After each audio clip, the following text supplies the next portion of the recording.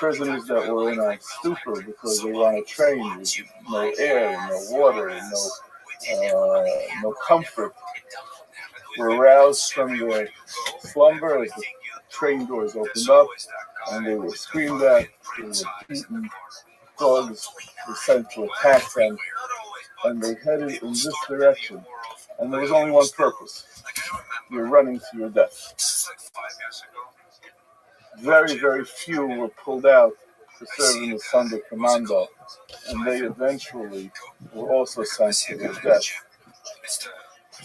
When you walk up to this monument, you're going to see a lot of tombstones, memorial stones, representing, and on the stones are written different towns, shtetl, countries of the victims that were sent here.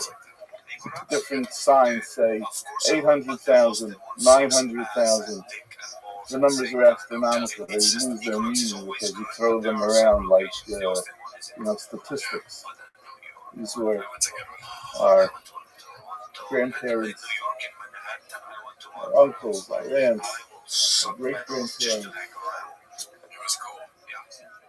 The memorial consists of a large open area of jagged stones of various sizes just scattered about.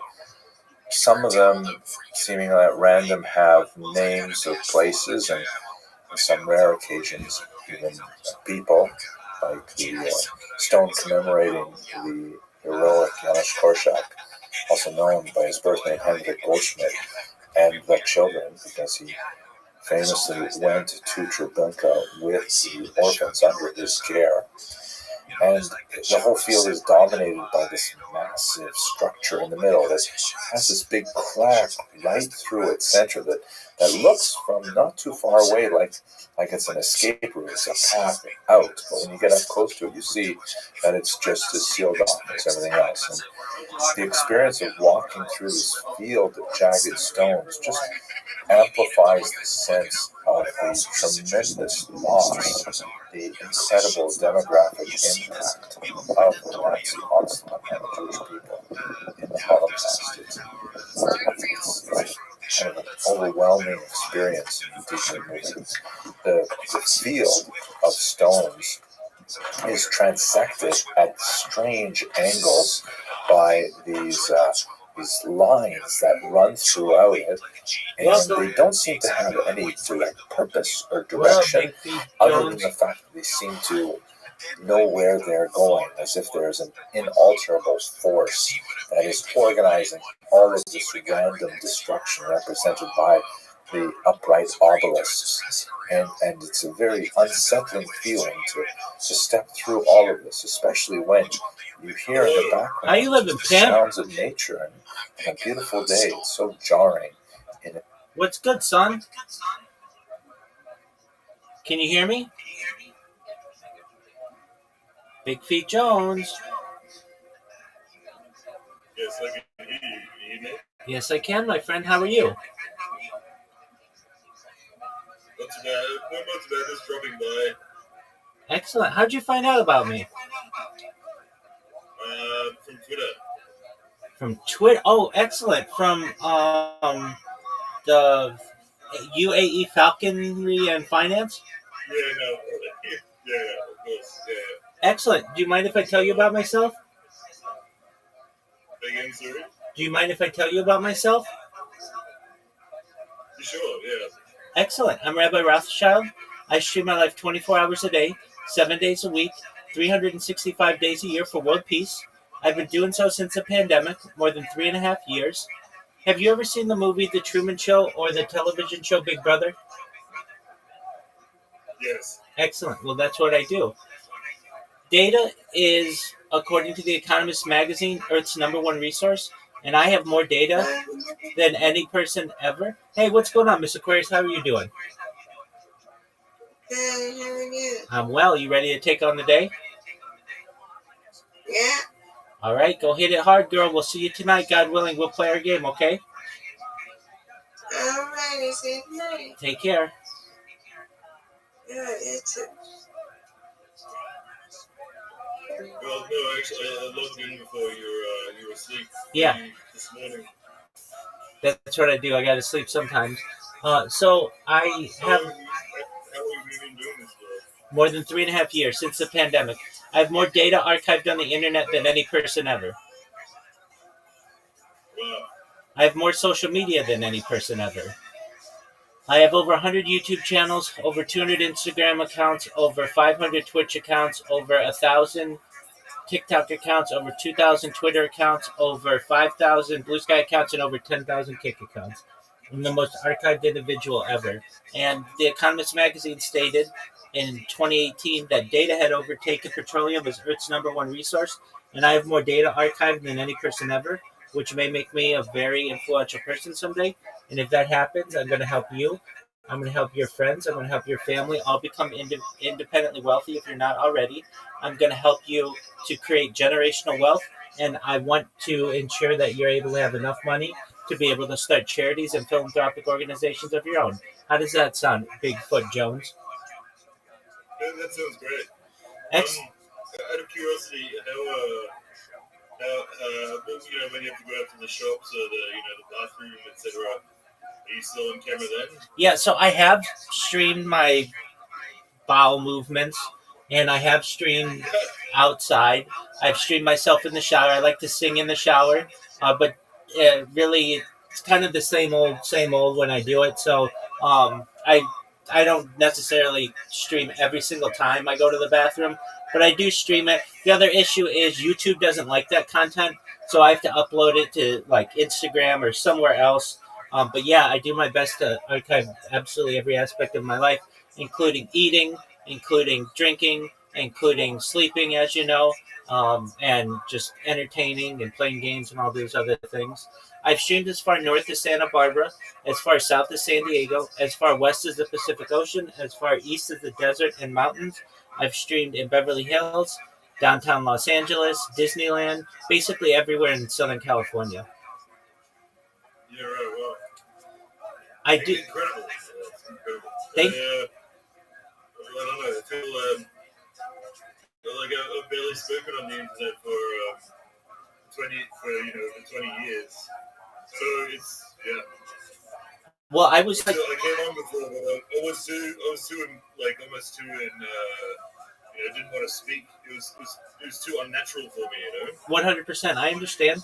I didn't speak on the internet for 20 years myself until the pandemic, really, where many of the classes I was taking went virtual, and my position as a certified project management professional went remote. So I was already live streaming my life between 8 and 16 hours a day. And I just figured, you know what, if I'm going to be already on camera this much, why not just do it all the time? So you can literally go back to basically every single day of my life since the pandemic, almost close to 4 years now, and see what I was doing. But not just that, know what was going on in the world, utilizing, I keep radio going all the time that has news updates. So it's essentially a time capsule of human society, a time capsule of human experience, and like a timeline for the world.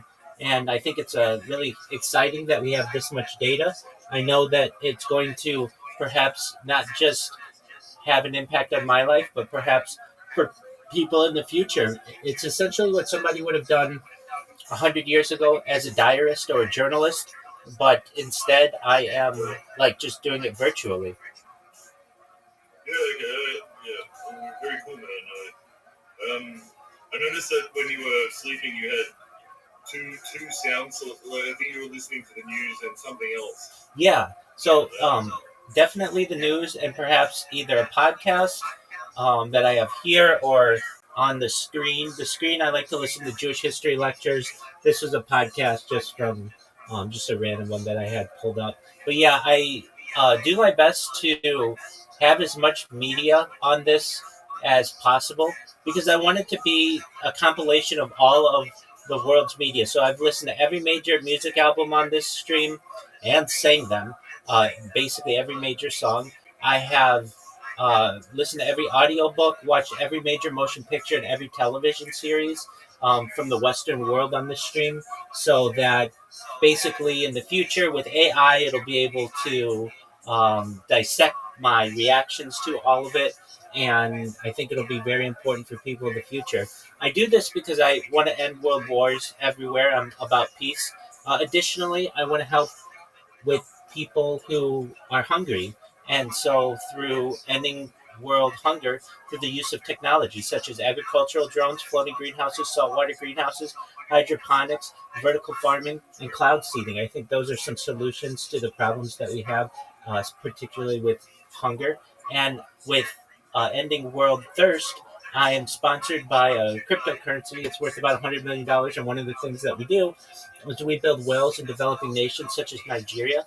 I want to keep those types of projects going. I'm an advocate for the Life Straw program, and most importantly, desalination technology, pumping Earth's water, uh, pumping I think Earth's that's very important. seawater Yourself. onto Yes. land to make it drinkable.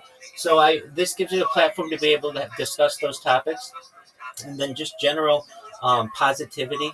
I talk about other things that when I go viral, I know are going to change the world, particularly with futurology subjects, things like anti-gravity, antimatter, faster than light travel, faster than light communication, things like quantum computing, cryptocurrency, things like de-extinction technology. People don't know this, but the first successful de-extinction took place in the year 2003 with the Pyrenean ibex, which was a goat located in northern Spain, southern France. Fast forward to the year 2021, a company out of Dallas, Texas is founded known as... Sorry to interrupt. You okay? Sorry, could you repeat that last one? Yeah, so in 2003, the first successful de-extinction took place. It was of a Pyrenean ibex, which was a goat located in northern Spain, Sorry. Okay. Right. Yeah, no, of course. southern France. Yeah, amazing. Fast forward to the year Keep going. 2021, a company out of Dallas, Texas, is founded known as Colossal Bioscientific. They've made it their goal that within the next 3 years, by the year 2021, to reintroduce the woolly mammoth into the Arctic Circle using Asian elephant hybrids, which I just think is a mind-blowing goal. They recently made headlines with their dire wolves that they introduced. Joe Rogan has met them. They're about a year old. There are at least 3 of them as of right now. I'm additionally an advocate for their other projects, which is reintroducing the Tasmanian tiger, followed by the dodo bird. I think these are really exciting things that we're going to be able to witness. Additionally, some things that I talked about that are going to help you if you want, and this is all with your consent. So I don't want anything to happen to you if you don't consent to it, or anyone else who watches my streams for that matter.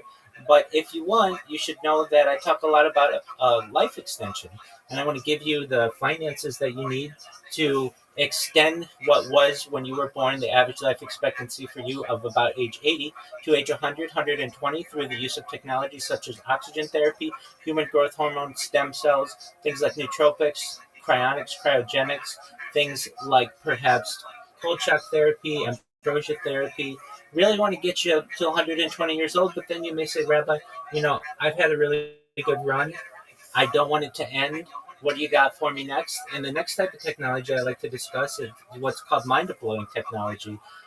This is the idea, again, with your consent. If you want, we can scan your brain into a computer, knowing where every atom is in your central nervous system and your peripheral nervous system, for later download as an android, an avatar, a cyborg, a cybernetic being, a clone of yourself, a robot, an ethereal being, whatever you want to be. But essentially what I'm saying to you, big. I've thought a lot about that. Yeah. Like, let's say, for instance, that it was possible to scan someone's brain. I suppose, what is the question of whether or not that person will be, it's, the same person that you know. For instance, it's the same, the teleportation problem.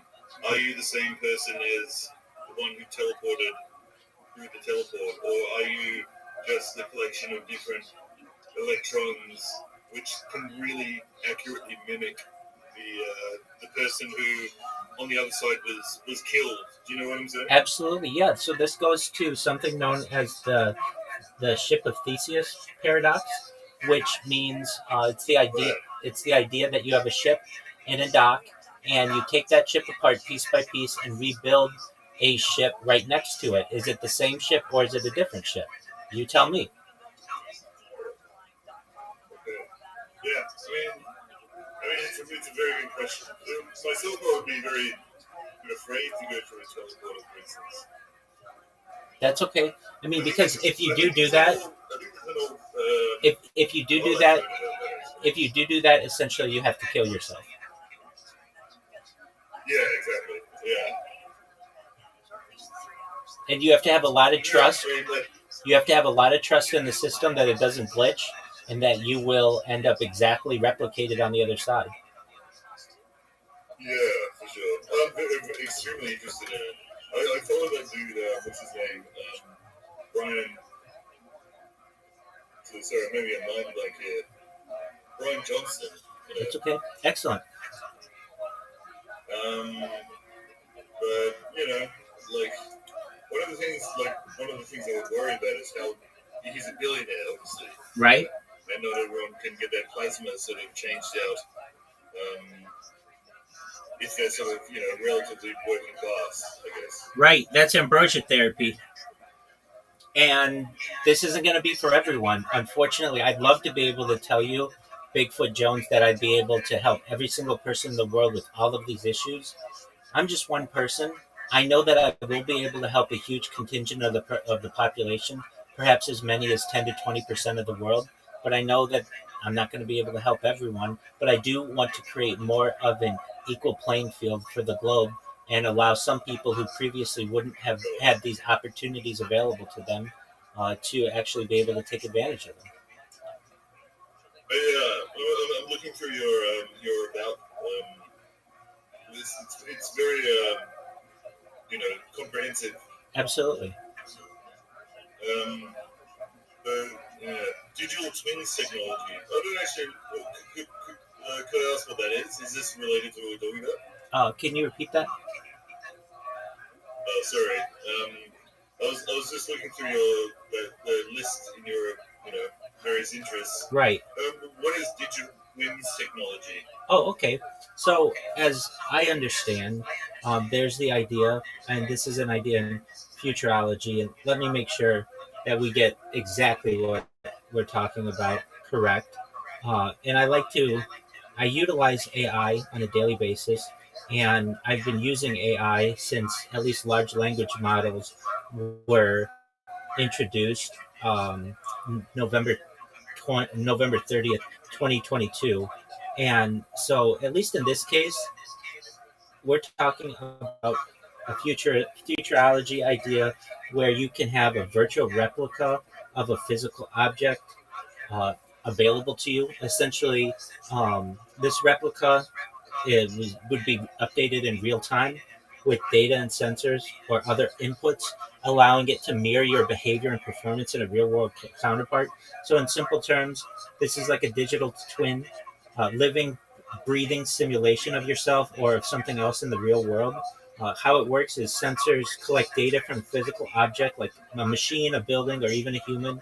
Data is sent to the digital twin model. The model uses this data to simulate, analyze, and predict what's happening with real world object. So, for instance, in manufacturing, the real world object might be a jet engine or a factory robot. And what a digital twin could do is monitor wear, predict the failure, and optimize repairs. So, I mean, just in these terms, you could have a Boeing 747, or maybe it's a 947, or whatever it is in the future, and have a digital twin of the engines and actually know when the engines are experiencing friction or may have a higher likelihood to have failure because it has a real world exact twin that is being replicated. In healthcare, you could have a patient and model disease progression or treatment outcomes. For a car, you could test performance or schedule maintenance. All of these things are an idea of digital twin technology. Does that make sense? Oh, I see. Okay. Yeah, no, absolutely, 100%. Hey, by the way, you know how he's one of your questions here I can see. What's the most pleasant sounding accent? Upper Midwest, that's what you asked? Yeah, that's kind of what happened to the North?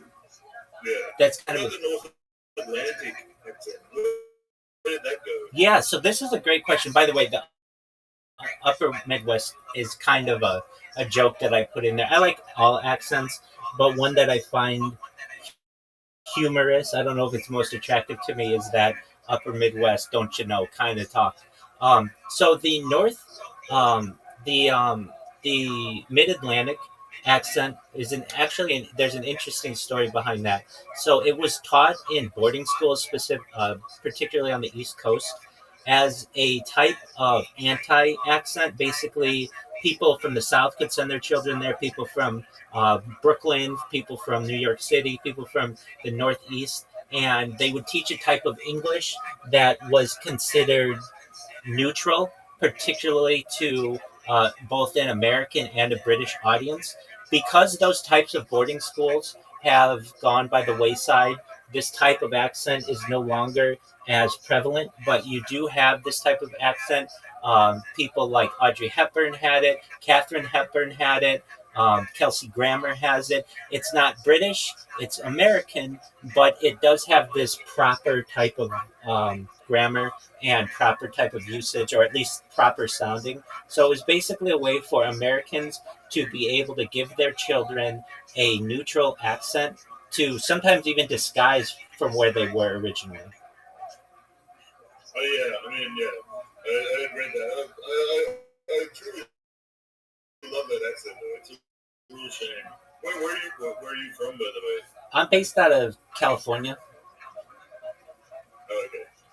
I'm from Australia, but it's not time for me. Excellent. Somebody from Australia. I've had this feeling. I had a dream many years ago, not many, but like 4 years ago, that somebody from Australia was going to see what I did on Twitter, and I was going to go viral because of them. So you might be that person. I do get some people from Australia in here, but basically, I had a dream 4 years ago, and it was a very powerful dream. And basically, in the dream, it was like you're going to be the most documented person in the world, and somebody's going to post something about you on Twitter. Somebody's going to see that, and what's going to excite them is reading my about section, exactly what you just said. So it may be you, it may be somebody else, or it could have just been a dream. But I do talk about a lot of things that I think are going to change the world. One of the things that the falconry person, UAE Falconry, discussed was Santa Claus machines. I think this is something that's fascinating. The idea, it's like a replicator, basically like a 3D printer, but instead of using plastic, you can use any element. And these are things that are going to come to fruition while you're alive and while I'm alive.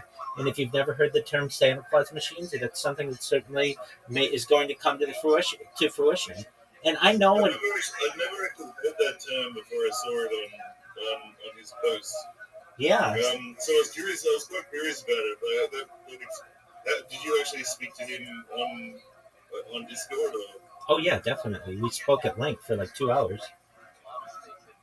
Oh right, wow. Yeah, he's an interesting character. I've never spoken to him myself, but I love his Twitter feed.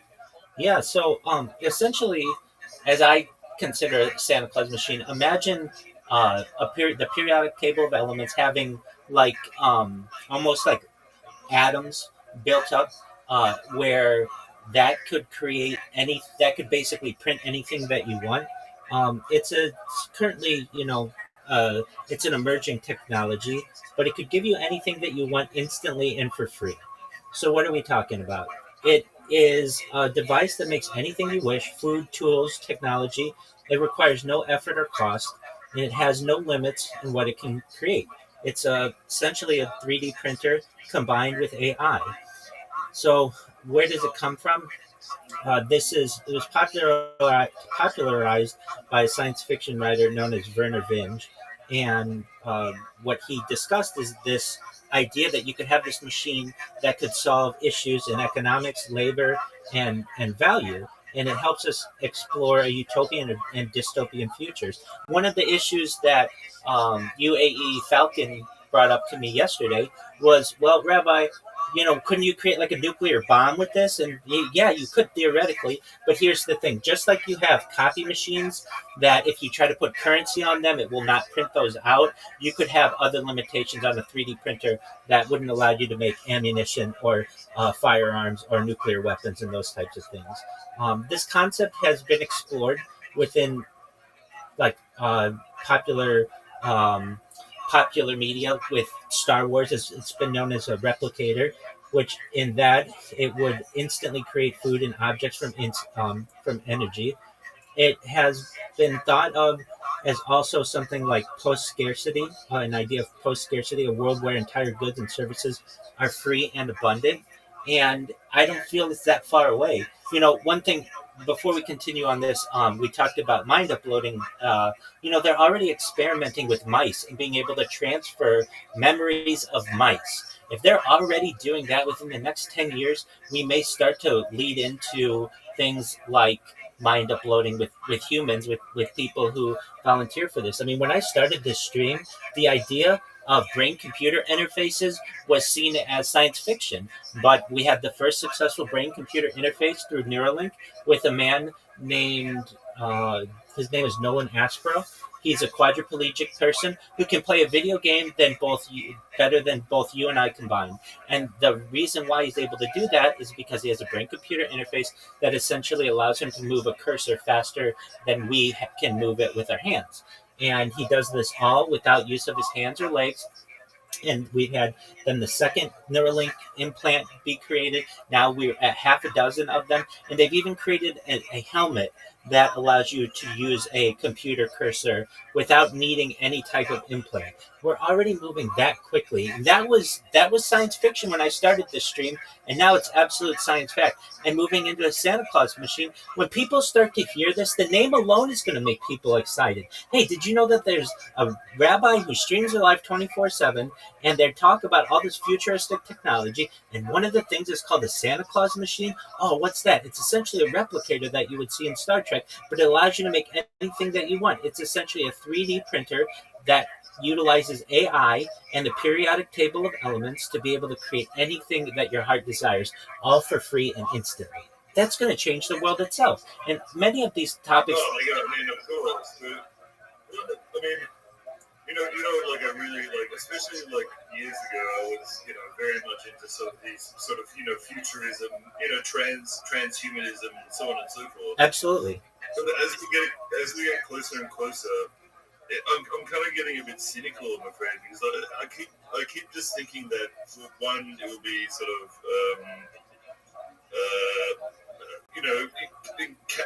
encaptured by the ultra wealthy or people who have bad intent. So you seem to have very sort of, as do I, have sort of are an optimist, but there are so many sort of bad people in the world who have access to these technologies who might be the first early adopters of these technologies who are going to sort of turn it to bad ends. What do you say about that? Absolutely. So I think that I give those people, let's talk about who runs the world, who we're talking about.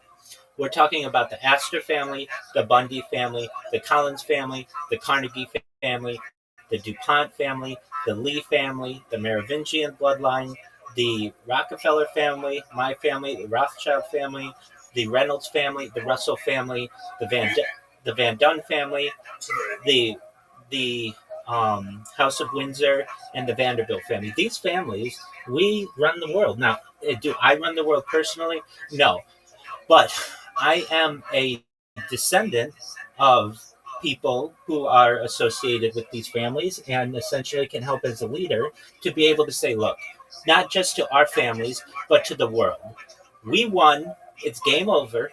Okay, now it's time for us to share the winnings with the world. That doesn't mean necessarily absolutely every person's going to be able to take advantage of them. But if I can show these families that they still have an opportunity to stay on top with whatever the future of the governments are and the future of science is, but to share the wealth a little bit and to make it so that they can walk in public and not get heckled and not get attacked, that's going to be the best of both worlds.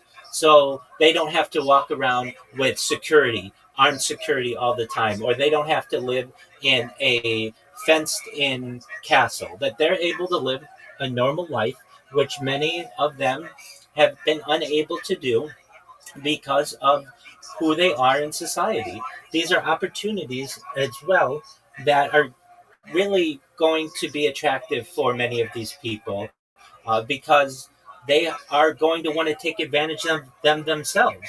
And to know that they are included, that these 13 or so families are included at the apex of society, but that there will be other people there, including the Council of 300 and other families, to be able to help support them, is a very exciting premise. Now, do I think that. Sorry, Go can ahead. I ask who the council? I'm following you so far, but who are the Council of 300? Sure. So, aside from those 13 families, these are the other ruling families of the world, including the House of Saud, the Queen Beatrix of the Netherlands. This is the Prince of Monaco. This gets into dynasties like the Pillsbury family and the Phillips family. By the way, could I ask one thing actually? Go ahead. It's actually occurred to me, but it seems very sort of, the 13 families, but as you said, the Council of 300, the names that you listed, Sure. they're very sort of European centric. Are there any sort of South African, say, Australian, Japanese, Chinese Yeah. So families involved? absolutely. So the Lee family is Chinese, and so they were essentially very powerful during the. If you know who Li Ka-shing is, he was the most. He was the wealthiest Asian for many years prior to his death. When it comes to South Africa, absolutely. In fact, some of my closest friends rabbinically are South African people. My shul, my synagogue is South African. Many of the people in both of the synagogues of which I'm a member are South African. So that would be, and also Rhodesia, if you're familiar with that, it's now Tanzania. Those families are very intertwined with these other families, so including the Oppenheimer family, the Rhodes family, if you know about De Beers and the Diamond Cartel. These are controlled. I mean, I am a very close friend of a Rabbi Yehuda Oppenheimer. He lives in Israel now, but these families are families that I think I will be able, or I'm sure I'll be able to unite. From a South Africa and Rhodesia perspective, they're certainly involved. Now, in terms of America, Rockefellers. I'm sorry. That's okay. You're okay. The Lee family is Chinese. Yeah. I suppose. Well, I'm curious. A lot of Jewish people. There seems to be a lot of English people. That's correct. A lot of Americans. But also Christian people and Muslim people. This is of all people. So the House of Saud you mentioned. Absolutely, the Kuwaiti dynasties, the Emirates, absolutely. That's newer money, but really it goes to, I believe his name is, he's the king of Spain, and his name is escaping. I think it was Carlos or Charles, but really, South America is new to this. Probably the most relevant person who you would know in either Central or Southern South America is a man named Carlos Slim. Do you know who Carlos Slim is? Oh, sure. He's a Mogul from Mexico. Right, absolutely in telecom. So yeah, and generally it's not anything against South America. It's just newer. It's been discovered newer. These dynasties didn't start there. They started generally in Europe. Oh, that's really true. Of course. Exactly. But that doesn't mean that the people there aren't going to be helped. That doesn't mean that the people there aren't going to be helped. And through all of this. So what do I mean? I mean, like the things that I talk about are mega projects. So let's just say it wasn't just you, but there were a million people here, we would be able to talk about mega projects. Hey, let's do what we can to build what's known as the Pan American Highway. It's already been built from basically the tip of Argentina to Colombia. And there is about 90 miles between Colombia and Panama, known as the Darien Gap, that need to be closed. If we were able to close that, you would be able to drive from Los Angeles to Buenos Aires, or from New York to Rio de Janeiro. Now, you may have to build some bridges in there, especially because the Amazon can be problematic. But that takes care of North and South America, just 90 miles, and that's not that far. Now, the major connection that of which I'm an advocate, in addition to the Darien Gap, but probably more so, is a Bering Strait tunnel. So that connects Asia to North America through a tunnel system underneath the Bering Strait. It's 51 miles. It's not that much. But if we were able to bridge, or to, I should say, to tunnel using a company like Elon Musk's boring company or another type of tunneling company, if we were able to bridge that, or I don't even want to use the term bridge because it's not a bridge, but tunnel through that, you would be able to drive from New York City to Cape Town. You would be able to drive from Rio de Janeiro to Paris. This will do a lot for the world. And no one's talking about these types of big projects. We're too focused on that which divides us. And I understand there's a lot that divides us, but I'm about uniting people and I'm about promoting that which unites us. These types of projects would change the world. Other things that would change the world, a space elevator, so that we don't have to keep pushing rockets to space. And essentially, a space elevator is just essentially a chain that is in low Earth orbit that allows you to send goods and cargo into space without the need of a rocket system. There's already, and one of the things that I talk about is something known as space tourism, which has been started with Blue Origin and SpaceX. But there's already a discussion to have a space hotel in low Earth orbit. And one of the ways that people may be able to get there is through a tethered system, which is known as a space elevator. These are things that you just don't hear anybody talking about, and they're things that I've been talking about for years on camera, and I think will be very exciting to the people of the world when they hear them. Oh, 100%. Yeah, a space elevator I've sort of thought about for many years. I mean, technically it's very challenging, but realistically, can it happen? Yeah, I'm not sure, but there is. So the big issue with this is the tensile strength of the fiber that you use, exactly, yeah. and so we just need improvements in carbon fiber. And there's a way that you can create even stronger carbon fiber than we currently have. Just a moment, and I'll get you the answer. Yo, dog, what is the type of carbon fiber that you could need, and how do you make it to be able to create a space elevator?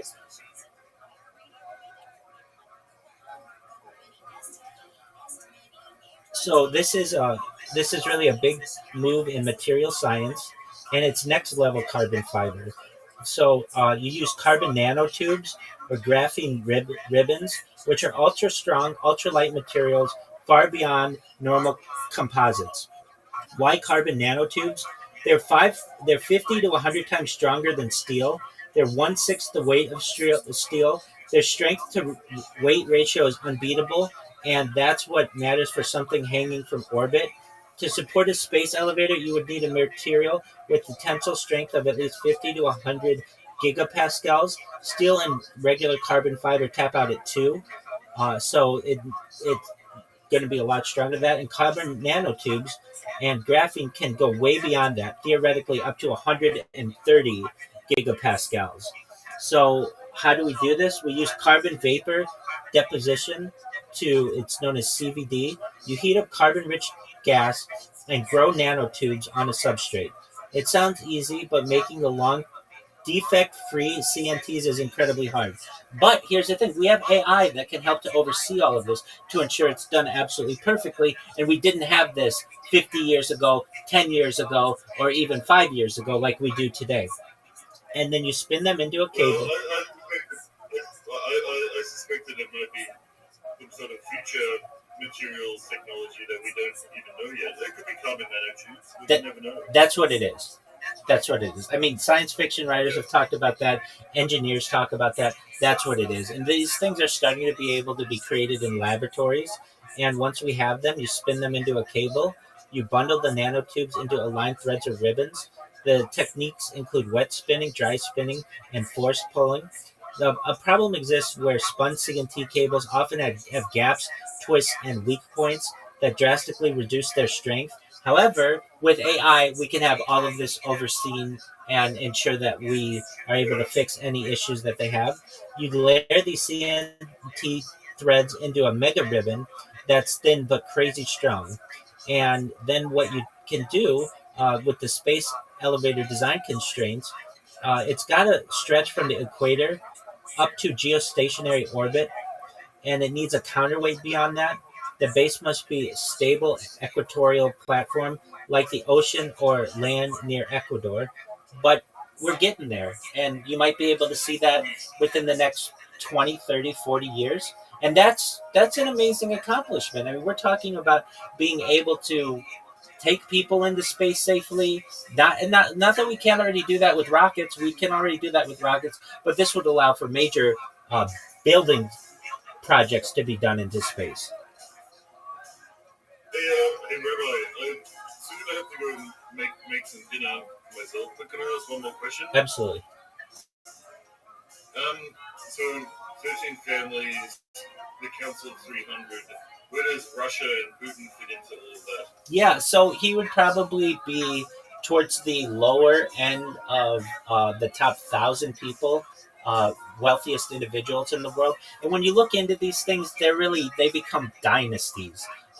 So who are we talking about? We're talking about Putin. We're talking about Musk. We're talking about Bill Gates. We're talking about Jeff Bezos. But they aren't the richest people in the world, as you're probably aware. There are dynasties that have been around for hundreds of years that are wealthier than they are.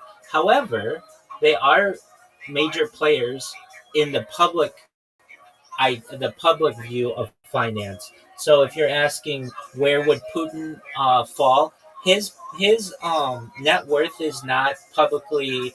Well, they'll say he's like a 2 billion, perhaps as much as 20 billion, but he's probably has about $100 billion in holdings, which puts him in the top 20 or so wealthiest individuals publicly known. But in terms of the top 1,000 people in the world, that probably puts him around number 950 to 980 or so. I see. But he's like, okay, so, oh man, I mean, there's so much to cover. Yeah, right. Well, look, hey man, hey, Rabbi, I should probably go. It's getting quite kind of late. That's okay. I understand. Maybe I'll drop by in the next few days, Absolutely. Week or whatever. Say good day. Absolutely. You're always welcome. All I ask, please just tell your friends, okay? Oh, sure. Yeah, I will. Wonderful. I will tell my friends. Excellent. Take care, my friend. Peace. Yeah, you too. See you, Rabbi. Pleasure Bye-bye. to meet you. Take care, Bigfoot Jones. Likewise. Thank you. Yeah, no worries. Bye-bye. Bye.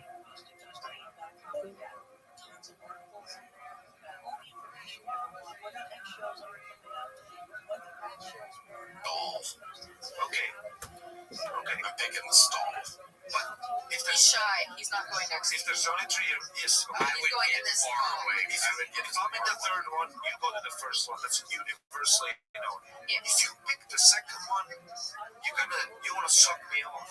That's the international rule of hey, I wanna It suck is you off. comfortable. If somebody did, if you were paid later It comes to my mind when I go to Houses of Canary or any of these things. We came in within a week. All those who came here, we never leave. We're talking about boys and girls, fathers and mothers. They had no choice. That's incredible. Ain't buying sister ain't so nice. If we're Ashkenazim here, it's impossible not to have some relative here. You may not know who the relative is, but we have distant relatives, whether in Auschwitz, here, wherever it may be. It's impossible that you don't have some cousin, some ancestor that died here. So everyone has a personal effect to these camps where 700 to 900,000, 100,000, a billion people to talk. So I guess the thought is that we're going to leave. Result, what is first will be alive. How many parents died and his descendants? The end of the line.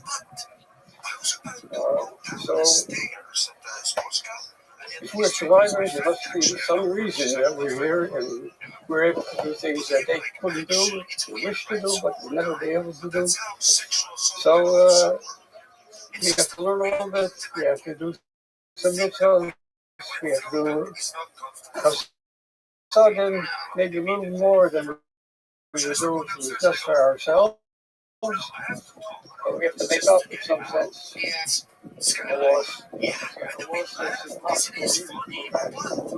So that's out, walk out and be a better Jew when you walk out.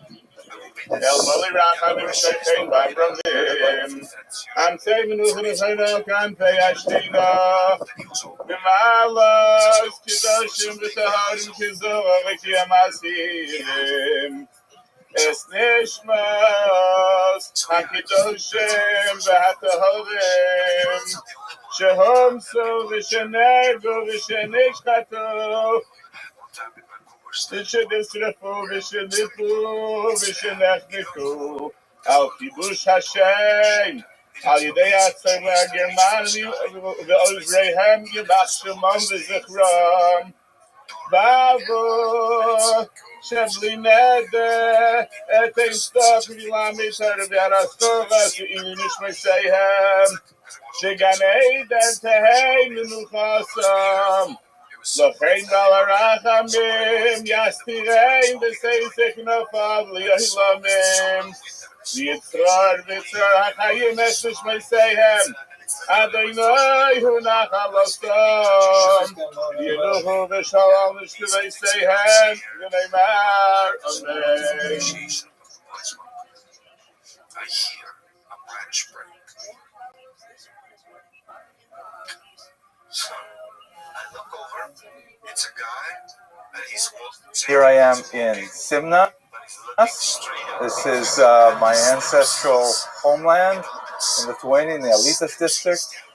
This is the first time any member of our family has been back here in 100 years, since my grandmother left. And I'm very much looking forward to seeing the streets where she grew up and where all of my family is from in Lithuania.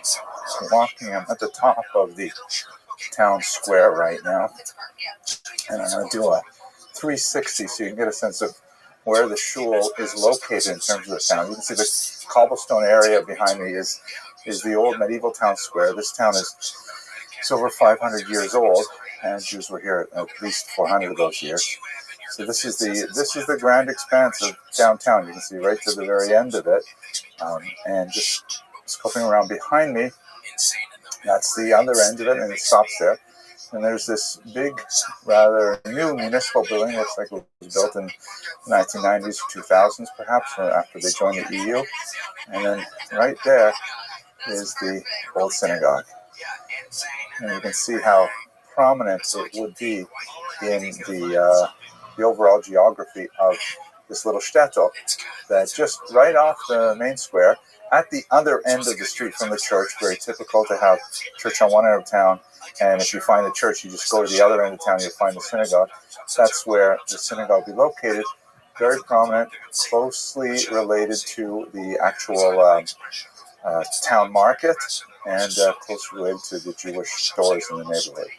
So one of the things that my grandmother always used to talk about was how when she was a little girl, the peasants would come into Simnas from their villages, and they would come to my great-grandfather's house, and they would change their clothes there. They would take off their traveling clothes and their heavy, muddy boots. She specifically remembered muddy boots, and they would leave them in her house when they went to this church back here.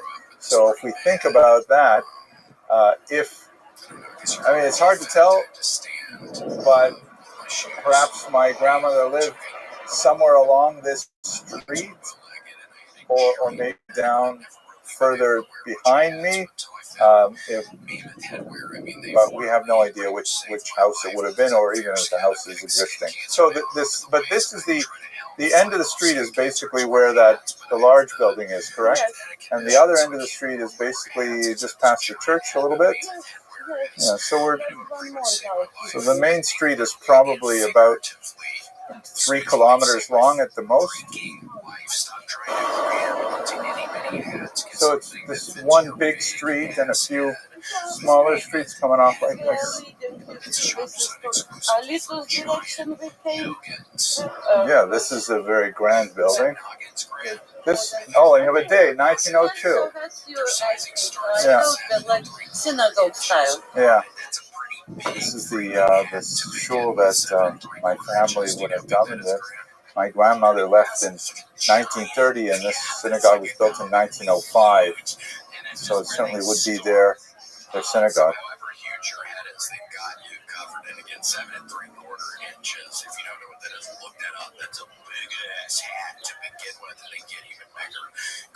Here's that the windows were bricked over. I think that's the mayor who's come with the key to let us go into the building.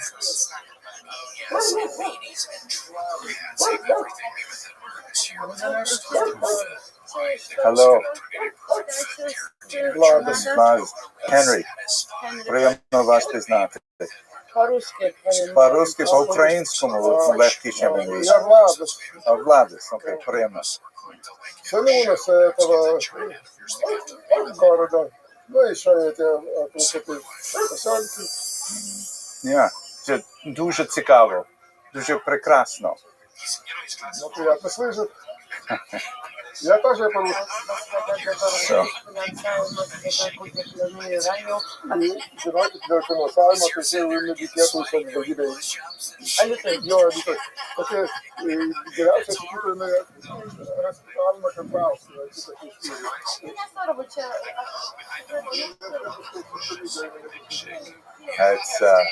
As we're trying to communicate with my broken Russian, you can see that there's some architectural features that remain to the synagogue. I mean, compared to the looks like the original houses that are, most of them are wood.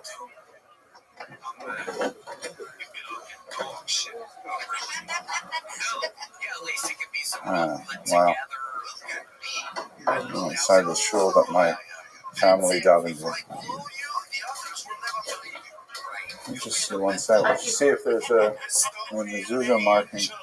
Maybe. No, this is like maybe the new entrance. Yeah.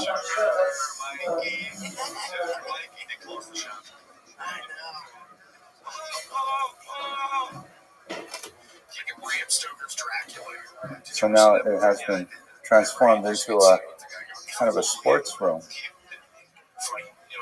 because these spaces were still, valuable to the Soviets, that they could use one another.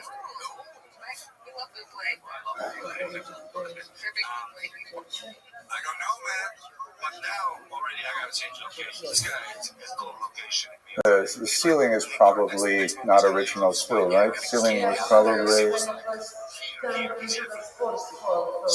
Yeah.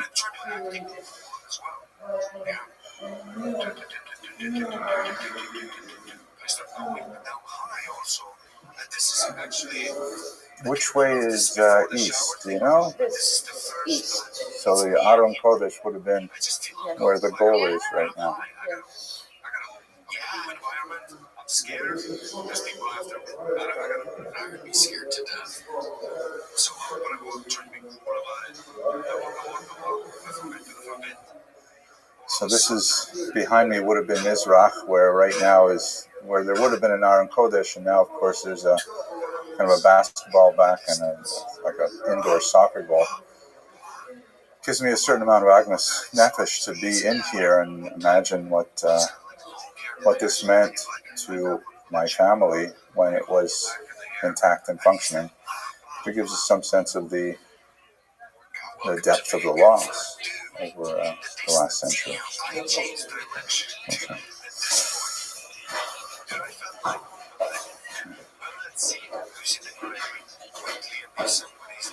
So this probably would have been a gallery to the women's gallery.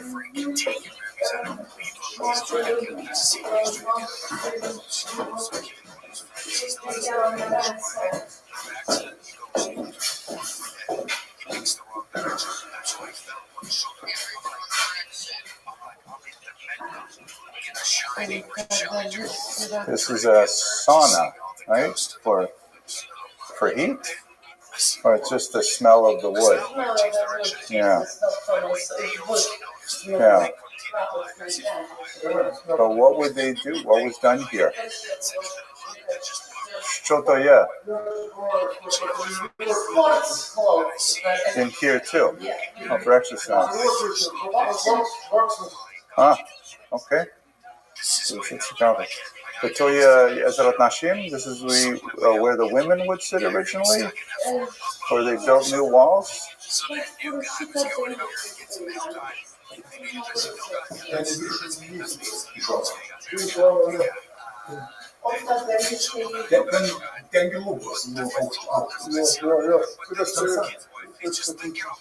And there was like a balcony here where these windows here.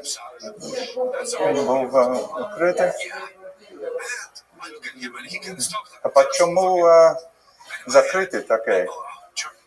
Why do we close them? They changed the solar panels. But when the nose one decided to close them passage. They kept the shape of the arch. Yes, at least. Yeah. Not the formation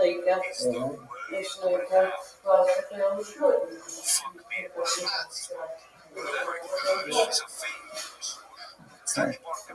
Maybe someone will renovate this sometime. You know, bring it back, restore it. Yes, it will be in future. Next time you will come, it will be. Is this was the original ceiling of that?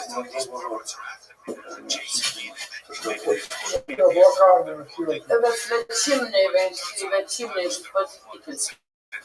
Oh, I see.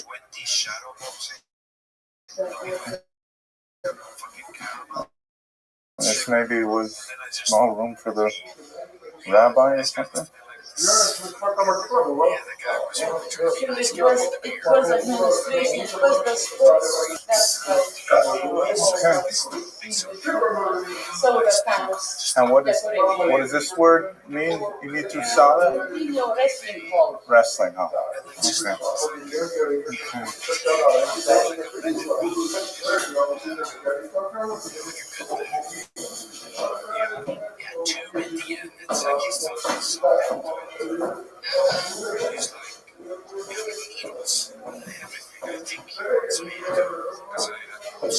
Okay. Okay.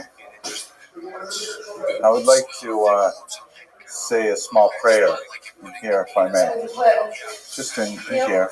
Yeah. Okay, so just 1 minute. Yeah, one minute. Thank you.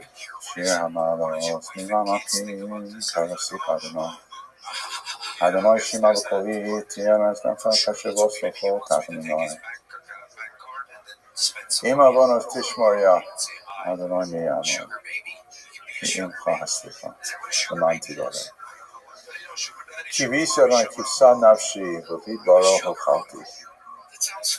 Nafshi Ladonai Mishomrim Laboker. Shomrim Laboker. Yachel Yisrael El Adonai. Ki'im Adonai Chesed. V'Hageh Imotidus.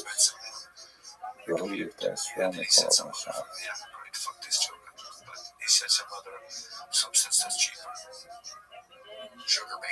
אחינו כל בית ישראל, הנמצאים בצער ובשביה, העומדים בין בים ובין ביבשה. המקום ירחם עליהם, יוצאים מצרה לברכה, ומאחר לאורה, ומשיבו לגאולה.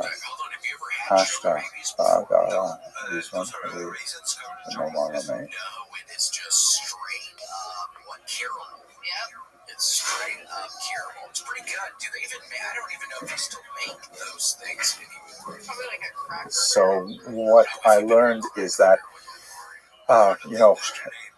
after the war, the Soviets took advantage of this large open space, and they made it originally into like essentially a kind of a city hall, because it was a prominent, unfortunately empty structure. And then when they built this building next to it, which is much more grand, my guide calls it a palace, that's their new municipal center, and that's when they switched the synagogue into the sports hall. And we should bear in mind that, although it certainly is distressing to see a synagogue turned into a sports hall, and in some ways it's actually preserved the structure, because if it was completely abandoned, then people would be coming in here, and kids would be messing around with it and building bonfires inside and things like that. At least in use as a sports hall, it meant that the roof was maintained and the outer shell was maintained, and then now it is ready for someone to finance for renovation, so that it can be preserved as part of the cultural heritage. So it appears that this open field behind me, which is really just a 3-minute walk from the center of town, is the area of the Jewish cemetery. As you can see, there's no more matzevos, no more gravestones. They have all been taken away and repurposed by the locals, the various building foundations, things like that. But this was the cemetery that would have been used for several centuries. Until this point, I had seen everything that I had expected to see, that conformed to my research in advance of what was available in the town. But the last part of the trip was going out to the killing site, where the auxiliary Lithuanians, together with some members of the Einsatzgruppen, murdered my family. And what I did not expect was the sudden realization that I was actually traveling along the same route that they must have walked from town. It's about 6 kilometers, so somewhere in the neighborhood of a 45-minute walk. And I turned on my camera to record it and what it must have been like. Now, we were traveling in an air-conditioned Volvo to get there, so it would have been a very different experience, obviously, for them.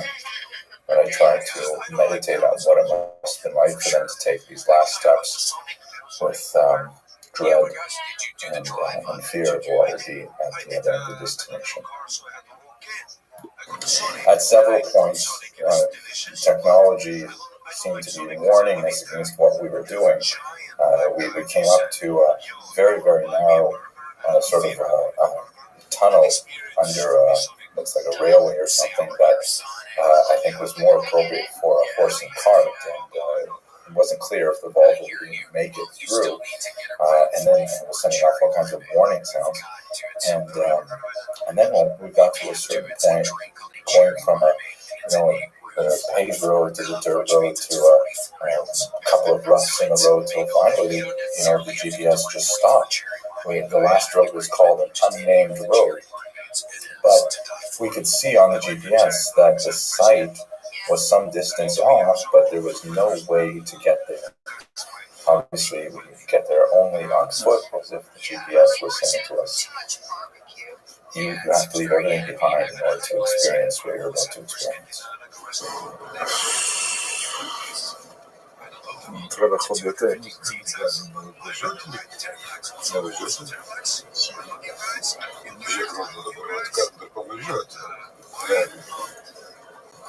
Я не можу.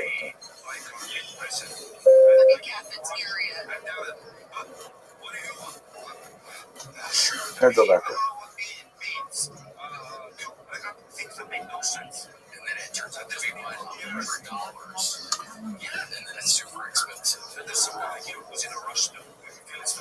Yeah, we're getting close to it.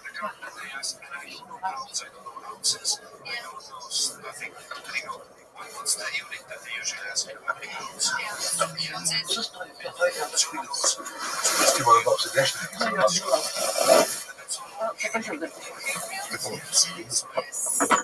Like half a pound.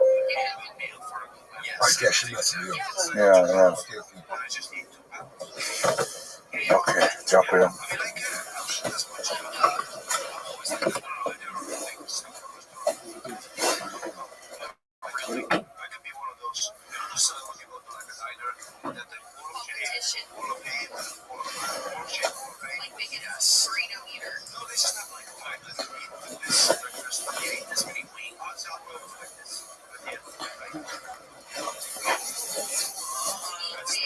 Once again, I was assaulted with the similarity of where I was to my memories of my childhood in Northern Ontario. The pine trees and the smell of the needles and the sap. And there was a huge number of black flies that were huge. They were the size of, like small cats. And they were buzzing around my head like the Luftwaffe as I made my way through the crops into that clearing ahead.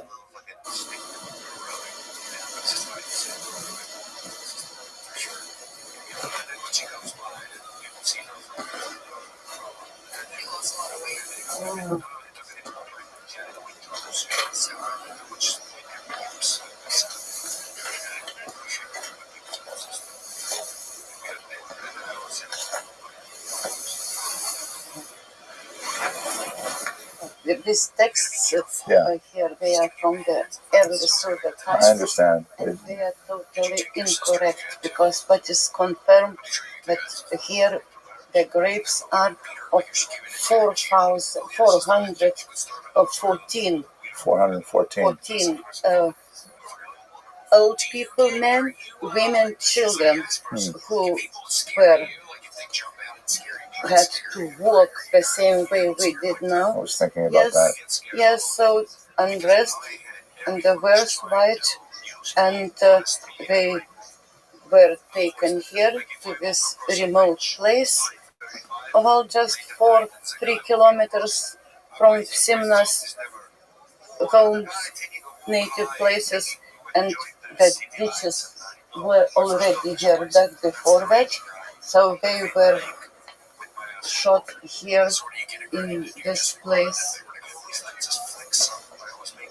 That was September 12th, 1941. September 12th, 1941. And the shootings they were shot by the group of Lithuanian murderers from Kaunas came, led by Officer Bronius Norkus.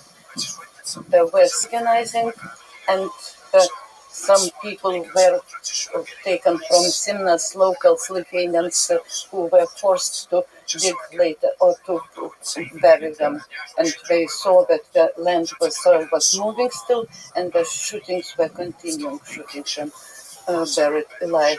So that's the facts, the numbers of the victims, 414, which is mentioned in the Jäger's report.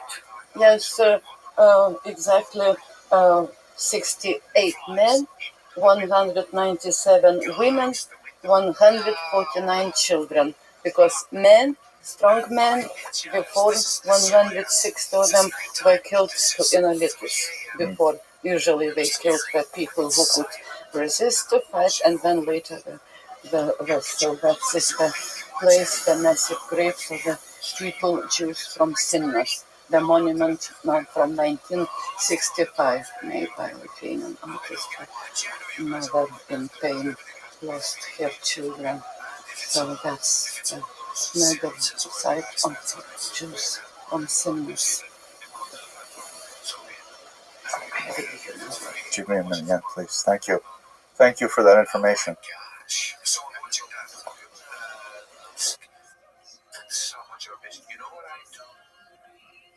Because Hello, fellow students of Jewish history. I am so delighted to be speaking today with my colleague, Dr. Schneur Lyman, who is one of the great names, the visionaries. He doesn't like when I talk about him like this, but one of the great names in the history of the Jews of Eastern Europe, in particular, rabbinic history. He knows so much about the yeshivas and about the Hasidic dynasties, and it's just going to be such a fantastic experience to visit Poland and Lithuania with Dr. Lyman and hear so much of his wisdom about this remarkable civilization that existed for 1,000 years in Eastern Europe. So I just want to have a brief conversation with Dr. Lyman. Can you tell us what's on your mind about this trip? What are you thinking about? Well, first, Professor Robinson, I want to make it very clear that it's a great honor for me to be traveling together with you. On behalf of Tour University, this visit to Poland and Lithuania, you are a distinguished scholar and historian, world traveler, and I hope to learn a lot from you and from the group that will join us on our trip. I think it's very important to make such a trip for Jews to visit the sites of where Jews once lived and thrived and learn from the history of those Jewish communities. So I thought I might give a small sample, if that's all right with you. That would be great. And of the kind of thing that interests me, and hopefully that will interest others as well. The founding father of the Haskalah movement, and very briefly by Haskalah movement, I'm referring to a group that arose in the beginning of the 19th century, lived throughout the 19th century in particular. In Eastern Europe, I'm concerned with Haskalah in Lithuania, and specifically in Vilna.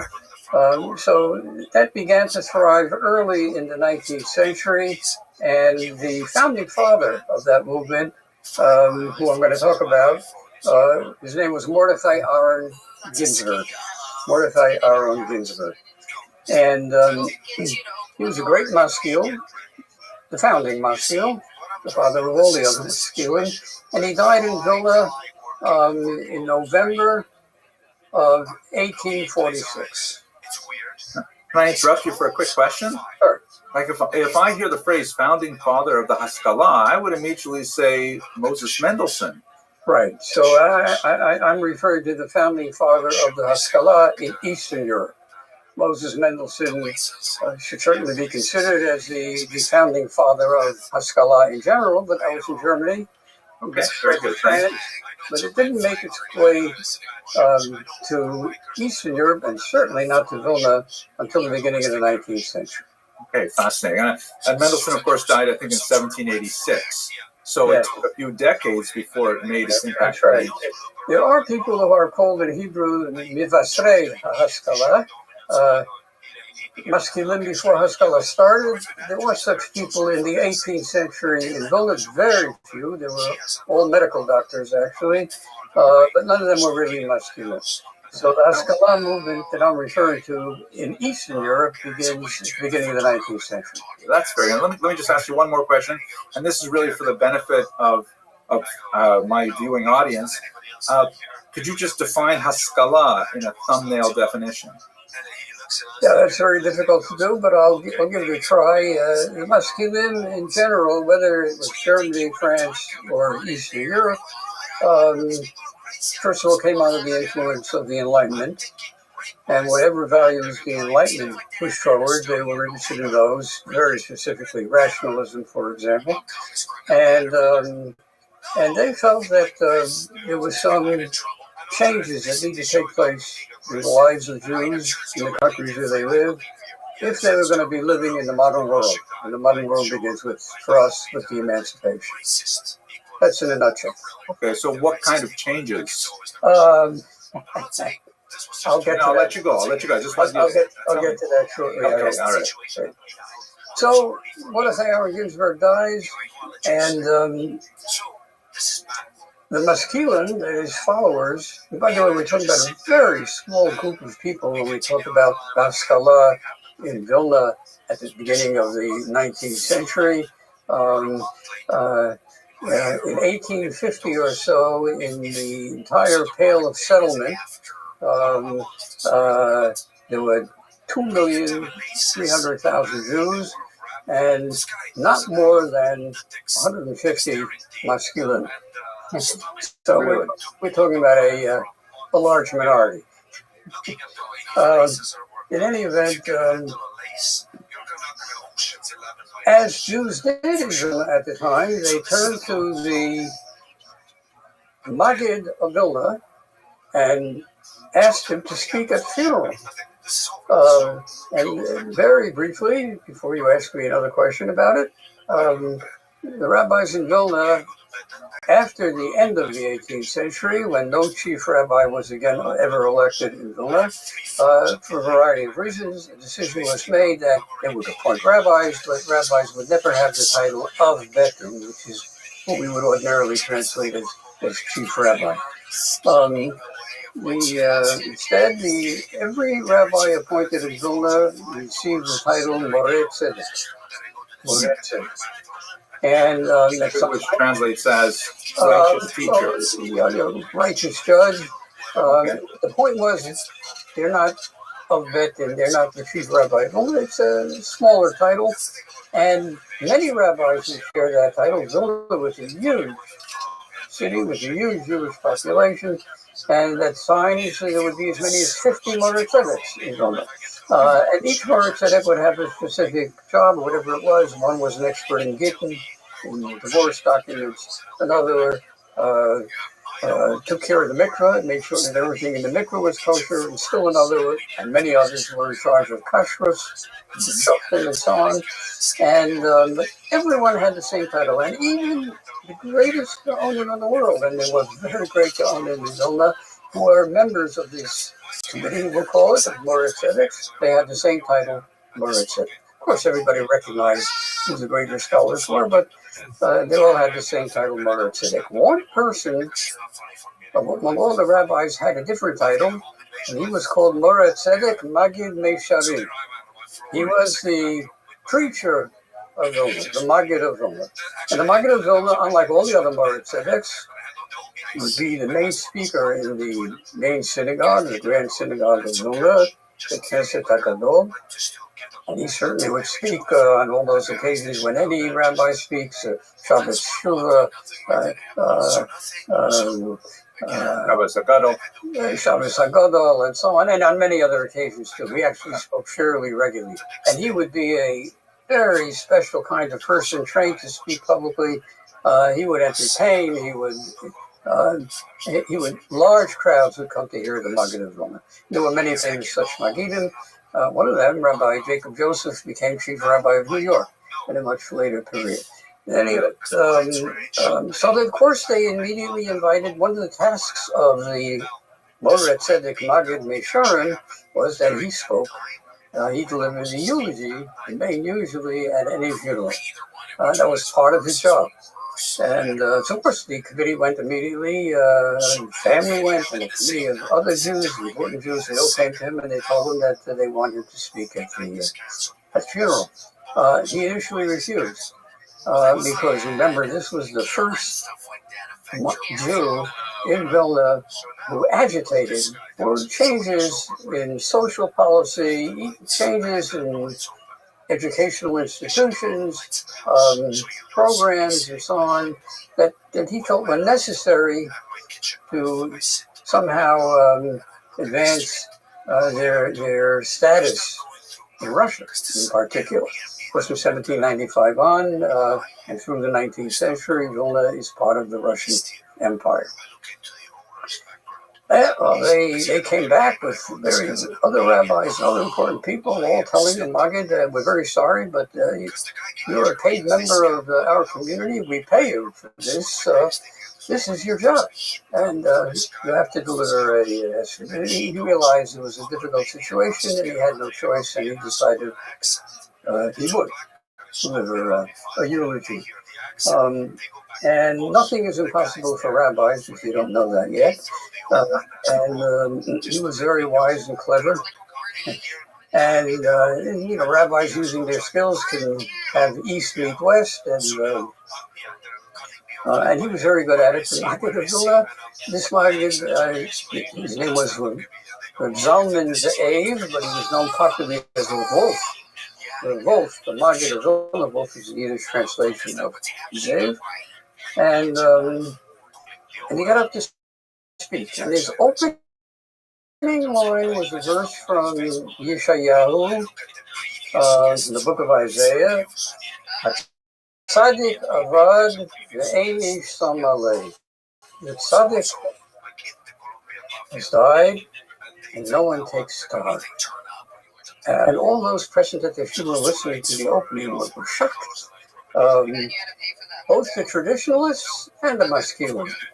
The traditionalists were shocked that he would use such words to describe this person who just died. And the Maskilim were pleasantly surprised that he had cited this verse. In any event, the Maggid then continued and he said, but this has been a rough year for us in Lithuania. 7 great Jews died this year, 7 great tzaddikim, gaonim, and he listed each one, and this one was from Eshishok, and one was from Kovna, and one was from Shavli, all famous rabbis who had died in the previous 12 months. And after he listed the 7 rabbis, then he began one by one delivering eulogies for each of these 7 rabbis. I would say 10, 15-minute eulogies for every one of the 7 rabbis. I think I see where this is going, but I can't wait. And then, when he got to the end, he said, and now, Mordechai Aaron Ginsburg as well. And he closed with closing another famous verse, as many do to this day, and many who do eulogies. Bila, Movetz, Lenetzach, Mocha Hashem, Elokem Dimon, Me'el Kopanim, may death be removed from us entirely, forever, and so on and so forth. And he sat down. That was the eulogy that he did. This is incredible. Now, by the way, how do I know? How can I tell you this story? Because all those who were present would never forget this occasion, as you'll hear. And we have 4 or 5 different accounts. I have to tell you beforehand that the accounts have slight differences. I'm not going to spend any time on the differences. I'm just going to give you a general summary of what happened.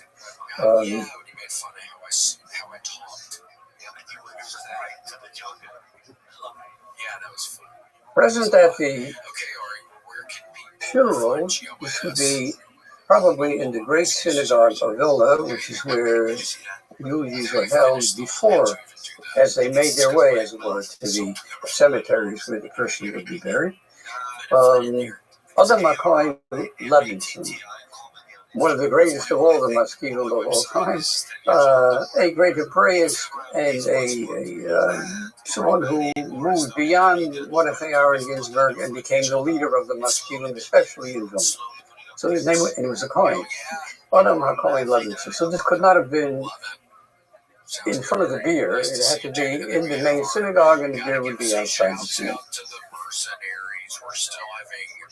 He got up immediately and he said he'd like to thank the Maggid of Vilna for his wonderful eulogy that he delivered, because for the first time, in the light of this delivery, for the first time in his life, he understands a series of verses in Scripture that he never understood before.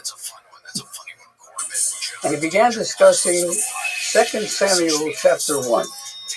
And 2 Samuel chapter 1, just for you the setting, appears right after the first Samuel. At the end of 1 Samuel, there was a major battle between the Philistines and the Israelites, and the Philistines destroyed the Israelites in this battle. And King Saul and his son Jonathan were also killed in this battle. And second book of Samuel opens with someone escaping from the battle. Turns out it was an Amalekite, but not important for our purposes. Someone managed to escape the battlefield and comes to David, who now will be new king, to inform him about what happened at the battle of at Mount Gilboa, this terrible battle where unfortunately Saul and Jonathan met their deaths. So the Hebrew verse at the beginning of you'll check it on your own, at the beginning of Shmuel Bet, Perek Aleph, the first chapter of 2 Samuel. On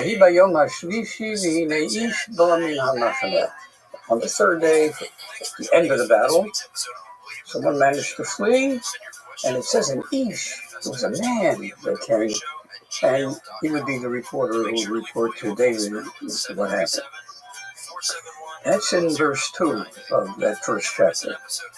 In verse 5, David turns to him and says, Vayomer David el Hanar HaMagid. David turns to him and he says, to the one who after he gave his report, David turns to him, and now it says he turns not to an Ish, he turns to a Nar, a fool, or really a young man, who reported the report. Patach Ish, this is what Other McCoy Levitz said, Patach Ish, V'siyeh B'nar. When he first came, he was an Ish, and all of the Ishis together, a manly person. And all of a sudden the verse says, he was a Nar. And he said, the solution to that problem I first understood today, because if you look at the report that this reporter gave, what happens is David asks him, tell me, what happened in the battle? And his words are, Jews, Israelites were fleeing in all directions. Many Jews died. Many Israelites died in this battle. And by the way, he said, Begam, Shaul, Vionatan, and by the way, Saul and Jonathan died. I never understood. How could a man say this? How could anyone say such a thing? We just lost our entire leadership. And somehow that was, of course, that's why after David hears the report, David says, this is no Ish, this is Anar. Anyone who makes what's primary secondary, and what's secondary primary is not Ish, he's Anar HaMagid. I thank the Maggid of Vilna for clarifying for me these verses in Scripture. And then he went on, of course, to give that his son of McCoy Levinson a beautiful eulogy for Mordecai Aaron Ginsburg. And he sat down. People were very upset at what was going on here, and a Jew got up, and not just any Jew, his name was Rabbi Danzig, we know who he was, the son of the famous Rabbi Abraham Danzig, the author of Chai Adam, who was himself a member of the Morat Tzedek, as it were, Vilna, and but the son was a businessman, a wealthy businessman, and a very wise man too, as you will hear. And he got up and he said, I have to get up and speak. I can't let this end with these two presentations.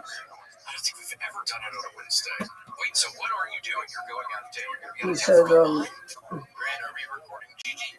let me tell you a parable. What we've just witnessed, what we've just seen, what happened here.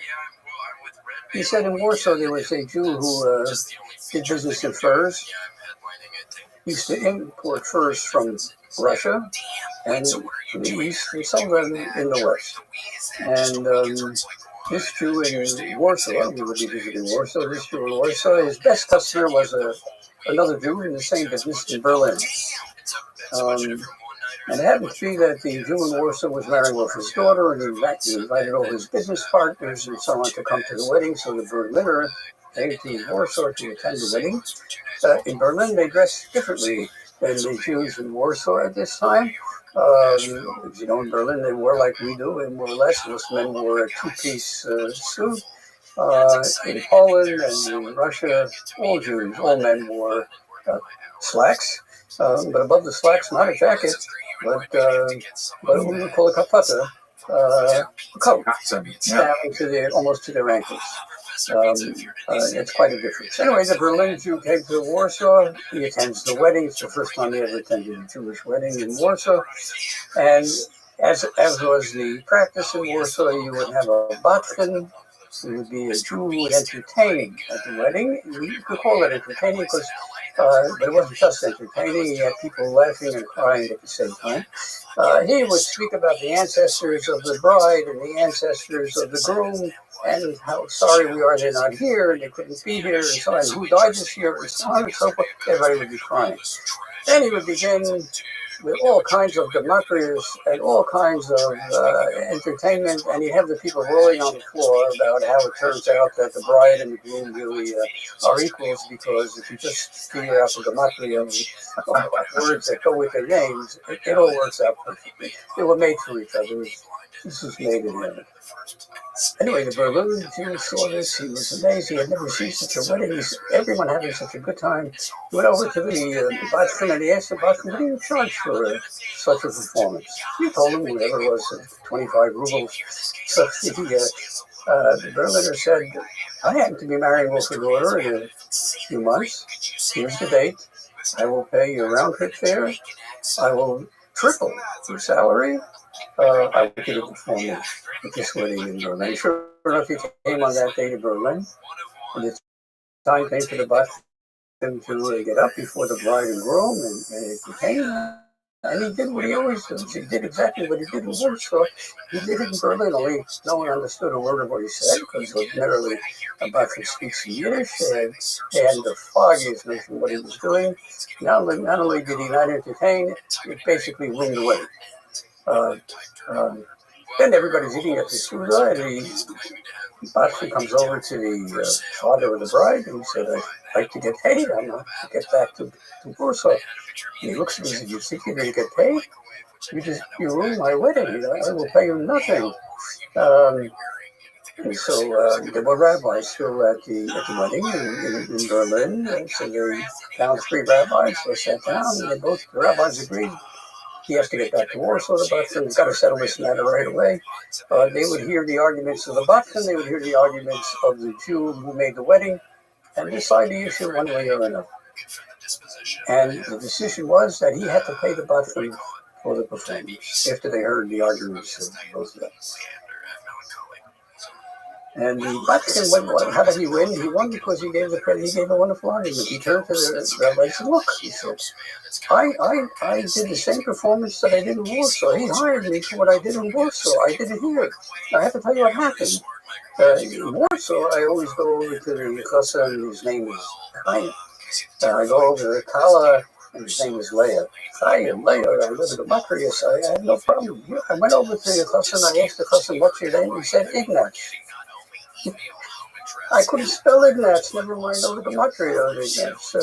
I went over to Kala, I asked her, what's your name? She said, Henrietta. I don't know how to spell Henrietta, and I don't know what the Gematria of Henrietta is. I did the best I could on the difficult circumstances. And the Batman said, however, he said, I spent a little more time in Berlin. I'll go to a few more weddings. I'll be just as good a Batman here as I was here. And that's what the rabbis agreed, and they sent him on. And Peter Danzig then said, the rabbi, the Vilna stock market did not cover himself with glory. What happened today at the funeral? There's no question about it. But you have to understand something. He's used to saying eulogies over great rabbis, over great Gaonim. This is the first time he ever had to say eulogy over a maskil. He didn't know how to do it. But in Yirtzeh Hashem, as more and more maskilim will die, he'll be saying, listen, what's his organ? He will know what to say. That's an incredible event that did occur on that day in Vilna. That's fascinating, and I love the way that you build into this the texture of the animosity between these frequently opposed figures. And the Haskalah, of course, was in favor of advancing a more secular outlook in many ways, sometimes actually secular practice, which would have been antithetical to the traditionalists. But they all use the same vocabulary. They're all working with the vocabulary of biblical texts, the vocabulary of mashalim and parables, It's brilliant. Exactly, that's the exact point I wanted to make, Henry. You beat me to it. Oh, I'm sorry.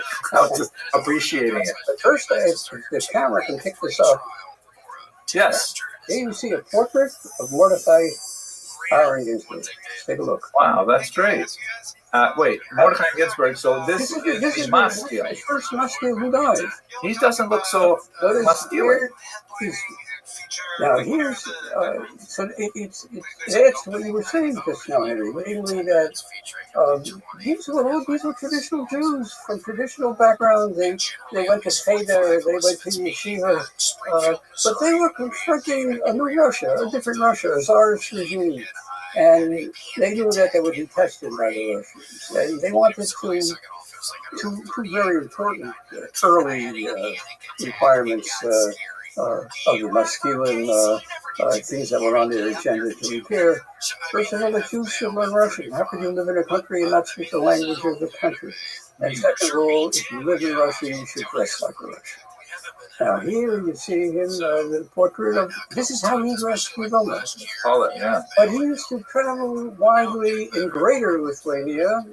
Today Lithuania is a smaller country than Greater Lithuania. Latvia, which were the large sections of Latvia were under German influence, where German was the language that was spoken. And his dress was German dress. Whenever he went to Latvia, or whenever he went to Germany, he visited Germany, he was in Berlin, he would shave, cut his pants, and wear a suit. This is how he dressed in Vilna. He said, in Vilna, this is the active dress. Elsewhere, he dressed differently.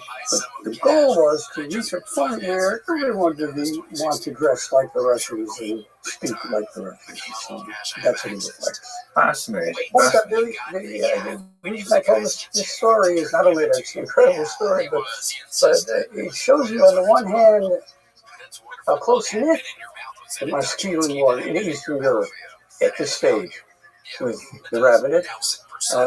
They had no problem writing the Lord Tzedek Magen Mishram. They thought it was wonderful. He was going to speak at the Messiah. Yeah.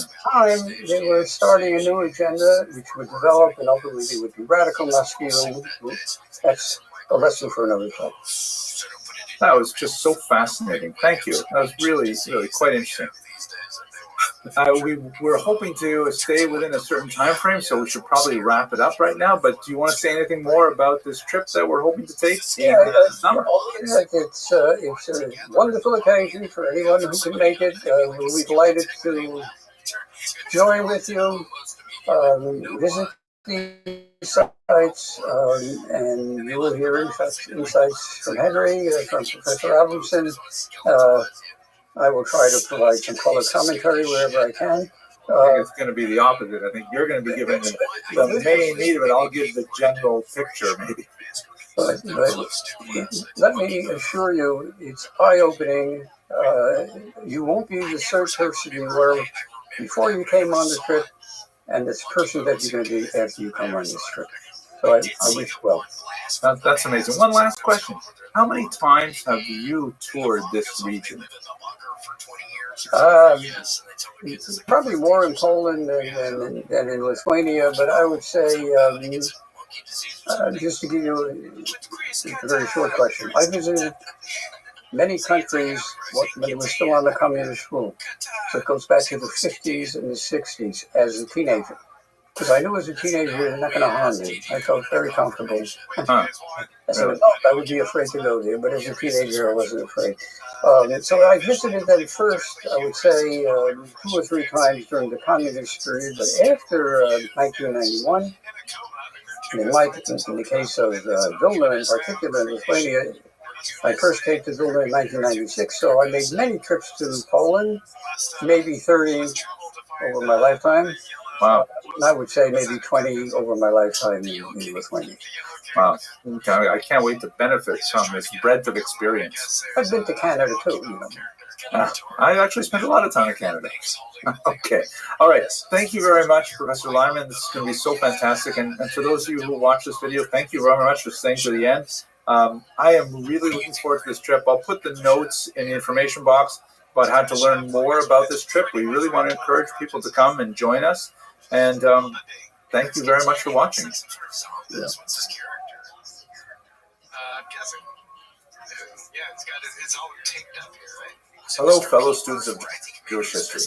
Later this year, I hope to be traveling to Poland and Lithuania with Touro University and with my illustrious senior colleague, Dr. Schneider Lyman, where I hope to learn a lot more about the history of Jews in Poland and Lithuania, which is important to me not only historically because of the phenomenal impact they had on later Jewish history, but also because it happens to be the place of my ancestors, and I look forward to specifically seeing the places where they live in tiny Stetla nearby Kaunas in particular. So in the context of preparing not only the lectures that I'll be giving every night on this trip, but also to be ready to really benefit from the scholarship that Dr. Lyman is going to share, I'm doing more research on the specific sites that we will be seeing when we're on our way there. One of the sites that I'm especially looking forward to see is the site of the ROM Publishing House, which was one of the most significant engines of cultural creativity in Vilnius for the last, 200 years. Really an important publishing house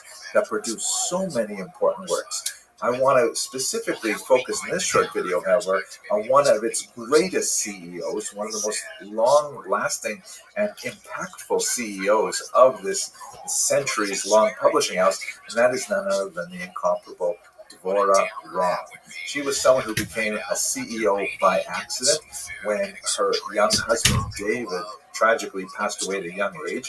And so this woman, who although possessing a significant scholarly background herself, she came from a very famous family of Novardok rabbis, the Harkavi family that produced many other great scholars, including, for example, Alexander Harkavi, who wrote that great Yiddish English dictionary, but she, in her 30s, suddenly had to step up and take over this massive company that had some drama in its past, and she actually took it way beyond anything it had ever done before. I want to tell you, 1831, and I mentioned a little bit about her family background. She was apparently an educated woman.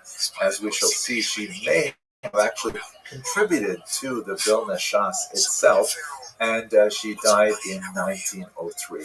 Her most lasting publications as the president of this phenomenal company, it became to be known not only as the ROM Publishing House, but during her era, her tenure, it was called the House of the Widow and Brothers ROM, because her late husband's brothers were also involved, although everybody recognized that it was really the Almana Dvorah who was really in charge of things. She published the classic edition of the Tanya, which is used by the Chabad movement, especially significant because of the Hasidic Lithuanian sort of controversy that was especially noted in the publishing industry earlier on in the 19th century. I'll get to that. But she also published, of course, the phenomenal Vilna Shas. These are two great publications that had a phenomenal impact. I myself benefit from the Vilna Shas literally every day with Daf Yomi, but let's get to her story specifically. So, what were the 5 main things that she accomplished in her lifetime that were related specifically to publishing? First of all, and by the way, I rely on some really fascinating research from Razi Chechik, who has written some great things and especially given some phenomenal lectures on this topic. First of all, she was a very savvy CEO.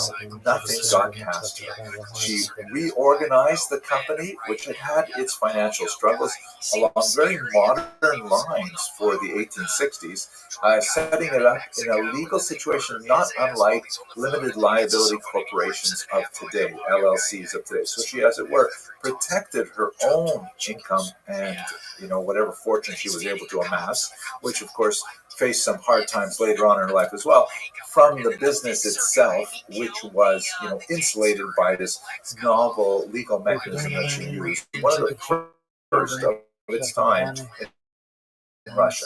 Secondly, and perhaps more to the point that we can appreciate it, she had a phenomenal design sense.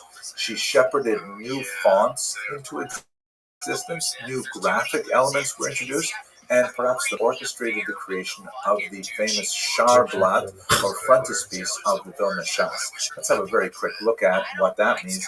Here is an example of the Sharblat of a competing Talmud, the Talmud produced by the Hasidic Shapira brothers, with whom the Ron family had significant business conflict. And as you can see, it's actually, the interior of this Shas is very beautiful and very well produced, but the Sharblat is like boring. It's got this kind of, like geometric form and things like that, and it does not have, a tremendous amount of character. By contrast, have a look at the Sharblat of the Vilna Shas, produced just a couple decades later. This is actually from my printing from the 1990s, and you can see it's the same version that was used in the original Vilna Shas, because it is really so beautiful, borrowing from these kind of neoclassical elements of pillars and things like that, which are typically used actually in synagogue architecture quite a bit, borrowing from a Greco-Roman kind of model with the pillars and the entranceway into the Aron Kodesh, or into some unknown future. You can see it has the top, the lions, which the one on the left is frowning, the one on the right is smiling. Kind of mysterious. I really wonder why that is. It is also interesting to note that in modern Shasas, like for example the Oz the Hadar version, which is because it is so gorgeous and so inviting, you just want to walk behind and see what's through this entranceway. They've removed the lions, perhaps because the faces are too human. I don't know. That's kind of an interesting thing. But anyway, she shepherded this new design into the modern Shas, and of course had a tremendous impact on everyone who learns Talmud today. Now, third, really interesting, she was a technological maven. She really understood how to use most modern technology of the era, and she shifted from the essentially 15th century invention of type, where each page had to have tiny little letters placed into a big box and contained, and then you'd have to print the pages off it, and that meant that you have this big heavy box of type, of lead type. What do you do with it? Well, at a certain point where you anticipate you're not going to publish this book anymore, you take it all apart and you reuse it, rather than storing, a ridiculous amount of these boxes of type and then having to purchase new type for every book you publish. That's just way too expensive. A new type of printing called stereotype printing, which involved the use of plates, where the big sheet of metal was then impressed with the letters, and those plates could be more conveniently stored and preserved and printed again and again and again. She shifted to that particular form of printing early on, made a huge difference in the cost, a big upfront cost and investment, but then afterwards, reprinting the Talmud became much cheaper. Now, the fourth item I think is especially fascinating, because shifting from the old type method to the stereotype method meant that she could technically drop the price of her proposed Talmud dramatically.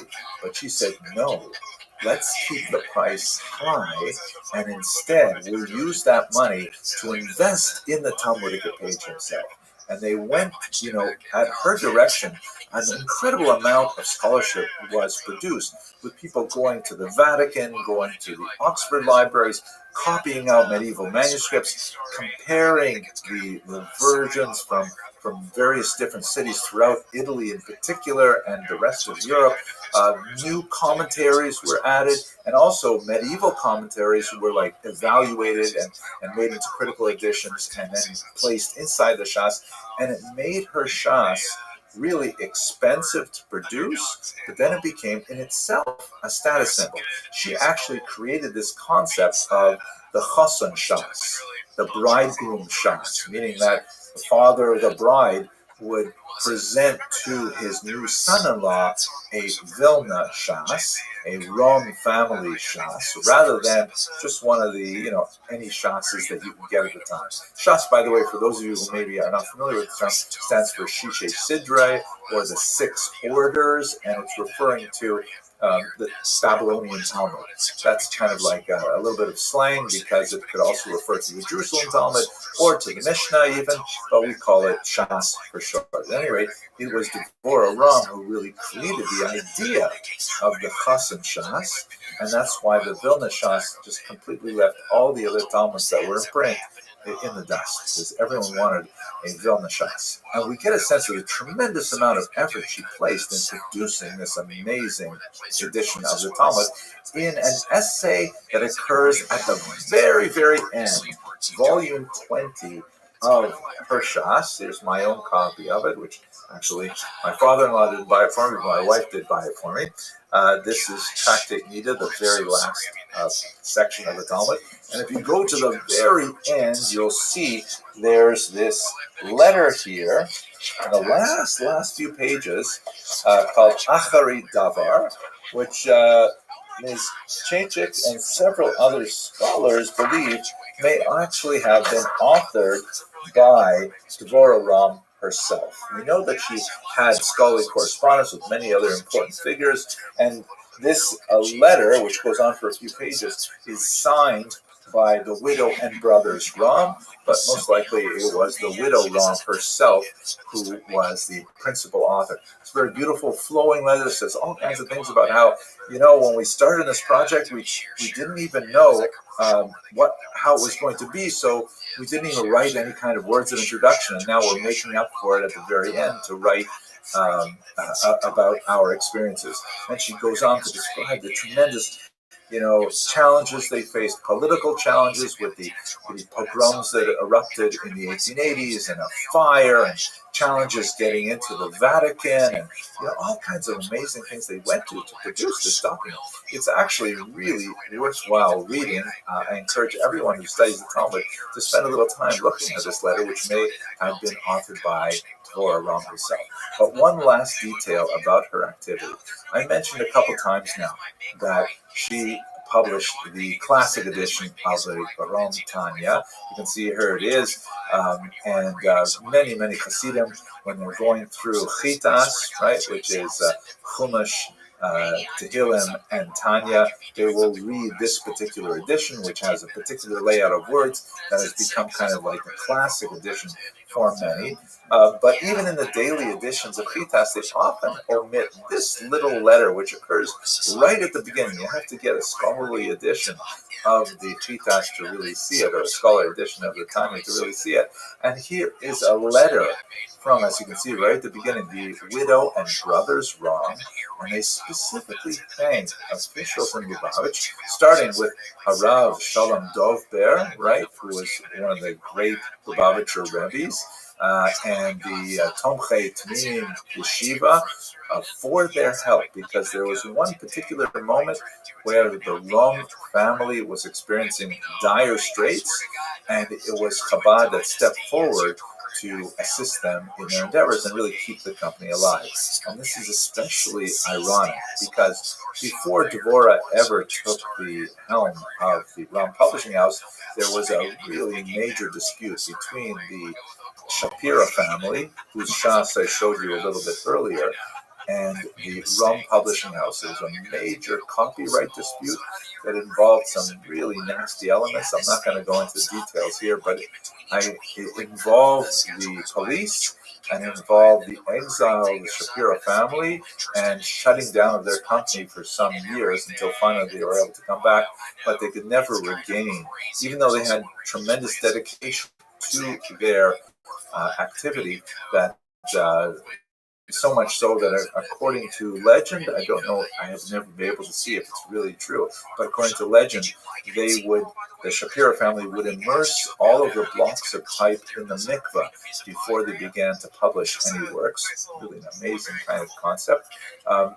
Ultimately, one of the Ram predecessors before Devorah had pushed them out of business. But when it came to preserving the Ram Publishing House, the Rebbe Shalom Dov Ber said, you know what, we better preserve them, and he supported them, and they allowed them to survive. And this is a note in the Tanya specifically thanking Chabad for helping this endeavor. It's a fascinating story. So much more to say. I would love for you to join me on this amazing trip to Poland, Lithuania. Once again, we're going to be hearing from the incredible Dr. Schneier-Lyman, one of the most senior and influential scholars of the Jews of Poland, Lithuania.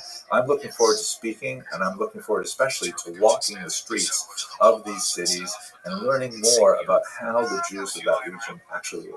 Please check the information box for information on this trip. Thank you very much for watching. Times are changing. They could be a kicker.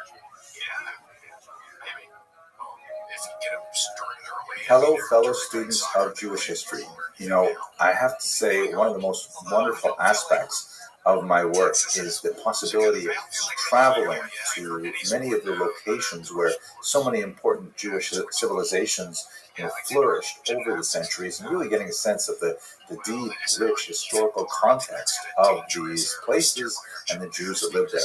But this summer is going to be absolutely fantastic because, God willing, I'm going with my employer, Tura University, to visit Poland and Lithuania, which is the Alta Haim, which is where my family comes from, especially Lithuania, where I'm looking forward to actually visiting the mass graves where many of my ancestors found their last resting place.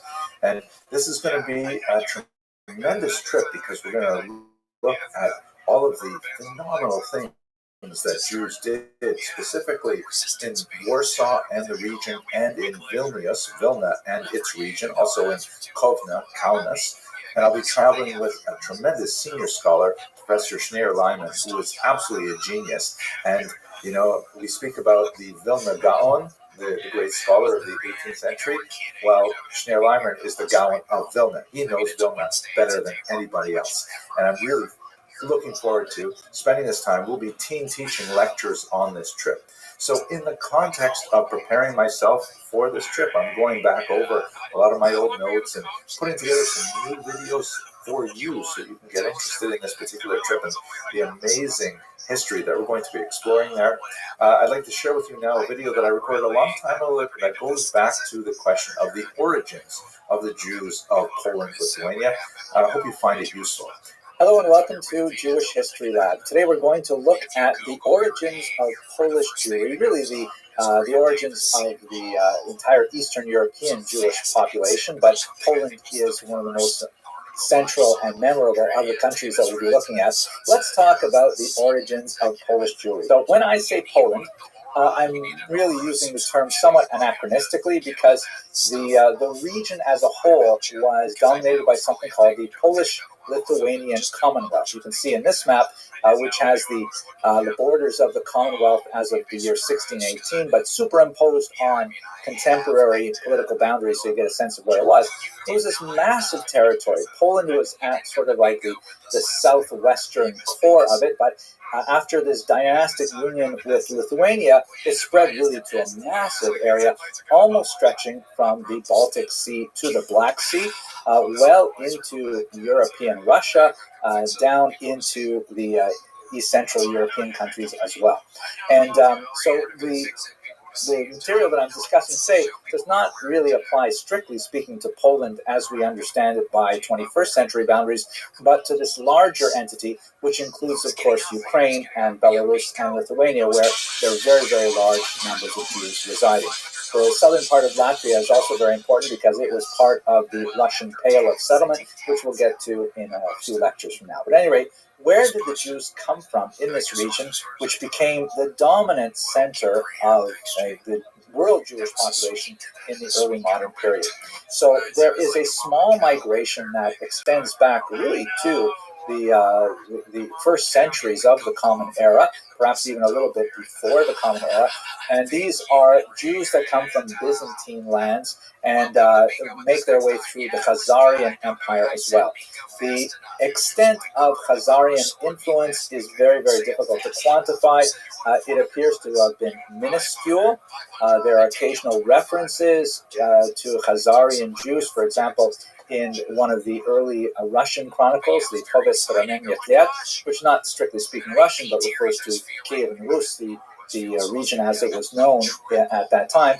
And there's references to Jews from Khazaria being involved in Kiev in particular. And they left behind, as we discussed in previous lectures about Khazaria, they left behind very, very little trace of their presence, either in cultural aspects, literary aspects, and so on. We don't really know a lot about how extensive this penetration was and how much it affected the later dominant Polish Jewish population. So really big migrations into Poland come in the 12th and especially up into the 16th century, and they're coming from the western part of Europe. They're coming primarily from Germany and France, making their way sometimes through Austria, Hungary, places like that. But that's really where you have the dominant Polish population of Jews. There you see lots of traces of European evidence, lots of very significant connections between cultures that started, for example, in the Rhineland and then made their way to the east. Yiddish, of course, is the overwhelming lingua franca of the Jews, and that is basically a medieval German dialect written with Hebrew letters. They're not bringing with them too much of some legendary elements of their appearance in the region from as early as the 8th and 9th century, but it really begins to coalesce around the 10th and 11th centuries. And one of the things that we see them doing, for example, in a very early period, is that Jews are serving as royal minters, meaning they're making money. Here, have a look at these coins. I mean, literally making money, like producing money, things to be used as money, not necessarily making money for themselves, which I'm sure goes hand in hand with it, but some of the earliest coins in the Polish-Lithuanian Commonwealth are actually written with Hebrew characters. Here you see a few kind of stencils of several of them, and here's a better view of one that has the term Moshka Karol, or Mashka Karol, which is clearly the Hebrew phrase for King Mieszko, a 12th century Polish ruler. Here, of course, this is highlighted in red to make it a little bit easier to read. Now, it's fascinating, why would the early Polish nobles and kings make coins with Hebrew letters? It speaks most likely to the widespread illiteracy which was common to the region, and the fact that the Jews would use the Hebrew alphabet because Jews are ones who are working with the money primarily in small commerce, so it became relevant.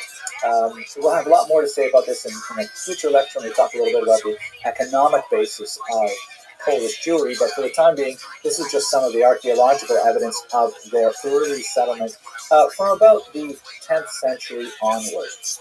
Now, when we look at why Jews migrated to Poland, in the Polish-Lithuanian Commonwealth more properly, there are both push and pull factors, meaning there were factors which drove Jews out of Western Europe, and there are factors which drew Jews into Eastern Europe.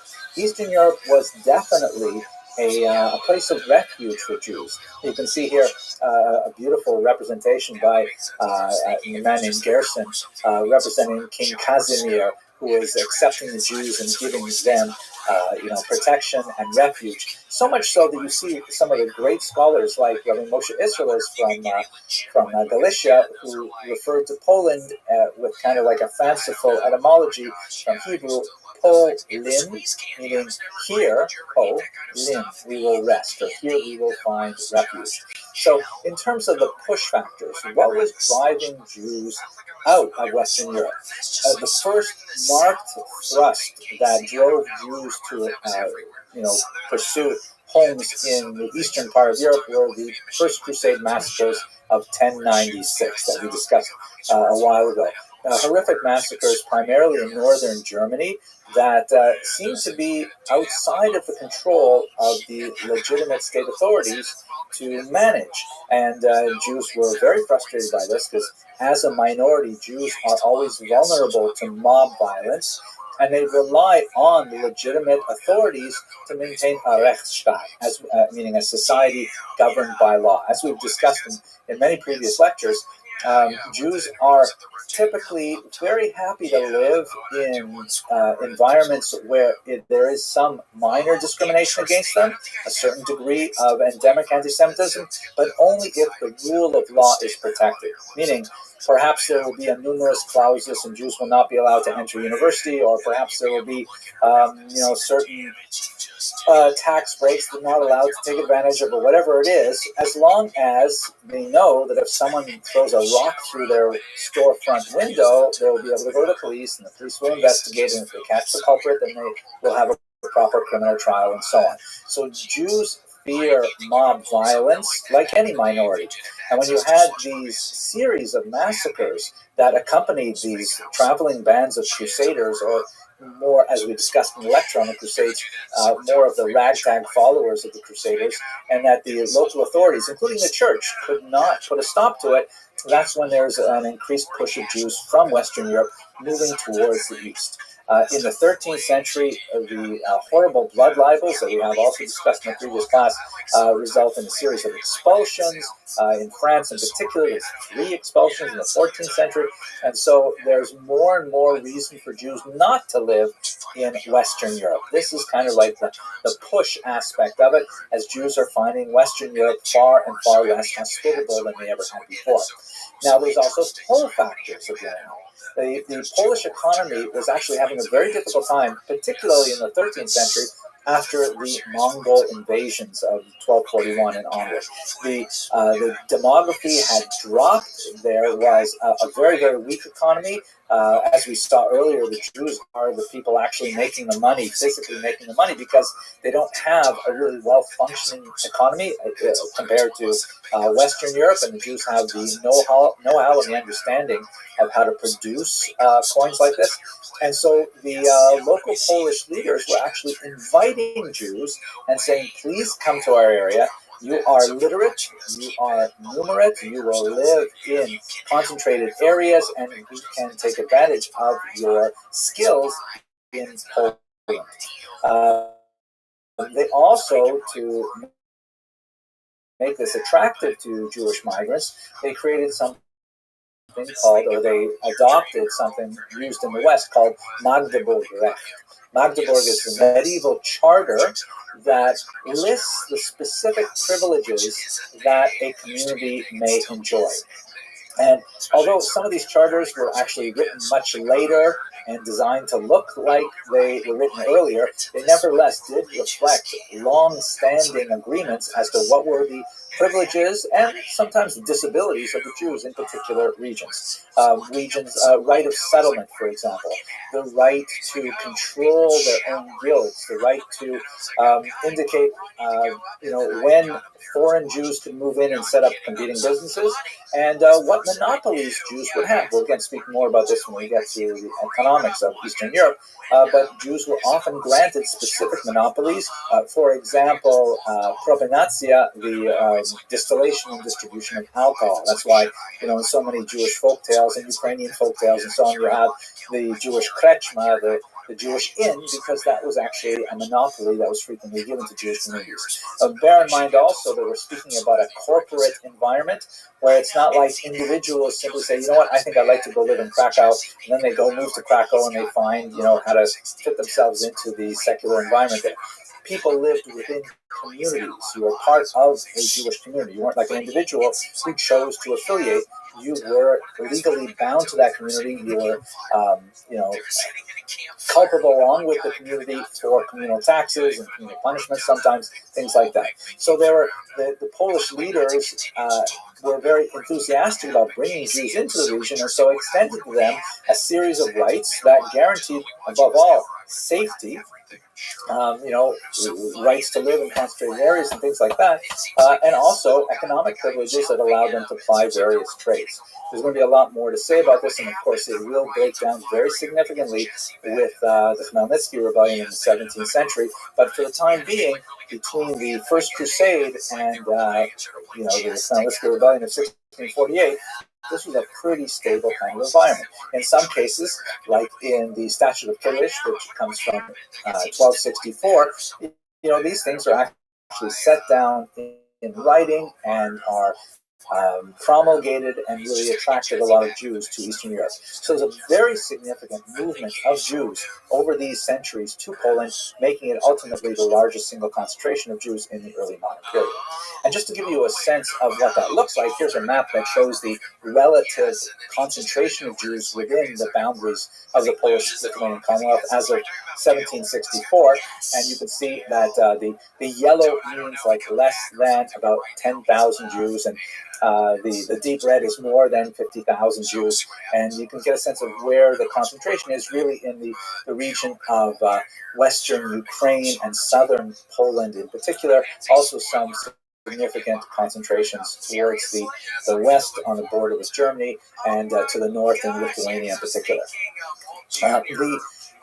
The height of the achievement of Jews in the Polish region, in particular in terms of their self-government, is undoubtedly an institution called the Council of Lands, also known as the Council of Four Lands, depending on the period it's referring to.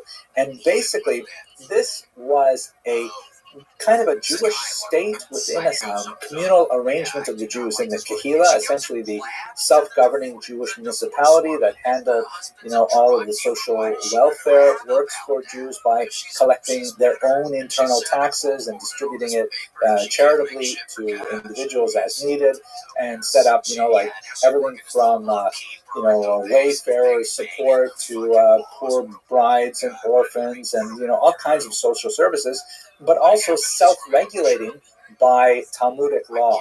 And each of these municipalities was basically structured very similarly.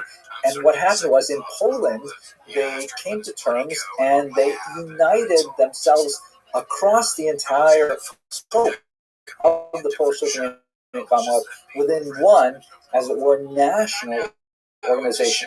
They would meet twice a year, and particularly in Lublin, and they would make decisions that would affect all Jews living within this massive country, the largest country in Europe at the time. It was really a rather amazing thing. This, by the way, we're looking at is one of the couple of pages from the minute books of the Council of Lands. Now, they didn't have, for example, their own police authorities. They worked very closely with the state, and the Polish-Lithuanian state realized how valuable they were, particularly at first, with regards administering many social functions that they wanted to themselves have. But once they realized that it was more efficient for them to collect taxes directly from the Jews rather than have the Council of Lands involved, that led to the erosion of the Council of Lands in particular. We'll talk about that as well, I hope, in a future lecture. But the kinds of things that they dealt with were really quite significant and made a huge impact on the way in which Jews lived and considered themselves within the Polish state.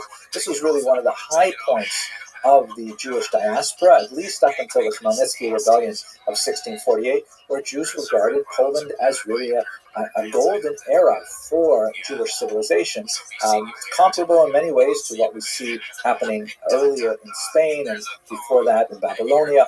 It would result in a kind of a Polish-Jewish synthesis that was very similar in many ways to the German-Jewish synthesis of the 19th century. But, of course, when we get to the 20th century, we see it all unravel, and that will be the topic of a future lecture. I hope you found that as fascinating as I did. If you're interested in joining us this summer, that would be fantastic. Have a look at the information box for a link to the website where there's more information on what we're planning to do this summer. And thank you very much for watching. 30 summers ago now, or 25 summers ago. He should have been in the Czech Republic too. Again, what is he doing? Messing with those people's affairs over there. I don't know. He knew it was an active military zone. I think some people... Hello, fellow students of Jewish history. I was so excited to come across this individual in the course of my research for the Kosher River Cruise expedition to Japan in 2026. His name is Ludwig Ries, and actually I find a tremendous affinity with him, not only because he's a historian, he's also kind of an intellectual immigrant, fascinating individual who had a tremendous impact on Japanese history. here's his story. He was born in 1861 in Germany, and he went to the University of Berlin, right? This is the late 19th century. The society is beginning to open up, and Jews are allowed to enter higher education and so on. And he studied under the great and highly influential historian Leopold von Ranke. Von Ranke lived between 1795 and 1886, and Ludwig Ries was one of his latest students, or his last students. Now, and this is a picture, by the way, of what von Ranke would have looked like around the time that Ries was studying with him. Ries wrote a very well-regarded doctorate on the history of medieval England, but once he graduated, he found he could not get a job in Germany, right? This is, unfortunately, liberalism only went so far in the late 19th century, and the idea of appointing a Jew to an important post in teaching history in Germany and so on, just very, very hard to happen. This is also the time of the great von Treitschke and Gretz controversy. We talked about that in different videos. And it's also worth noting, by the way, that Ries's parents also warned him against trying to get a job as a professor of history in Germany. They wanted him to study something much more pragmatic and practical. Not that I would identify with that. At any rate, what happened to Ries? You know, he's the kind of individual, he got lemons and he made lemonade. He had an option to travel and take a position at Tokyo Imperial University. You can imagine how he must have felt. So, what are you talking about? I'm a European historian. I was born and raised in Germany, and I have to go all the way to the Far East just to get a job. But he went there, and he ended up becoming a tremendous success. He taught at Tokyo Imperial University for 15 years, influenced generations of students in that university, and really shaped Japanese historiography.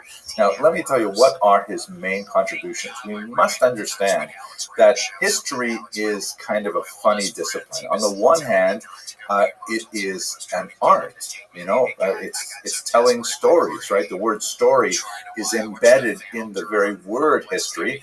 And it's all about, you know, sitting around the campfire and saying what happened to previous generations. That's what historians do. On the other hand, history is also a science. And that means that we're not supposed to just make stuff up. We're supposed to, you know, rely on actual data to tell these stories. Now, the problem is much of this data are just words. They're just stories that earlier generations have told, and we have inherited those stories. And that proves to be extremely problematic, because how do we know that those stories actually conform to reality? This was the tremendous contribution of von Ranke, that's Ries's teacher, who said, look, we have to really get focused on was es eigentlich gewesen war.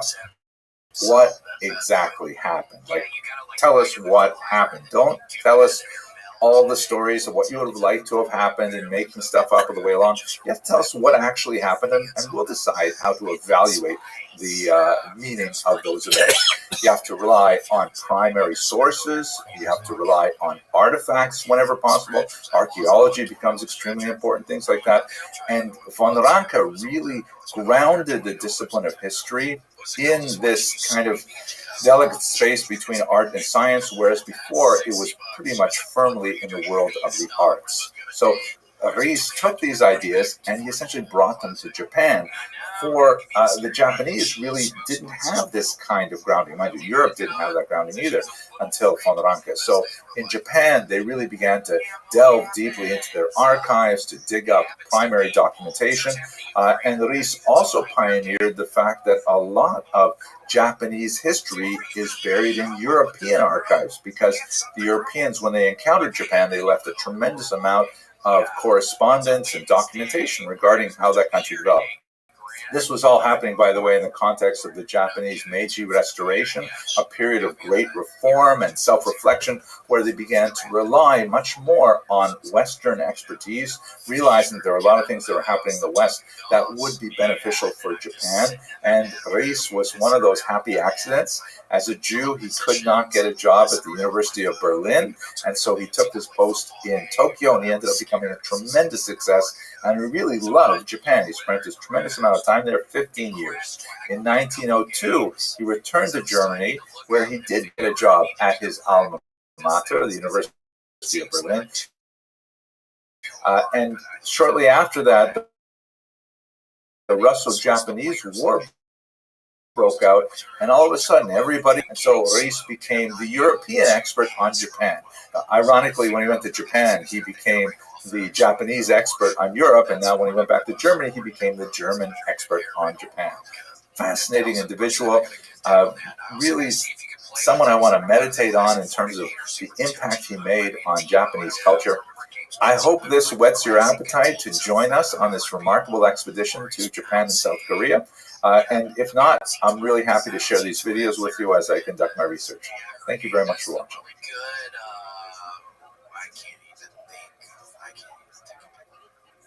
Six feet under.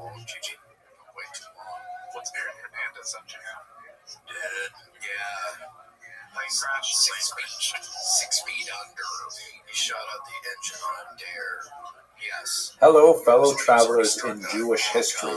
I'm really looking forward to the next Kosher River cruise to Japan, which is, it's a bit of a leap for me because most of my studies in Jewish history have really focused on, ancient Israel or Europe or to a certain degree North Africa, Central Asia. But getting to the Far East is really going to be quite an experience, both in terms of the actual journey, which promises to be amazing, but also in terms of the history. So let's talk just for a minute about the city of Nagasaki, which we hope to visit on this particular trip. Jewish presence in Nagasaki basically dates from the middle of the 19th century, primarily because Nagasaki is a port city, and it was at this time when Japan just began to be opened up to Western powers. So a whole bunch of interesting politics about why that was so. Otherwise, Japan was fairly insular, both in the literal sense, because it's a series of islands, and also in the cultural sense. But Eastern European Jews really saw the opportunity and began to settle there in the middle of the 19th century, and who were also in the port city. And the Jews, of course, had the linguistic skills, and they had, the commercial connections and things like that to make it work. By 1894, they opened a synagogue. They also created a cemetery, which is still in existence, and we know that there were about 100 Jews living there at the turn of the century. Today, it has at least 29 graves, and they are labeled in Hebrew, Japanese, Russian, and English, dated between 1880 and 1920. It might seem strange to us to see that Japanese will be included there, and Russian and English, but that reflects the diversity of the immigrant population that was the Jewish community at that time. It also reminds me of where my father, of blessed memory, is buried in Toronto. And there are lots of English and a lot of Russian and a lot of Hebrew graves. Some of the older sections are in Yiddish, and I wouldn't be surprised if you wander around and find some French ones there too. So it's interesting. At any rate, the community, I was not able to find any photographs of the gravestones. I'll have to see those in person. I did find this photograph that labels the actual year, 5653, in the Jewish calendar, which is, of course, Anno Mundi. It's dated from creation as per the calculation of the Seder Olam Rabbah, a very important first century chronology of the world. And the Jews are there in a section with many other people. It's this region called the Sakamoto Cemetery for foreigners. What happened with this community, however, is it went into a pretty steep decline in 1904 when Russia declared war against Japan. And this Russo-Japanese War, which had lots of impact in Jewish history, as I mentioned, my father, his father came to Canada because he didn't want to fight the Japanese in that particular war. He came from Lithuania, not from Japan. But still, that interrupted the flow of Russian sailors into the port. The economy there declined dramatically, and so the Jewish community basically gave their Torah scrolls and moved largely to Kobe, which became the new center of the Japanese community. I look forward to learning a lot more about Japan and South Korea, which we hope to visit with Kosher River Cruises. I hope you'll be able to cruise with us, and if not, I look forward to sharing my preparatory research with you. Thank you very much for watching. Taking a nap, and somebody was able to get it as a heavy sleeper. And the old Shakespeare. It's really intricate. It doesn't come shit. Damn, like Josh Brolin. Oh, man. Josh Brolin. He wasn't the guy in, who was the guy in No Country for Old Men? Hello, fellow travelers and explorers of Jewish history. I am really excited about the upcoming expedition of kosher river cruises to Japan and Korea. And in this context, I want to talk to you about something that I find absolutely amazing, and that is the Korean love affair with the Talmud. Now, you may not think that Korea is the first place that you would go to when you want to study Talmud, but amazingly, it is not impossible that there are more people studying Talmud today in Korea than there are in the rest of the world. I know that's a bizarre statistic, but if you think about it, there are 49 million people living in Korea. And according to the Korean ambassador to Israel, who gave an interview in 2011, his name is Young Sam Ma, he said that not only is he a student of Gemara, but in fact, all mothers in Korea read the Talmud to their children at night. Now that's like a mind-blowing thing. Even if it's only talking about 10% of Korean mothers reading these to their children, that's looking at somewhere in the neighborhood of 5 million people studying the Talmud. There are only about 16 million Jews in the world today. So this is an amazing statistic. So let's try to unpack this and understand how is it possible that so many people are studying Talmud in Korea. So apparently there is not a long and comprehensive history of Jews in Korea. In fact, I looked in the Encyclopedia Judaica and they didn't have an article on Korea, which is mind-blowing. But it's primarily a late 20th century phenomenon because Jewish GIs, Jewish members of the U.S. Army, were stationed there in the early 1950s in the Korean War. That's when Jews really, in larger numbers, began to appreciate the values of that particular part of East Asia. It included, for example, Chaim Potok, who wrote some important novels that deal with Talmudic topics, later translated to Korean and very popular there. But in particular, a rabbi named Marvin Tokayer, who served in Korea in 1962 and then later was sent to Japan as a Chabad Shaliach. He had a phenomenal impact on the study of Talmud in Korea in particular.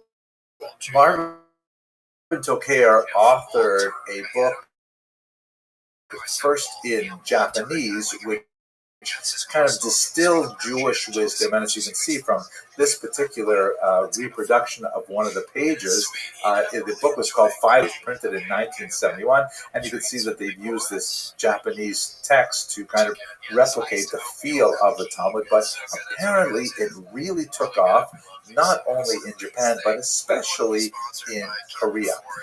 It was published in 1974 in a Korean translation, and by 1984, more than 2 million copies were sold in 7 editions. And it is just amazingly studied today. There are more than 800 different books with 300 publishers with the word Talmud in it in the Korea National Digital Library. 169 of them list Rabbi Tokayer as the author, and Talmudic texts frequently hit the bestseller lists in Korea. Now, how is this so? So there's a few articles on this in the popular press, an article by Ross Harbis in the New Yorker in 2015, but I really relied heavily on this fascinating article in the Association for Jewish Studies Review published in 2018 by Sarit Katan-Gribetz and Kim Clare, which is absolutely fascinating and talks about how the Talmud really penetrated Korean culture. There is this belief, this is really probably the biggest answer, there's this belief that Koreans looked at Jews worldwide, looked at their successes, particularly in the world of science and education, their Nobel Prize winning record, which is really pretty impressive, and also the fact that Korea is actually, as a modern state, the same age as Israel. It was also formed in 1948, and there are certain parallels between the growth of Korea and its wars, particularly with the northern half. Of course, Korea is a divided nation, that Koreans really looked to the West for deep wells of wisdom, and the Jews were a perfect example.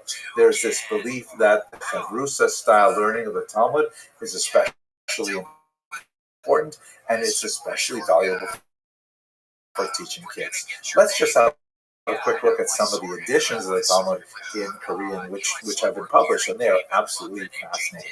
Here is one that I just found on YouTube, the Jewish Talmud Scriptures, and just reading the description here is kind of fascinating. But this one looks more or less like a fair representation of, a translation of a popular edition of Talmudic teachings. By the way, let us understand that the Talmud that they are teaching is not really, Bava Metzia the way we have it today. It's a highly anthologized and curated edition, closer to Ein Yaakov, I think, than a regular Shas, with like nuggets of wisdom and Agadata and things like that that are given over to people.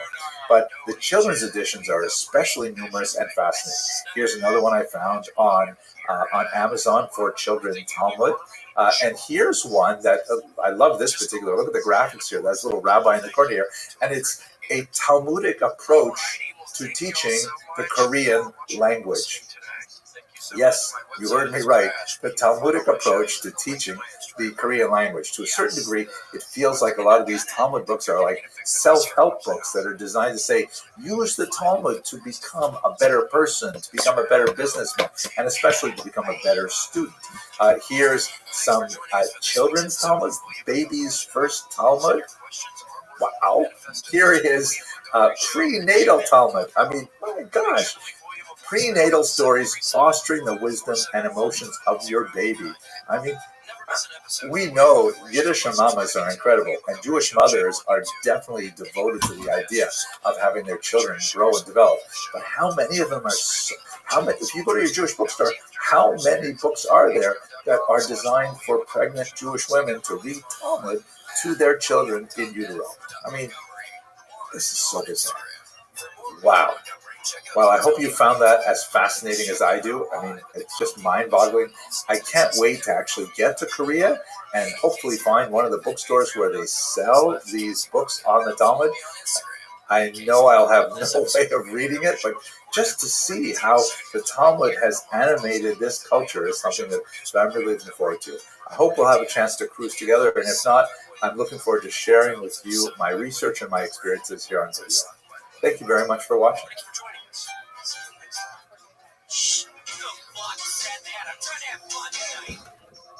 Hello, fellow students of Jewish history. One of the most fascinating areas of Jewish history are Jews of what we might want to call exotic communities. And I don't think they feel exotic when you're inside them, but from the main centers of Jewish civilization, right now, for example, in Israel or in North America, some parts of Europe, the Jews of Asia are so unusual, so different in so many ways. So in connection with my research for the June 2026 cruise to Korea and Japan with Kosher River Cruises, I'm starting to do some research on the Jews of South Asia, East Asia, and so on. And here's a lecture that I gave a few years ago that I've got to review myself now as I prepare for this amazing voyage. Hope you enjoy. I have to tell you, I am really excited about this particular video because I'm so fascinated with the presence of the Jews in China. They had a community there for well over 1,000 of combination of Jewish culture and Chinese culture in quite fascinating ways. Today, I'd like to focus specifically on the origins of the Jews of China, but perhaps we'll take a little bit of time at the end of this short video to talk about the nature of that unusual Chinese-Jewish synthesis. So, first of all, when do we first hear about the Jews of China? So the first encounter of the Jews of China with the Western world was in the person of Matteo Ricci. That was the first important meeting. And Matteo Ricci was a Jesuit priest who had come to China with the goal of converting the indigenous population to Christianity. They had a lot of challenges with that. We'll look at some of those in particular. But there's a fascinating encounter that has happened in 1605 when a Jew from the city of Kaifeng, with a very important Jewish population and a long Jewish history, came specifically to meet with Ricci in Peking. And it was like, it's hard to, if this wasn't actually well documented, I think it was a comedy skit. Apparently, Aitian, this Jewish guy from Kaifeng, thought that Matteo Ricci must be Jewish because he had heard about this person in Peking who came from far away, and he knew a lot about this particular religion, and he said, okay, must be a Jewish guy. Matteo Ricci, at the same time, thought that Aitian must be evidence of early Christianity in China, which is absolutely fascinating. And the two of them had this, really funny encounter where Matteo Ricci is discussing things with Aitian, and Aitian happens to see this painting of the Madonna with Jesus and Saint John the Baptist. They happen to be a Saint John Baptiste Day or his anniversary or something like that. And so Aitian, knowing nothing about Christianity, they're completely shut off from the entire phenomenon of Christianity, he assumed that this must be Rebecca and her sons Jacob and Esau. He says, what a nice painting. And then they see another painting that represents the four evangelists, Matthew, Mark, Luke, and John. Of course, wrote the first four Gospels, the first four books of the Christian Bible.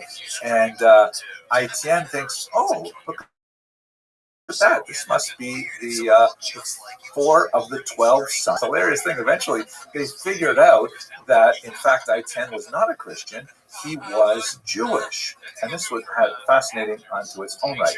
Now, from Aitian's perspective, he wasn't entirely clear on what Christian meant. And in fact, in communications with Ricci and with later Jesuits who actually came to Kaifeng, there was a suggestion that perhaps someone like Matteo Ricci could take over as the chief rabbi because he obviously knew a lot of Tanakh. And one of the challenges that the Kaifeng community was experiencing, even in the 17th century, was a decline in literacy and a decline in Hebrew literacy specifically, and in familiarity with rabbinic tradition. They were looking for a new chief rabbi.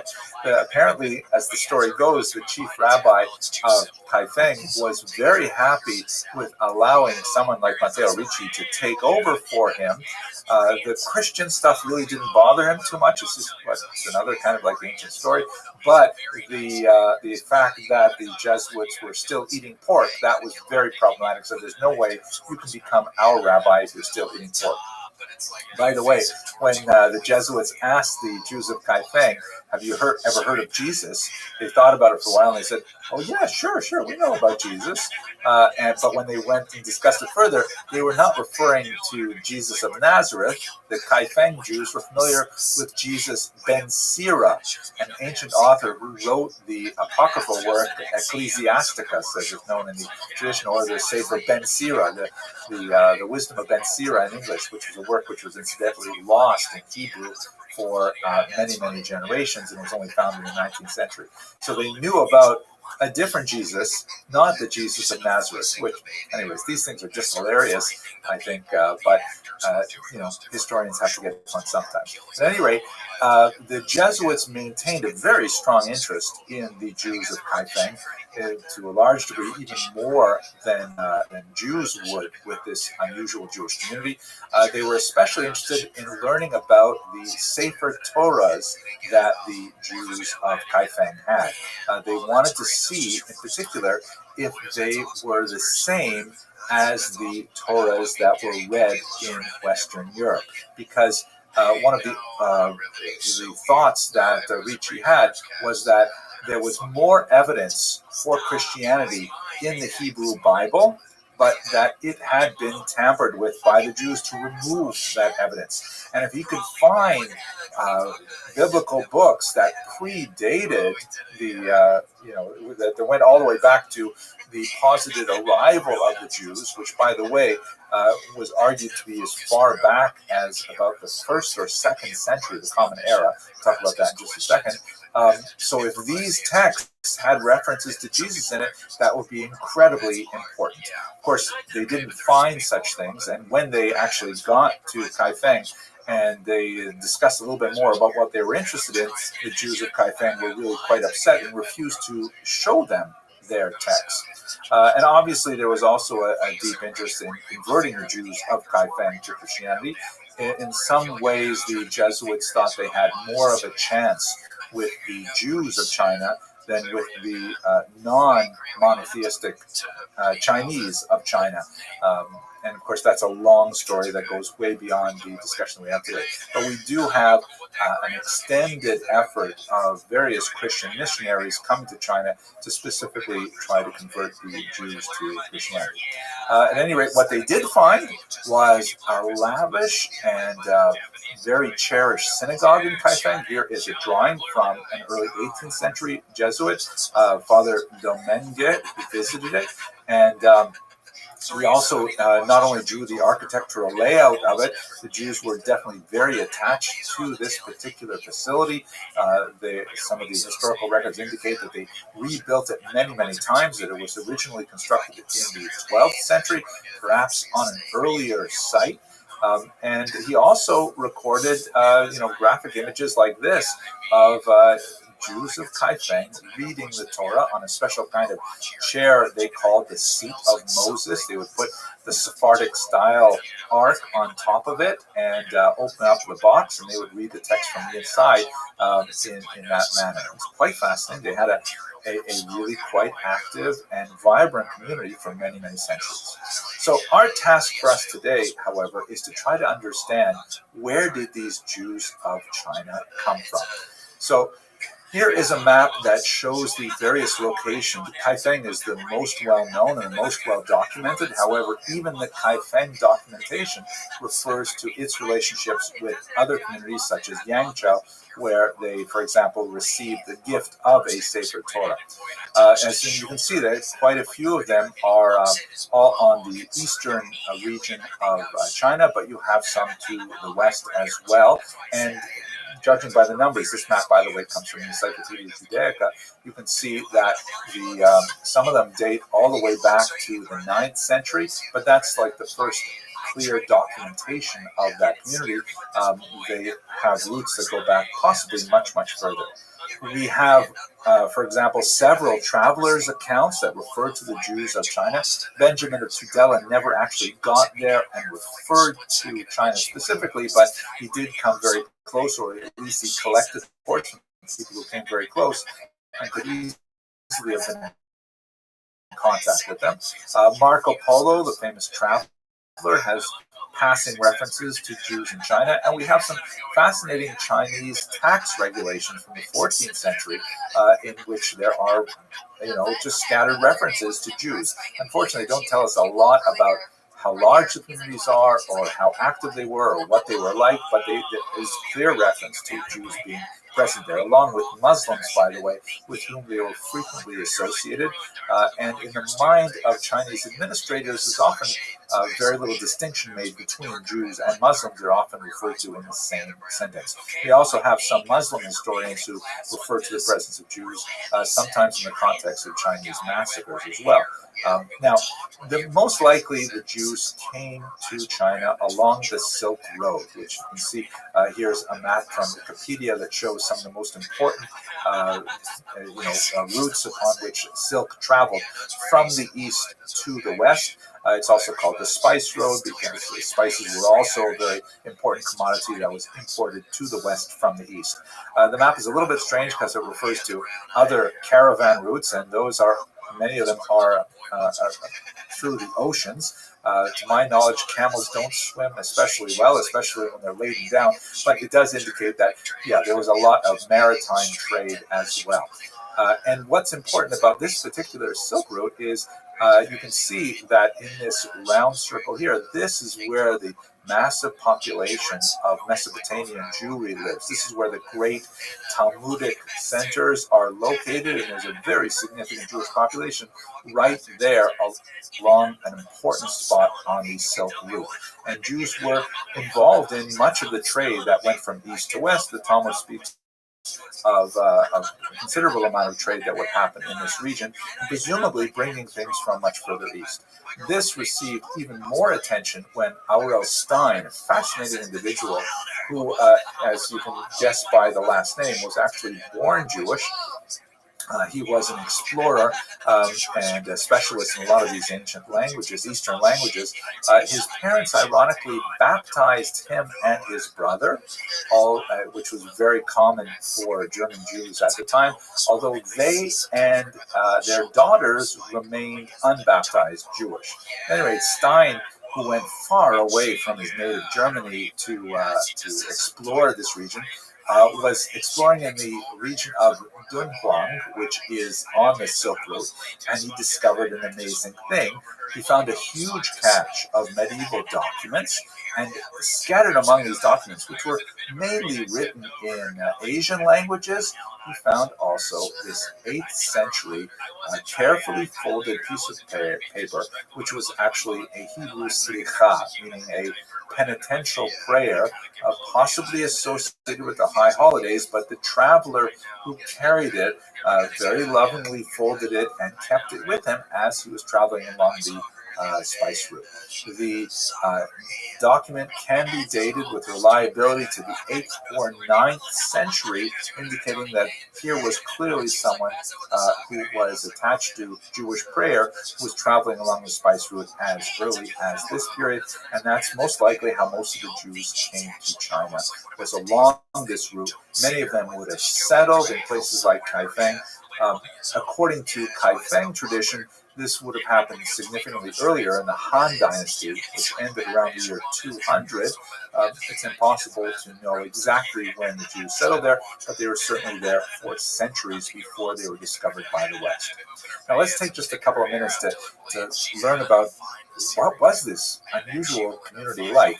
So the documents that we have to tell us about the internal life of Kaifeng Jewry, that is, documents which were composed by the Jews themselves, as opposed to accounts by travelers, which are fascinating to themselves as well. We have several stelae, meaning stone blocks which were established in the synagogue to record important historic dates, many of them associated with the rebuilding of the temple, of their synagogue.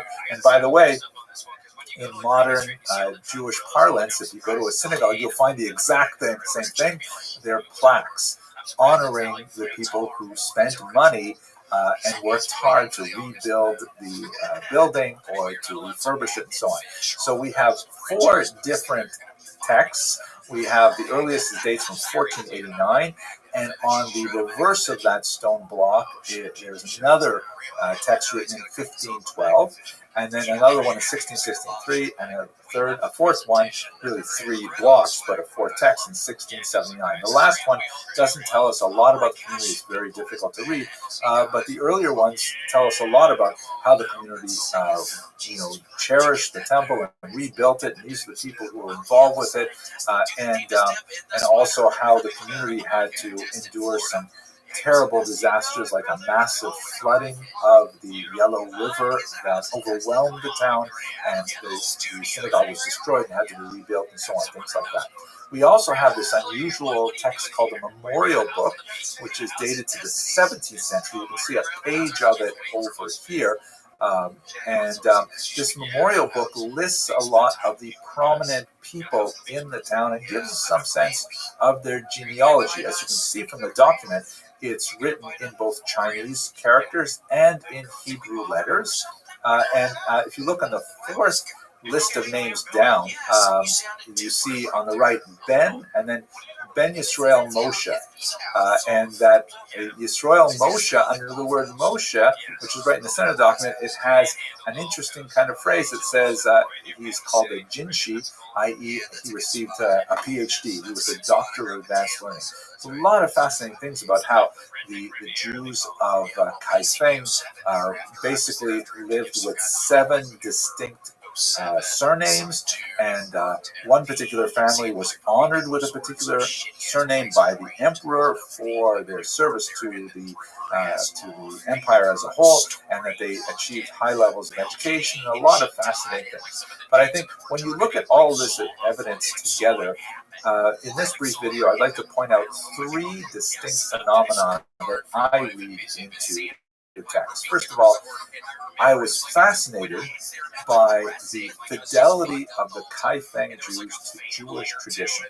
For example, the Jesuits note that they were called, among other names, they didn't use the term Jew, they sometimes used the term Israelite, but they were called Tiao Jinjiao, please forgive my pronunciation, or the group that excises the sinew, which is a clear reference to the observance of the laws of kashrut, because the sciatic nerve has to be removed from animals before they are consumed.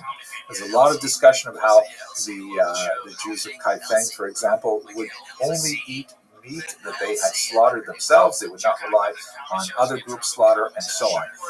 Fascinating, many references to these kinds of things where they are practicing Judaism as it would be understood in the rest of the Jewish world. Secondly, however, and this is especially interesting, I think, they had some really unusual adaptations to Chinese culture.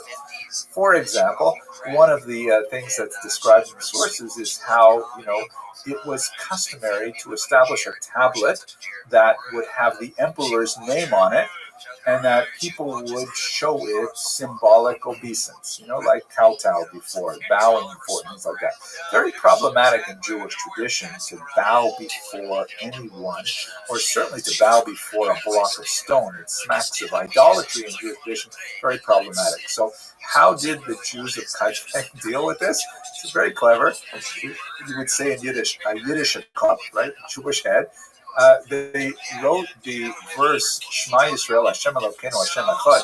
Hear, O Israel, the Lord our God, the Lord is one, on the top of the this particular brick, underneath, on top of the emperor's name, kind of like a decorative element. And then with whatever bowing they were doing, it was like they were bowing to God because it had this verse on the top. I love this stuff. Also, very problematic for the Jesuits, incidentally, was the problem of ancestor veneration. Matteo Ricci, he reported to the Pope in Rome that one of the issues is that the Chinese have a very strong ritual of honoring their ancestors, and there was a major debate in the church. The Pope actually went back and forth on this as to whether or not this could be tolerated. For many of the more doctrinaire Catholics, this also smacked of idolatry to worship dead ancestors, whereas Ricci and others were arguing, no, it's just the culture, they're just respecting them, and so on. So for the Jews, it was no problem, because, of course, this is really baked into Jewish thought, not necessarily worshiping the ancestors, but appealing to God on the merit of the ancestors. In Hebrew, zchut avot. That's a very traditional thing. You look at Jewish prayers, and there's constant references, so to speak, reminding God that Jews are the descendants of Abraham, Isaac, Jacob, Sarah, Rebecca, Rachel, and Leah. Look at what they did. Remember their actions, and so on, and provide kindness for their descendants. So the idea of ancestor veneration was not really problematic to Chinese Jews at all. Quite fascinating to see how Chinese culture, Confucian culture in particular, and Jewish culture was able to find points of contact and even synthesis. But at the same time, we have to recall that there is significant degrees of assimilation that would be unacceptable, certainly in North Africa or in European Jewish communities.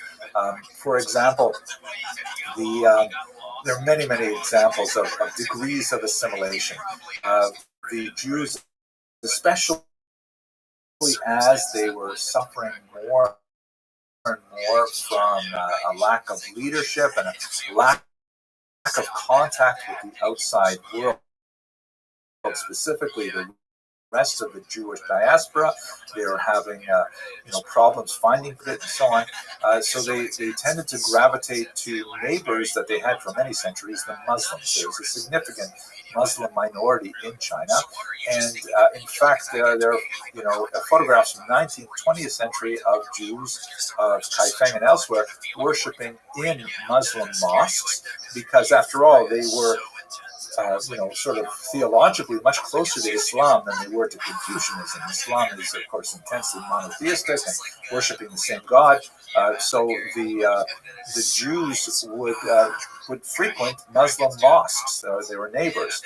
In fact, they were almost indistinguishable in dress, but the Muslims would wear white caps and Jewish males would wear blue caps. So one of the names for Jews was in fact blue caps because that distinguishes them from the Muslims.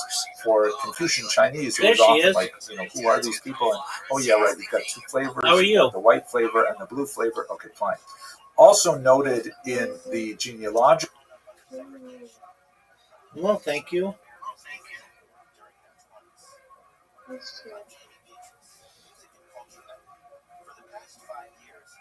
What's in your agenda for today?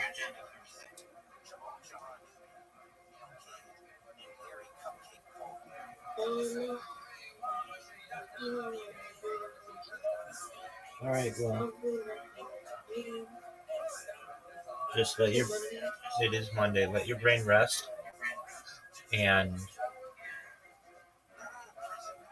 you'll have time in the later parts of the day to be able to think about what you want to do.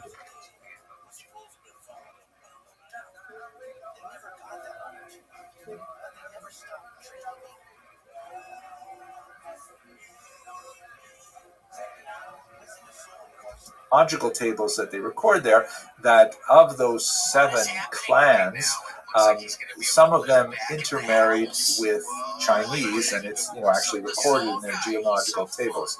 It's unclear to us what sort of conversion process, if any, would happen.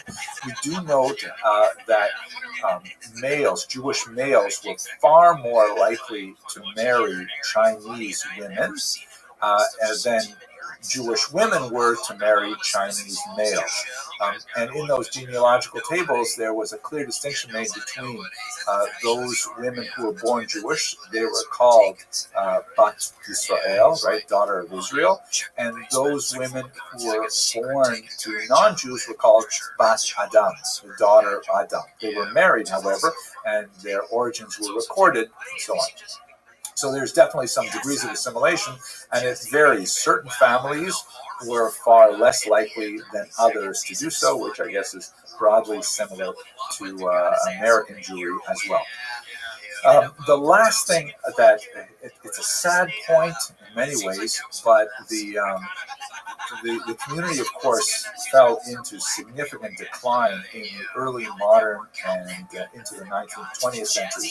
And one of the saddest things was that they lost the ability to clearly copy their Torah scrolls, to read their Torah scrolls, and ultimately they ended up selling their Torah scrolls to Christian missionaries, who then brought many of them back to Western Europe, and in fact even one Torah scroll is in Toronto. This is an example of a Kai Feng scroll, which is held by the British Library. People who have analyzed their Torah scrolls, and a scroll of Esther that comes in this region indicates that they were losing their ability to actually copy the Torah scroll effectively. It's clear from the confusion of some of the letters that sound very similar, like Chet and Chaf, or Aleph and Ayin, that they used a method where one person would read the Torah scroll and the scribe would actually transcribe it based on what he was hearing. Hence, there would be errors between those 2 letters. By the way, Matteo Ricci did not find any of the evidence that he was so hoping to find of Christian prefigurements in the Torah that were not extant. The Torahs are identical to Western Torahs, except for these obvious kinds of typographical errors. The letter Vav overused, that's the word and or but, and these confusions of Aleph and Ayin and things like that. So with the loss of these Torah scrolls, the communities fell into a very steep decline, although there are still remnants of the communities even into the 21st century. And I think by way of conclusion, it seems to me that we see in the Kaifeng Jewry just how important it is for the scattering of Jews to remain connected to one another, and even more importantly, how it's crucial that they remain connected to the core texts of the Bible and the commentaries. And without these two things, it's very difficult for a community to last, although the Kaifeng and Chinese Jewry in general demonstrated remarkable resilience over many centuries, and hopefully they will have a renaissance. And the last thing I got to say, for those of you who have been following my lectures, I want you to appreciate how hard it has been for me to get through this entire lecture without once mentioning the Jewish predilection for Asian cuisine. I just want you to know I really restrained myself. Okay, thank you very much for watching. I hope you found that video useful. If you're interested in joining us on this amazing cruise through Japan and Korea, please have a look at the website, kosherrivercruise.com, and you'll have lots of information there about it. Okay, in the meantime, I look forward to sharing these videos with you. Thank you very much for watching. It's like a barbecue restaurant in like Southern California, and I get like every time like somebody will be watching YouTube and Uncle Hank will just show up and tell me we eat barbecue. That's weird to advertise it out of state. It seems like you're targeted at. Yeah, I know. Maybe it's not California. I'm using a VPN. Yeah. Okay, let's go straight to the topic today. I want to spend time focusing on the turn of the 20th century, really a consequential period for Jewish history. One particular scholar has even called the 20th century the Jewish century, because this is a period of time that had massive impact on history as a whole, surrounding, the role of Jews in this time. And if you doubt how viable that thesis is, just have a look at any news source today and look at how much space Israel takes up, and it has ever been so in my lifetime. I was born in the second half of the 20th century, and yep, Jews are really central to this century. But let's start, first of all, by going to the Dreyfus Affair. So we're going to move back to Western Europe, where we spent some time before we looked at Eastern Europe and the development of Jewish political parties. And I showed you this cool clock and how it changed to the 10-hour clock during the Revolutionary period. It just gives you some sense of how crazy it was during the Revolutionary period, when so many fundamental changes were questioned and debated and changed dramatically as a result of that revolution. One of the things that we didn't have a chance to talk about too much, but I really want to touch on it very briefly, is the development in the 1840s of the first modern world Jewish organization. It is the Alliance Israélite Universelle, the Universal Israelite Alliance. The term Israelite was often used as a substitute for Jewish or Mosaic, because people were trying, it's not really true in the English language, but in a lot of languages, believe it or not, the term Jew is derogatory. In English, Jew can be derogatory depending on how one says it, or whether one's pointing or spitting at the same time, but basically it's a neutral word. But in a lot of languages, Jew is a derogatory term. In Russian, for example, Mr. Vasilevsky could help us out with this. The term Yevrei, or Hebrew, is the polite term. Jid, or Jew, is an insult. And you have that in many other languages. Also in French and in German, there was some question about what's the polite way to refer to Jews, so Israelite was one of the options. Anyway, this organization started largely as a result of a blood libel trial that happened in Damascus in 1840. It was born largely in Bordeaux, and that's why it's really connected, especially with Europe. But they sent over there a lot of important people, including a very famous British Jew named Moses Montefiore, who went over there and actually was able to remediate the situation and free the Jews that had been kidnapped and tortured on the basis of this crazy idea that they had kidnapped a Christian child and murdered him for his blood. No body was ever found, and all these crazy things. This is 1840, right? This is really pretty modern.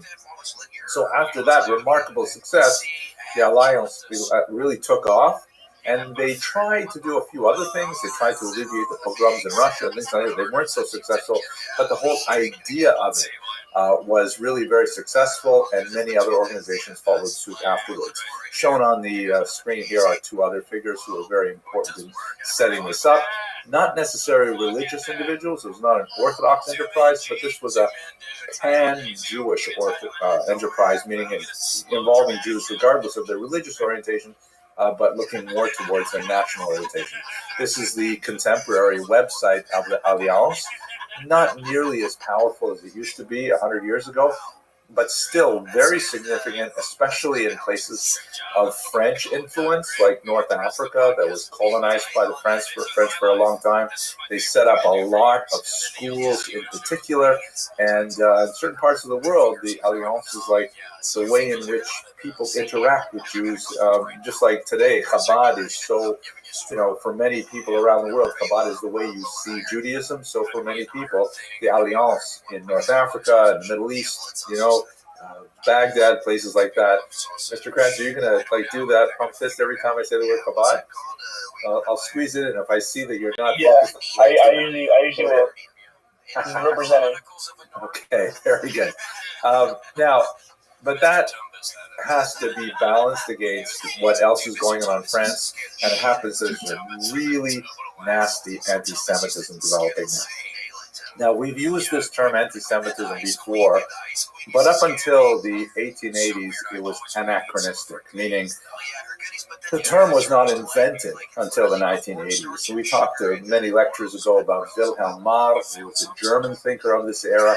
In France, an especially nasty hater of Jews was this man here, Edouard Drumont, who made his living essentially muckraking in the yellow press, meaning in kind of like the cheap newspapers of the era, against Jews. And he had a phenomenal career, claiming that the only thing wrong with France was that there were too many Jews in France, and that they were, eroding the interior of French culture, and that we really have to change the immigration policies and get rid of the Jews who were already in there, and so on. He published this magazine, La Libre Parole, which means sort of like the free vote, meaning have your say. And it had these almost propagandistic caricatures of Jews, like you see this highly typical image that shows a sort of Jewish beggar, which for French Jews, for French people, would evoke a lot of the migrants coming from Poland into France at this time. Excuse me. And as you can see, he's got like these sort of claw-like simian hands and feet. They're all holding on to money. And there's this evocation of the global Jewish conspiracy by having him grab onto the entire world. And it's kind of sending this message that, France and the rest of the world are in peril. That's actually one of the titles of, I don't think it was his book, but one that he promoted, La Peril Juif, the Jewish peril, the Jewish fear, meaning fear of Jews. And this gained a tremendous amount of support in the 1870s and 1880s and 1890s.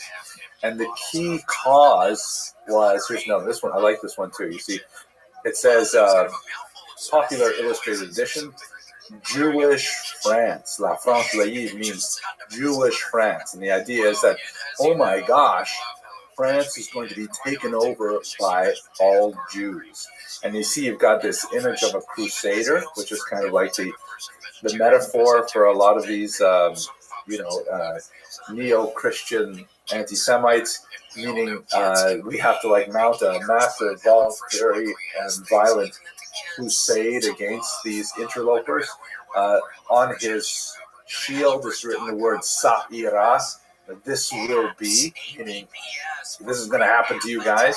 And then on his feet is like this old bearded Jew lying on the Ten Commandments there, because he's been knocked down successfully by the Crusader, and his bag of money has fallen off and things like that. And you can see this is written by Edouard Drumont, nasty anti-Semite of the era, incredibly popular and influential anti-Semite. We should also note that at this time, in the 1870s and 80s, the word anti-Semite was still neutral. You could say you're anti-Semitic. I'm an anti-Semite, just like a person could say, I'm a Democrat or I'm a Republican or I'm a whatever. It was like a term used within public and polite discourse. So they actually ran parties, political parties, that were openly, explicitly anti-Semitic. They called themselves, there was an anti-Semitic party. Vote for us. We hate Jews. I mean, it's hard to imagine it, but it actually happened like this. And the cause célèbre, the great, thing that everybody was talking about was this horrible incident that happened to this Captain Alfred Dreyfus, who was a captain in the French army. And now let us remember that France, up until this point, was the poster child for emancipation, right? You'll recall we spoke a few weeks ago about how France, they published the rights of man and citizen, and then after a little bit of hesitation, they said yes, and even Jews are included in the rights of man and citizen. And Napoleon, he questioned it. He called this great Sanhedrin, and then he confirmed it. He said, yes, Jews are Frenchmen like everybody else. So this is 100 years after that. And everybody thought that France was like, so forward-looking and so liberal to Jews and so kind and so, advanced. And yet to have this Dreyfus affair happen was like a crushing defeat. What exactly happened? So Dreyfus was a rather nondescript Jewish captain in the French army.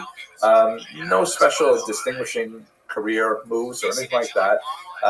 But he was framed for an espionage pact that was occurring between some French military and the hated Germans, right? France and Germany had this long-running feud that occasionally erupts into wars. They had a war in 1870. They would fight again in World War I in 1914. So this is in that period. There's still a lot of tension going on between France and Germany. This fact that a spy was active in the French military came out into the press, and they had to find someone to blame. And so a conspiracy developed, let's blame the Jew. Let's blame Dreyfus. Dreyfus was not a religious Jew. He was not out as a Jew. He was rather assimilated in every way.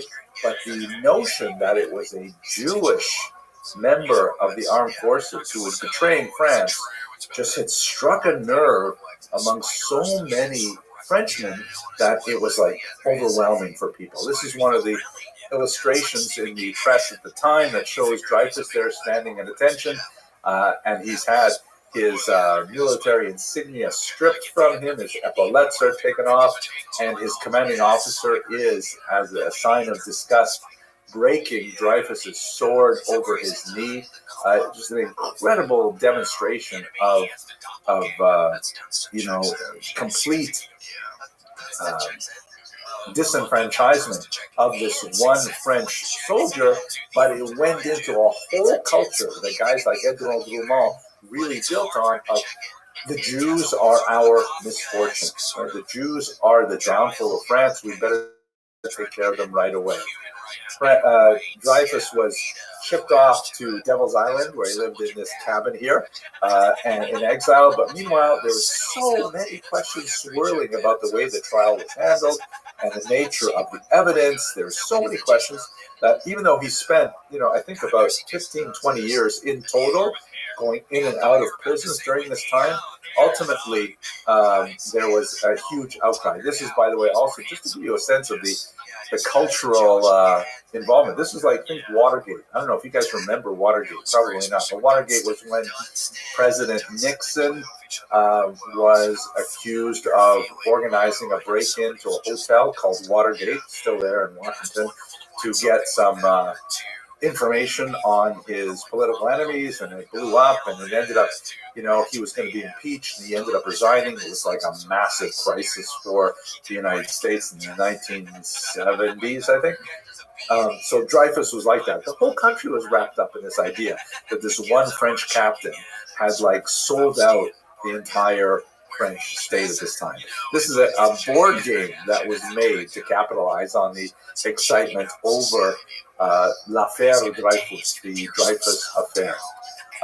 It changed dramatically and fundamentally when this man, a poet, non-Jewish poet, and writer named Émile Zola, who actually had written, about a dozen really powerful novels. I read a few of them. They're actually quite powerful and remarkable, but he's much more famous for what he did with Dreyfus, because he was like sort of on the left wing of the spectrum and was disgusted with all of the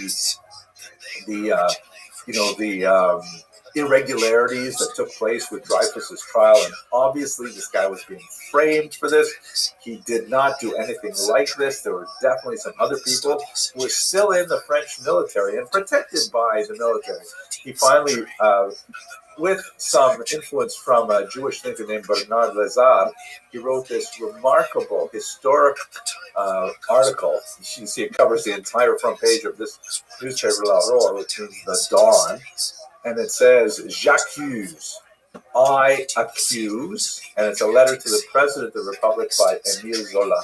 And it is just a total, overwhelming takedown of all of the corruption that was associated with this Dreyfus trial. And he openly said, in front page news, that this is a complete sham and travesty of justice, betrayal of all the French ideals of emancipation and so on. And ultimately, he was successful. Dreyfus was brought back for yet another trial. I think he had 3 trials in total. And while he was not pardoned until 1995, 100 years later, and even then it was, there were people who were not happy with the pardon, but he was allowed to go free. His sentence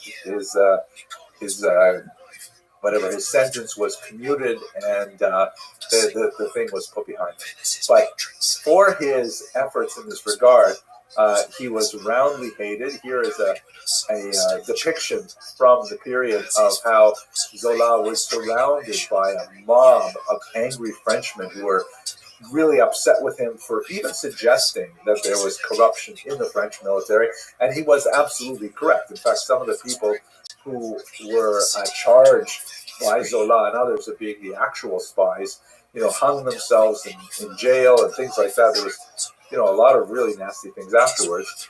What is especially important for us and our purposes is that there was a young journalist who was there at many of the proceedings of Dreyfus. This man, Theodor Herzl, a father of modern political Zionism.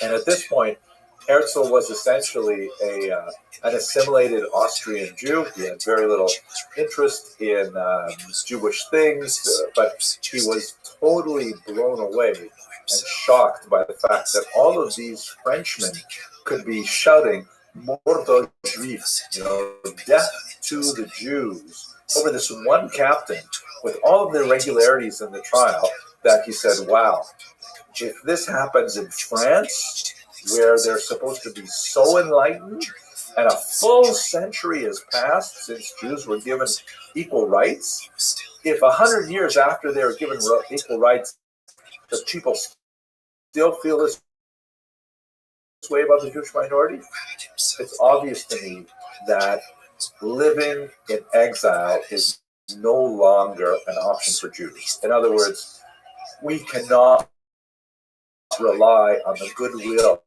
of our non-Jewish co-citizens.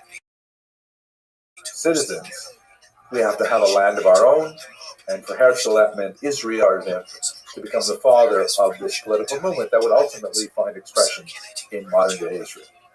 Okay, let me pause at this point and see if you have any questions or arguments or discussions. Professor, did you say that Dreyfus's his term was commuted in 1955 or 95? No, in 1995, long after he was dead, he was pardoned by the French Parliament, like posthumously. His sentence was commuted, I think it was something like 1905. Like they said, okay, all right, maybe we shouldn't have gone through all this, and they let him go. But they didn't formally apologize. They didn't declare him committed the incident. They just said, okay, that's enough. Time served. It was a huge insult. Anyone else? I don't see Mr. What if I say Chabad? Maybe that Mr. Kranz will say something. Oh, I think we lost him. Is that possible? So hard teaching that, so I haven't done this in a while. Okay, let's go on then. If there are no other questions, arguments, there he is. Okay, okay, we're going back to the lecture then. So let's go now back to Eastern Europe and focus a little bit on what's going on in Russia, because Russia still has the largest concentration of Jews in the world at this point. I'll have to remember on Wednesday I'll show you a demographic map to show you just how many Jews were in Eastern Europe at this time. And Eastern Europe is primarily Russia, although there's still a lot of Jews in Austria-Hungary in particular. This is a map that we're going to look at again in probably on Wednesday, maybe next Monday. On the left, you see the way the world looked before World War I, and on the right, you see the way Europe looked after World War I was over. And it's a huge change in East Central Europe. Before World War I, East Central Europe was divided between three big empires: the German, the Austro-Hungarian, it's a dual empire, they joined in the 1860s, and the Russian Empire. And then after World War I, Germany was, shorn of a lot of its territories. Austria-Hungary were reduced to a tiny little rump states where fully 2/3 of their former population were now living outside of the country. Right? You had these new countries like Czechoslovakia.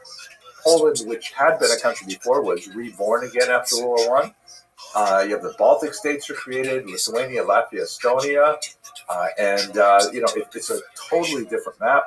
And as you can imagine, there were a few winners there. Like if you were a proponent of Czechoslovak nationalism, you would consider yourself a winner. But there are a lot of people who consider themselves losers, and they were really unhappy about it. And they wanted to revise the peace treaty. They wanted to revise this map.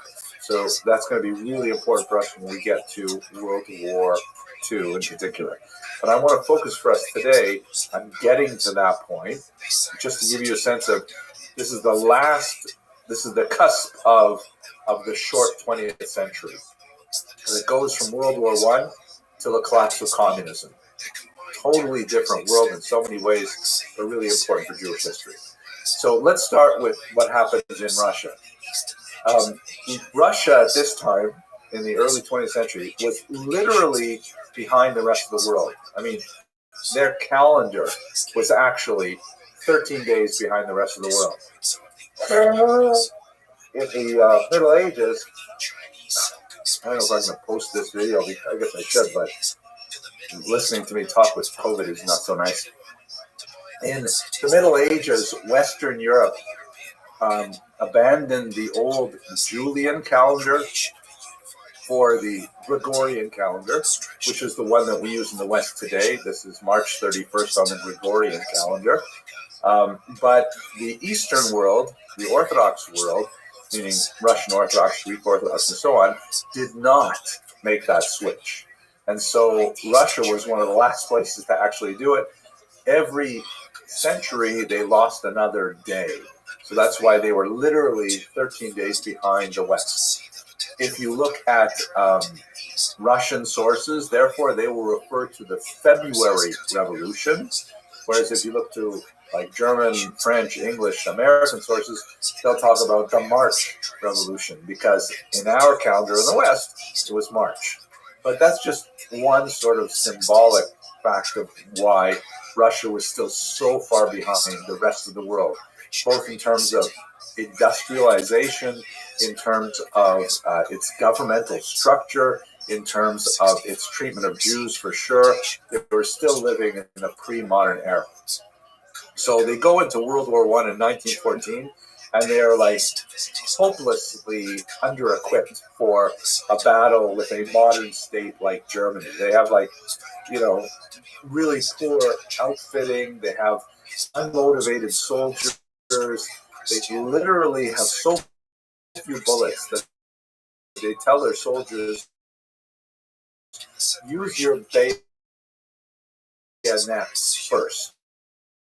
right? You got on one side, you got Germans who are at this point, by the way, using actual tanks. Tanks were developed. They have, Air Force.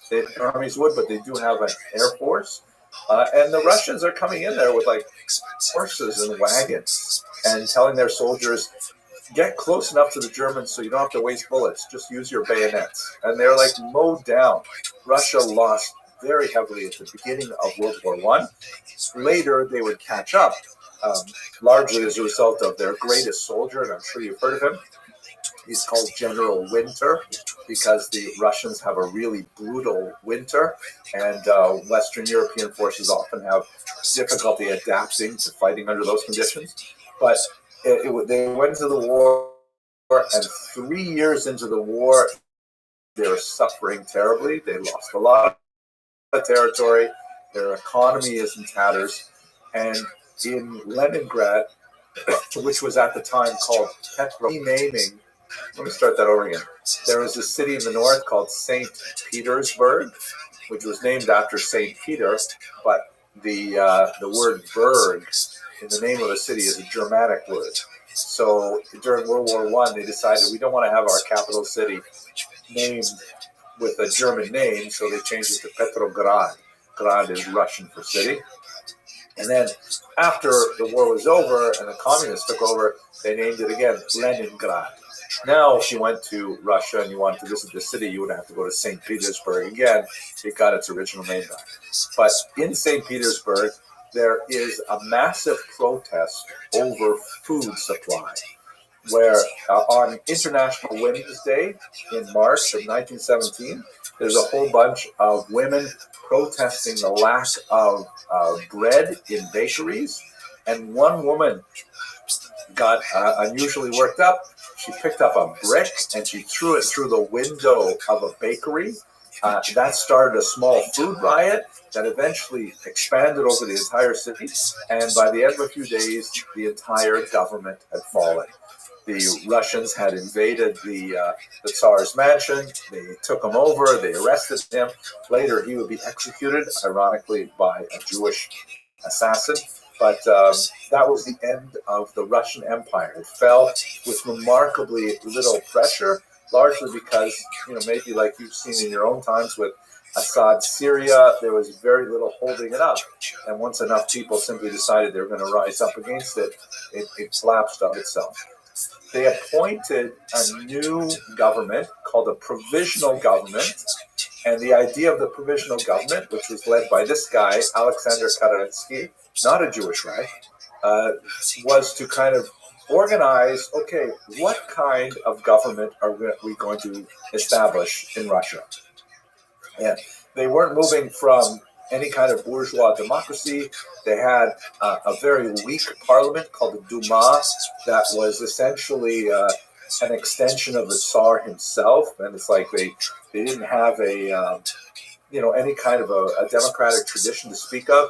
And so they had to figure out what kind of government are we going to set. Also, don't forget, Russia was not a unified country by any means. There were 15 major nationalities living in the massive Russian Empire that covered, by the way, 1/6 of the world's surface of the earth. Tremendous amount of territory. You've got Orthodox Christians, Catholic Christians, you have Muslims, you have Buddhists, you have Jews, all over the place. And so when they're trying to figure out what we're going to do for all these people that are no longer subject to the Tsar, they took too long to make their decisions. And what ended up happening is the communists were able to mount a sufficient force, and they took over the government forcibly in October of 1917. But before we get to that, it's important to note that Kerensky, although he himself was not Jewish, he was definitely very cognizant of Jewish concerns. And the very first thing he did when he came to power was he abolished the Pale of Settlement, which is shown here in this map.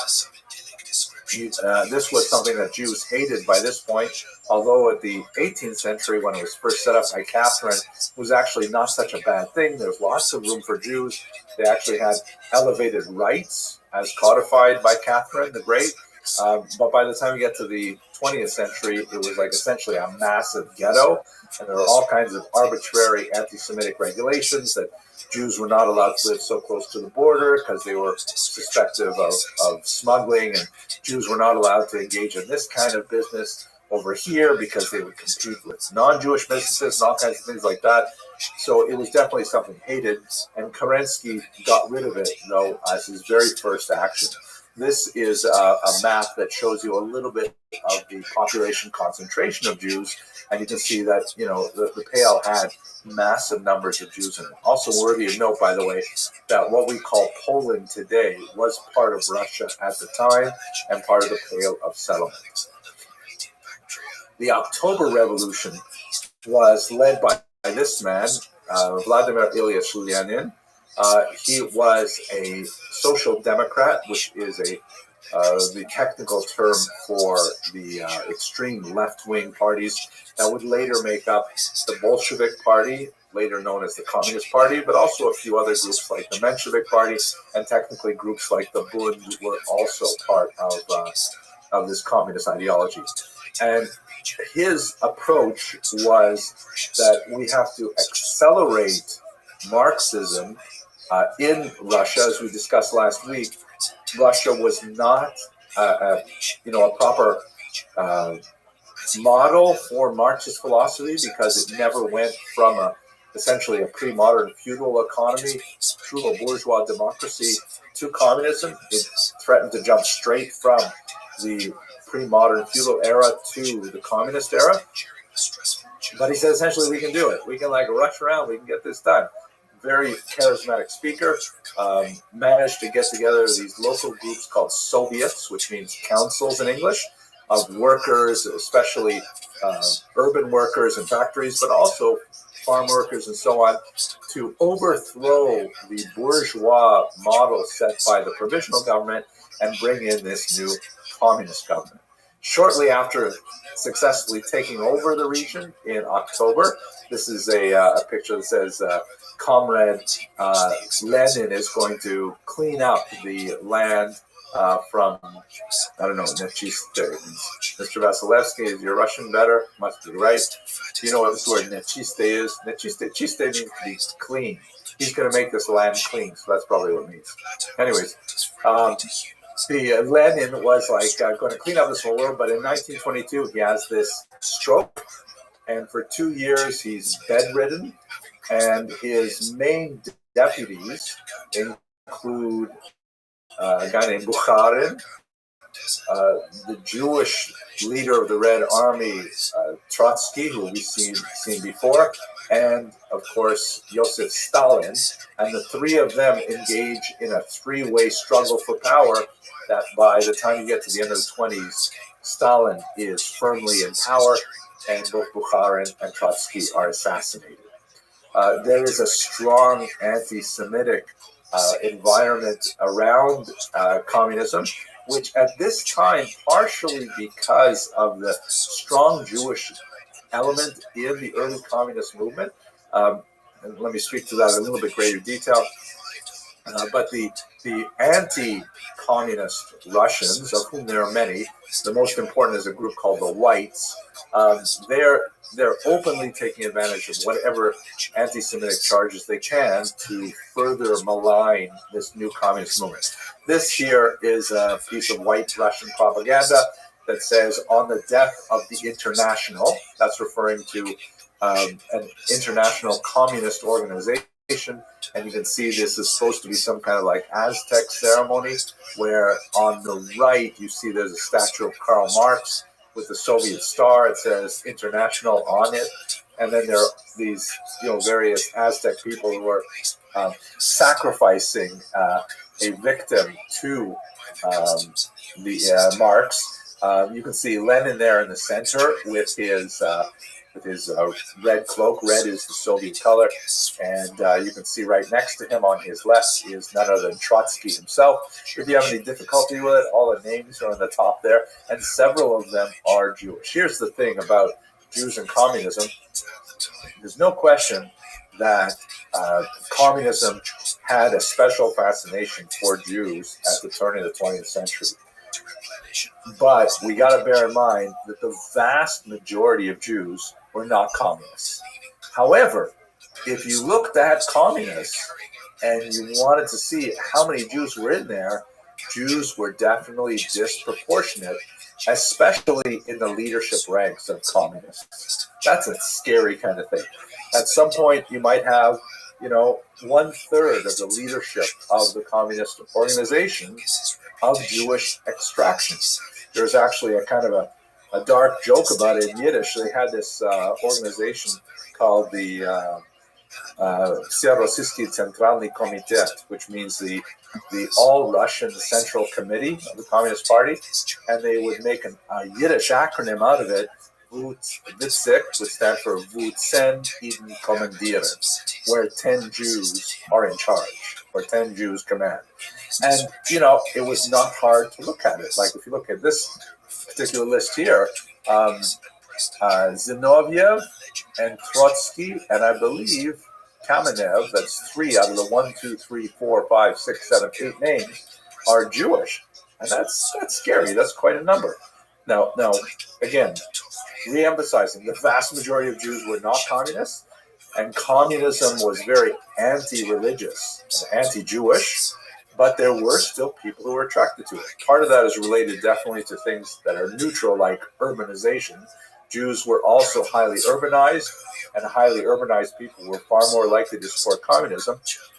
But there was definitely a surge of interest for this brand new political philosophy that promised to put a final end to national hatreds. And many Jews were attracted to this idea, thinking that maybe this is the movement that will finally put an end to anti-Semitism and racism. And people got enthusiastic about it, especially younger people who were not necessarily so well entrenched in Jewish tradition. By the way, to look at this a little bit more closely, this is also a little bit of Christian propaganda. You can see the Jewish guy here clearly so with the caricature and the payas, but he has the number 30 on his bag, which is an allusion to the 30 pieces of silver that Judas received for betraying Jesus. So the idea here is that Jews are also betrayers.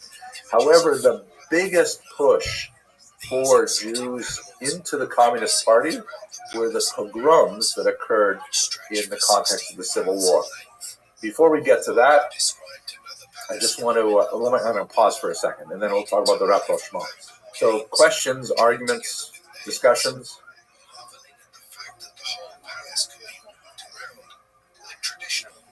Totally clear as the sun at noonday. I can't believe it. This is like such a complicated period of history. You guys sure you're all good with this? Hello? David D. Mr. Tuman. Hi, Dean. How are you? When you're saying that the Jews were such a large part of the communist government, you aren't saying that they necessarily were evil people like Stalin or Lenin. They were just taken by this ideal that sounded wonderful and beautiful and was going to fix the world, right?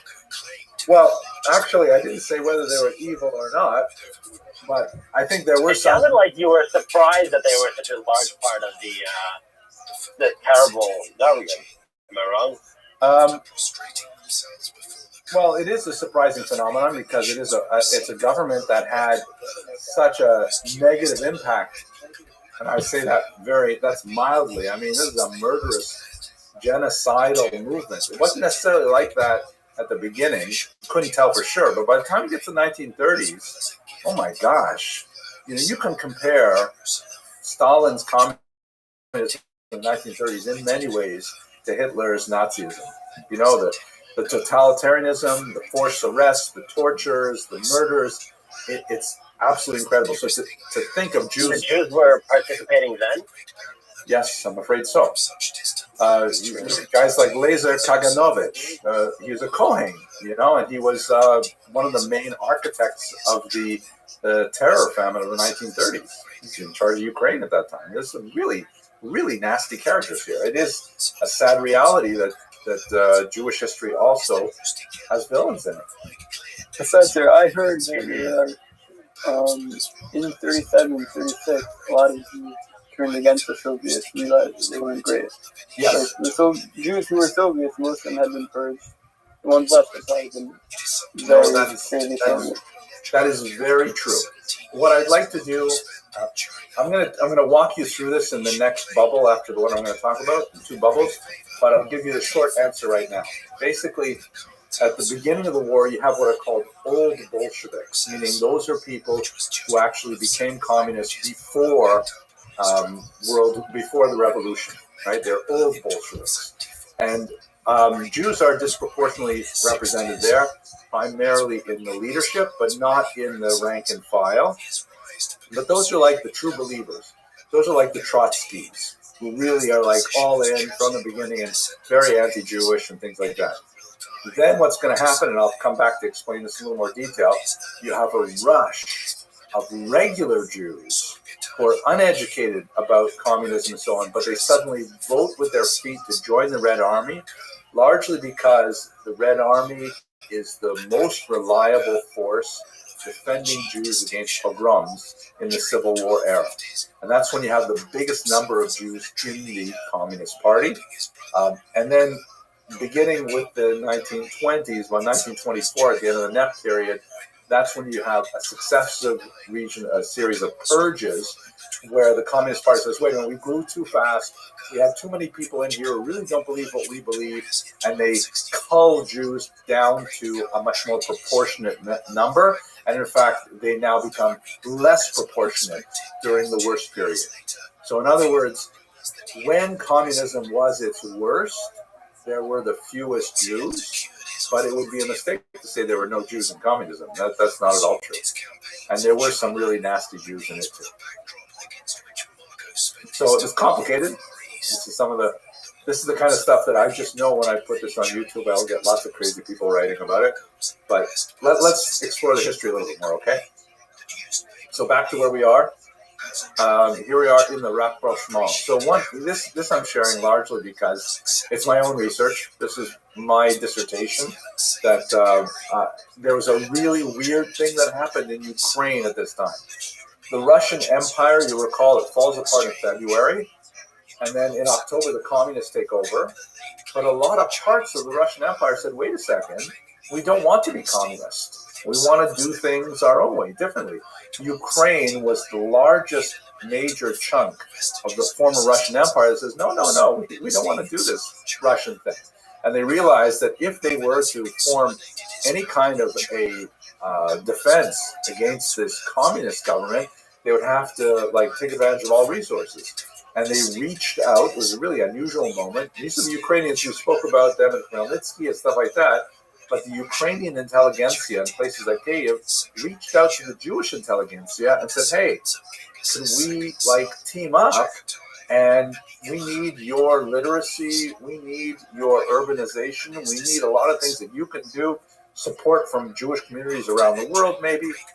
Let's create our own country that's separate from the Russian Empire. And for 3 years, they had this really bizarre experiment where they took Dubnow's theories that we talked about last week, and they said, okay, let's do it in a Dubnovian way. They placed a minister of Jewish affairs in their government. They dedicated tax dollars, at least in theory, to Jewish causes. They made Yiddish an official language of Ukraine, which was totally bizarre. By the way, my book is, believe it or not, in Ukraine I'm somewhat famous. They translated my book there, and like that. But it was a crazy experiment that essentially collapsed within 3 years. This is one of the documents I found in the archives, where they're trying so hard to live up to their promises of making Yiddish a formal language. This is an official government document, and as you can see by looking at it closely, it's written in 2 languages. On the left, with a typewriter, it's written in Ukrainian, and on the right, because they didn't have a Yiddish typewriter, they wrote it in Yiddish. And if you look a little more closely, you'll see that even in the Ukrainian, certain letters are handwritten in there, specifically an I or an I with an umlaut on top of it. And the reason for that is that they didn't even have a Ukrainian typewriter. They only had Russian typewriters. And in order to adapt the Russian to Ukrainian, they had to specifically add those letters in, which was like hilarious. But that also shows how weak the government was. And in fact, towards the end of this 3-year period, the government was essentially operating out of a train car. And they were running between 3 cities in western Ukraine trying to avoid Red Army troops. But that was the extent of their government. So although it was a very noble kind of idea, let's involve the Jews in this, really kind of multicultural government, Ministry of Jewish Affairs, et cetera, it was largely a figment of the imagination of the upper political classes, and it did not, seep into the broader population. This is especially true because right after, there's actually it should say pogroms of 1919 in the slide there, sorry. Because when the communists took over, the entire region just blew up in a horrific civil war, where you had multiple players all arguing over whose territory the Russian Empire, especially European Russia, was going to be.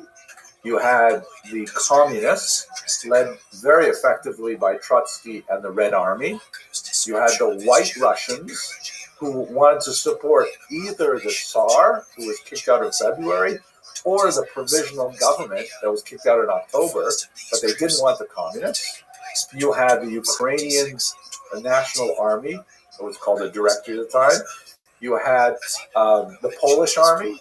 You had Poland is also, resuscitating itself at this time. You had the anarchist movement under a guy named Makhno, very active in Ukraine in particular. And then you had dozens and dozens of temporary, ephemeral gangs of pogromists who said on Tuesday we're for the Ukrainians, and on Thursday we're for the communists, and the people who suffered the most were the Jews. Incredible pogrom, way beyond anything that they had experienced in 1881 or earlier. And you'll recall we discussed last week that there's this remarkable acceleration of violence that occurs in Eastern Europe after 1881. The scale is phenomenal. If in the 3 years of pogroms between 81 and 84, you have maybe 50 people killed, a really small number compared to later violence. In the great pogroms of Kishinev and Odessa, 1903, 1905, and so on, you'll have maybe 200, 300 Jews killed per pogrom. Still pretty awful in one single pogrom.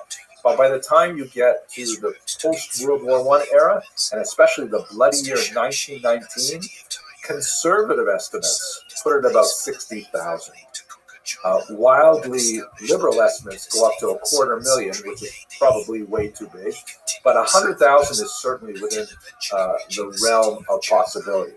Talking about a really, really violent period where, places would be attacked over and over and over again. Huge international outcries doing nothing.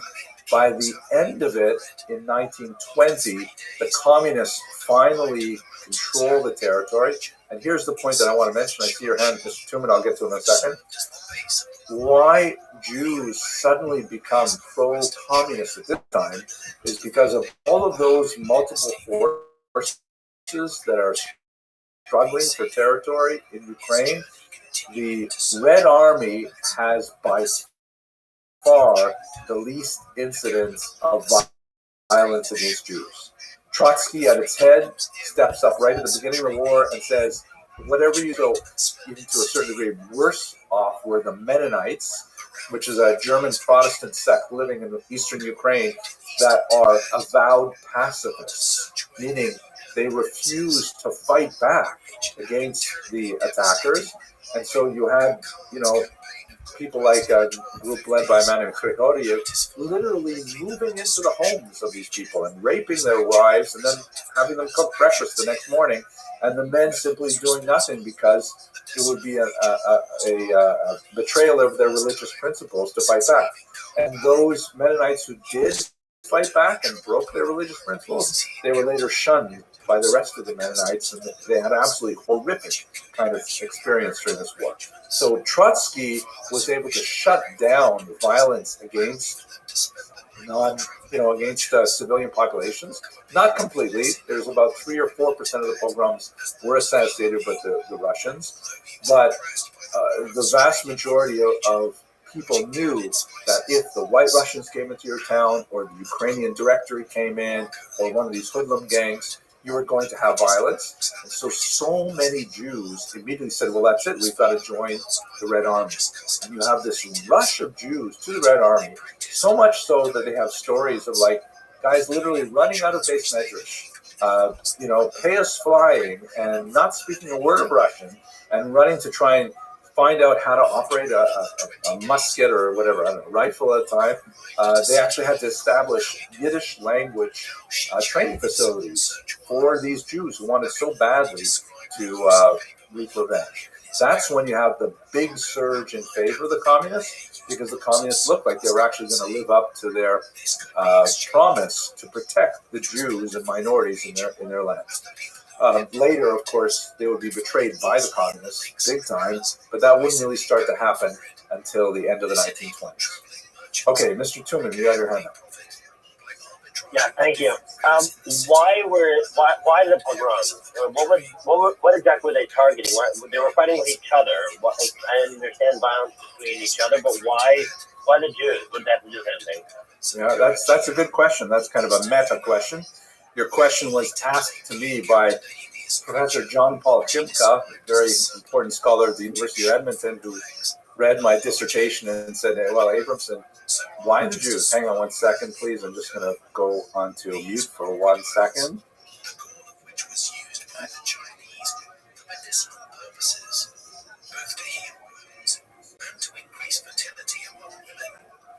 This was highly prized and could fetch high prices, while the meat from the crocodile was also sold as a delicacy. Sorry, folks, I'm teaching this from home, and I have some other people here. Oh, okay. My Rebbitzin just brought me the Paxlovid, so I'm going to be super healthy tomorrow. All right, where are we? Oh yeah, Mr. Tuman's question, also John Paul Chimka's question.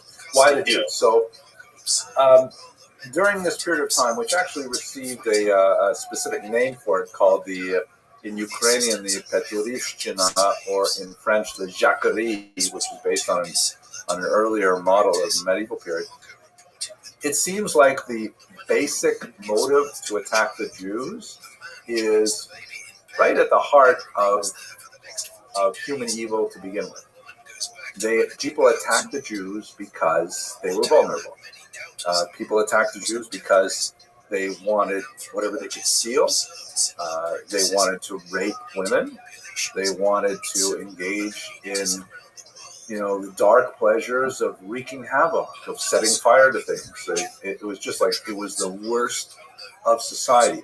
This is why if you recall the title of my book here, let's just go back for a minute. I chose this title carefully. This one here. Why did I call it a prayer for the government? Recognize that phrase? Come on, LCM, you guys should know this. We say it by dominating, no? Yeah, good. Well, Pirkei Avos.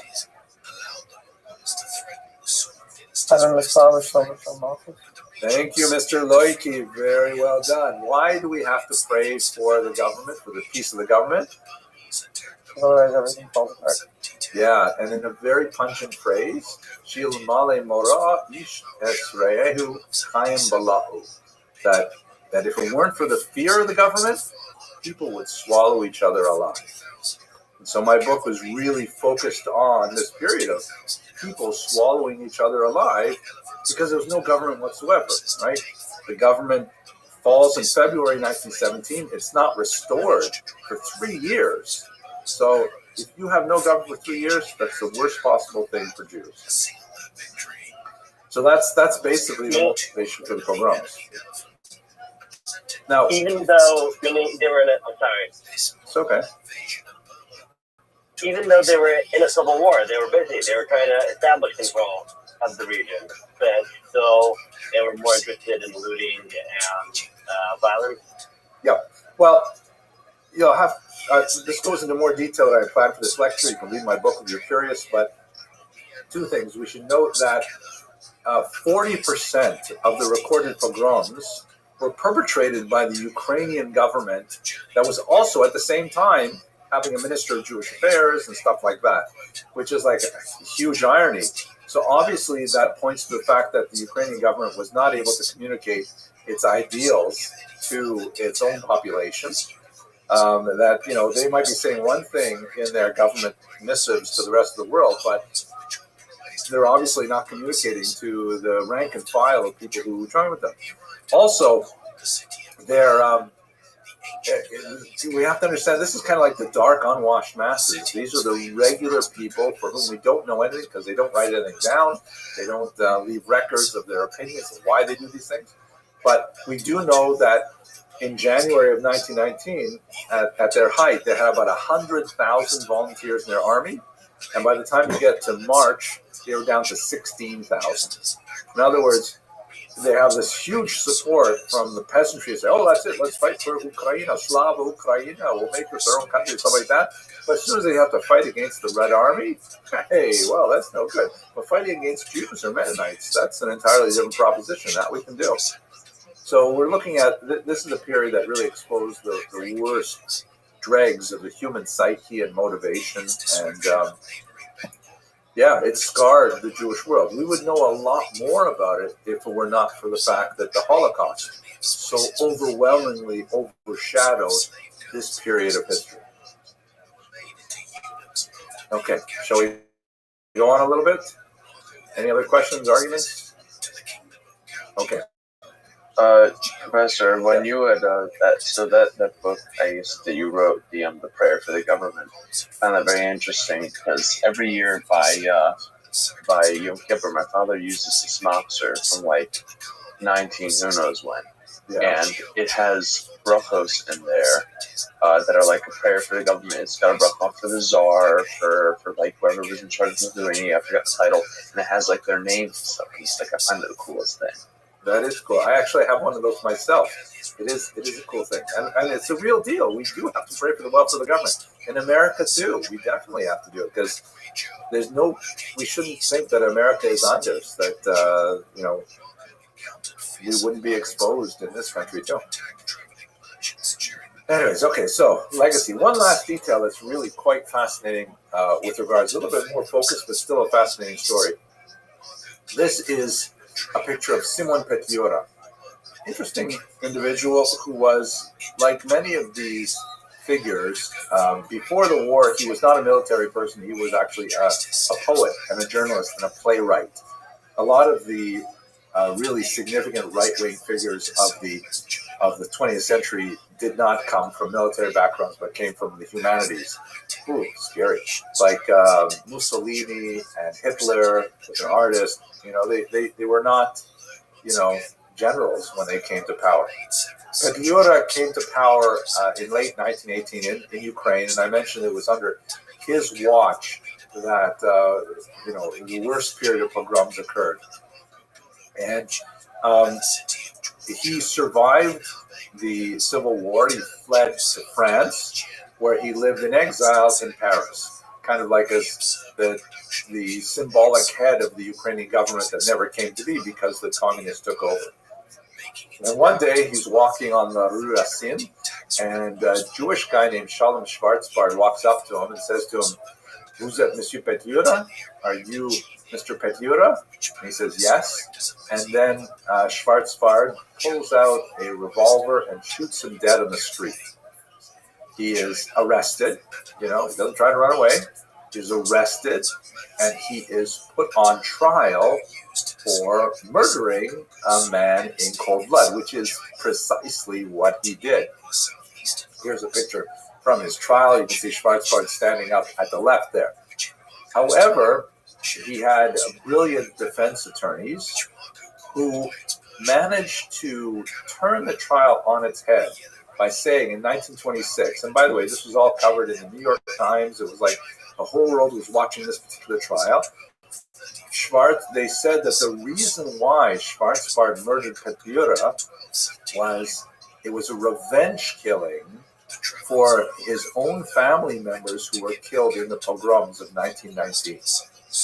and that he tracked Schwarzbard down like a Nazi hunter and shot him dead in the street because Petliura deserved it for his role in the pogroms of Ukraine. In an electrifying decision, undoubtedly thinking of the debacle we began our discussion with today, the Dreyfus affair, a French jury convicted, they acquitted Schwarzbard of the crime of murder, even though there was no question about the facts of the case, and they required him to pay an insulting 1 franc in damages to Petliura's widow. And this was like an earth-shattering decision because, the French jury essentially said that Petliura himself and the Ukrainian movement that he headed were guilty of organizing and directing these pogroms in a kind of an architectural fashion, and Schwarzbard was exacting an appropriate revenge. And you can see why, 30 years earlier, a French jury had convicted Dreyfus of a crime he did not commit. Now they acquitted a Jew of a crime that he did commit. And of course, it was like a huge mess for Ukrainians and a huge victory for Jews. And there's a lot of, scholarship that went on and on after the fact as well. Many people felt, especially on the Ukrainian side, that he was actually a Soviet plant, that it was part of the Soviet desire to undermine the Ukrainian bid for statehood. I've seen the evidence on that, and personally, I think it's not the case, but nevertheless, there are some interesting things to discuss there. But that's kind of a footnote to the end of this story, and certainly contributed to the challenges of Ukrainians and Jews finding a rapprochement after the Schwarzbard trial. Okay, so that basically takes us through the period that I really wanted to cover for today. We could begin the next part, which is really going back to what's happening in the Soviet Union. But I think what I'd rather do is just see if you have any further questions or observations or objections, disputes, support.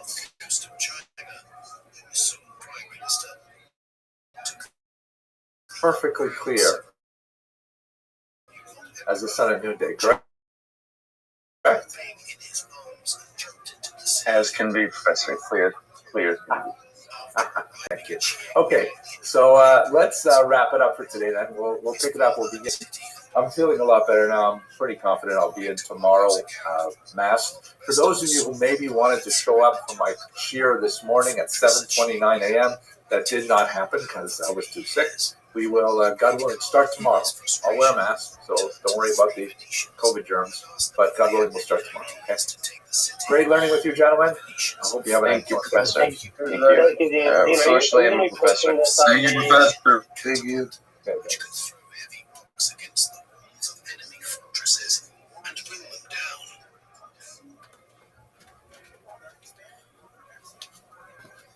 1881, another watershed moment, right? Because that's when you have these massive pogroms in Russia. In terms of the scale, we're talking about well under 100 people killed. So, it was terrifying in the time, but when you look at the rest of the 20th century, it's like a blip. It's strange to see how so little violence could make such a huge change, but it also gives you a sense of, unfortunately, how deeply we have been wounded by the last century. The Kristallnacht, also just before the Holocaust, about 200 people, 260 people killed. So again, the numbers are still tiny compared to what we would see later on in the century and even in our own days. But they had a massive impact because over 3 years of pogroms, Jews eventually said, this is not working. We're going to give up. We got to do something different. And now here are the 5 basic strategies that Jews devised. The first one that we talked about last Monday was emigration, right? The most traditional of the strategies of dealing with this kind of, anarchy, if a government cannot protect its Jews. We won't go into that in more detail. The second one is socialism, which is the idea that no, we're not going to simply pick up and leave and go someplace else and start this cycle all over again. We're going to change the society that we live in now. We're fundamentally going to alter society by raising to the ground the economic principles upon which this society was based. And so they adopted in particular this one philosophy called socialism.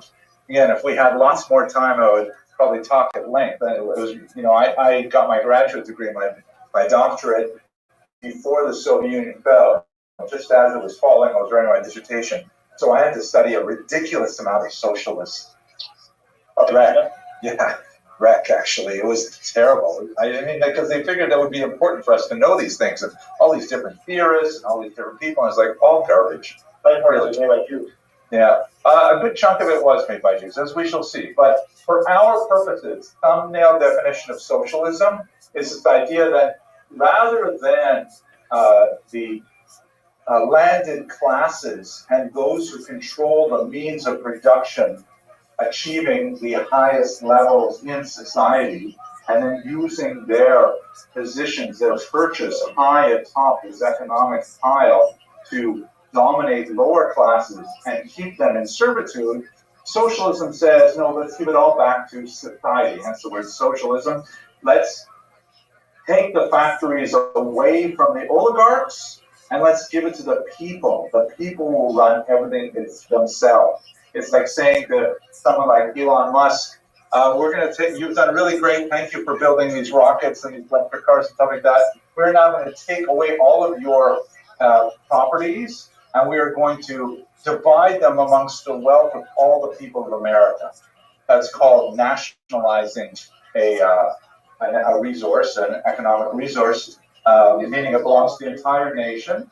And obviously Elon Musk and people at that class would not feel good about it, but it's actually very popular with the masses who say, well, yeah, I can't even afford one share of Tesla stock, and now I got a whole factory and I have 2 Teslas in my driveway because we just took it over.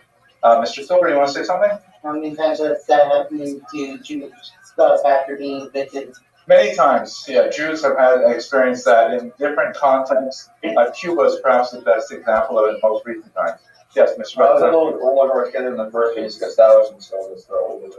Well, if you read Marx, which I wouldn't recommend reading lots of Marx because it's like crazy, but there's a short book called The Communist Manifesto, which he wrote with Friedrich Engels, maybe 80 pages long, and he basically describes it as a historical process. And the key element of it is the rich get richer. If you have wealth, you can use wealth to make more wealth. That's the title of his book is Das Kapital, right? Capital, money. That's what it's all about. If you don't have money, it's impossible to make money. So therefore, it's like a self-perpetuating kind of social structure that inherently dispossesses lower classes. The idea of socialism is you create, quote, a dictatorship of the proletariat. The proletariat means the working classes. You have them rise up and en masse take over the entire economy, distribute it equitably, at least in theory, and this will create a workers' paradise. You'll have this phenomenon called družba narodov, the friendship of peoples, because everyone will love each other. You have the end of a class struggle between upper and lower classes, and especially because Marx himself was such an inveterate anti-Semite. It's true, he was born Jewish, he was baptized by his parents, like many Jews of the 19th century, but he had a phenomenal hatred of the Jewish people, an unusual degree of hatred. He hated religion in general, and he called it the opiate of the masses. This will be very relevant as we get to the Soviet period a little later. What does that phrase mean? Religion is the opiate of the masses. Opiates are drugs. Opiates are drugs. Good. What are they drugs? Right. What kind of drugs are opiates? Highly addictive. Excellent. What else do they do? I know you guys are asking for a friend. They numb the senses. They numb it. They make you stupid, right? They make you slow. Have you ever seen like these 19th century opium dens? And by the way, Well, we have a pretty sordid history with opium. I'm not Jews, I'm talking about America and England in particular, where we were pushing this product on the societies because it was actually very good at keeping populations docile. People who take opium, they tend to like get very lethargic and they just want to lay down and they just want to do nothing and let the opium just work through their system. And it's like, it's a sedative. It makes you forget your problems, but it also makes you stop doing anything. So when he says religion is the opiate of the masses, what Marx is trying to say is that religion is as addictive as an opiate, and it makes you stupid. It makes you lethargic, makes you check out, and not try to change the system. And what he's saying this for, he's really pointing at Christianity more than Judaism, but he says, if you're like an impoverished coal miner, and you've been a poor coal miner, and let's say, Northern England, since you were 7, 8 years old, you've been going down to the mines, and you've got all this coal dust in your lungs, and you're going to die early in a painful death, and you're going to be miserable, and you feel terrible about everything, but you go to church, and the minister says, don't worry, the meek will inherit the earth. And in this world, you may be downtrodden and so on, but in the next world, it's going to be fantastic. You'll have like palm trees, it'll be like bokeh, it'll be so nice. And so that keeps you stupid. That keeps you saying, oh no, I'm gonna follow this path, and I'm gonna like understand that God has given lots of money to these people and not to me, and that's the way it's supposed to be. My goal is to accept the system so that in the next world I will receive my heavenly reward. And that's what Marx was trying to criticize, saying that religion is a tool of the upper classes to try and keep people in check, keep them addicted to the opiate of religion so they don't rebel, right? This will become very relevant when socialism actually becomes a reality as the governing principle of the Soviet Union and totally attacks any religious society, including Jews, in a very big way. Anywhere, so that's any questions about socialism for our thumbnail definitions? Is there a difference in communism? Oh, good question. So socialism was the original term that was used in the 1860s when Marx started developing this. By the time you get to the revolution in 1917, there's a whole panoply of different flavors of socialism. So in 1918, a movement called the Bolsheviks, which is really the larger portion of the Social Democratic Party, they decided to rename themselves communists from the term commune, that we are all together in a community. But communism is simply split, one of the more extreme interpretations of socialism. But it's more correct to speak about socialism in general because there are many different varieties of it. Now, can you think of any, can you think of any successful experiments in socialism? Israel, what do you mean by Israel? Is the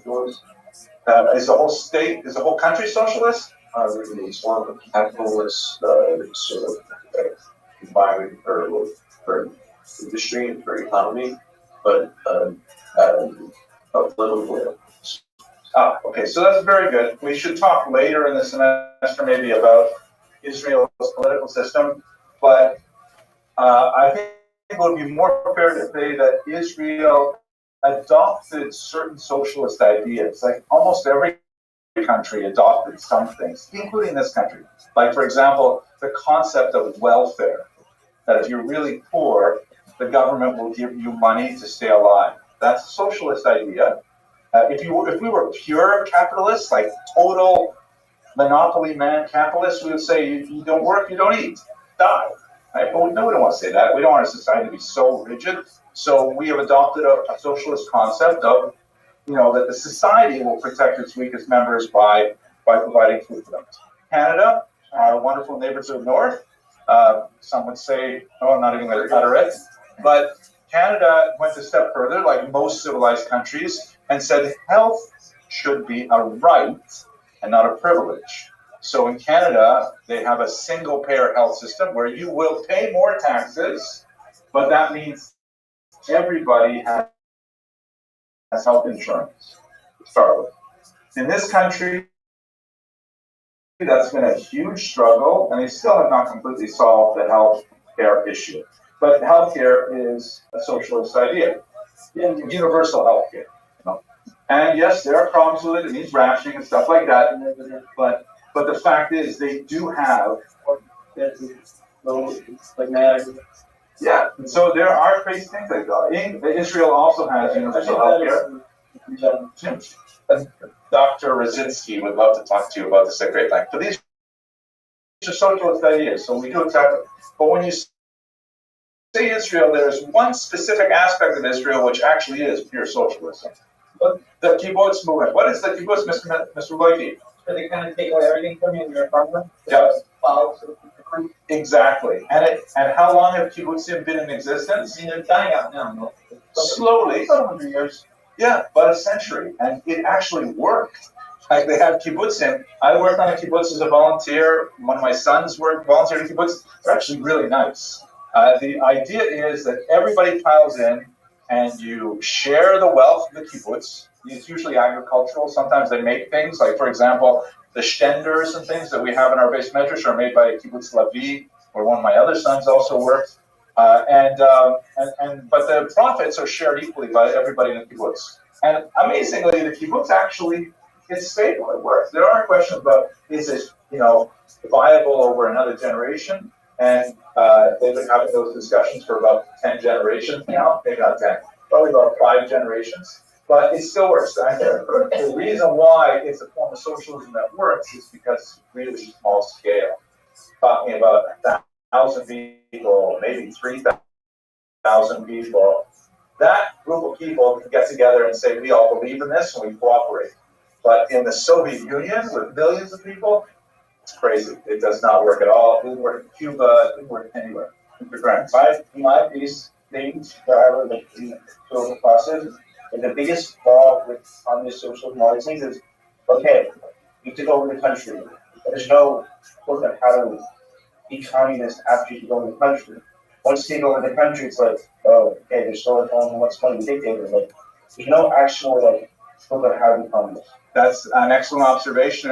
It's something that the communists in Russia found out immediately because Marx, who was dead by that time, he envisioned that societies would go through a progression, that they would start like clans and tribal, they would go to a feudal society like we talked about in the medieval period, then they would get with industrialization to where we are as a bourgeois democracy, and then after that went on for a few hundred years, then we would mature to become a communist society. But Russia skipped a step, because they were still basically feudal in 1917. They did not have a big industrial base. And so when they ended up taking over the country, they said, uh-oh, Marx didn't tell us what we're supposed to do if we leapfrog. Anyways, you're seeing how much crazy stuff I read about this in the graduate school. We want to get back to our topic. So here we are. There's socialism. Jews got very excited about socialism for reasons that we'll explore in future classes to some degree. The third, I think this is behaving weird. This is the thing that's right there on the board. This object. This object? Yes. Really? Brilliant. That looks good. How did you do that? In the exact spot where it was, someone was touching it right there. That must be it. Okay, great. Third option, 5, right? Third is Zionism. Now, as I'm sure you are aware, the idea of chibat Zion, of desire to go back there to Israel, is almost a goal of the Jewish people, right? We've had this since the Babylonian exile. We've had it for hundreds and hundreds of years. As you're also aware, I'm sure, there were theological approaches to it that suggested that while it is an admirable thing to go back, to live in the land, especially to die and be buried in the land, those are wonderful things. But the concept of creating a modern state with a flag and an army and passports and stuff like that, that may have contradicted a particular Gemara in Shavuos. And so there was no support for centuries for any kind of idea of a political return to power. We should also remember that most peoples didn't think of in terms of creating political states until the 18th century. So when the Jews started thinking about it, they were already, a good 50, 60 years behind most of Europe. Mr. Lloyd? Yes, I think it's like And Kasubas? Yeah. It's the Shavua. It's Kukinal. Look at how brilliant these students are. And watching this. Okay, that's good. Thank you. We'll have to look at it later. So the idea was that Zionism was like an ideal that we may live to, but no one really thought about actually trying to organize a Jewish state there until the 1880s. And this was a rather different response because essentially the Zionist movement here, of course, certain famous moment. This, Mr. Krantz, got to read that Pirkei Avos where it says "Don't interrupt," right? So this is actually Ben Gurion. Herzl is in the picture in the background. He's the founder of Zionism. We'll come back and talk about his life. But this idea of Zionism is like, wait, we're not going to do the first option of just emigrating to some other land in Gaulis because we've done that before. We're just repeating the problem. And this whole idea of socialism is meshuggah. We're not going to recreate Russia into some brand new economy. It's crazy, and in fact, it didn't will come out work out. What we will do, however, is we will stop history by moving back to Eretz Yisrael.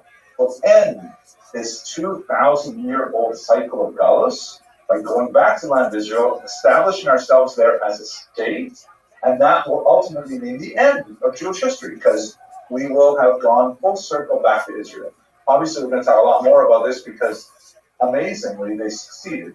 1948, the creation of a state, which is absolutely unprecedented in world history. There's no one who comes even close to the idea of reestablishing a state, even 300 years after it disappears. Closest thing maybe is Poland, and Poland had a lot of help. So we'll come back to that. That's the third option. A lot of Jews chose this. It's very popular. Fourth option, this one is a little weird. I think we're losing the battle here. Yes, I think the other one, this one here. Yeah. Let's move. Okay. So weird. Fourth one, this is a little weird. It was not one of the most popular, but it did have some lasting resonance, and we still feel it in the way we're organized here in America. This is called diaspora nationalism. Diaspora, of course, is a Greek word that means scattering, that Jews are scattered around the world. They live in small minority communities all over the world, but they are going to engage in nationalism, meaning they're going to organize themselves, and they're going to try and create communal structures in the countries where they live. Where this became especially relevant is in the Russian Empire because you had a massive population of Jews, the largest single concentration of Jews in the world at the time, and the government had just fallen apart in 1917 with the collapse of the Romanov dynasty. So they had this opportunity, maybe we can actually do it here.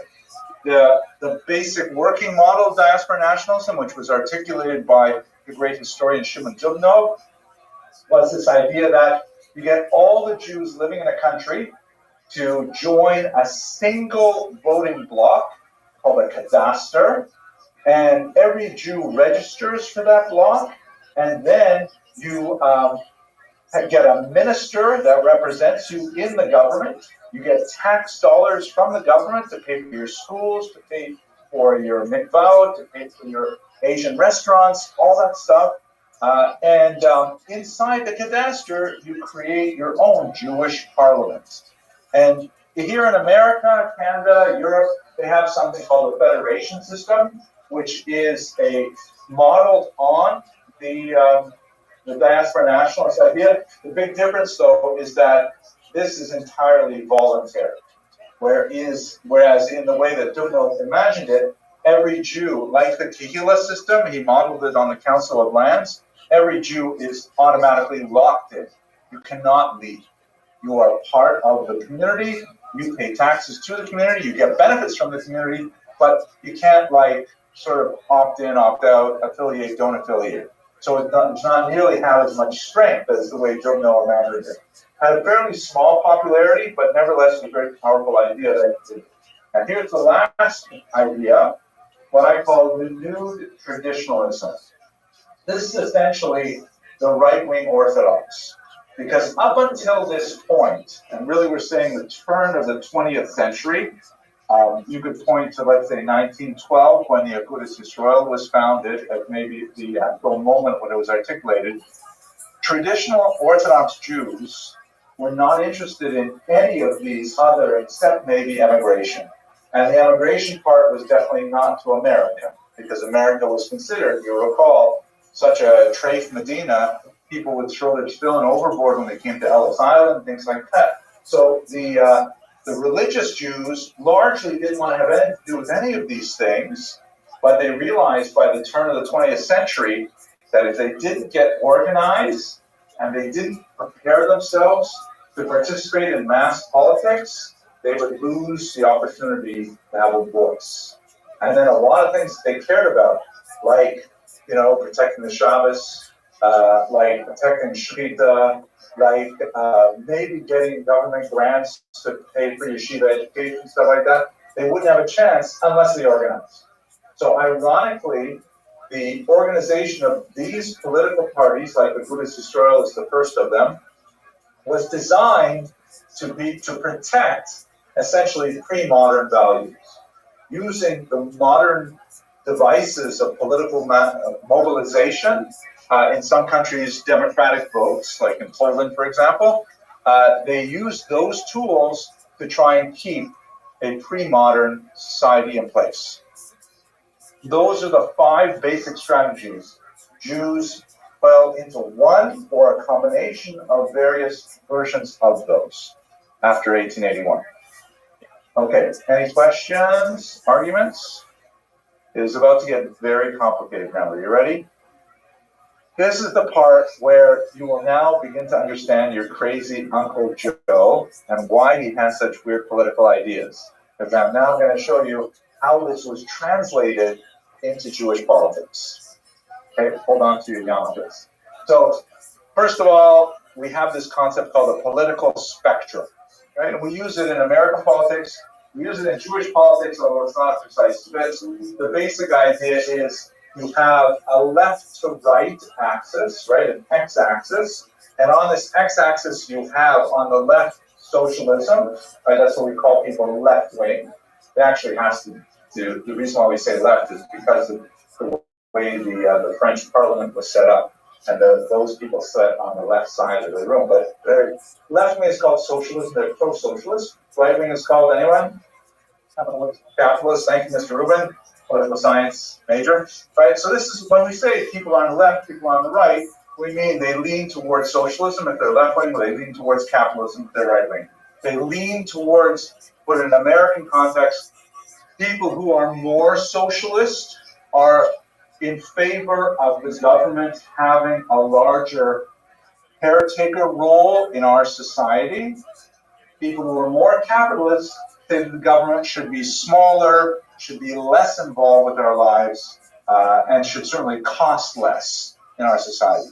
Socialism is expensive because you have to pay taxes to manage all the programs. Capitalism is cheaper, but if you are on the lower end of the economy yourself, you will get far less services, and you might be better off to support. That's why the poorer people tended to vote more towards socialists, because they can see that they'll actually benefit from having those policies in place, whereas the rich people will have to pay for them, so they tend to vote capitalist. There's a long-standing quip about Jews. I'm not sure it's entirely true right now, but they used to say, what was his name? He wrote for commentary. I think it was named later. But he said that Jews earn like Presbyterians, Jews in America. Jews earn like Presbyterians. That's like white Anglo-Saxon Protestants, like wealthy Republican types. They earn like Presbyterians, but they vote like Puerto Ricans. They vote like, from immigrant families with less income and things like that. And that was basically true for much of American Jewish history. It has been shifting since the Reagan era. Orthodox Jews are generally flipped. The Orthodox Jews may earn like Puerto Ricans, but they tend to vote more like Presbyterians. Mr. Khan. So after the fact that you know more wealth, we still believe that our social minority. You got to repeat that slower for an old man. Does that have to do with the fact that even though Jews have gotten succeeded and declining everything, we still think of ourselves as a minority? Well, so first of all, we are still a minority. We should think of ourselves as a minority because we are. But The reasons for it are complex. The reasons probably have a lot to do with the social values that are, really deeply embedded in Judaism. For example, the idea of caring for the poor is like we.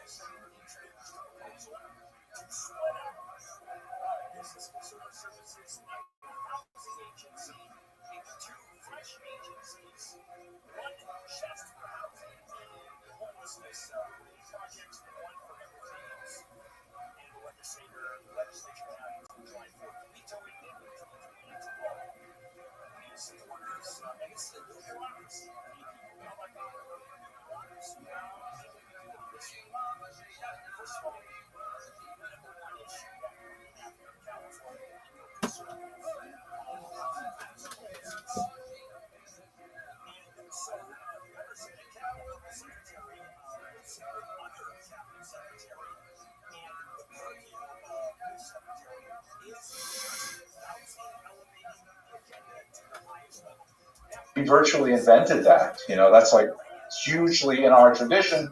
We have Peah, Orla, we have Peah, we have Shikha, we have Leket. It's like deep in our tradition that we should share our wealth and give tzedakah. That's really central to Judaism. Why it changed since Reagan is, in my humble opinion, has a lot to do with the some of the other aspects of the progressive movement that are antithetical to Jewish values. LGBTQ isn't one issue, abortion issues. There are a lot of areas where, traditional Jews don't feel comfortable. And so the shift happened that way. You add to that the fact that, in the last 40, 50 years, Jews have really succeeded financially and making them emulate their Presbyterian neighbors. But anyway, this is our American political structure, right? It's pretty simple, easy. Judaism, Jewish politics is not going to be that simple. We have another axis. We have a y-axis.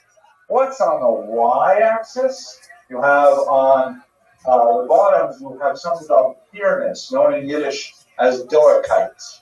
Meaning, do we believe that our political lives should be exercised here in the Gullus, in the exile, in the diaspora, or should it be there in Eretz Yisrael? Zionism. Oops. Yikes. Up the wrong way. I gotta be careful about this. It's like so sensitive, right? Especially with this particular lecture, it's gonna be really hard. Okay. Keep your hands off the board. There we go. So we have Israel politics. It's a separate axis altogether. And in these four quadrants, you can place virtually all Jewish political opinion. Okay, let's go and let's see who lives where.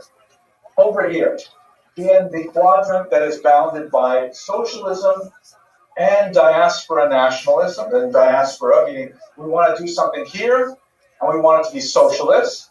You have this group called the Bund. This is it's a short form for the General Jewish Workers' Party. Bund means essentially group in German. And this was a Jewish, essentially the short form for the General Jewish Workers' Party. Bund means essentially group in German. And this was a Jewish offshoot of what would later become the Communist Party. Extremely popular. They were formed in 1897. By the time the Russian Empire fell, there were 30,000 card-carrying members in Eastern Europe. Very, very large party. Concentrated in Lithuania, where you had a lot of Jewish proletariat working in the industries there, various, actual factory work. And they emphasized all the kind of things we talked about with socialism. What made them Jewish was that they recognized that Jews constituted a distinct part of the proletariat, and they should use Jewish messaging to get to them, using the Yiddish language, using Jewish culture whenever possible. This is the way they would convince Jews to become socialists. Here in America, there was a version of this that was kind of toned down, called the Arbeiter Ring, the workman's circle, or workers' circle. That's essentially the Bund in America. It's still not the news, but a few years ago they made news because they still exist, and they let the communist presidents. So because the protests there are blind spot racial, so they say. Interesting. So this is the party that lives in the quadrant that is both socialist and diaspora. Right? They want to do this in Russia. They do not want to go to Israel to do this. Then you have over in this quadrant that we want to do what we want to do here, not in Israel, but we want it to be capitalists. We don't want to get into all this crazy socialist stuff. This is Shimon Dubno, the historian who developed that idea of diaspora nationalism as essentially what became the Federation movement. Right? That we will organize ourselves in the diaspora, and we will collect donations from ourselves, and we will support ourselves and things like that. That's that politics. Now, when you go to the top of the line, then you have Zionism. All the times that we can measure what Jews actually believed in Eastern Europe, Zionism comes out as the largest single movement. Rarely the outright majority, like if you have 100 Jews, you might have 40 of them say they want to be Zionists, and then you have 20 or 30 who want to be Bundists, and the remainder would be scattered across the other parties. Zionism was consistently the strongest single party, even if it didn't constitute 50% of Jewish political opinion.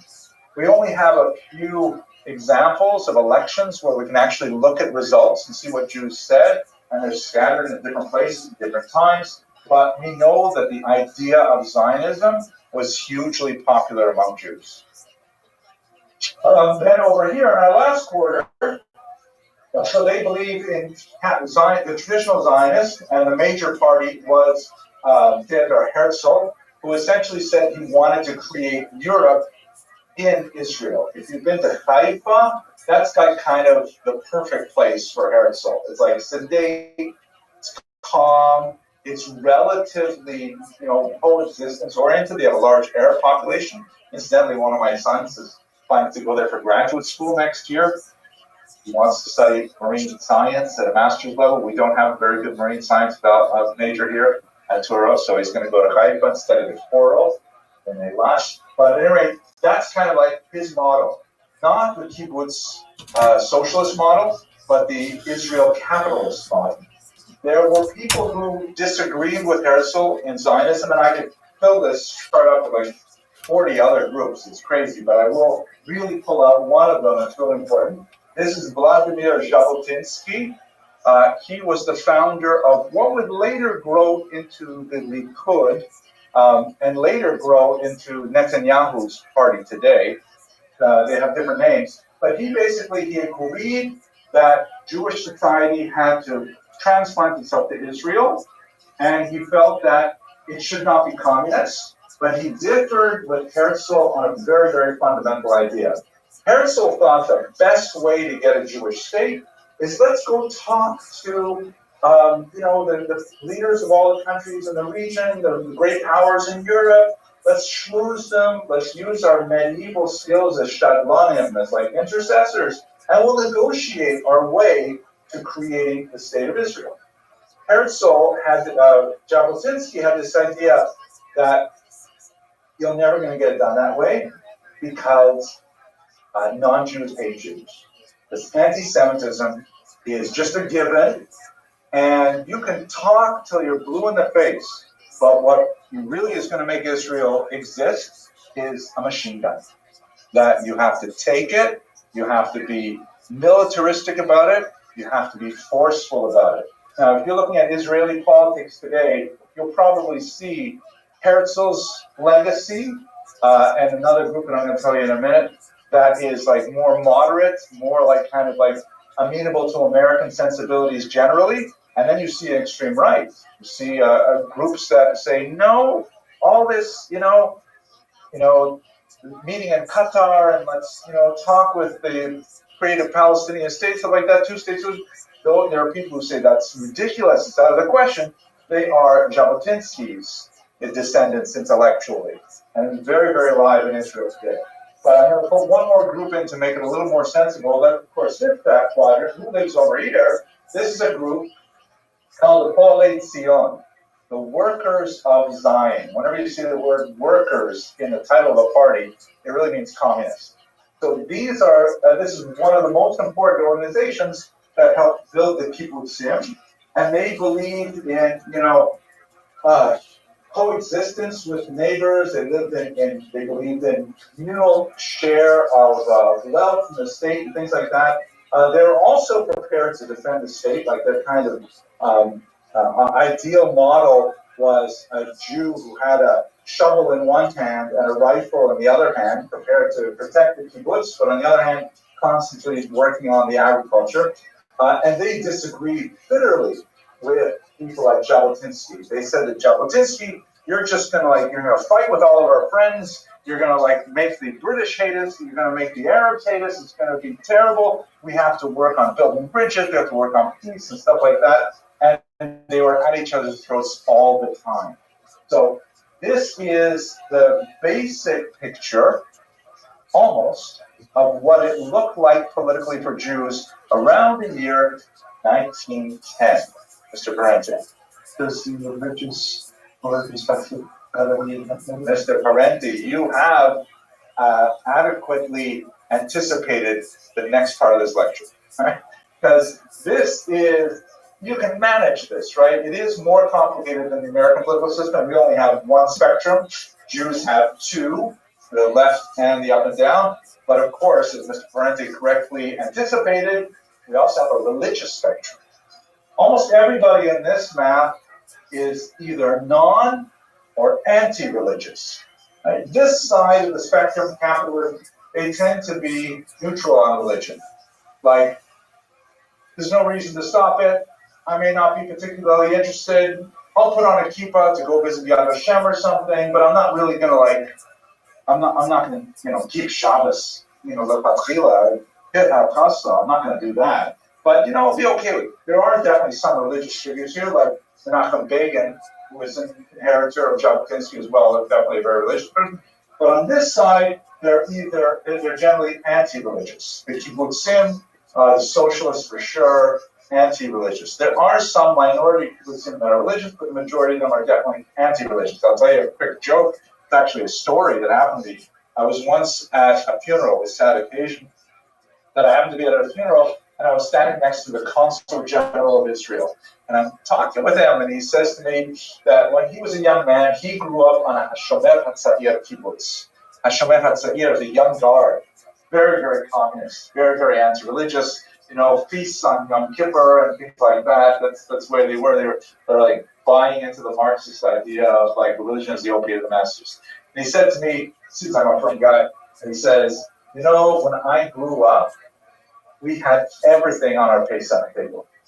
We had bread, we had pasta, we had beer, everything on our Pesach table. Nowadays, the young people, they just don't keep the traditions like they used to. The joke, because the young people, they kind of expect them to watch it for nodding. You should have seen his face here. It's kind of like, okay, all right. Anyways, so where are the religious groups? So this side basically anti-religious, this side neutral, some may be positive to religion. That's very much. What's the difference between a kibbutz one and a socialism? Because it's whether they support doing it in Israel. The socialists said, what a stupid idea to go back over there and to like get involved with the local people there, taking away Palestinian land, stuff like that. It's got to be done here in Russia. And these people were saying, no. We've had our experiences in Gauss. We're going back to our ancestral land. We'll be socialists. We'll be socialists in Israel. So even in not religious, then dictatorship? Oh, absolutely. The vast majority. The 1897 census reported 98% of Jews in Russia spoke Yiddish as their first language. Overwhelming. It's amazing how fast it changed. Just over a century and almost a dead language. Okay, now let's go to Mr. Parenti's observation. What about the religious axis? So we've got a z-axis, right? We've got, this is representation of the third axis, the z-axis. So over here, you have this interesting group led by Rav Kook, who was not the first chief rabbi of Israel, but he was like a really prominent Israel rabbi who moved from Lithuania to Israel. And his argument was, wait a second, maybe we should read that Gemara and Ketsubas a little differently. Maybe Hashem wants us to actively engage in Zionist activity, because maybe that's the way the Geula is supposed to happen. Maybe we should start the process, right? Like we say in the Birkat HaMedina, you say it in your show, I don't know if they say it on Shabbos here, Reishit Tzmichat Geulatenu, that Israel is the beginning of the flowering of our redemption. Meaning that once we create a state in the land of Israel, that is like the first step in Hashem saying, okay, time to bring out Mashiach. So, Adarabah, even he flew in the face of dominant rabbinic opinion of the 20th century, saying we should be moving towards creating a state in Israel. This is essentially where in Israel the Kippah Surugah who essentially derives from. They are Dati Leumi, they're religious nationalists, right? As opposed to the other group here, also on the religious axis, like this. This would be the Haredi. Here's a picture of the Siyam Shas. I'm sitting right over here. You sort of see me. The top here somewhere. This is the most recent one. Which section, I mean? Oh, I don't know. I just know that I'm out here at the thing. But I'm looking forward. I'm going to be making my own Siyam on Shas, God willing, in a few months. And I don't know if you guys follow my podcast. Here's a shameless plug. You know I do a definitely podcast, right? Oh, yeah. 100,000 people watch it every day. Jewish history in Daf Yomi. Yeah, what's that? Great. In ninth grade? Yeah, that was like 20 years ago. I haven't been doing it for 20 years. 10th grade. Oh, 10th grade. Okay. I mean, now, yeah. Well, I really enjoy it. It's a short, it's an audacious thing. I can't believe I almost finished it, but I record a short history video on every single Daf Gemara. 2,711 videos. It's Meshuggah. But some of them are really fun. Anyways, the Agudas Israel and that constellation of religious parties, which we'll call Haredim, meaning we call it in English ultra-Orthodox, but you know what I'm talking about. They said, oh my gosh, you're serious? You're going to take this idea of Zionism, which is so trade, which is like you're working with all these secular Jews, you're working with all these Jews who are like antithetical to Judaism. How can you possibly get involved in something like that, it would actually anger God to create a state. He would say, you are, contravening that oath. You're trying to force my hand and give you Mashiach before it's time. It'll end in disaster. So they were actually in this quadrant on a religious perspective, and until the middle of the 20th century, they were staunchly anti-Zionist. And this basically gives the picture up until the middle of the century. What happened after the Holocaust? Okay, so the state of Israel was established. Yes, for sure. What happened to these parties? Jews needed somewhere to go. They were kind of unified. Jews unified. How am I? Not lucky. Let's go through them one at a time. What happened to the Bund? Yeah, basically gone. In Russia, Stalin got rid of them. Stalin wiped them out in the 1930s, no more Bund. Sort of like echoes of the Bund survived outside of Russia, like our better ring, the workman's circle, but only as a pale shadow of this socialist thing. If you're going to die, because that's like where the last of them would live, but they tend to be like very pro-socialist, still, celebrating Yiddish stuff and things like that, but secular. Mr. Rubin? No, it's two other things I can think of. You can one this to New York. Yeah. One is in Union Square, the Igor place. Yes, I actually worked with a lot of them. Right, and yeah, I don't know if you had their staying on that one side. Okay, that's interesting. They're staying only under certain circumstances, certain times. So but basically this used to be the most popular single party in the late 19th century, but it's gone. What about the diaspora nationalists? They were about 4% of whenever we see Jews voting, 4% at the most. So they basically disappeared. But we take it for granted because we still believe in the echoes of it with Federation, stuff like that. Poalet Zion, the socialist Zionists, what happened to them? They're still there, absolutely. Yeah, they went through different parties. They were the largest, and they were in power in Israel until 1977, until Menachem Begin took over, and he represents the right. But this is a very, very strong, dominant trend in Israel. They have weakened significantly because the right wing has been ascendant. Netanyahu has been in power for 19 years, I think, so really a long time. But before him, this was all the founders of Israel were in here. Ben Gurion, Weizmann, all these kinds of people were closer to this. Herzl and his moderate Zionism, the middle has basically dropped out of Israeli politics. There's very little kind of like moderate Zionists who are there anymore. I think if they're moderate, they probably move to Miami or something. The Jabotinsky's party, so we saw Likud, but we also see a few other parties. One very important one was organized by Meir Kahane, called Kach, which was a very, very extreme party in the 1980s.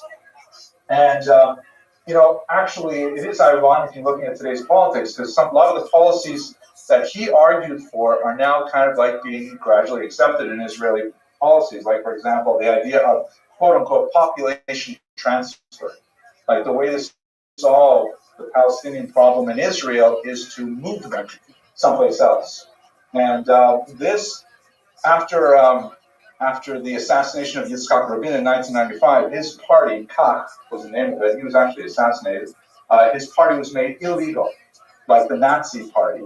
And his inheritors intellectually are people like Ben Gvir and Smotrich, who are arguing very, very right-wing ideas that borrow from Kahane's playbook, but they're still not operating as Kahanists. But one of the debates that's even going on right now in Israel is suggesting that their activity is illegal because they're borrowing intellectually from Kahane. Now, it's a strange thing, but there it is. We talked about Rav Kook's influence has created the Dati Leomi group, which is actually more closely related, I think, to a lot of you and a lot of Hashkafa in in our college, at least in terms of the student body, there are a lot of Jews who fall into that way of thinking about politics. And what about Agudas Yisrael down here, though? If you left here, you're nodding. What does that mean? There's a lot of them, but what happened to them? The party still exists, yeah. But what about it? Is it different in character at all? There's a lot of sub. Yes. So we take it as a general idea of Haredi. What happened to them after the Holocaust? Exactly. Israel in particular, because their population base was overwhelmingly in Poland, and when 3 million Jews were killed in Poland, there's no more Agudas Yisrael there.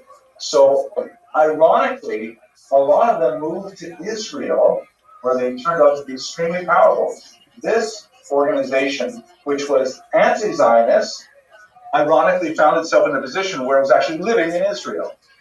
And so they're like, technically, either against the state or at the very most neutral to the state, but they live in the state. And it is really the source of major friction in contemporary Israel because, the Haredim in general will not serve in the army and yet will take advantage of state support for the yeshivas. And especially since we are in Israel's longest war right now, a lot of non-Haredi Israelis are deeply resentful of this fact. And, you can understand why it's a major scene in Israeli society. Please. I read the biography. I don't think I'm about doing this Armenian before then. Yes. Then they were against fighting. Like he actually met with the head of Jordan or something. Oh, definitely. No, they were definitely He tried to take a different approach, and they assassinated this protocol guy, and then disbanded them. So what wasn't only in that alliance, but it was also like a different way. I think that would be fair to say. Supporting the fighting alliance as well. Remember that, by the way, I'm giving you here like a 30, 40-minute version of Israeli politics. And in reality, we could easily take the entire semester and talk about the tiny little fractions that Jews have separated into. But you're right, there are Haredim who, of course, do serve in the army. They have a new battalion, which is apparently very successful, named Hashmonaim. And there was a study that came out just today in the Times of Israel about how Haredim feel, and there is an increasing amount of enthusiasm and support for serving in the army, but it's still in the 20s. I mean, the percentages are small. Most Haredim are against participating in the army. Mr. Wood and then Mr. Durante. So actually, I just want to clarify. I'm not asking about the American version of the same name. I'm asking about the Israeli version and not its leaders, just the average guy in HR who identifies with the idea of Jerry Carter, but isn't necessarily running over to against Arab leaders. Yeah. So how far past the Goodness Show would they fall on the list? Well, Neturei Karta, I think, is, for those of you who maybe aren't familiar, Neturei Karta, the guardians of the city, they are an extreme offshoot of Satmar that are the picture of the anti-Zionist Haredi. Here in America, as Mr. Rubin correctly points out, and actually they have some in Israel too, but they are, usually they go to the pro-Palestinian protests. If you ever see pictures of guys with face and stuff, they're holding their signs right out front. This is a terrible thing, I think. It's like the ultimate tokenism. Like, oh look, there are religious Jews who support this, and it's like, they're the most extreme bizarre. But they are definitely solidly in this camp. Right, I'm just differentiating the American leaders from their sympathizers in the HR who aren't necessarily leaders, but yeah, it's just they think that as heretics, but they won't necessarily say they are any better. Yeah, I think that's fair. And I think we also have to understand that the Agudas Yisrael in America has a whole different spectrum of policies because America is different from Israel.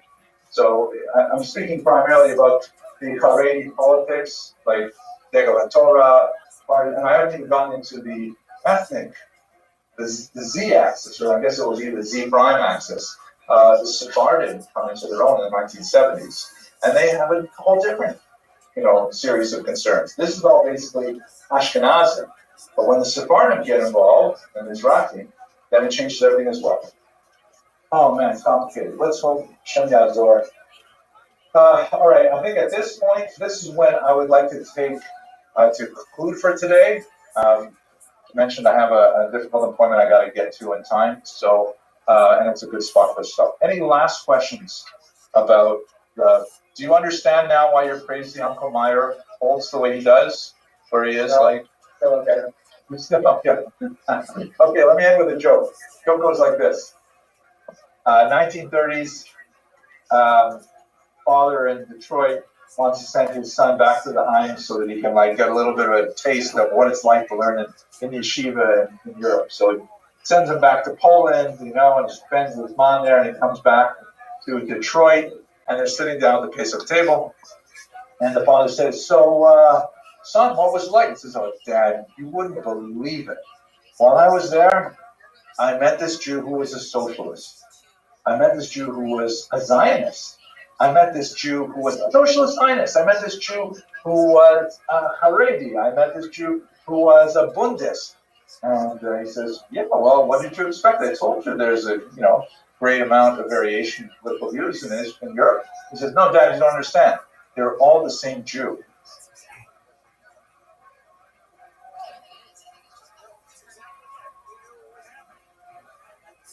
Today's class, and we'll probably bleed into Wednesday, is hugely important because we're going to be talking about the birth of modern Jewish national movements. One of the things we really got to understand is that Jews went through such a huge change with the watershed of the French Revolution, 1789. We talked about what a watershed is a while ago, right? The thing is that before 1789, we largely existed in a pre-modern environment. I'm going to summarize some of the things that are associated with pre-modernism for our purposes. And then we went boldly into this new world, and we still have not totally figured out what it means for Jewish identity. We're still struggling with a lot of the basic concepts that we first encountered over 200 years ago. These are really deep-seated issues. And then, probably not today, but probably we'll get to it on Wednesday, there's a major change in 1881 when a wave of pogroms in Eastern Europe, specifically the Russian Empire, forces Jews to rethink the way that we have been relating to the outside world in a very basic way. We come up with 5 basic strategies for how to deal with the world. We are still essentially living those 5 strategies today. So what I hope to do probably on Wednesday, I don't know if we'll get to it today, is I'll walk you through how the major Jewish political orientations were formed and how they were somewhat transformed after the Holocaust with the state of Israel. But these are the 2 classes where you're really going to, I hope, understand why Jews argue today. What is they argue about today? Because fundamentally, the arguments we have today are the arguments that were born in the Napoleonic period and were found in the post-pogrom period of Russia. Really crucial classes. Glad you're all here. Those of you who are not, feel guilty, but you'll watch the recording. Okay, shall we get to it then? Okay, here we go. So let's talk about the decline of corporate society. Here's an interesting piece of art from Isaac Ashkenazi that sort of depicts a traditional Jewish wedding, kind of fiddle on the roof kind of mentality. And this is the way we think of pre-modern Judaism. Now let's just understand what that term means. Pre-modern for the rest of the world basically means before the modern era. What is the modern era? Modernity really begins in the 17th century and then continues into the 18th with the Enlightenment. And the kinds of things that go along with modernity is not necessarily technology, although it is definitely very related to technology. The scientific revolution and then the industrial revolution gives us so many of our modern gadgets that accelerate what modernism means. But basically, modernism is a change in ideas, a change in the way people think about the universe. We discussed last week how the kinds of ideas that were associated with modernity included, for example, humanism, Anyone want to define humanism? What is humanism? Mr. Rubin, give it a shot. What is humanism? The study of human thought as human as thinkers think of it like as. You're not too far off. It definitely has the word human in it. So it's not just human thought. We've been thinking for a long time, but humanism is the greater emphasis on the value of human thought or meaning. Mr. Alberstein? Or the value of learning and humanity without religion.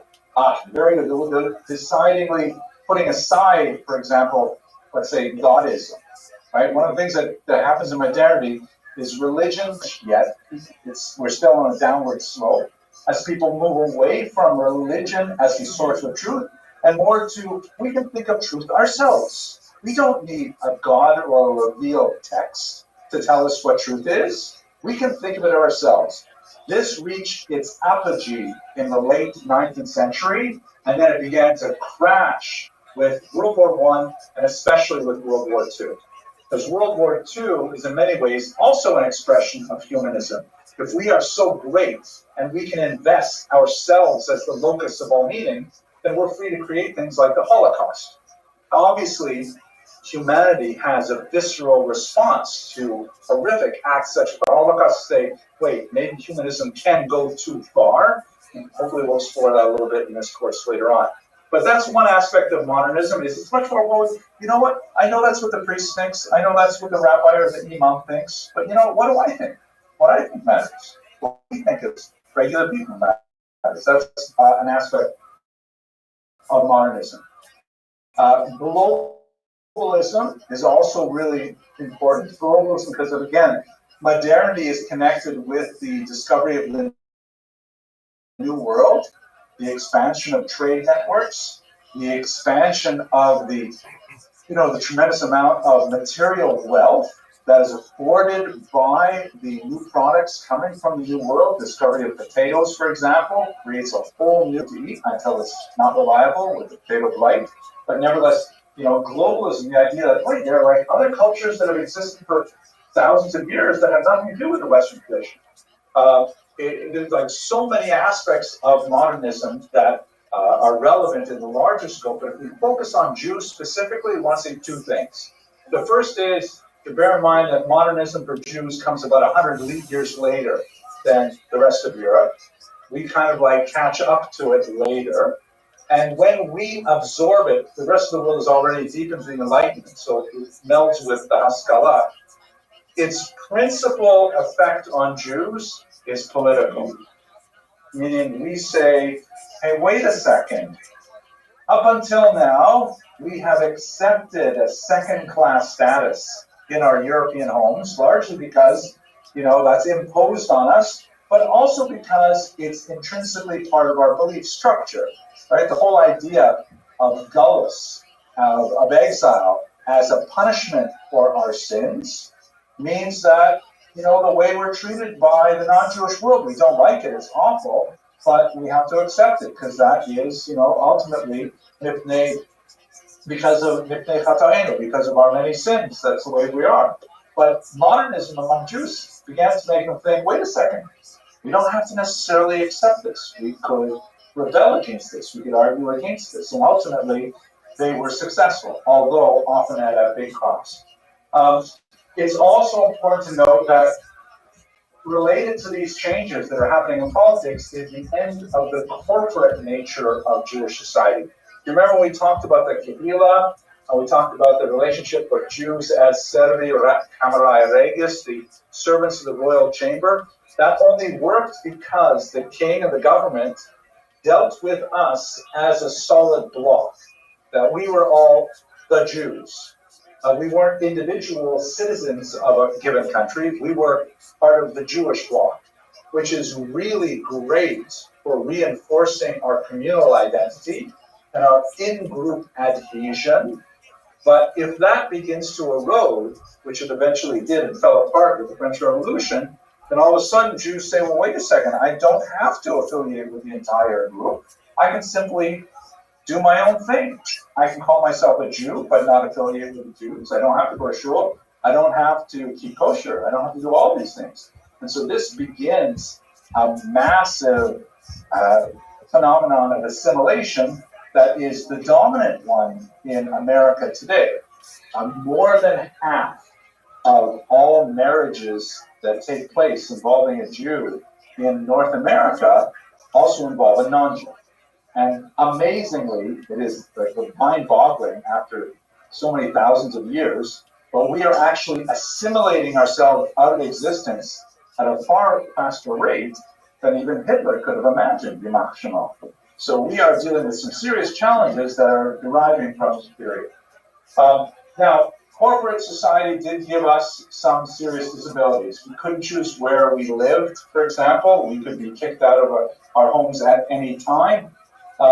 Who we were married to was often a challenge. In Austria-Hungary, for example, they passed these awful laws called familiance laws, in which only the oldest male child could get married. I shouldn't say it like that. The oldest male would be allowed to marry. Obviously, he could marry only one wife. So the rules were not applied to women because they were not considered legal agents for the most part.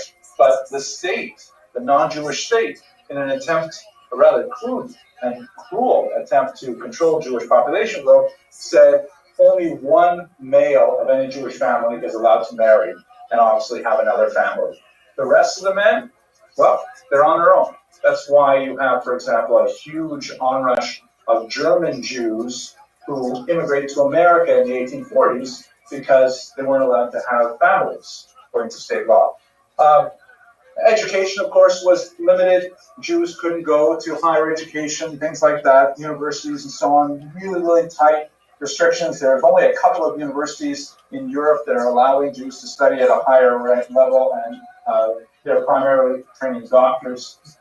Some humiliating things like oaths, like if Jews were brought to court, they were required to take this really, invasive and humiliating promise. They'd do things like stand on a pigskin with their chest bare, holding onto a sacred Torah, and saying that they promise not to lie in court because Jews would be assumed not to tell the truth. So therefore, this oath called the Mora Judaica, the Jewish oath, would be imposed.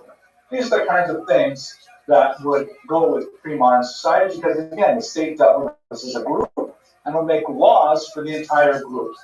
Frequently discriminatory laws that were increasingly difficult for Jews to bear as modernism was marching forward and a lot more opportunities were there. Mr. Silver, did you have a question? No? Okay, good.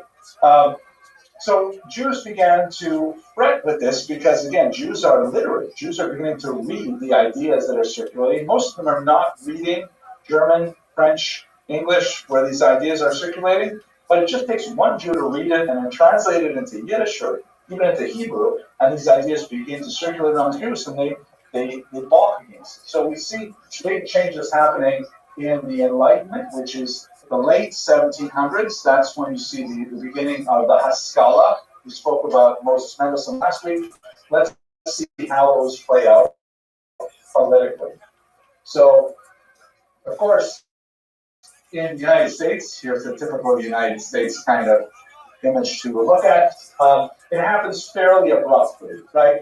Jews were considered non-Protestants, and like when we talk about religion in America, which religion was really the problematic one for the early colonialists? Catholicism, yeah, Catholics, right? We're running away from the papists, right? The papists were considered like the awful groups. The Puritans tend to be really intense Protestants. And let's just recall, for those of you who may not be that familiar with Christian history, the church has a major split in the 1300s under Martin Luther, where in Western Europe it was all basically one church, Catholic Church, ruled by the Pope in Rome. There were over the centuries a few dissenting movements, but basically there's a huge break in the 1450s when Martin Luther says, I protest, essentially, and his protest created what ultimately became tens of smaller churches called Protestant. Protestant comes from that original protest.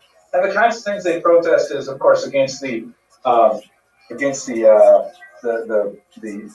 power and the supposed infallibility of the Pope in Rome. Against this protest against the clergy not being allowed to marry, right? Because Catholic clergy were celibate from the 13th century on. And so I don't think, yeah, so like Martin Luther, like famously said that how can we trust the Catholic Church when the Pope and his advisors, and meaning like the cardinals, can't even agree with each other on various things? Like how can we take that as the word of God if the men who are supposed to be giving over the word of God aren't even agreeing with each other? And wasn't it made concern that like we shouldn't be trusting in men for what the word of God is? We should just focus on what the Testament said. Right. It's an interesting thing. I suppose you're asking this question because you're still concentrating on this idea of humanism. Yes. Yes, you're absolutely right. Because one of the things that was characteristic of Luther's movement was a push for greater control of the laity of the actual text. Meaning, hey, let's, like one of his big projects, let's translate the Bible into German so regular people can read it. If everybody can read it, then everybody can interpret it. We're not dependent on priests to tell us what it means. So ironically, his movement was related to this overall trend of humanism that emerges from the Renaissance. A very good point. So, but to say where we are now with Jews, the Jews were like, they're not Protestants, but we were nearly white. Right? Let's also bear in mind that in America, without a doubt, the greatest social scene is racial, not religious. Originally, there definitely was more religious content to it, but it was the post-Civil War era issues of what do we do with the former African-American slaves? What do we do with them? Now, that is, of course, an issue that resonates even to the present day. Even in the Trump presidency, it's a very big deal with how do we deal with issues like affirmative action, DEI, and so on. So the Jews were like almost white. What does that mean, almost white? White supremacists will consider them white. Okay, white supremacists would not consider us white, right? Okay, they would consider us like fake whites, right? Like pretend to be white to get ahead. Yes, Mr. Rushko. It's the same way in Europe where like Jews have like almost all the rights to Christians, but like wasn't like that. Very good. So there's still kind of like a social degradation associated with Jews, and it's like quasi-racial in nature. But it's hard to deny the fact that most Ashkenazi Jews have the same external appearance, especially if they're not visibly Jewish in their dress. They look like white people. So therefore, we can like sort of like grandfather them. If our main problem is with black people, then the Jews are kind of like just a minor feature. Yes, I mean, that's the best.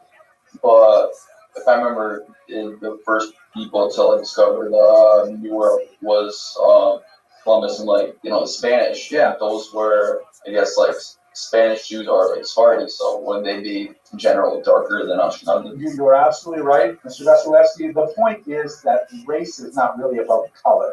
It's really a social construct that more or less corresponds to,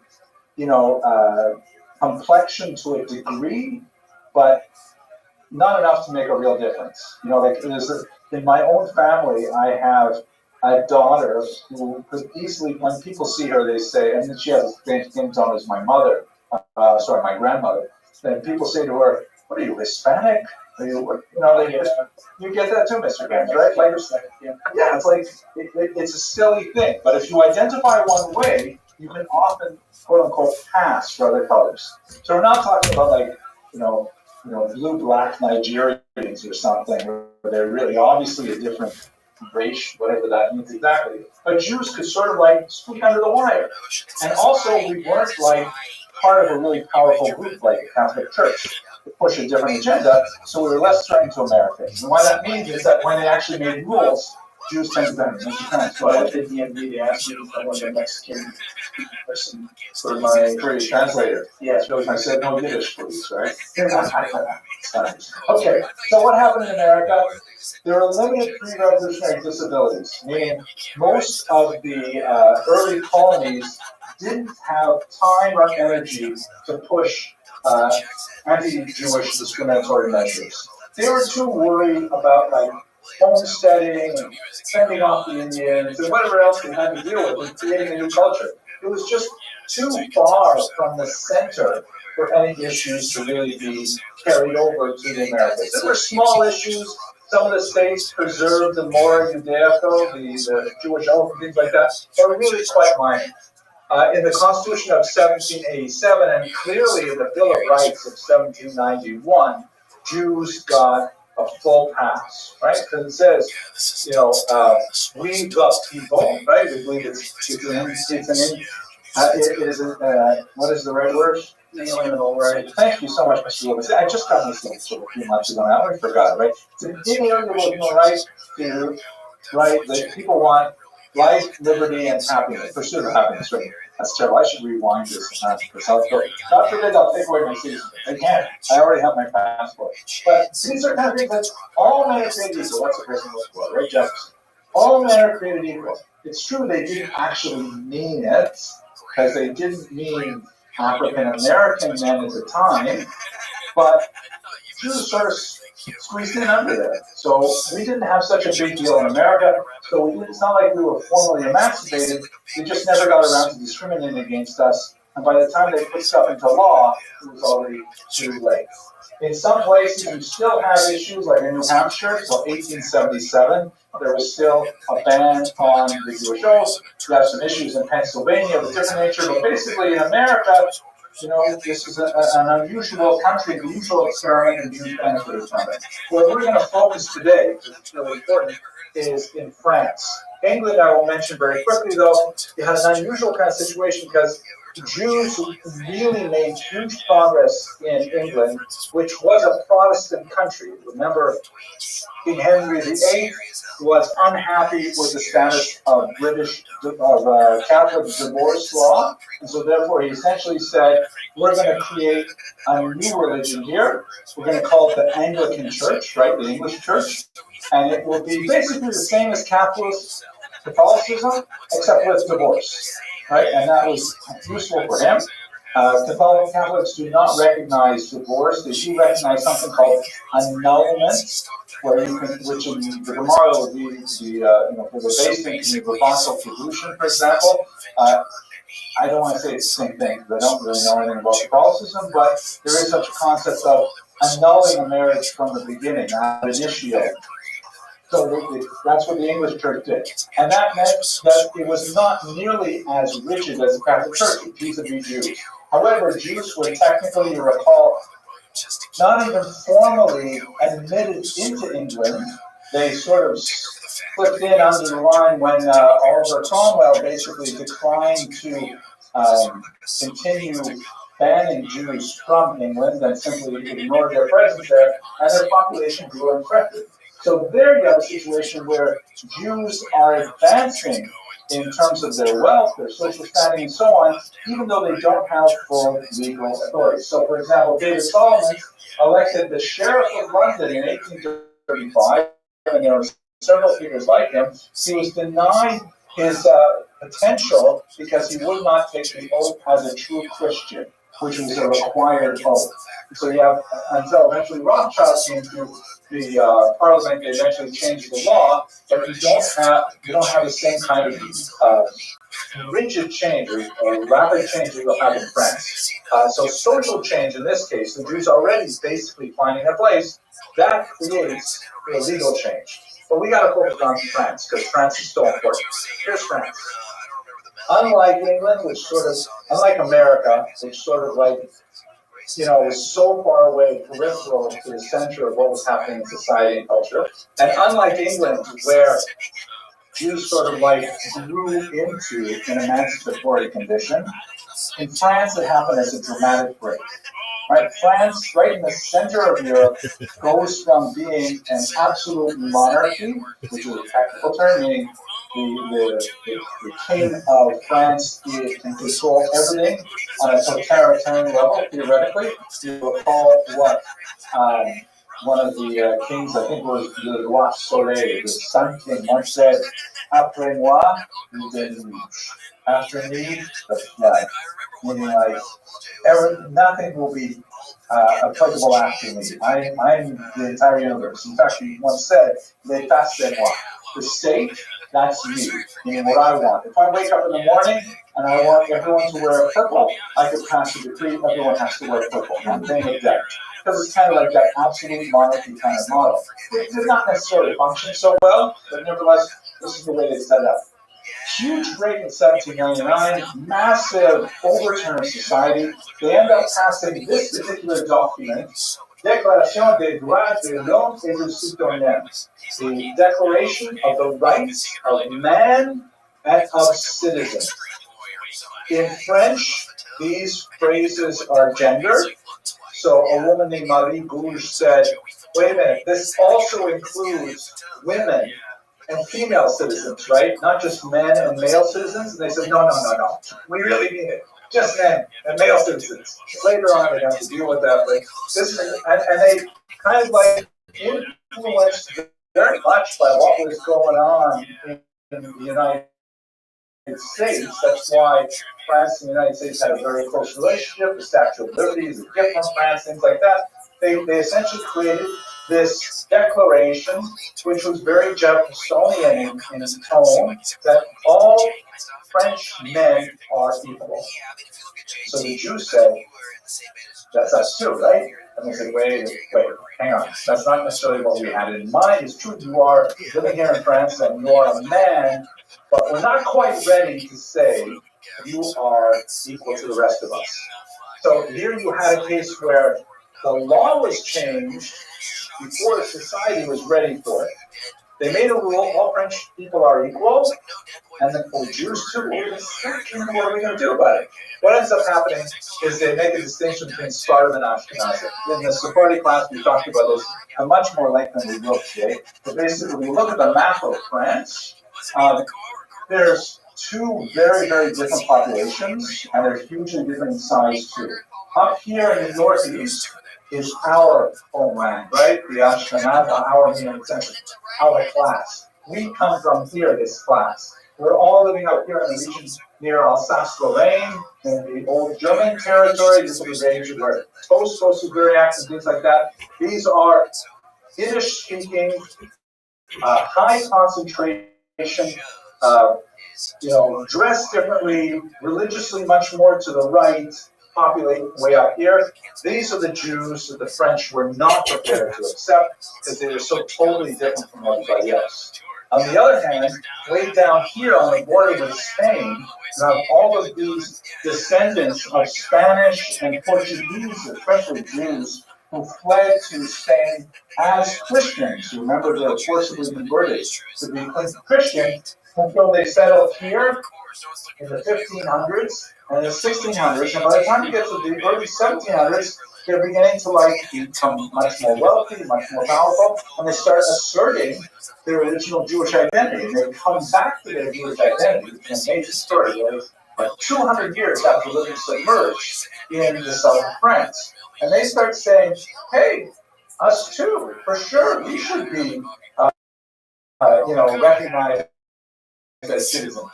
What ends up happening in France is kind of interesting in that the Sephardic Jews, bit of a controversy, they're prepared to cut loose those Ashkenazi Jews. And they start arguing, you should give us equal rights because we're really French. We speak French, this is what we speak. We dress like Frenchmen. We're not so insistent on kashas and Shabbos and stuff like that compared to those crazy Ashkenazim. You should give us citizenship. Forget about this Ashkenazi. And in fact, that's exactly what happened. In 1790, they give the Sephardic Jews equal rights.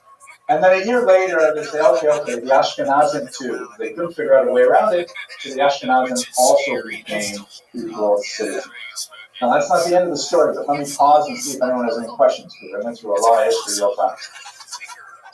Mr. Lucky? What's the primary difference between the citizen, equal citizen, and non-citizen? Excellent. So the primary difference between a citizen and I don't want to say a non-citizen, a pre-modern corporate member of the society is whether the state would interact with you as an individual or as part of a group. So in pre-modern societies, before the people were citizens of a country, you would fit into a larger caste, either the caste of the Jew, and so you were subject to all the restrictions and had all the privileges where they were of being Jewish, as distinct from the peasants. The peasants had different rights, different restrictions, different privileges, different responsibilities, or the clergy or the nobility.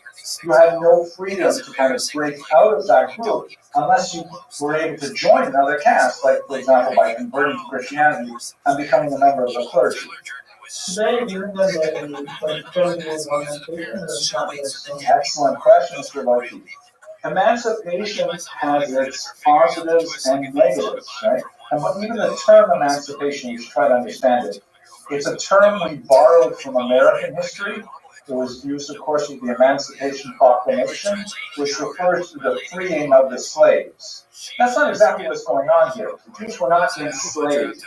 They were restricted by their communal identity, however, because that's the way the state dealt with them. You had to belong to the Kehillah, you had to pay taxes to the Kehillah, you had to do what the Kehillah told you to do. If the Beis Din said, show up for mincha every day, or you'll get, flogged, you had to do that. That was the way you had to deal with society. There's no, sort of, I refuse to affiliate, I'm going to, hang out like a Christian. You can't do that. So, the term emancipation is somewhat incorrect. But what are the upsides? The upsides are Jews are emancipated, they're citizens. They can change their residence anywhere they want. And once they buy a property, they can't lose it. They're protected by the rights of every other citizen. They can enter a higher education, they can pursue any kind of occupation they want. They're not bound by whatever rules apply to the group that society sets for them. So those are big pluses. The negatives are the Beit Din in particular loses, because the Beit Din no longer has the power to enforce rule conformity. The Beit Din no longer has the power to keep Jews together, and we further away, we become assembly. That's the danger. Yes, Mr. Caliente? Currently. How long does it take for us legally to actually make Jesus? How long does it take for society to fully integrate the Jews? Mr. Parenti, you're asking a brilliant question. How long did it take for society to fully integrate the Jews? So let's assume we're talking about France. How long do you think it took? Mr. Rubin, you're smiling. You must have an answer. What do you think? It didn't. Yeah, maybe it didn't happen. Right? Case in point, Dreyfus. Excellent. Another case in point? Oh, yes, right? The anti-Semitism of France today is stupefying. There are people who are fleeing France left and right. Okay, the Holocaust? It's true. If you visit France, every single French person you meet will tell you their parents were part of the resistance. It's remarkable that the Germans were able to hold such a large territory when every single French person was a member of the resistance. But no, there is a good argument to say it never fit. It never was. You could even say it didn't work in America. Even though we have benefited phenomenally, one might say, this problem never ended. We're still dealing with the same problem. Because social acceptance is a much higher bar than legal acceptance. And I think in America, African Americans are still very much struggling with these challenges. And they've got lots of laws, the civil rights movement, all kinds of things that have supported them and still insufficient. So these are the young lecturers, we're still dealing with these problems. Let me finish the story though, because it's kind of a bizarre, interesting story. So, fast forward about 25 years, Napoleon is now in charge. This revolution in France did not go smoothly. You had like pendulums shifting between radicalism and back to conservatism as they try to work through this massive change from the king to a democratic system. And a lot of non-Jews from the Northeast go complain to Napoleon, saying, Napoleon, you have got to roll this emancipation thing back. The Jews are just taking over.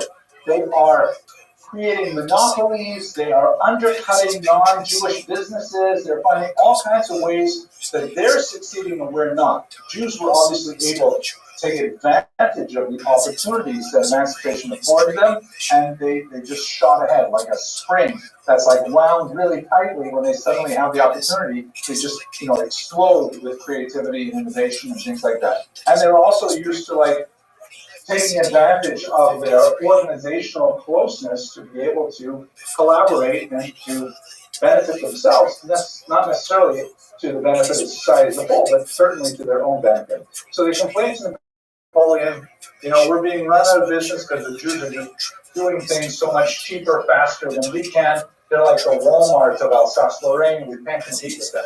So Napoleon says, well, maybe we should rethink this. How can we ask the Jews how they feel about being French? Who do we ask? Who's in charge of the Jews? And they say, well, they don't actually have a central body, but they used to have this thing called the Sanhedrin, right, which was way back in ancient times. And this is the court of 70 judges, and they would decide all important things. We said, oh, no problem, let us bring back the Sanhedrin. And in a typically Napoleonic kind of move, he gathers together representatives from all over the Napoleonic Empire, which would include not only France this time, but a big chunk of Austria, pieces of Italy, and so on. He brings them all into Paris to say, guys, I have some really important questions for you that will have a lot to say about how you relate to France. The Sanhedrin comes together in 1806. This was its head. He was actually a very well-known Talmud Chacham, Rabbi Simkind. As you can see, he has this amazing hat, which I would love to have a hat like this. It was apparently crafted for him in to honor the Sanhedrin itself, and the dromedary humps that are supposed to represent the 2 tablets of the law, named Moshe. So anyway, it is definitely a very cool look. But he heads up this presidium made up of Jews who are definitely all across the spectrum. A lot of them are masculine, a lot of them are not Shomer Torah or mitzvos, but they're very, very invested in this side of emancipation. And Napoleon speaks to them and he says, I got 12 questions for you. This was not actually the Sanhedrin. Typically, it was his predecessor, which was called the Assembly of Notables. But here are the 12 questions that he asks. By looking at the questions, you can probably imagine the answers. Here you go. Question number 1. Are Jews allowed to practice polygamy? Are Jews allowed to have more than one wife? Thank you, Mr. Blatter. You're correct. They're not. But only since the ban of rabbinic gershon, right?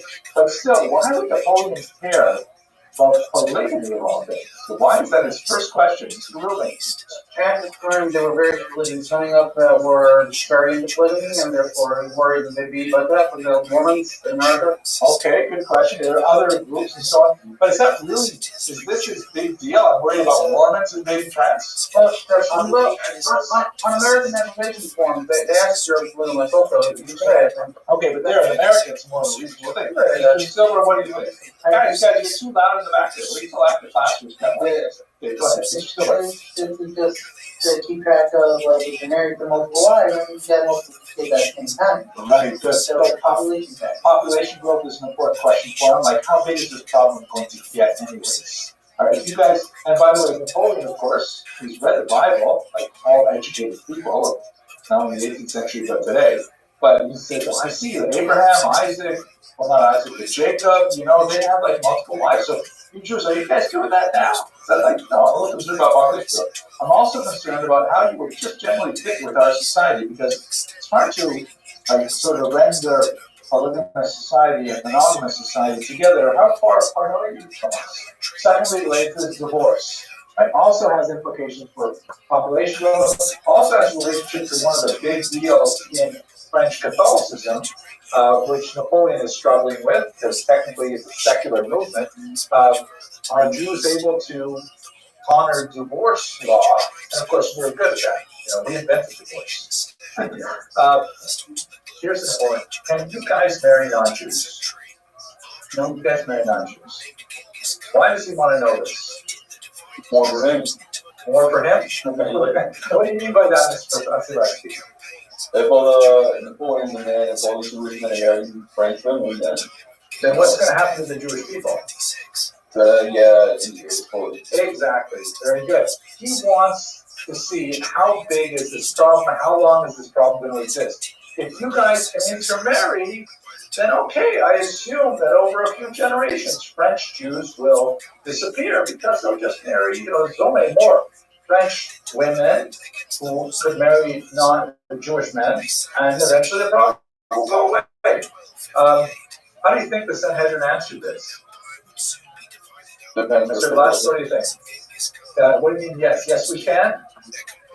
Okay, did you see the picture David sits on here? Did you see his hands? Yeah, why would he say yeah? He's actually, he probably likes to say, it's a good argument, actually, he did actually survive an attack by the revolutionaries later. But they answered in the most smarmy, kind of prevaricating way, essentially saying, well, technically, we don't encourage it, but, if it happens, it's not like we somehow break it up, which is essentially the same answer that you could say today about a lot of rabbis. Right? They don't want to say, I like Napoleon verboten, forbidden. They don't want to say that to Napoleon because they know it's not the answer he wants to hear. But they say to him that, look at your time, gee, and they kind of sort of hope to distract him with it.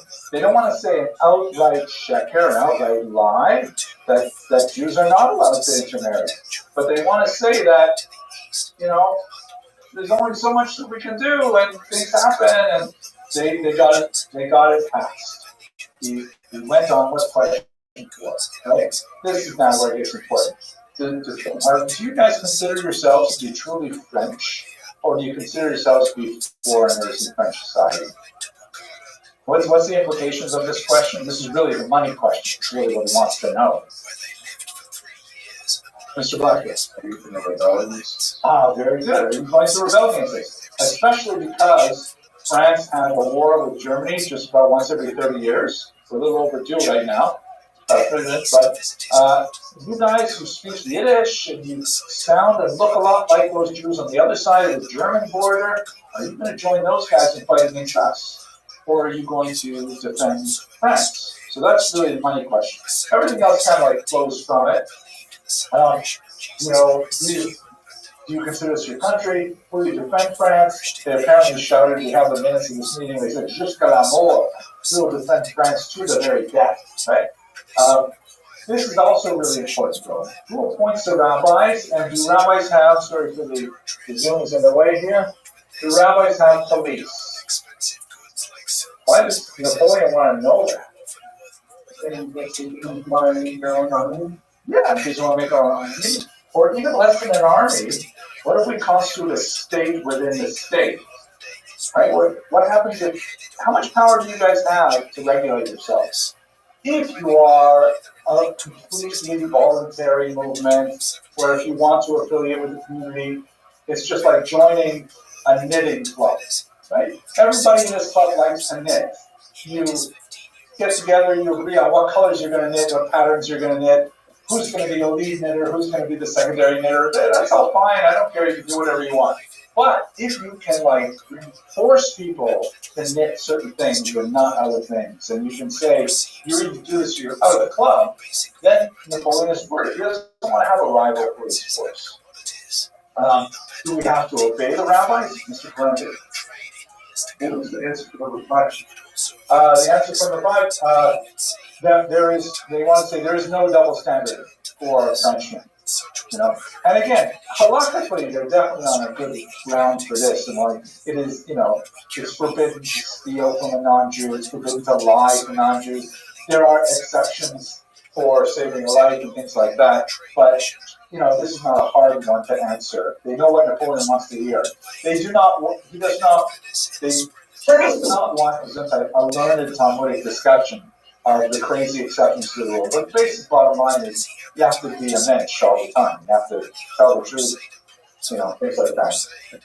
Good question. Can you guys pursue any occupation? Because I'm really concerned, says Napoleon, that so many of you are in finance. You know, I'd love to see more of you, like, let's say, you know, become winemakers or beekeepers or things like that. And usury in particular, because Jews are in money lending, right? They're still in money lending, especially small-time money lending. And you just please explain that to us. Are you prohibited to charge interest in non-Jews? Basically, the Sanhedrin answered all of these questions exactly the way Napoleon wanted to hear. And so Napoleon says, fine, you guys are for sure emancipated. I confirm everything that was decided back in 1790 and 1791. Jews are equal French citizens. Now I'm going to impose a few small anti-Semitic rules just for you guys, just to keep you in place so you actually move towards the direction I want, but essentially that confirms it. Now, one of the things that they do also in France, which is different from what they've done in America and elsewhere, not that unrelated to what they did in England, is he said, okay, I want to take over your synagogues, the same way we run the Catholic Church and any Protestant churches here in France, where all synagogues have to belong to a single organization called the Consistoire, and there's a chief rabbi, and all their salaries come from tax dollars from the state. Unlike in America, where they try to have a complete separation of church and state, in France they regulate Judaism along with other religions, that every religion that is considered legitimate, and you have to have a certain number of people to support the religion and so on, then the state will give a certain amount of tax dollars to keep it running.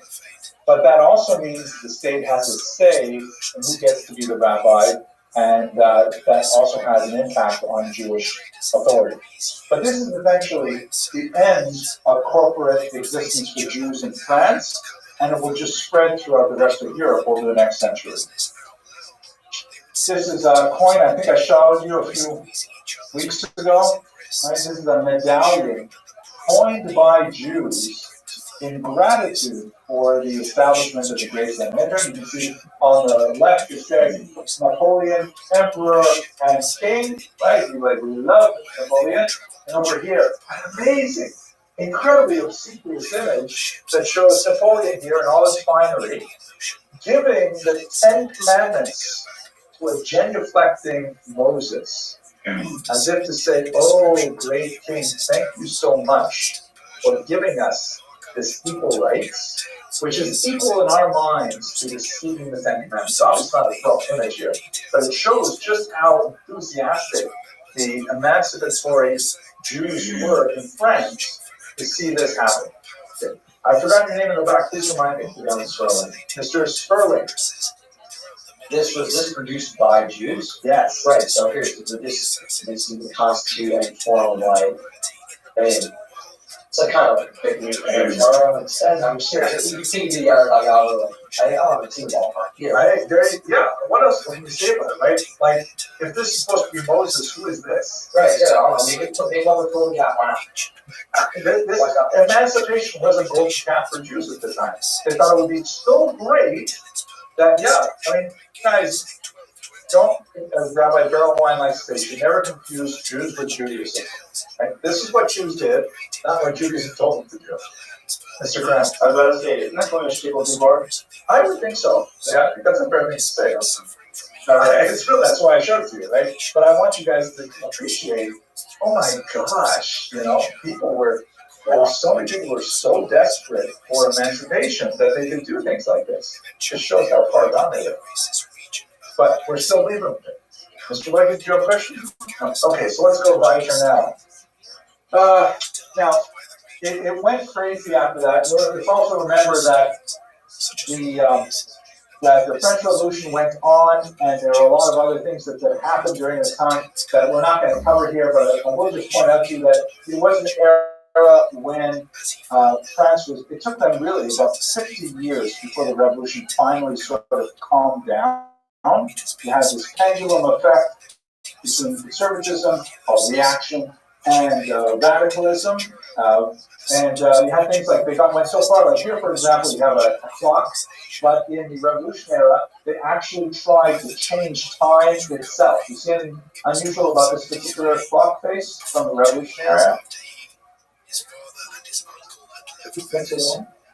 No, right side up. This French flag is thank you, Mr. Parenti. It has only 10 hours in it. Right? They said, why do we have this crazy Sumerian system of 12 hours, 60 minutes, right? It's ridiculous. Let's make every hour 100 minutes, right? Good metric system. Let's make every day 20 hours, right? 10 hours of daylight, 10 hours of darkness. Let's do everything like this. And they actually switched to a 10-month year, which meant that they had to have also a 10-day week, which was hugely problematic for Jews because all of a sudden Shabbos could fall on like day 4. And the regime actually attempted to force Jews to only observe the Sabbath on day 10, which could be, Thursday. And this, Jews would evolve all kinds of like sneaky ways to try and keep Shabbos when it was not the 10th day. Luckily, this did not last very long, but it was an absolutely crazy period of time, and eventually calmed down. 24.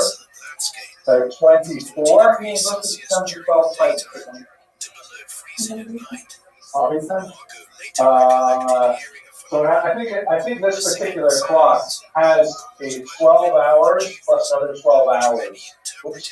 I think there's two 12-hour days like on top of it to help you bring the old time with the new time. I believe. Okay. I'm not going to do the modern things on the side there because I want to take you to 1881 first. With your permission, let's talk about this period here. Because now we want to go to another hugely important era. Yes. I want to move a little bit east. So far, we talked about France, because France was sort of a leading edge of emancipation. So now we got to go to Russia, which, unlike France, has by far the largest chunk of Jewish population in the world. The bulk of world Jewry, probably about 3/5 of world Jewry, was located in Eastern Europe by the time we get to 1900s, and they're overwhelmingly Ashkenazi. Sephardi Jews are a much smaller proportion of world Jewry at that time. We talked in previous classes about how Jews got there. I'm going to run past all this stuff. So I use this lecture in a different context, and we're going to jump ahead to, here we go. So, big thing happens in the 1880s. There is, I think I have some slides on that, yes. In 1881, the ruler of Russia, which has not gone through any of this emancipation stuff, there were some changes in the rule of how Jews were treated under Catherine the Great in the 1760s, but especially when she took over Poland in the 1770s. But basically, Jews were still living in a pre-modern existence in Russia right up until 1917. So this idea of Jews dealt with as a group is something that preserved well into the 20th century if you go far east as Russia. And then this man, Tsar Alexander II, was assassinated in a bomb-throwing attack on his carriage, and that represented a massive political upheaval in Russia. From the Jewish perspective, what happened was between 1881 and 1884, there was a wave of small-scale attacks on little Jewish villages throughout the region where Jews were allowed to live, the Pale of Settlement. And these attacks, we've already heard the years, right? 3 years of these attacks. Many of these communities attacked multiple times, essentially said to the Jewish population there that Russia is not able or interested in protecting its Jewish citizens. And this is like a cloud, a very important principle in Jewish history. You know, we worry about anti-Semitism from the right, we worry about anti-Semitism from the left, but our worst enemy is anarchy. Jews fear anarchy more than anything else because anarchy represents the breakdown of law, and since we are a minority, we are the most defenseless when there is no strong government. Even if the government is mildly anti-Semitic, mildly discriminatory, that's actually way better than a government that has no power at all. So that's what's essentially happening in Russia at this time. Jews wake up and say, oh my gosh, this country cannot protect us as members of society. And so they're going to turn to 5 new ideas for how they're going to deal with the situation, which I'll take you through very quickly. But I want to show you these interesting charts. This is a great study by these people here, Elena Grossfeld, Segmund Orkan-Sakali, and Katarina Zurabskaya. I love this kind of research. This is a study of the pogrom waves of Eastern Europe, particularly the Russian Empire. You see that this is just the number of pogroms, not necessarily their violence, because they actually got far more violent in the revolutionary period. Like the number of people killed per pogrom is much larger. But a huge number in 1881, a huge number here in 1903, 1905, and then a smaller absolute number, but actually, again, it's a little excessive because the brutality was much worse this time in the revolutionary era of 1917, 1921. I will point out, by the way, that these numbers, compared to the Holocaust, are tiny. Like the scale of these attacks, we have 200 pogroms here, right? But we have 6 million dead in the Holocaust. It's so, these used to be, people thought it was like the end of the world when the Jews were treated in 1919, but that's only because we didn't know what 1939 was going to be like. Okay. So when you look at the number of pogroms, and what these scholars did was they correlated them with crop failures, the years when there were bad crops. And as you can see, there is a correlation, but it's not a necessary cause. There are many years when you had crop failures, but no pogroms.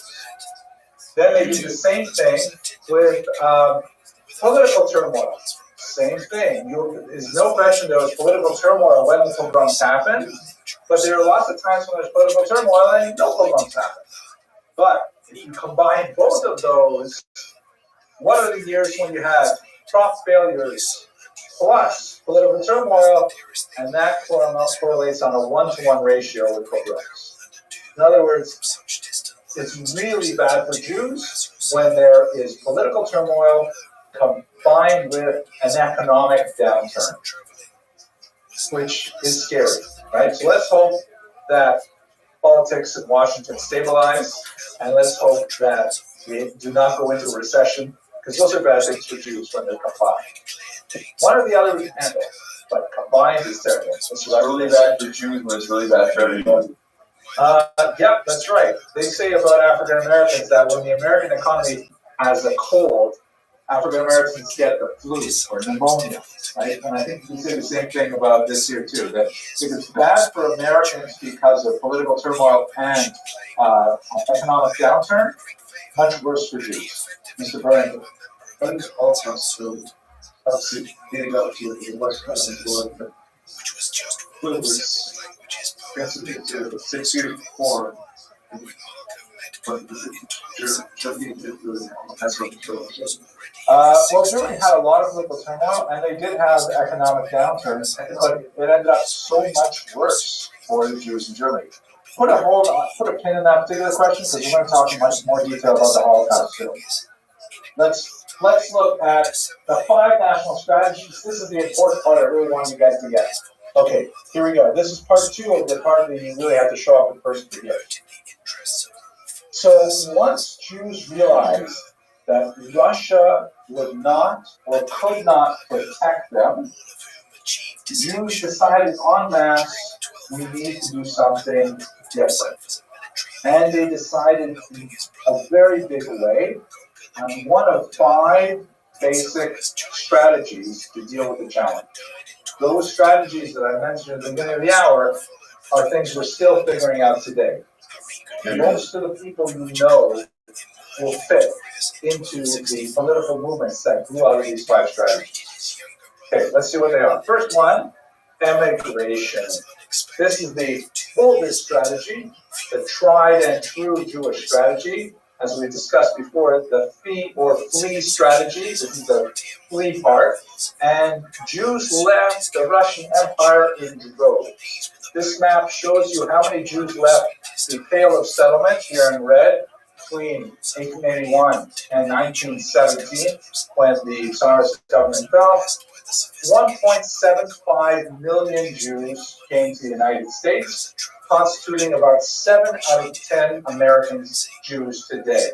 Chances are, just for fun, how many of your ancestors, how many of you have ancestors who were included in this big migration to the United States? Okay, so yeah, we're looking at about 6 out of 10 in this room here. I myself am part of this enlightened group because all my ancestors went to Canada because they had much better health insurance, but that was a joke. But there was actually, you can't, the microphone's not picking up, but there's like thunderous laughter at this point. But Jews said, okay, Russia's not working out, let's leave. Right? And Jews have been doing this for centuries upon centuries. If the environment is negative, they will actually transport themselves. What is different about this particular migration is that unlike previous migrations, it's huge in scope, and perhaps more significant, it was flying in the face of a lot of rabbinic opinion. Many great rabbis said, do not go to America. It's not the golden Medina, it would be trade to Medina. It's a non-kosher land. You're not going to be able to find day schools. You're not going to be able to find any kosher Chinese restaurants. You cannot go to America. But Jews left nevertheless. Interesting studies of the age of immigrants, whether they're married, not married, things like that, indicate that many of the Jews who came here in this great movement were actually rebels. That they were like kind of refusing to go along with them in many cases. Mr. Vasilevsky. How did they kind of get all the way? It's like pretty, I guess, underneath, not like Eastern Europe, whatever, that's Asia, but it's not like make all the entire journey. Oh, basically, there were a few places where you should recall that borders were very different in the beginning of at the end of the 19th century, beginning of the 20th century. Borders were far more permeable than they are even today. And this was a time when America was actually openly inviting people to come to its shores, labor shortages. The Industrial Revolution in America was just booming, and you needed people to work the plants and to plow the fields and to lay down the railroad tracks. And so all Jews had to do was basically save up enough money for a passage, one-way passage from Hamburg or from England, and they made their way across. You know, and they came and just said, here I am, ready to be a citizen. And it worked. You follow our questions? Well, yeah, I noticed they kind of just like went all the way down to Africa and they just skipped like Asia entirely. No, excellent question. I mean, they're not exactly random. There are reasons for a lot of these concentrations. In the case of South Africa, the reason is because of ladder migration. That is very common phenomenon in many minorities, where people tend to go to a place where there's someone from their place who's already gone. So you say, well, like, I know there's a guy named Moshe Chaim that, you know, his brother, I work with him in a sawmill, so I'm going to go where Moshe, I never met him, but, you know, he comes from my town, so I'm going to go set up with him. And this is where a lot of reasons for South African Jews coming there in the first place, the gold mines, things like that. But, Lithuanian Jews. So a lot of Litvaks have migrated specifically to South Africa. And why not Asia like untouched? There's not a lot, like, there's no ladder migration to Asia. There would be a huge amount in World War II when Jews had their way out to Bukhara and their way to Uzbekistan, things like that. But that's what they're fleeing the Nazis. But choosing to emigrate, which is very different from being a refugee, is something that attracts a lot of self-interest. Mr. Rubin. how much true that there's a theory that the reason the Jews who came after the Holocaust are much more religious are because they're the ones who stayed back? Sure. Well, I think there's a lot of value to that. It's not a theory, really. It's an important observation. Regardless of the differences, right? The Jews who came at this time, they were choosing to immigrate. They were frequently disobeying their rabbis, frequently disobeying their parents, and they're saying, you know, I don't care. I'm going to set off my own. I'm going to go to America, and I will remake myself. And you know what? I am open to everything that is American. I am going to learn English, and I'm not going to speak Yiddish even with my children. I'm going to become totally Americanized, right? It's very the phenomenon associated with this immigrant period. So, on the other hand, after World War II, these are Jews who wanted to stay in Poland. Turn that sound on, I can't believe that. Starling is not possible, right? So, hey, when there's Catholics in your hearing, why would they want to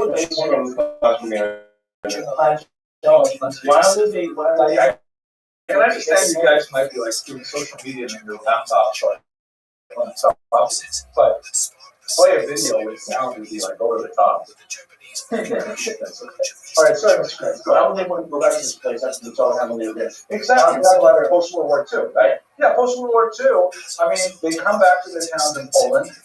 It's devastated. There's nobody there they know. They're encountering active hostility from the Poles, the Kielce and elsewhere. They're saying, well, that's it. I'm leaving. So when they come to America, those post-war Jews, they're refugees. They're angry about how they come here. They're not choosing America.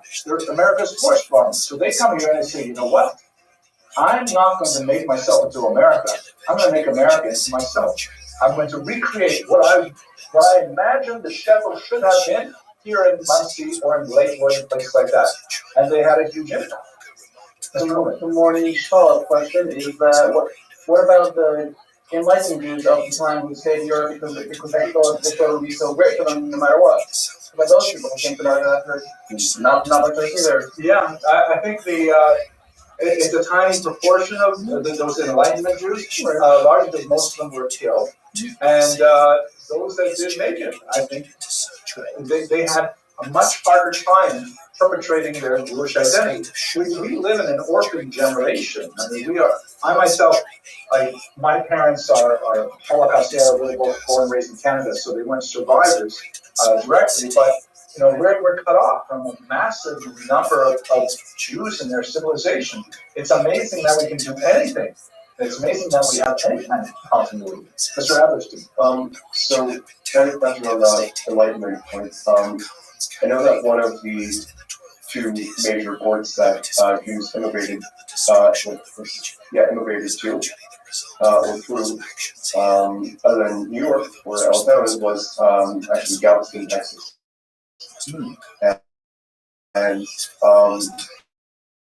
I know that many of the Jews who did immigrate through Galveston did settle there and make communities in Texas, and they were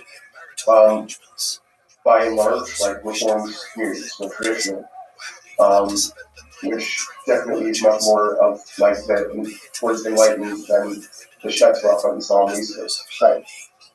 So there definitely were Orthodox Jews who came to America and did set down and continue the Enlightenment movement. Oh, absolutely. Yeah, we're not talking about America today. We're talking about leaving Russia. But we're talking about America post-war. Post-war, you're right. That's a good point. Okay, let's go on. Now, strategy number one, right? Immigration. This is probably the biggest strategy. It's the most traditional strategy. Another one, socialism. Now, you don't have the leisure to really delve into what is socialism, but it's basically this political economic movement, largely heralded by a baptized Jew named Karl Marx and his colleague Friedrich Engels, that argued for a complete change to the way that we organize society now. It was very much against capitalism, which is the market economy that is the American economy. They wanted to have the control of the means of production handed over to the people writ large. So I'm not going to go into the details of what it is, but what it does mean is a fundamental reversal of basic economic structures in society. Rather than leaving Russia, they said, let's change Russia to be more friendly to its minorities. So among the most important of those is this man, Leon Bronstein, known by his pen name Leon Trotsky, and he was a major radical revolutionary, hugely influential in the early communist period. This is a picture from his 1905 arrest before the revolution itself. One of the lesser known things about the late Russian Empire is it was almost impossible to get a decent haircut anywhere from the entire Russian Empire. Right? You get a hard one. Yeah, but he ended up becoming an incredible general. He was the leader of the Red Army. Amazing that he could reach such heights in time. But again, not identifying as a Jew. Many of the communists at that time said, not only will we change the world, the economy, we're also going to change ourselves to fit with the larger Marxist idea, which was very much anti-religious. Anti-clericalism was a principal idea of the communist movement, and so many of the Jews would say things like, Rosa Luxemburg would say, I am not a Jew, I am a social democrat. When I say social democrat, it's another word for like communist. And so this is the second major strategy, is let's not just leave Russia, let us change Russia from within. So at this point, I'm just going to show you the last three, and we'll come back to them on Wednesday. But just to keep you, just to not give you a cliffhanger, the third one is Zionism, right? The idea of we're going to change everything, but we're going to change it in Israel. The fourth one is something called diaspora nationalism, which is essentially that had a very big impact in America. The idea of creating a Jewish society in the diaspora. And the fifth one is renewed traditionalism, a term I invented, which is basically like the GUINNESS Yisrael and the Haredi movement. Really depends very heavily on this particular strategy. These are the 5 strategies. And as I said at the beginning of this lecture, if you have a Jewish friend who is politically active, he is probably far away from these 5 strategies to define himself or herself. Okay, folks, Wednesday we'll return, we'll finish up this discussion. Thanks for learning with me.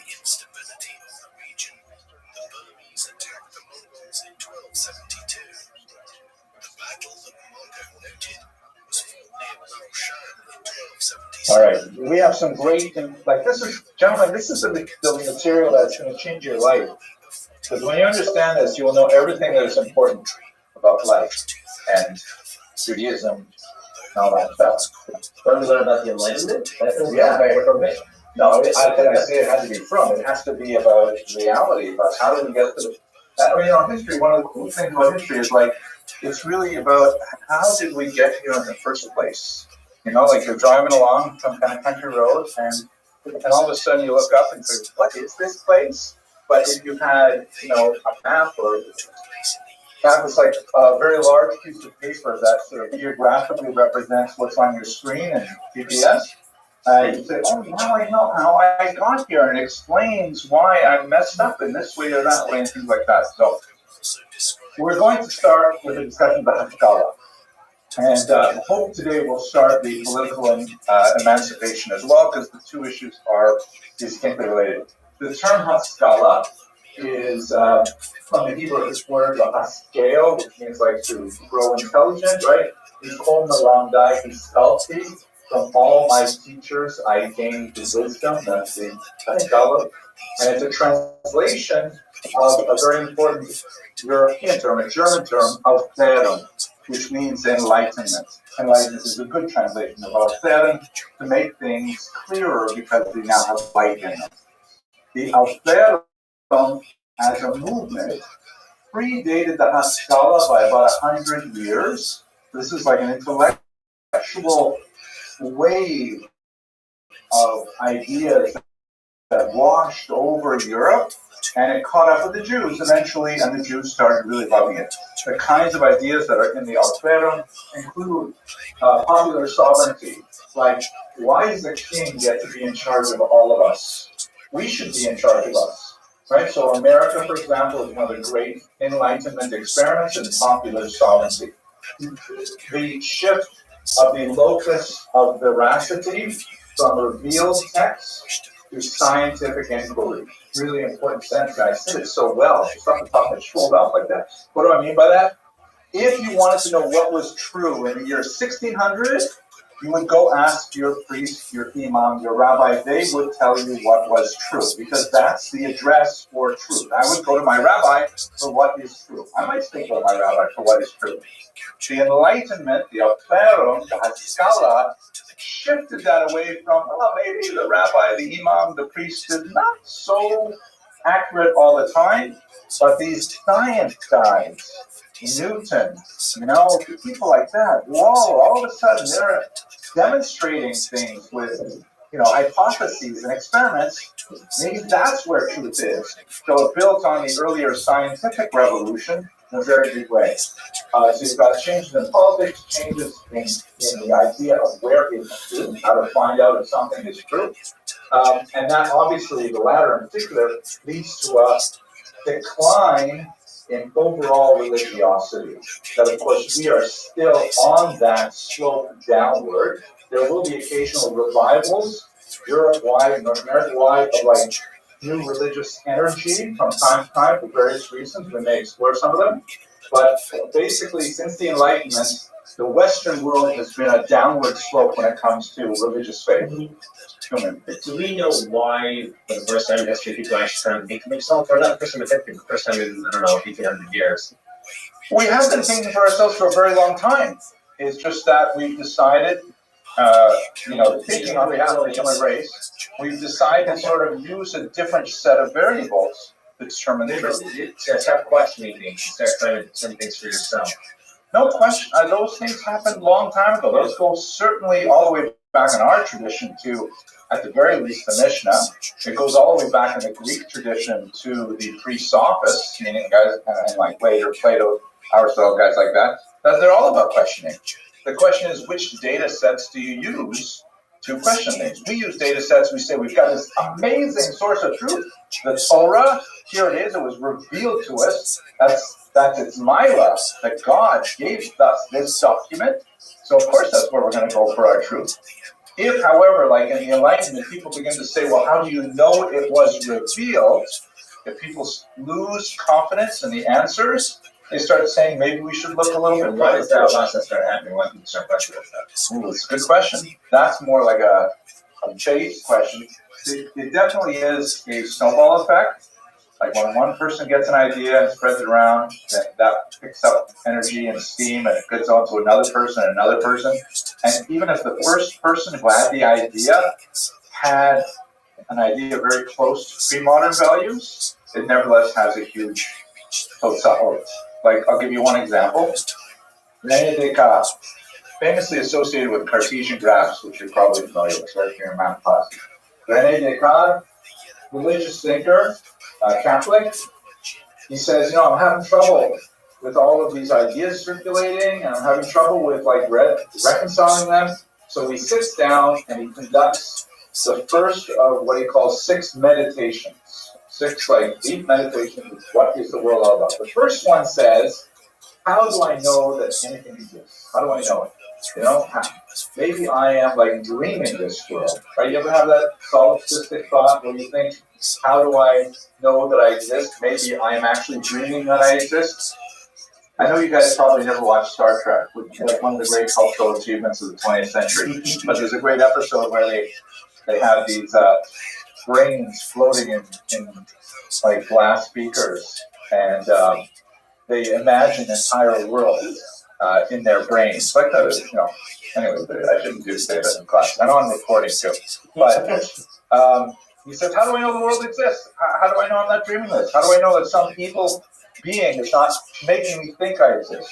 He says, well, I do know this, that either the world exists the way I perceive it, or I am dreaming the world exists, or an evil genius is making me think the world exists, right? All those 3 things are possible. There's no other possible logical inference. But in each one of those, one thing is common. Anybody know, Mr. Silver? No, it could be that I exist. Thank you, Mr. Doing, right? And that's the famous phrase, Cogito ergo sum, right? Not really I think, I perceive, therefore I am. And he says, wow, that's it. I have now figured out my first truth. This is the fulcrum upon which I will shift the universe, because I know this is true. I don't know if this table is real. I don't know if I'm dreaming this, but I do know I exist, because it's logically impossible for me not to exist. And from there he went on to say, well, how do I know that the world is exists? How do I know that God exists? How do I know that? And all those things, he solved them one after another. And the challenge is, and this is to answer your question directly, just asking the question is corrosive. Just suggesting maybe the world doesn't exist. Maybe other things that we cherish do not exist. It's like you're in a loving marriage and you say, well, you don't really love my wife. Don't ask that any trouble. Don't ask that question. You either do or you don't. You either feel it or you don't. So don't start questioning it, because you poke at it, you might find out it's not quite as solid as you think it is. Oh my gosh, marital advice too. Unsolicited marital advice to a bunch of single guys. Okay, let's go to that stuff. Mr. Abrams, we gotta go. Is it better to be naive? That's a good question. You should ask Mishlei that question, right?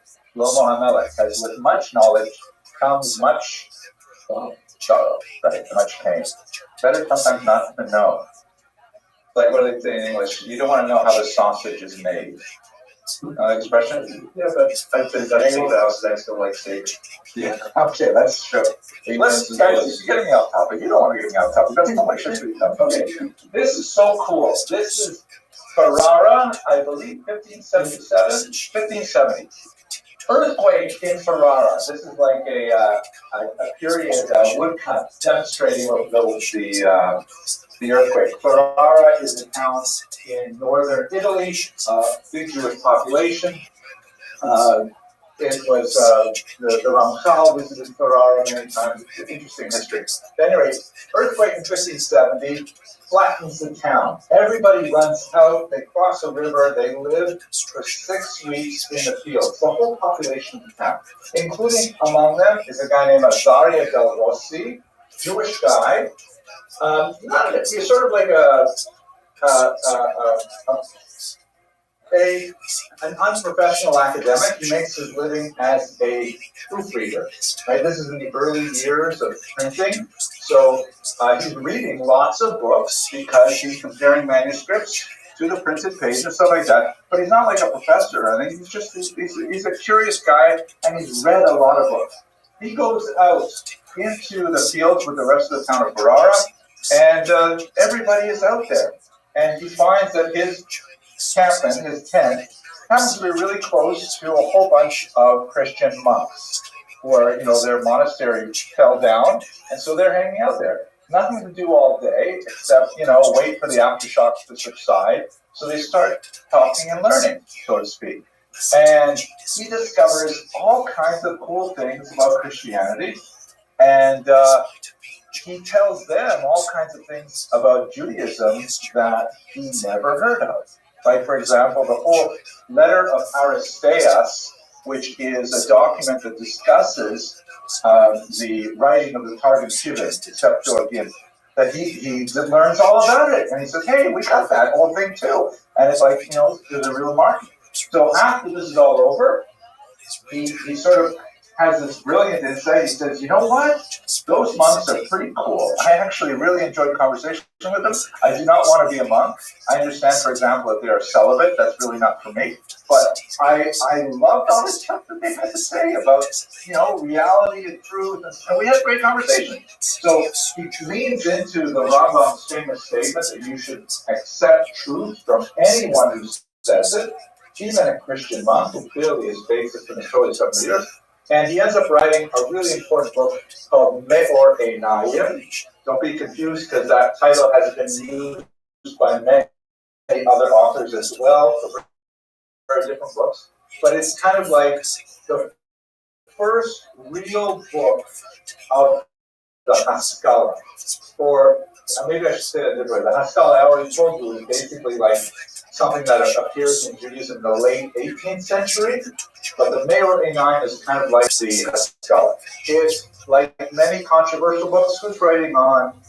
Well, I think Mr. Lipschitz, who is actually taking this course remotely, is writing on a book that received lots of Haskamos, and then the Haskamos were later yanked because people felt that it might have ugly courses in it. Controversial books like that. The Meor Einayim at first received lots of Haskamos, including from Rabbi Yosef Karo, author of the Shulchan Aruch. And then it got pulled afterwards, saying, no, I didn't mean that, because I obviously didn't read the book very carefully. So there was a lot of nasty stuff that went around this particular book. The stuff that everybody liked was he wrote a big chapter on the history of earthquakes, and that's cool, because there are earthquakes in Tanakh. We don't know a lot about them. That's what affected him in Ferrara. But then he also started writing about other things that sort of went further afield, was too much for people. But it's the idea, the Haskalah idea of maybe we can learn stuff from non-Torah approved sources. That's a controversial idea. You guys should realize that you're in a college, right? You are also the inheritors of some level of this. It's not a college like Columbia, thank God, but it is nevertheless a college, and we're using scientific inquiry. We're using lots of modern tools of inquiry that, is not traditional. Okay, Mr. Rubin. So considering that he's, so to speak, canceled in a day by a lot of other rabbis. Yep. How divided was the support and the opposition? Because it sounds like everyone famous opposed him, and everyone else was neutral, but everyone famous opposed him. So no, not everyone famous opposed him. Many famous people opposed him, but it's like the internet. I don't remember offhand. Just Google it, but it's the internet. It's hard to hold back ideas.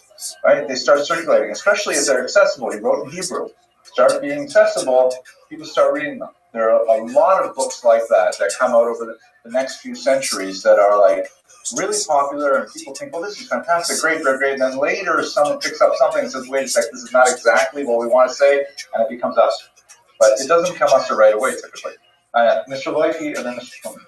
You don't see Sean go using out that verse like Aristotle and science. Yeah, exactly. Remember what happened to Maimonides using Aristotle? Right. Yeah. Fair. It's not like a first person to bring this idea out. Correct. He's the first person, well, he's quoting the Rambam. Right, he's quoting the Rambam. But he's the first person to say, we can learn about it, and I learned it, by the way, from Christian monks that I was camped outside with for 6 weeks, right? It's like totally a trade source. It's not even like a pagan source. So he was one of the ones that popularized it. And again, the Rambam's writing in manuscript, expensive, hard to attain. He's writing in print, like the internet. Everybody's got it. It's really hard to control. It's like Instagram. Mr. Tillman. I'm assuming you weren't, using any of the later Haskalah ideas of, not doing some mitzvahs. So what was considered dangerous about what you wrote? Well, I think it was wonderful. More of a deep dive into that, but a lot of his issues had to do with the way science was interpreted and how we should reconcile passages in the Bible with 16th century science. That's probably where he got into the most trouble. It's a big, thick book, by the way, translated into English. I think we have a copy somewhere in the dangerous literature section of the Thorough Library, but it's worth looking at. Another big impetus for the Haskalah we have not discussed in great detail here, but at least a couple of you have been in my Sephardic Jewish history class. Really important is the Portuguese diaspora. The Portuguese Jews were called by Cecil Roth, one of the greatest historians of the last century, the first modern Jews.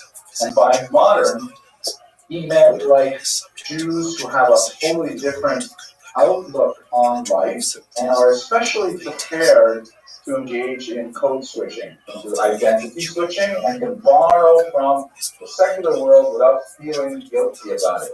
The reason being that unlike the Sephardic Jews, the Spanish Jews who were expelled in 1492, the Portuguese Jews were forcibly converted in late 1496, early 1497, and then they experienced the Portuguese Inquisition, which was absolutely awful, and then only afterwards were they able to get out of Portugal and start establishing communities throughout Europe as Jews who were also Christians at the same time. Meaning, they were forced to become Christian. That meant they got Christian driver's licenses. And they could go wherever they want. They could go to universities. They could take any job they want. They could take any job, any profession they want. They could live anywhere they want. They were Christians, and they were prepared to exploit their Christian identities, but still they wanted to retain their Jewish ones at the same time. And so they had much less of an allergy to ideas that were otherwise foreign to Judaism, because they were already swimming in it, and they had done it for generations. Big difference. And they moved all over Europe, and they moved to the New World, and so they create the possibility of multiple identities, which 100 years earlier would have been completely, mutually exclusive. You couldn't be Jewish and Christian at the same time. But the Portuguese Jews could, and did, and demonstrated that this is a possibility. Right? So they're spreading these kinds of ideas, and they're loving the Maori 9. They're thinking this is a great book. It has all kinds of cool ideas. We love the synthesis of Jewish wisdom, non-Jewish wisdom. It's happening. James, you got a question? You look like you got a question. Okay. No, you're good? Okay. You don't have to be sorry. Okay, so the Haskalah per se, though, as I mentioned, really begins in the late 18th century. Moses Mendelssohn, the sometimes called Ilui of Dessau, was the primary figure in promoting this idea. And again, as someone mentioned earlier, maybe it was Mr. Tuman, he's a frum guy. He's Orthodox. He's Shomer Shabbos, Shomer Kashrus, right? They're not necessarily thinking, especially early on, they're not necessarily thinking that they're driving Judaism off the cliff. They're thinking that this is like the natural path of Judaism, that of course we should be engaging in outside society. It is deeply intertwined with the political moment, because as you move into the 1800s, it's more and more possible that Jews could obtain equal rights with Christians. Not just like the Portuguese Jews who did because they were actually Christians, but because the societies are prepared to agree to the idea that Jews should have equal rights. Case in point would be America, 1776, where, they said, well, yeah, I guess so. It didn't happen automatically. It didn't happen all over at the same time. But basically, America said, we the people, this idea that we're all born equal, except for black people, not black people. And by the way, women almost, we won't let them vote, but otherwise, okay. But Jews were included in the we the people. And so that was like a pretty dramatic thing. The French Revolution, we'll talk about after this lecture, massive impact, because America was way over on the other side of the ocean, but France is right in the middle of Europe. And when they gave the Jews equal rights, that was mind-blowing. And that's basically following on from the work of a guy like Moses Mendelssohn. His biography is interesting. Comes from northern Germany, it's called Prussia. And he's a self-taught, an autodidact, self-taught genius, exceptionally skilled in a whole pile of areas of modern thought. And one of the most important areas, which, by the way, all of you identified as one of the most valuable things you're learning here at this college, was his composition skills. He could write really well in colloquial German. Let's remember the linguistic situation is Jews are still living a very, very insular lifestyle. Vast majority of Jews' top 10 friends are all other Orthodox Jews, but they have lots of business contacts. And so the level of communication that Jews had for most of Europe is a high degree of fluency in Yiddish, right, the mother tongue, the Mama Lashon. Typically some degree of facility and ability in Hebrew, because that's the liturgical language. Scholars would have stronger Hebrew and Aramaic, but the Hamon Am would have enough to get through the Siddur, follow maybe Chumash Rashi. But when it comes to German, it would basically be functional German. Just like, if people have Hispanic help cleaning their houses and doing their lawns, you might know enough Spanish to say, we're going to be on vacation week next week, don't come, or, basic things, or hey, could you please clean up the kitchen, whatever you might say in very, very basic Spanish, because that's what you need for, effective communication. Or like, I know about 6 phrases in Korean, which I find immensely helpful when I get my dry cleaning done. Right? Because almost all cleaners in America for some reason are Korean. And I actually, fun fact, I have a Korean name. And I know how to write it.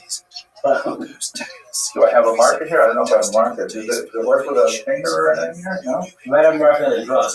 In the drawer, I will show you my secret Korean name. If I can find a marker. Maybe I will not be able to reveal it. Why you might ask, why, Dr. Rippon, do you have a Korean name? But I'll tell you. When I was about 15, I worked for a Korean restaurant. And they had trouble pronouncing Henry. They would call me Henry. So they said, after about a month, they said, forget it, we're just going to call you Young Soo. That name means like Mochahayan or something like that. Young Soo. So that's my Korean name. Okay, well, how did I get that? Well, I can't spell it in Korean, but I don't have a marker here. A marker over here? Yeah, here. Is this a marker? Yeah. Not one marker. How do I make it work? That was an extra button. Yeah, let's get a button. Hold that up. I can be tried on it. That's not really. Here, that's right. If I write it on here, will it go on there? No. So you show it. Okay. That's right. Here we go. Let's see why. There it is. Young Sue. Let's go to things. But I know how to say it. Like, thank you, and like, you're welcome, and how are you doing, sir? That kind of thing. Anyways, how did I get here? Why am I talking about this? Thank you so much. Thank you. So my Korean is really handicapped. I only know that it's very minimal. But if I lived in Korea, I would probably learn a lot more just to do the business I need to do. Not that I'd be a literary genius, not that I'd write a book in Korean or give a lecture in Korean, but I would be able to have a telephone conversation in Korean, right? So most had that level of German. Even though they're living in the country for 800 years, that's the extent of their skills, largely because of what they needed. There were exceptional Jews, like for example the court Jews, the Hofjuden, who were kind of like the representatives of the community who were close to the king or the prince or the nobleman, who would have to have much better levels of this. We see this also in the Gemara, where there's a whole discussion of what kind of haircuts Jews can have, and there's certain really popular Roman haircuts that would be considered like haircuts Hagoyim. You couldn't get those haircuts, but if you were close to the king, you needed to have that, so you could have that haircut. Whole discussion, I think Yehuda Nasi's son-in-law, if I remember correctly, Rabbi's son-in-law, yes, had that kind of haircut. Tangents. Why am I going on tangents? But Moses Mendelssohn had that beautiful German. He had that excellent speaking ability in German, and so much so that there was an essay competition, and he beat Immanuel Kant, one of the greatest philosophers of the 18th century. Coming in first, and Immanuel Kant comes in second is like a mind-blowing thing. Mendelssohn, Moses Mendelssohn. That's why they called him the genius of Dessau, because he was like really brilliant. And he wrote a ton of material in German and also in Hebrew to explain Judaism to the rest of the world. He was kind of like the Oprah of Judaism for the rest of the world. Everybody said, wow, maybe these Jews are not so weird. Look at this guy. He can stand up and he can speak and he can communicate. And he has good arguments, right? He actually makes a lot of sense. So he was extremely influential. I'll give you one example of his thought. There were other figures who were contemporaries who, by contrast, are totally different. Solomon Lyman, who comes from not too far away from him on the Russian side of the border, he also was a genius, deeply involved with the world of ideas and deeply engaged in in Jewish things, but in secular culture. But unlike Moses Mendelssohn, he can't find a balance. He can't stay from and still appreciate the outside world. He ends up converting to Lutheranism, and as typical, he writes a nasty book about Judaism afterwards. His autobiography is a fascinating work. He describes with some hostility his visit to the court of the Maggid of Mezrich, who we spoke about on Monday. But he's like an example of most of the Maskilim of this era. If they got involved with non-Jewish ideas and they started to like them, they basically disappeared from Judaism. But Moses Mendelssohn sort of created a path where, you know what, it's possible to stay from and also engage in outside culture. Not everybody agreed, obviously. Moses Mendelssohn's books were famously burned in some circles, which is generally a good sign that your book sales are going to keep going up, because once it's burned, you got to see what's going on in there. But he really articulated a path that was extremely influential for the next few centuries. I'll give you some of the positives and negatives. By the way, this background image here is from a famous painting of him and a priest named Lavater, who's shown over here. I'd like to show you the whole image, but I don't think I have it. Because I forgot to take it off, and I gave this lecture in a different context. Here's Mendelssohn. You notice he has a hunchback. He famously had a hunchback. I'm going to give you guys, by the way, the absolute best. Seal the deal Shidduch line that came from Moses Mendelssohn. This is the story. It's a great story, okay? He had a hunchback.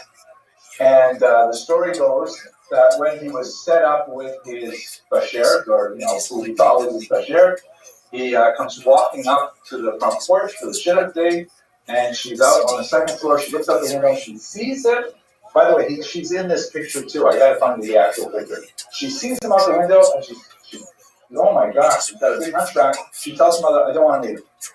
And her mother says, how can you do this? He came all the way here. It's so impolite. She's like, I can never marry someone with a hunchback. I'm sorry, I just can't do it. But the mother arranged the daughter, says, you must sit down. You have to have a Shidduch day with him for sure. So, she relents. They invite Moses Mendelssohn in. They sit down in the parlor. This is where the Shidduch dates would go back then. The parents are outside. It was like chaperones, but not strictly street, and they talk for half an hour, 2 hours, 5 hours, massively long Shidduch day. Actually, pretty good. Sorry? It's going well. It's going well. It's going well. And everyone said, what's that? She said, I'm not going to marry this guy. He has a hunchback. They come out, first date, announce their engagement. Mind blowing, right? So then afterwards, the parents asked her, the future Mrs. Mendelssohn, what did he say? You were so dead set, you didn't want to meet him, and now you're married. She says to the parents, that he said to her, look, I know that my hunchback is difficult to take, but I want to let you know that there is a Gemara, which I'm sure you're generally all familiar with. 40 days kodem yetziras havlad, right? 40 days before a child is born, a bas kol goes out, a divine voice goes out and says, bas ploni lo ploni, right? And he says, I was in the womb, and I heard the bas kol, and I saw that you were my bashert. But I saw that you had a hunchback. And I davened in the womb. It's all over. Right? This is the guy who's genius, right? He's really smart. So, in this particular image, which is actually quite fascinating part of his biography, he, as part of like this whole deal of being open to outside society, stuff like that, he befriends a Lutheran priest, this guy here named Lavater, and they have like these deep, meaningful conversations. You guys use that term, DMC? Yeah, okay. They have, I use it with my daughter. So they have these DMCs about life, religion, stuff like that. And then Lavater betrays him and publishes a book. Right? It's a weird kind of, they publish books really easily. He publishes a book saying that Mendelssohn actually accepts the truth of Christianity. These are the things he told me in private. And he challenges Mendelssohn to now follow through and convert to Protestant Christianity. Hugely embarrassing thing, we don't know what actually happened in those meetings and stuff like that. It ends up being the whole da-da-da. Mendelssohn never converts them, speaks to Lauter again. They write books against each other, little diatribes, all onto the press. But this is like, a sort of representation of their relationship beforehand. In the background, which you can't see, I should have cut it off, is a playwright named Lessing, who wrote a brilliant play dedicated to Mendelssohn called, if I remember correctly, The Three Rings. No, it's Nathan der Weise is the name of it, Nathan the Wise, in which there's this whole metaphor of the three rings, which represent Judaism, Christianity, and Islam, and they all have to come together in peace and coexist and stuff like that. I love that. Anyways, it's a cool story. Okay, so to give you an example of the kind of things that Mendelssohn was very involved in, to give you a sense of where the Haskalah could go and where it did go, much to its chagrin. 1772, right? This is at the peak of Mendelssohn's popularity, and he's won all these prizes. He's a rich guy now. He's like, everyone looks up to him as a leader of Judaism. And but again, he's still second-class citizen. There's no equal rights for Jews. He could be kicked out of his town anytime. And it's happened still in the 1770s. A Vice interrupts in a principality of Germany called Mecklenburg-Schwerin, where somebody was buried too early. Non-Jewish guy. He woke up in the grave, and everyone said, "What is going on?" And there's like this. It's a whole interesting backstory. I don't want to go into too much details, but basically they go to the Duke and they say, "Duke, we've got to do something with it. It's a public health issue. People are being buried before they're dead. We need a new rule. Nobody gets buried until 72 hours after the death certificate is signed. Nobody gets buried until 3 days after we declare them dead. Just in case, right?" There was a huge thing all over Europe. There were these crazy ideas. They were building special, like, emergency coffins, like this one, where it has like this little air balloon in the bottom, kind of like a bellows type thing, and it's attached to a flag.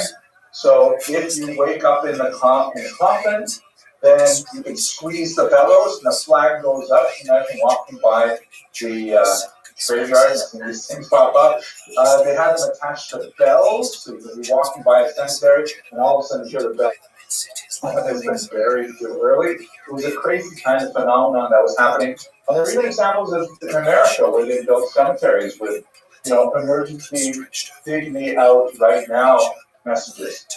So, what's the problem for Jews? I think better than that. Yes, Judaism valorizes swift burial. Right? We consider the decomposition of the corpse an atonement for the deceased, and we consider quick burial, the quicker the better in general. So we do have an idea of covenant mace that you can wait to preserve the honor of the mace. Like, let's say, I'm not giving you a lot of direction, but there's a lot of discussion about, if there's a close family member who needs to come in, there are some posting would say you can wait a certain amount of time for it to get there, to be at the funeral. But in Israel, of course, the ideal is to bury within 24 hours. And typically we don't use coffins in Israel, right? Because the idea is to accelerate the decomposition. Even the coffins we use here at Putzlaris have holes drilled in the bottom of them so that literally the worms can get into the coffin faster. Right? Those are our values. That's what we do. So waiting 72 hours is bizayon lamace. It's an insult to the deceased. And you can't do that. That's a really serious issue to fish out the mace. So they go to two great rabbis. One of them is Rabbi Yaakov Emden, and the other one is Rabbi Moses Mendelssohn. Rabbi Yaakov Emden is initially stumped. Doesn't know how to deal with this. He says you better go to Rabbi Mendelssohn because he knows how to talk to the German authorities. Later, Rabbi Emden changes his mind and has a little bit of a discussion with Rabbi Moses Mendelssohn on this. But Moses Mendelssohn does two things. First of all, he writes to the king, to the nobleman, Duke, I think it is, And he convinces them to make a carve-out exception for Jews because this is their practice. But the other thing he does, says privately to the Jewish community, but you know what, I think it's a good idea. We should really adopt this 72-hour rule.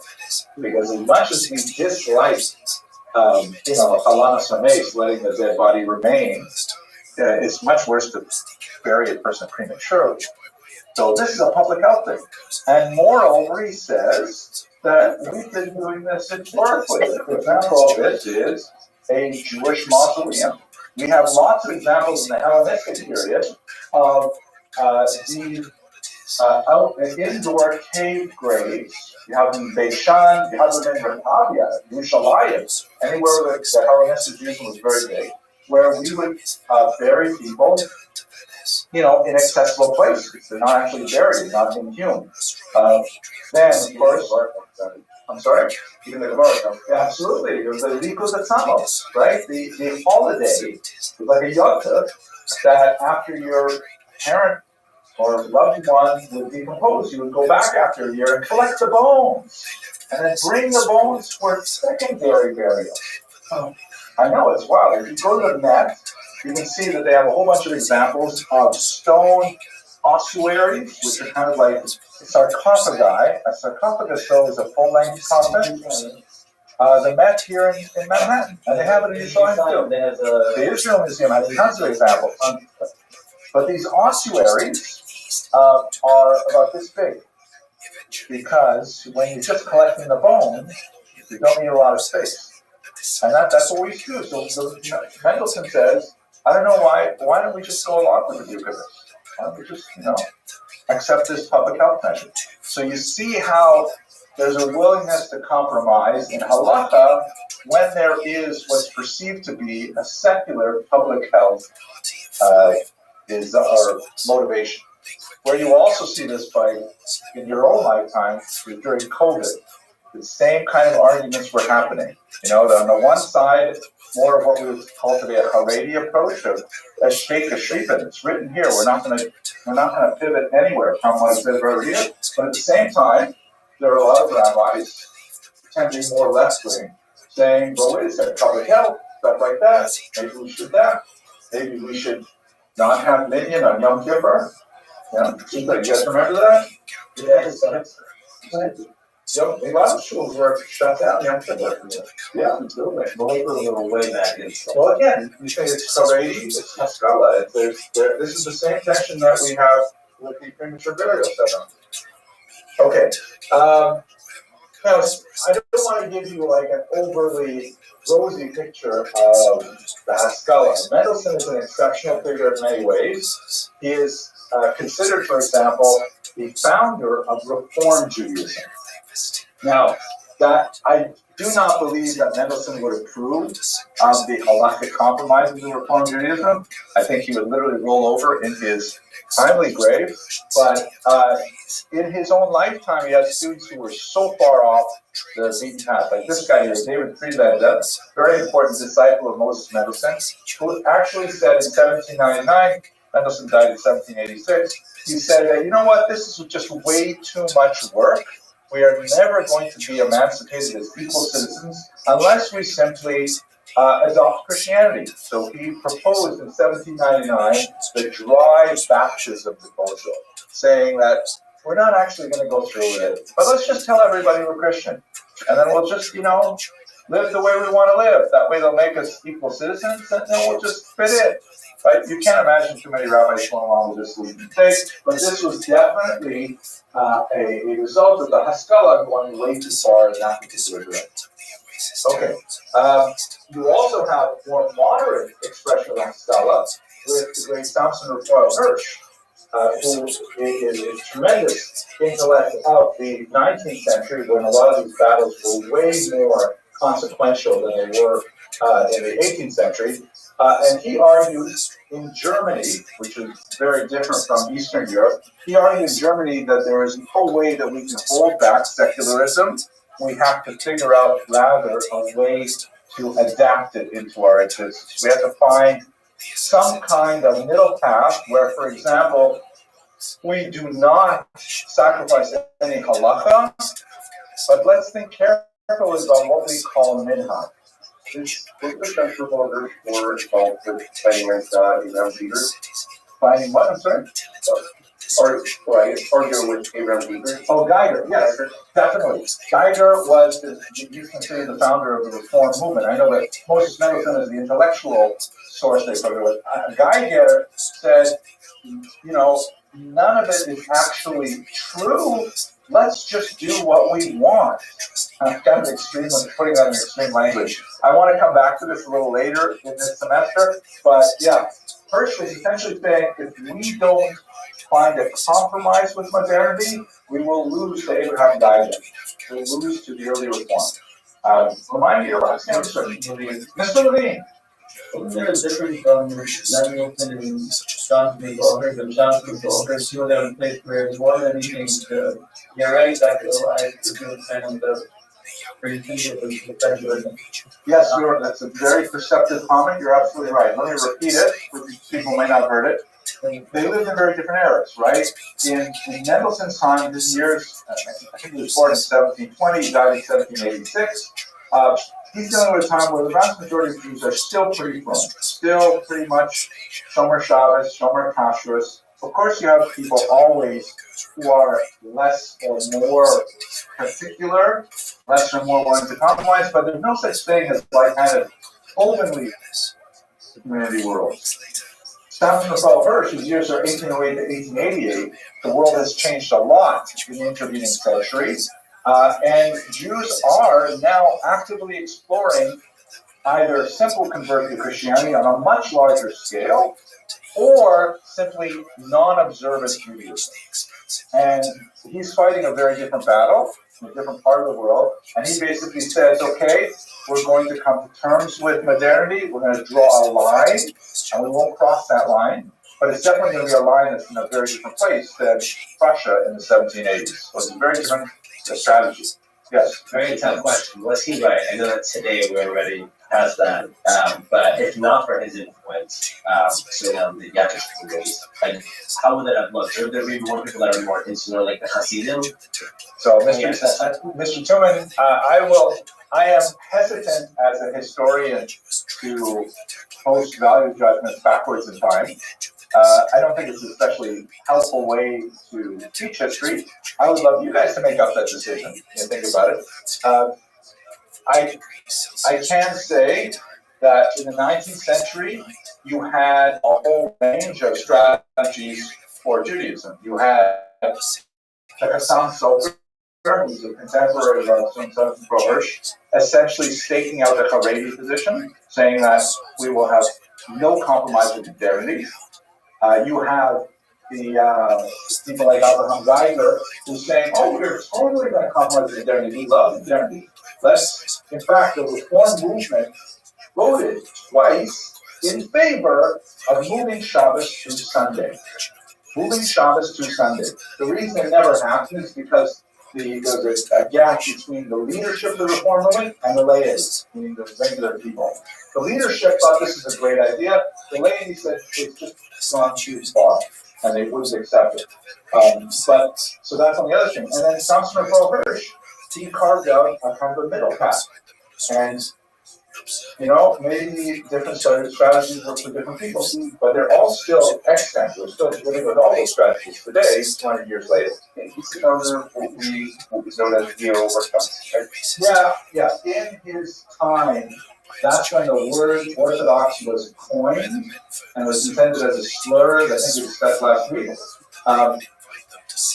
Neo-Orthodoxy was developed a little bit later as trying to say, like, well, we're Orthodox, but we're not Orthodox like those people in Eastern Europe with the long dark clothes and things like that. So that's why New Orthodox. And that sort of evolved into modern Orthodox or centrist Orthodox. And a lot of people today debate whether those terms are fairly applied to Rabbi Samson Raphael Hirsch's approach. But I'll give you one great example. If you read some of his works, like two great examples, the 19 letters, wow, amazing, powerful work. It feels like it could have been written today. And Horeb, wow, life-altering book. 19 Letters is a fictional dialogue between a young man who is thinking about going OTD and to an older rabbi type. And they have this back and forth about all the issues. And you know, those issues are still around today, Mr. Rubin. Is there any truth about the young man being Heinrich Gretz? Yeah, I think that's a widespread rumor, and it could be because Heinrich Gretz lived in his house, and he did flirt with OTD stuff, and he was an intelligent guy, so it's good reason it might have been Heinrich Gretz. And Horeb, brilliant, amazing book. Hard to read in the English translation. I actually had to look at the German frequently to figure out what the English was saying, because it's so complicated. But it's a really great philosophical treatise of what is Judaism, written in German. Again, like Mendelssohn, he's not writing for the people who are already hooked. He's writing for people like Maimonides with the Guide for the Perplexed, writing for people who are like on the borderline and about to slip off the edge. And that's a tremendous achievement, Mr. Abrams. Was your first, like, trying to be practical and pragmatic by saying, like, this is practically how the only way that go forward continues to be orthodox in the community world? Or did you agree on it like that's ideal though? Or did you do it with the same That's an excellent question. Did he view I don't know the answer to that question. I don't know. I think my guess is he would have viewed it as lechatchila. Were his contemporaries like other authority rabbis? Did they accept it? No, it's controversy. All these great people have controversy swirling around them. It's hard to find a great rabbi that everybody loves. You know, it's trying to think of one. Not even Moshe Rabbeinu could get that level, right? Torah.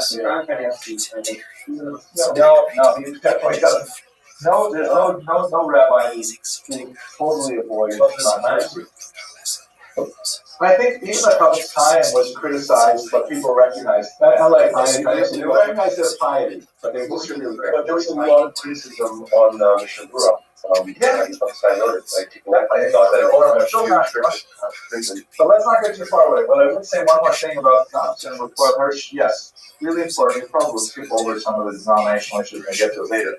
He was also savage when it came to the other side of the equation, because one of the things that he had to deal with was the flight of his own community from Torah and Mitzvos. Right, that there were a lot of Jews in Frankfurt am Main who were saying, you know, what? Don't be so frum, Rabbi. We want to have an organ in the congregation. What's so bad? And what did you do there? It's dancing. How bad can it be, right? And so you have to realize that at that time, the way Jewish communities were organized, if there was one Jewish community that was recognized in a town. There was no such thing like we have today with hundreds of schools. See this Mishnah, there's all kinds of things. There was one Jewish community. He applied for legal status for Orthodox Jews only. This was something called the Austritt, which means like the escape or separation, good translation, Austritt. That we are now, we can't deal with these non-Orthodox Jews anymore. Again, the term Orthodox wasn't even invented. We can't deal with these non-Torah observant Jews anymore. Our synagogue is going to do with halakha, whatever they do, they're on their own. Big challenge, you know, because all of a sudden it's saying that we're not recognizing ourselves as being part of the whole community. It's like they allow us to criticize. What do you mean? All people are from that seaboard. Don't separate from the community. And he literally drew a line in the sand. So his ability to compromise in the sense of we'll adopt these behaviors, we'll take on these kinds of articles of clothing, we'll do things so we can be more German. We'll trim our beards. If you think that's a little bit too radical, we have this version here with a little bit more facial hair. But we'll do all those things, but we will absolutely not compromise on Shabbos, Paschas, Taharas, and Mishpacha. And our shul, in order to save it, we're going to separate. And that was that's essentially the Orthodox strategy for the next 150 years, is adapt, but also separate at the same time. Okay, so we can argue more about it. Let's go back to in Eastern Europe. What's going on in Eastern Europe? Eastern Europe is a very different situation. The Haskalah affecting the Ashkenazim in Western Europe was deeply related to the whole concept. Let me just make sure I got the right slide here. Oh, yeah, it's a different presence. The Eastern European situation is very different.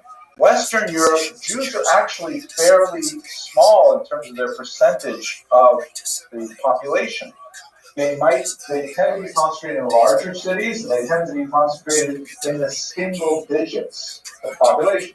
But once you get, east of Germany, all of a sudden Jews are concentrated in smaller settlements, villages, shtetl, and sometimes in large cities, but their population can sometimes be over half. Berditchev, for example, had about 78% Jews. That was the population. Everybody's Jewish. And then the kinds of assimilatory pressures that were affecting Western Ashkenazi Jews were totally different in the Eastern region. And so it has a slightly different kind of context. For one, Jews regarded German culture as being high value. Jews thought, and this is part of the tragedy of the 20th century, we speak about this thing called the German-Jewish synthesis, where we really wanted to be like Germans so badly. We thought Germans had the best literature, the best science, the best music, the best art. They really did have an amazing selection of cultural artifacts. So much so that when it gets expressed in some of the denominational steps, like we talked, I know it's not the planned lecture, but it's kind of going in that direction. Abraham Geiger, Reformed congregations are typically not called synagogues. What are they called? Temples. And why do they call them temples? What other way they call them temples? To pretend that it's the service like we did in the temple in Jerusalem, and we don't have it, we can still practice that. Okay, very good. A little bit sharper, Mr. Rubin. It's how many temples are there in Judaism? 2 or 3. Well, okay. One at a time. Exactly. Thank you, Mr. Abrams. So one at a time. And where is that temple? In Jerusalem. So what does it mean if you build a building in Berlin and you say, this is my temple? You move the center of Judaism to Berlin. Thank you, Mr. Rubin. Exactly. You move the center of Judaism to Berlin. You say, oh, forget about all that biblical stuff about wanting to go back. There was one at that point was removing all reference to Mashiach and things like that. This is our temple, right here in Berlin. This is where we belong. Of course you should give us equal rights as citizens, because look, we've already made this commitment. We've abandoned our temple in Jerusalem, we're creating it here. That kind of thing is not happening in Russia, in the Russian Empire. Jews are not deep admirers in the 19th century of Russian literature. They're not reading Tolstoy or Pushkin. They're just not that interested. Later they would be. But back then, no, it wasn't their thing. They got involved in many more Jewish issues, and especially it found expression in things like Yiddishism, like the celebration of the Yiddish language. Who's writing on Yiddish? Someone writing the Yiddish language. I'm going to look up your name. You didn't show up for class, but I read your paper. It's really cool. So the Yiddish, of course, is the vernacular, and they're saying we should now make this vernacular, which was not considered even by Jews a real language, which is basically German written in Hebrew characters. My own grandmother, Allah Shalom, who was born in 1910, she didn't even call Yiddish. She called it Jewish. That was the Jewish language. That's what Jews spoke, but it didn't have a real status at the time. So they started writing Yiddish literature, Shalom Aleichem, and the people like that, Islam in Paris, or Zionism. Like that becomes really big. We're going to get more into this by going on Monday. Zionism becomes really big. That's a Jewish kind of Haskalah expression, not as a trying to imitate non-Jews, but we're going to create our own version. And of course, Jewish socialism, again, more for next year. One of the most significant areas in which Jews did express the Haskalah in Eastern Europe, though, was a greater emphasis on introducing secular studies into Jewish education. One of the pioneers was this man, Joseph Pearl, who lived in Galicia, generation after Moses Mendelssohn. There's one fascinating story about him that I want to share. He was a fervent anti-Coptic. He was a Mitnaged, aimed for Mr. Frank here for this. He hated Hasidism because, like Gretz, he felt that it was the superstitious downfall of Jewish people, believing all kinds of Bogomaises and these wonder-working Rebbes, and he said it's all ROTHSCHILD. And so, in his attempts to reform Jewish education, of course, he really put tremendous amount of effort in developing the school system, was very widespread, but he also wrote a satire of Hasidism, the title of which escapes me right now. Maybe some of us, when you want to look it up, Joseph Pearl, the title of his book. What's the right now? The Galat Mirim. Oh, the Galat Mirim, right? The revealing the hidden things, right? That which is Tamar, right? Like, not Tamar. What's the word? What's the short for Mirim? Isn't it like a cooking thing? Hatmana. But is that maybe? Maybe. Anyway. He wrote a satire of Hasidism, and people loved it. They didn't realize it was backfire. They took it seriously. They read about these crazy wonder-working rabbis that he just made up, thinking that people would read this and say, wow, those Hasidim are so stupid. And in fact, they began to admire the Hasidim. So it backfired on it big time. Yeah, there's no good or shomer. That's a hot product, which is basically we need to keep a strand or product for in the South. And nowadays it's a moment song because, well, we're still wearing it. Yeah, it is. It's funny how these things change around. Okay, now I want to take you to one really dark period in Jewish history briefly, and then going on Monday, we're going to go right to the evolution of Jewish politics, which is a talking to the audience here, must attend class, because if you don't attend Monday, you will totally not be able to understand the rest of the 20th century and even 21st century politics, right? That was a pretty effective warning, I hope. Let's see what the attendance is like on Monday. So this is one of the periods, and I think this is really important for understanding politics today. One of the darkest periods of Jewish history occurred in the first half of the 19th century in Russia. And it relates to this whole Haftalah element in a very big way. This man, Nicholas I, comes to power. He has a decidedly militaristic bent. He likes, having parades organized, like watching parades, things like that. And he's dealing with rebellions.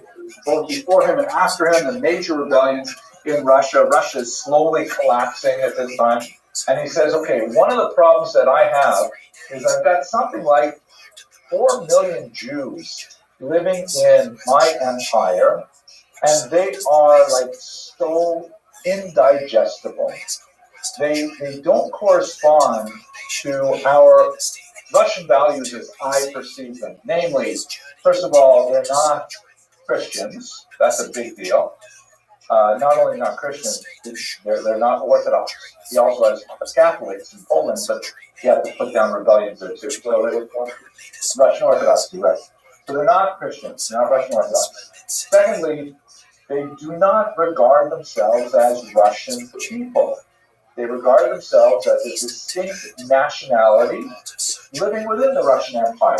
Kind of like when you think about Ukrainians in the Russian Empire. They also, not so much in Nicholas's time, but by the 20th century, they regard themselves as separate people. So the Jews are not going to say, well, we'll be Russians now too. This is a much more complicated question. In the 20th century, Jews would fall over themselves to adopt the Russian language, to get educated in Russian and so on. But this is the 19th century. And finally, he says, they don't really accept my authority. Whose authority do they accept? That is the rabbis and God. They don't look at me as the supreme autocrat. So he said to himself, okay, what am I going to do to get these people to adopt Russian values? Not necessarily because he hates Jews. He hates this undigestible mass of non-citizens. He wants them to fit in. It would be fine if, as one of the later Russian ministers said, 1/3 of them emigrated, 1/3 of them died, and 1/3 of them converted. That would be like, okay. But he wants to deal with this strange demographic problem. So he comes up with two solutions.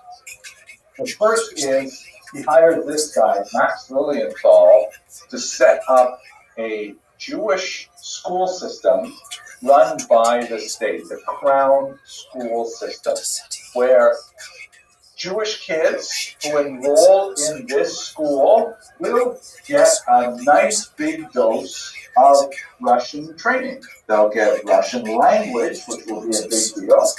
They'll get math and science, and they'll get all kinds of things to engage in gainful employment. We will probably also throw in there a little bit of conversionist efforts to get them to convert to Christianity, but that will be like non-official. And Max Lilienthal, big Haskalah supporter, says, fantastic, here is my chance to get this backwards, super religious people and launch them into the 19th century. Let's get them, modernized, let's give them proper training overall. I'll handle those Russian Orthodox priests who want to come in and give the occasional conversionist lecture, I'll handle them. Ended up in a terrible failure. He ended up leaving in disgust. He actually moved to Cincinnati afterwards. But the idea was that the school system was supposed to be a pathway to assimilation into Russian society. Again, Nicholas I's motivation, although we can't say he was a Philo-Semite, he was primarily doing it for social reasons, not because he hated Judaism, but because he wanted the Jews to be more like Russians. Why would any Jew even consider this school? Money, good reason. Good reason. In this particular case, I would think there's a better motivator though. But good guess. Appreciate it. Mr. Rubin? Is the parents listed also and one of the kids' education? Jewish parents generally want to get their kids ahead. And we will see in the 1920s in Russia, there's a huge phenomenon. But they generally don't send their kids to schools where they think they're going to convert to another religion. They generally don't. That's just too far. It does happen, but it's a little too far, John. Mr. Edelstein. Before their kids' safety. Explain that, please. They're worried that if they don't make at least visible effort to appease the Russians who are hosting them, that they will no longer be able to go in. Okay, good. You're absolutely right, but the reason is actually quite a bit sharper. Get to a right away, Mr. Abraham's last chance. Maybe their schools weren't so good, maybe you should assist them, whatever there was good education. And a lot of people want to integrate with those elements. Okay, good guesses. Here's the main motivator. In 1837, he puts in place this incredibly awful decree called the Cantonist Decree, in which he says that Jewish children can be conscripted to the army. Conscription in the Tsar's army was not like 3 years as it is in Israel, 25 years. Going into the army is basically a career and lifestyle choice. In Russia in the 19th century, basically, if you were like the oldest son, you would get a little bit of your father's land. If you were the second son, you might go into the priesthood. If you're a third son, you might consider the army. And this is it's a career decision, 25 years. Now, Jews, historically, they never really wanted Jews in the army. They didn't speak the language properly. They didn't have the same values. They were not interested. So Jews typically would pay an additional full tax. This is basically the story across Western Europe as well. Jews would pay an additional tax gladly to keep their kids out of a 25-year military service. Nicholas I, remember, he's a very military guy. He says, wow, that's totally wrong. Totally wrong. We want them to go into the army because that's a great way for them to learn Russian values, Russian language, all this stuff. So therefore, he says no more exemptions. Every community must provide, the number varied from time to time, but basically 10 conscripts for every 1,000 males every year.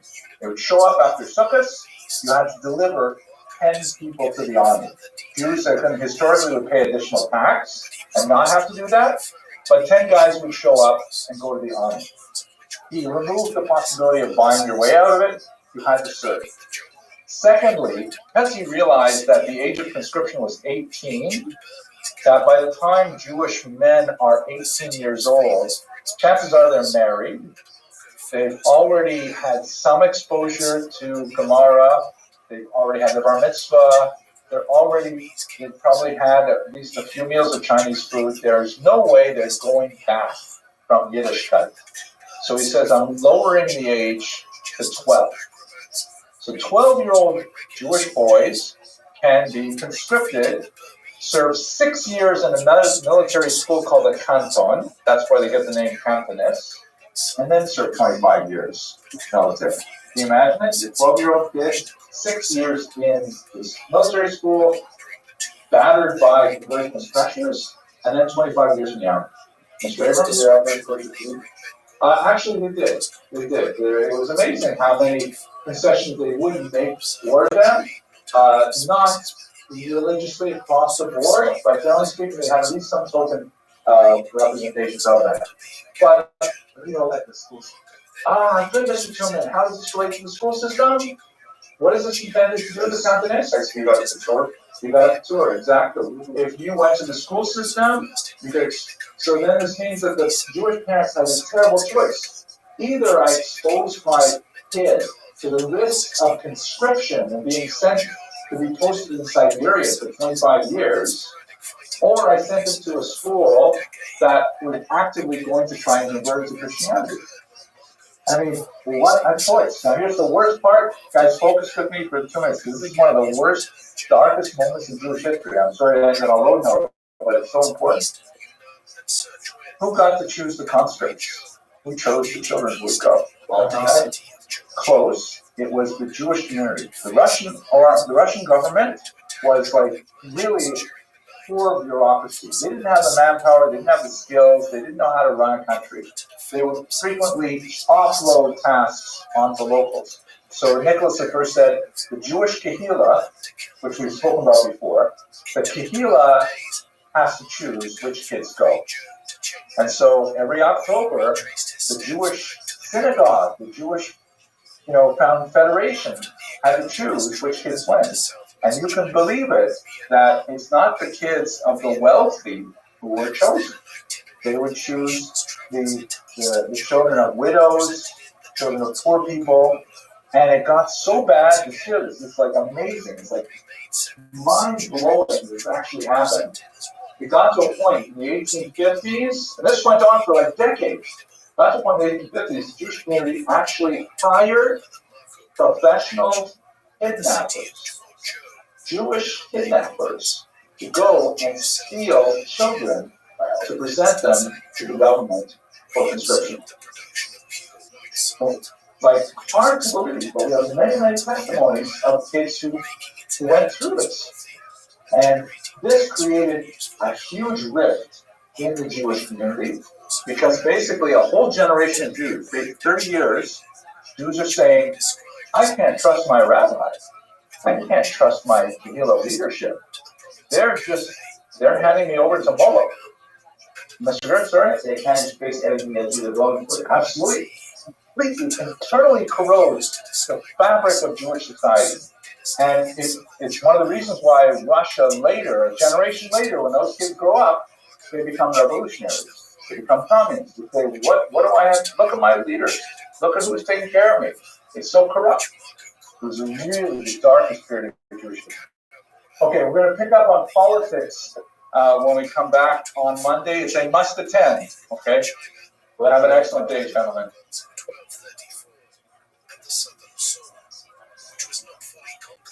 Okay, so we're ready to talk then about Confidence? We're going to talk about the really nasty fight between Hasidim and Mesnagdim that erupted in the 1790s and lasted until about 1816, and then it sort of settled down, except for a few crazy people on YouTube. I feel like writing back and saying, what are you doing on YouTube anyways? Rabbi would not appreciate it. Okay, so here we are. What is Hasidism's exactly what are we talking about. So I'm going to try and separate this from neo-Hasidism, which of course is something that's very popular today. I'm actually involved in it a little bit. I did a lot of research on the Shia section of Rabbi, one of the neo-Hasidic heroes. But Hasidism, traditional Hasidism. Let's just understand some really basic stuff here. In terms of practice and belief, if we break it down, if we have the opponents, right? Remember that the opponents are actually the traditionalists. That's like the old-time religion.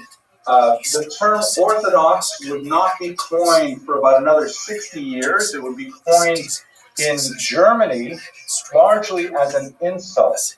It's designed, because the word Orthodox means one doctrine, one way. And that was meant to be sort of a nasty thing to say to traditional Jews, saying, you think there's only one way to be Jewish, as opposed to us Reformed Jews who have like 17 different way to be Jewish. So that's why the Orthodox term was originally intended as an insult, a slur. Later it became adopted as a term of pride, saying, yeah, this is the way we are. The truth is, as you all know, there is no such thing as one way to be Jewish. We have Dalet Amos of Halakha, and you can put about 6 or 8 people inside Dalet Amos. There are lots of different ways to be Jewish, but there are boundaries. So the term that would have been used if people were struggling to find a term to describe something that had not had a contrast before that, they would have used the term Altgläubige, which means full believers, that they did it the old way. So they later became called opponents because they opposed this new movement called Hasidus. So in terms of do they believe in Taryag Mitzvos? The answer is obviously yes. Both groups are on the same page with that. Do they believe in the really key elements of Judaism? Like, for example, if a person is going to become a ger, and you have to teach them the basics of Judaism in order for them to join the club, there are 3 basic things that is like part of the curriculum for sure. What are the 3 basic things they've got to get? Shabbat is going to be one of them. What's the second one, Mr. Lund? Tefillah, right. Taharas and Mishpacha. You said important. The third one? Kashrus, exactly. Those are the 3 really big things. If you got those 3 down, you can probably manage to get into the club. So in terms of Shabbat, yes, they're on the same page. In terms of Kashrus, absolutely, they're on the same page. And in terms of intimacy, which is what the way I'm translating here, Taharas and Mishpacha, yes. So then, how are they different? If they are all on the same kind of page with these things, what is next? Yes, there are like tons of tiny little details. Like, for example, even with Taharas and Mishpacha, there is a difference in the construction of the mikvah. And you have a bore, a yad bore, or you have to have a bore, tachas bore. These are tiny little details that rabbis can really get deep into, so to speak. But the general parameters for regular people is they are really, really similar. If you were a Martian coming to this planet and you saw Hasidim and Haredim standing, Litvish standing side by side, you wouldn't be able to tell the difference. Not even Martians, actually. So it's really because of the rebellions that we started this whole unit with. The rebellion of discovery is really the rebellion of Hasidism, in the sense that they're finding, as it were, old things and renewing them. Like the Hasidim did say that, hey, we're starting with something totally new. Generally speaking, Judaism traditionally frowns on the new. Right? Remember, Sam Sober, Chadash, Asur, Min Torah, the idea of saying, hey, let's bring this in, Re'eh Zeh Chadash, Bar Hayah. We don't do that in Judaism, generally speaking. But if you find something that used to be done a long time ago, you can sort of say, hey, we should incorporate something that used to be done a long time ago. Mr. Kram. We talked about steel before. Isn't the difference that really gets that you're talking crazy is the way we conduct ourselves as steel? The difference between how the Christians also everyone was bullied over the Christian thing is shown. We are going to go to all the things that drove the Nesnagim crazy shortly. So hold it for now, okay? Because that's going to be, I think, kind of like the high point of the year. I don't want you to give it away before we really get into it. Let's try to understand a little bit of what are these rebellions discovered, right? What's new, what's innovative is from the perspective of the Hasidim. What's new is stuff that had been forgotten, not used, all this Kabbalistic stuff that we're bringing in that's really old, is so old that people forgot about it. So they're not introducing something new. For the non-Hasidim and the Snagdim, of course, there's a lot of challenging that, no, these things are actually new. So, for example, the term Hasidism, it's hard to know exactly how to translate it, but as I mentioned, I think last week, the word Hasidim has been used many times in Jewish history. You see it with David HaMelech, his followers were called Hasidim. You see it with Yehuda Maccabi, they were also called Hasidim. You see it with the Hasidei Ashkenaz, we spoke about them 2 weeks ago. It generally means people who go beyond what is necessary. Right? You can go within Mishur Sadin, or you go within Mishur Sadin, or you go within Mishur Sadin. You go beyond what is actually required. They're extra. So, for example, when you come to Payas, of course, the only thing that's forbidden halachically is to shave the sides of your head. Right? You can't shave your Payas with a blade. Even with a razor, there's some question about, like an electric razor. But with a blade, you can't shave the sides of your head.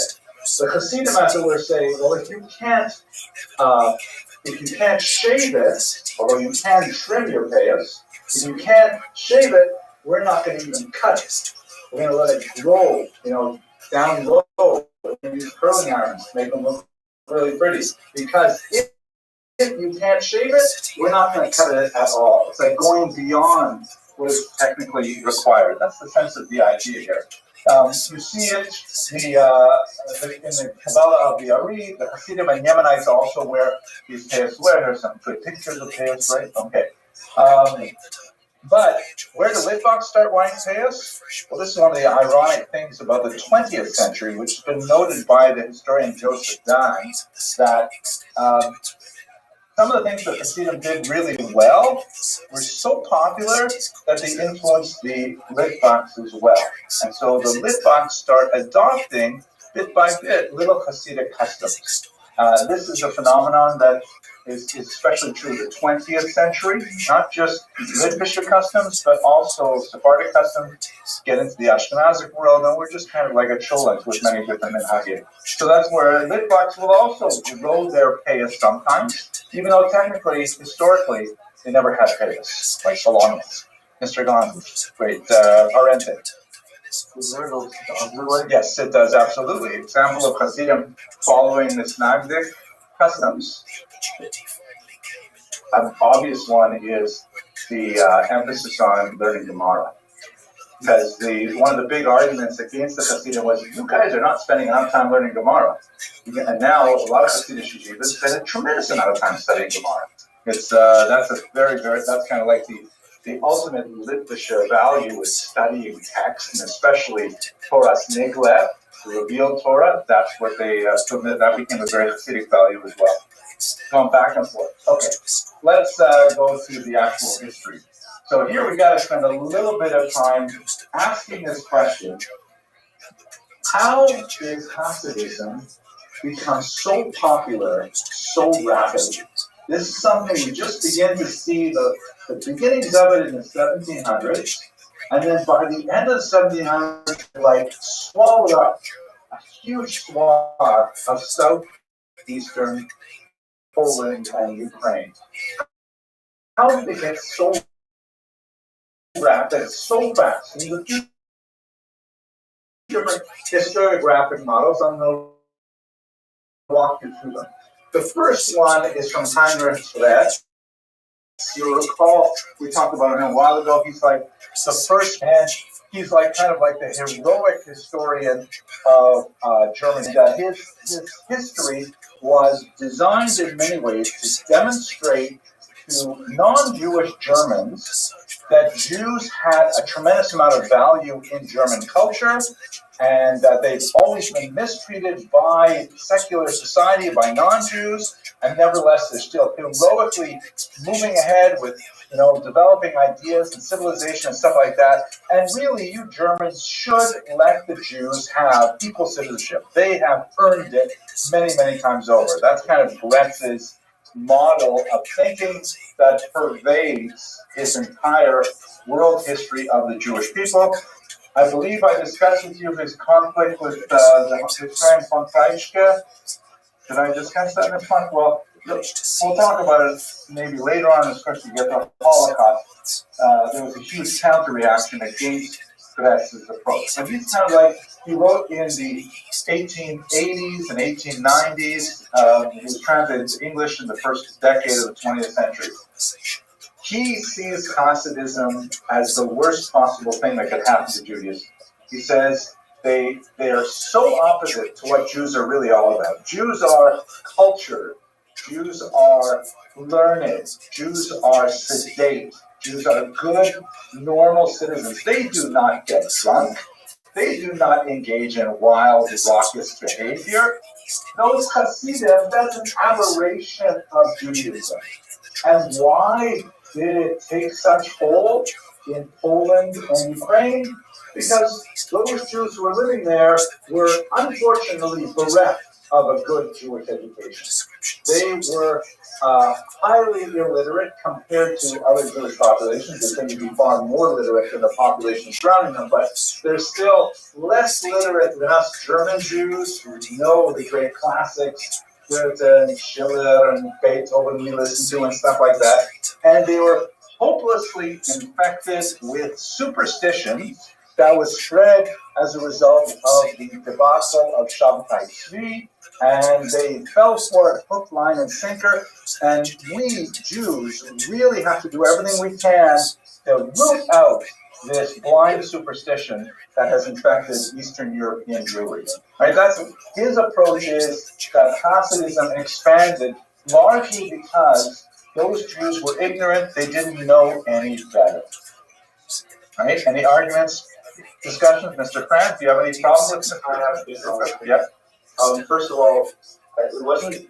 You saying that they didn't have, they were illiterate? They are much less literate than other Jews. They weren't even in the quote unquote responsible time period. They would never have been allowed to get normal education in Germany or anything. Okay, yeah. So it's never. But that doesn't change his argument.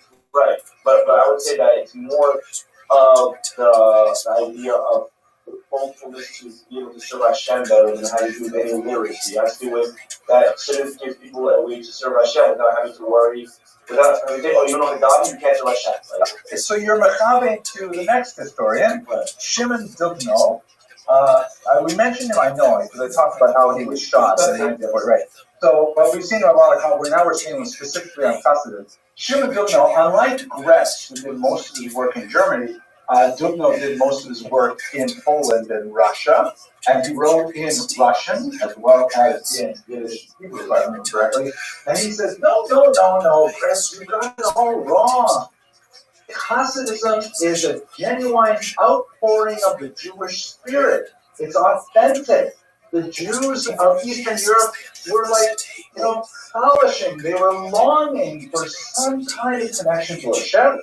And the reality is that all the great yeshivas were way up in the north in Lithuania. They were separated from us, but they still wanted to serve Hashem. And they found their way to do it through both expressions of religiosity, through singing and dancing and camaraderie. And what the Baal Shem Tov did was, he tapped into that basic human need to feel like you are a child of God. That is a really great thing. Gress, you should not criticize the Hasidism, the Hasidic movement. They're actually sometimes really beautiful Jews, and we should encourage them. Right? So a very, very different approach, but still it relates to an intellectual approach to Hasidism. Another example of this mover is kind of like he explores Dubno's thought even further. Martin Buber was not actually a historian, but he was very influential in the influencing of Western Europeans to adopt a positive attitude toward Hasidism. He was a philosopher. You might have heard of his famous book, I and Thou. Really, actually, very interesting, fascinating book to read. But he was, as a youth, quite taken with Hasidism, and he went and he translated all kinds of Hasidic works into German and popularized it. And his big thing was that Hasidism succeeded because it captured the Jewish imagination. And the kinds of things like that guy I read in his comments, that he was criticizing breast love and so on, that's his favorite. Breast love is fantastic because of the amazing, weird stories that Rabbi Nachman used to tell and things like that. He says that communism spread because it captured the imagination. That even intellectuals sitting alone in their studies could read Hasidism and say, wow, this is mind-blowing, I want to be a Hasid, regardless of all the other things going on. Now here's my favorite, well not favorite, Gershon Gold is not my favorite. I do think he's great too. Gershon Gold really puts heavy emphasis on Hasidism as the next stage of Jewish mysticism after Shabtai Tzvi. He does draw a direct line from Shabtai Tzvi to the Hasidic movement. Shabtai Tzvi, of course, was a huge debacle because it converted to Islam and everyone was depressed and stuff like that. But Shabtai Tzvi did open up for a large population the possibility of studying Kabbalah. And people began to say, wait a second, we've been missing all this really cool stuff coming out of Tzfat, the Arizal. Wow, it's so amazing. So he said it really has to do with the intellectual approach. And in fact, there are a lot of rabbis, a ridiculously embarrassing number of rabbis who became followers of Shabtai Tzvi, and even after he converted, they stayed on quietly or, under the table, still being Shabtai Tzvi believers. There was, for about half a century, a long, number of surprisingly important rabbis who were doing it, still serving as the head of their Beit Din, still serving as poskim and stuff like that, and we know that they're still writing pro-Shabtai Tzvi stuff. It's a very, very difficult period.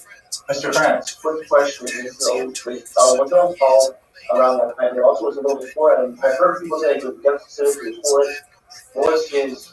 Around Tal was before Hasidus was born, but not that much before, about 40 years before the Baal Shem Tov.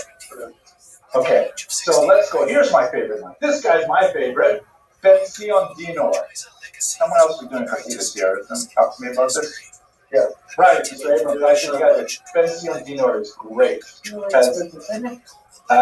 Related to who? I don't know. You know what that is? No. Dinor, the Hebrew hog spreader. Related to Dinor? Is Dinor maybe changed? I don't know. You changed his name maybe? I don't know. Okay, you'll have to look it up. You have a computer there. Wikipedia will do it. Ben Zion Dinor is great. You know why I love Ben Zion Dinor's approach? Because he uses the Abramson rule. Before Abramson was even born, he used the Abramson rule. And he basically says it's about money. What are you guys all talking about? Ideas and even about singing and dancing. No, it's about money. Think about it like this. We know that in the Polish-Lithuanian Commonwealth, who owned the villages? Who owned the whole thing outright? The orchards, the mills, the nobles, the noblemen, right? The Szlachta in Polish, in Yiddish, the Poritz. And the Poritz owned everything. Nothing could happen in his landed territories, his Latifundja, without the Jewish community. So who hired the rabbi? The Poritz hired the rabbi. So the Poritz would actually, the Lord, the non-Jewish Polish Lord, would actually appoint the rabbi for the Jews. It was like a sinecure. It was like like a shella. The pulpit was like a sweet job if you could get it. So that meant that a lot of people would actually go and bribe the Poritz to become the town rabbi. And the town rabbi would largely be supported by the tax revenues of the Jewish community. There was a special tax on kosher meat, went to the rabbi. The tax on Shabbos candles went to the rabbi. A whole pile of these kinds of local taxes. So you know what?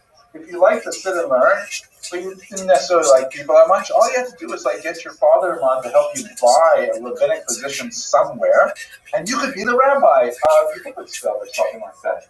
And the Hasidic movement was a rebellion against these awful rabbis who were not primarily concerned with the spiritual welfare of their flock. Come back to it, Mr. Rubin. They're not related. I checked it. Both of them changed their names from different names. Ah, okay, good. Thank you for letting me know. So he said that the Hasidic movement was set up initially as a grassroots religious movement to say, we don't want to have anything to do with these,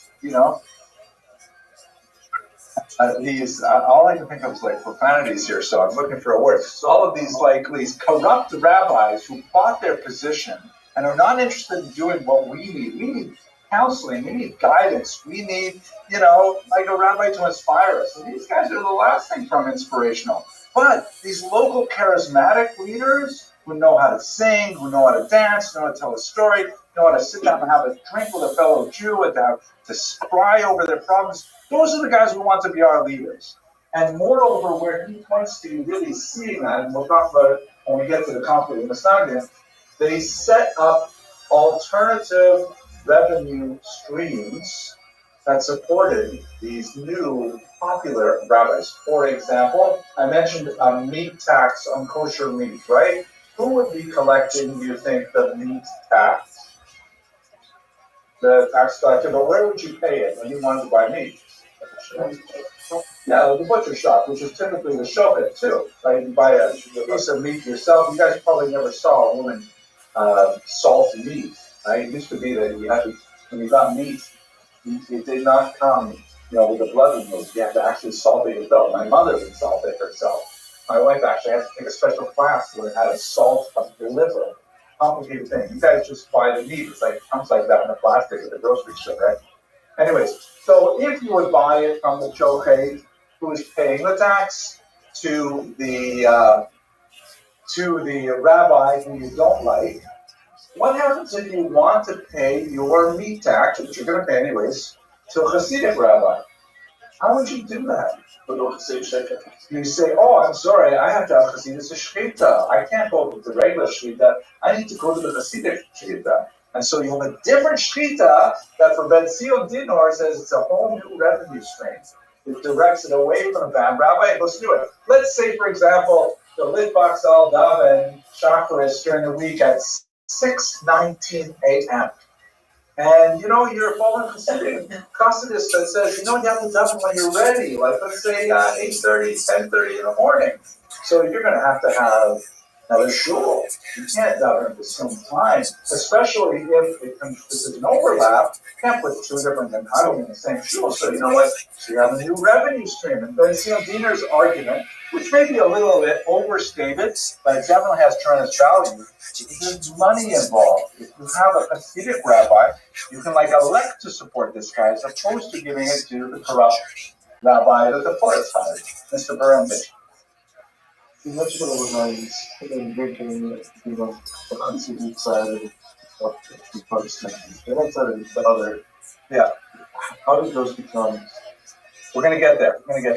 I know I got to get to the drinking part because we just had forum, but we'll get there. Mr. Kranz, quick one. Isn't it so far off from the spiritual high Jewish world, the idea of money having to be part of it? It's so far off. But Mr. Kranz, ever was it so?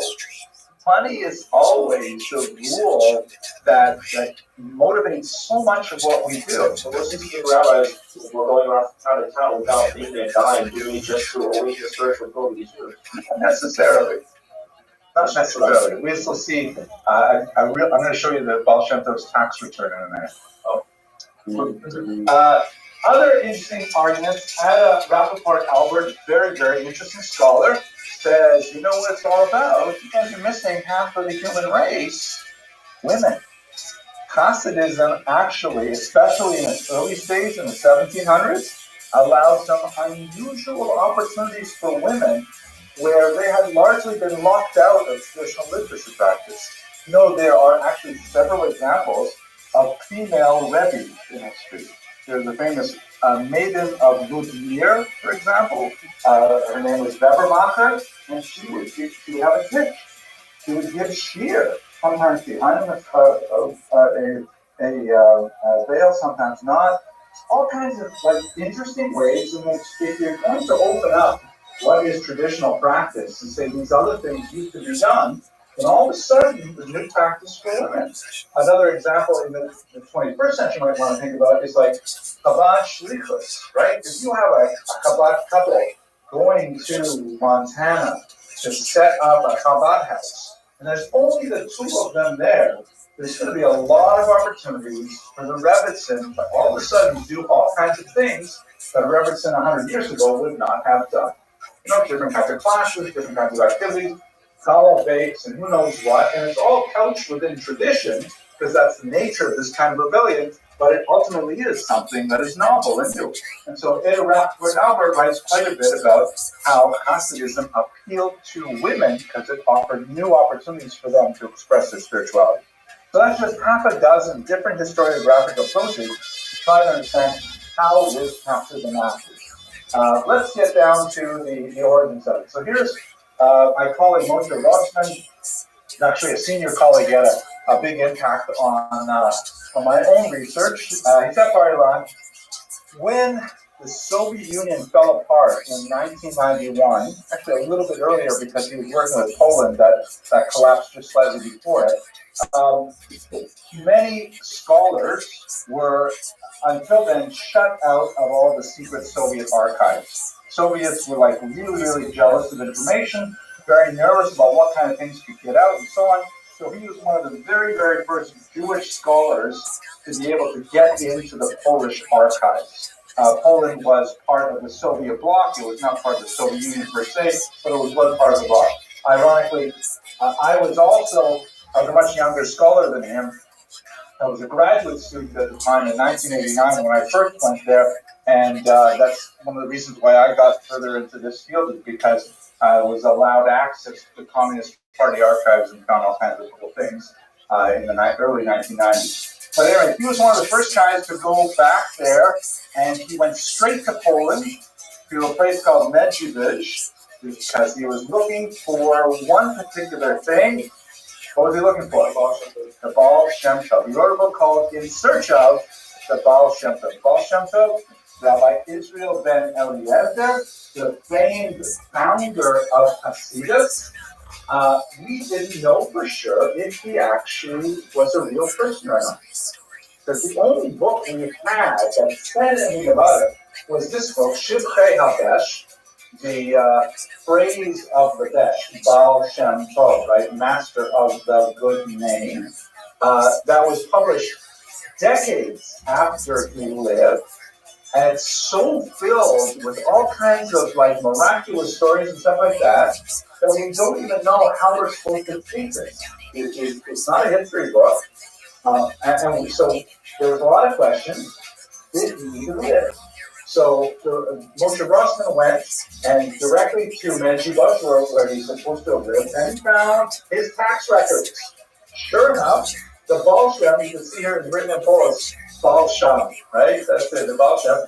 He was recognized. Now this is quite different. You can find it on Wikipedia, Mr. Francis. Just look it up on the screen. But Mr. Rubin, quickly. I don't mean it the wrong way, but people say that didn't exist. It's like saying that Yeshu didn't exist. I mean, he existed. Not everything about him is true, but he pre-existed. But that's a whole different argument. We're going to have to do that in History 155 sometime. But yeah, so it's we don't know possibly the existence. We didn't have census data, and all we had was legendary stories. And there are some people like the Pied Piper, or the Sheriff Nottingham, that we don't necessarily knew exist either, but they become part of the legendary. So the question was, can you please prove that he existed? And so he did. Now, by the way, his book is fascinating. The Baal Shem Tov was, contrary to a lot of the stories Mr. Kranz would probably repeat about, penniless wandering and things like that, he was actually a very respected figure. He had a house paid for by the community. He lived on the main street. He had a pretty good income. He was regarded as a faith leader. They called him Reverend, and he's like actually a real deal. And we don't know too much about what he actually did and said outside of these sources like Shivchei HaBesh, but we do know that we have external non-Jewish documentation validating at least some aspects of his case. His dates are roughly 1699 to 1760. What is fascinating, however, is the precursors that we definitely know about. We've got a lot of data on. So this is the colleague of mine. This is someone I met when I was first in Kenya. This is actually in the Vernadsky Library. He's actually a huge scholar right now. I think I even put his book on the syllabus. Yochanan Petrovsky-Stern. Now he looks more like me with like not too much hair, and what he has is all white, but he's a brilliant, brilliant scholar. I met him there when we were both in our early 20s, and he was working with these Pinkasim. These were like record books from the communities of Poland and Lithuania that were moldering away in some of the basements of the libraries there. He pulled them out and did some great research with them. And I'll tell you, I'm going to tell you about his research on the precursors, but Mr. Abraham's going to ask questions first. Well, we could box into the call itself by that. Exactly, good question. The reason is because there are tons of people going around who are called Baal Shem. And he didn't necessarily call himself by that name, but people are applied to him. He was the Baal Shem Tov. What does that mean? Mr. Grams, you can answer that? So hang on one second. Hang on. Show me, you can answer that? He's the good Baal Shem. Excellent. But what does that mean to be a good Baal Shem? What are the bad Baal Shem? No. Well, everybody's the time. It's before it change, right? So first of all, what is a Baal Shem?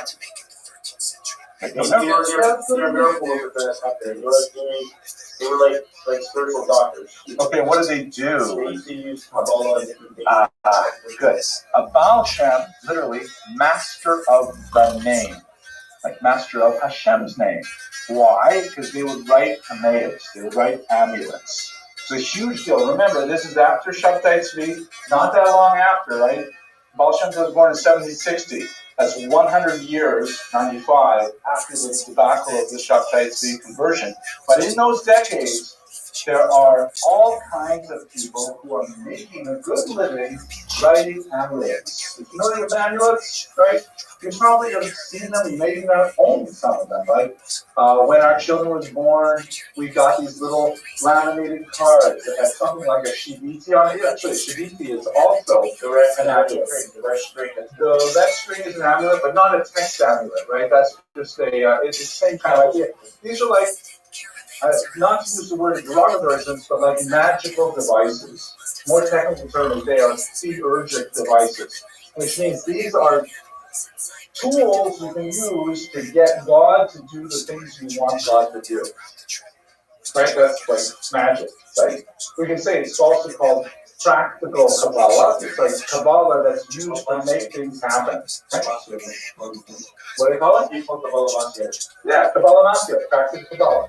So this is part of Jewish culture, right? The Hamsa, the hand with sometimes the eye in it, you board off the eye and para, the little cards that we got when our kids were born, we put them under the crib, we love those things. I had some of them myself. In fact, when my first son was born, a very, very religious rabbi gave us a very Kabbalistic amulet to put on the front door.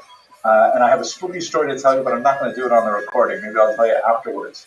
But, we use amulets. Sometimes people hang them from their rear view mirror in their car, stuff like that. So in especially low literacy regions where people have very little contact with Jewish texts in a significant way, like in southern Poland, western Ukraine, there's some guy, he looks really frum, he seems like a nice guy. You go up to say, oh, Rabbi, I'm having such trouble with my business. My daughter can't get a shidduch, and I'm worried about my grandchild. She's not so healthy. Could you please write a kamea for me? And they'll write something, and wherever you put it in your hat, you put it in your pocket, you put it on top of the threshold of your door, different things like this.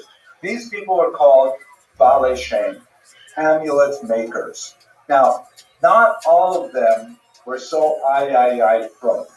It was an easy way to make a living. If you could even halfway write your name, you might be able to convince people that it was worth paying money for your amulets. And by the way, this is nothing new in Judaism, right? Have a look in Baruch, I think it's somewhere around Perek Shin Dalet. If I was Rabbi Sachs, I would tell you exactly which word in Perek Shin Dalet, somewhere around there.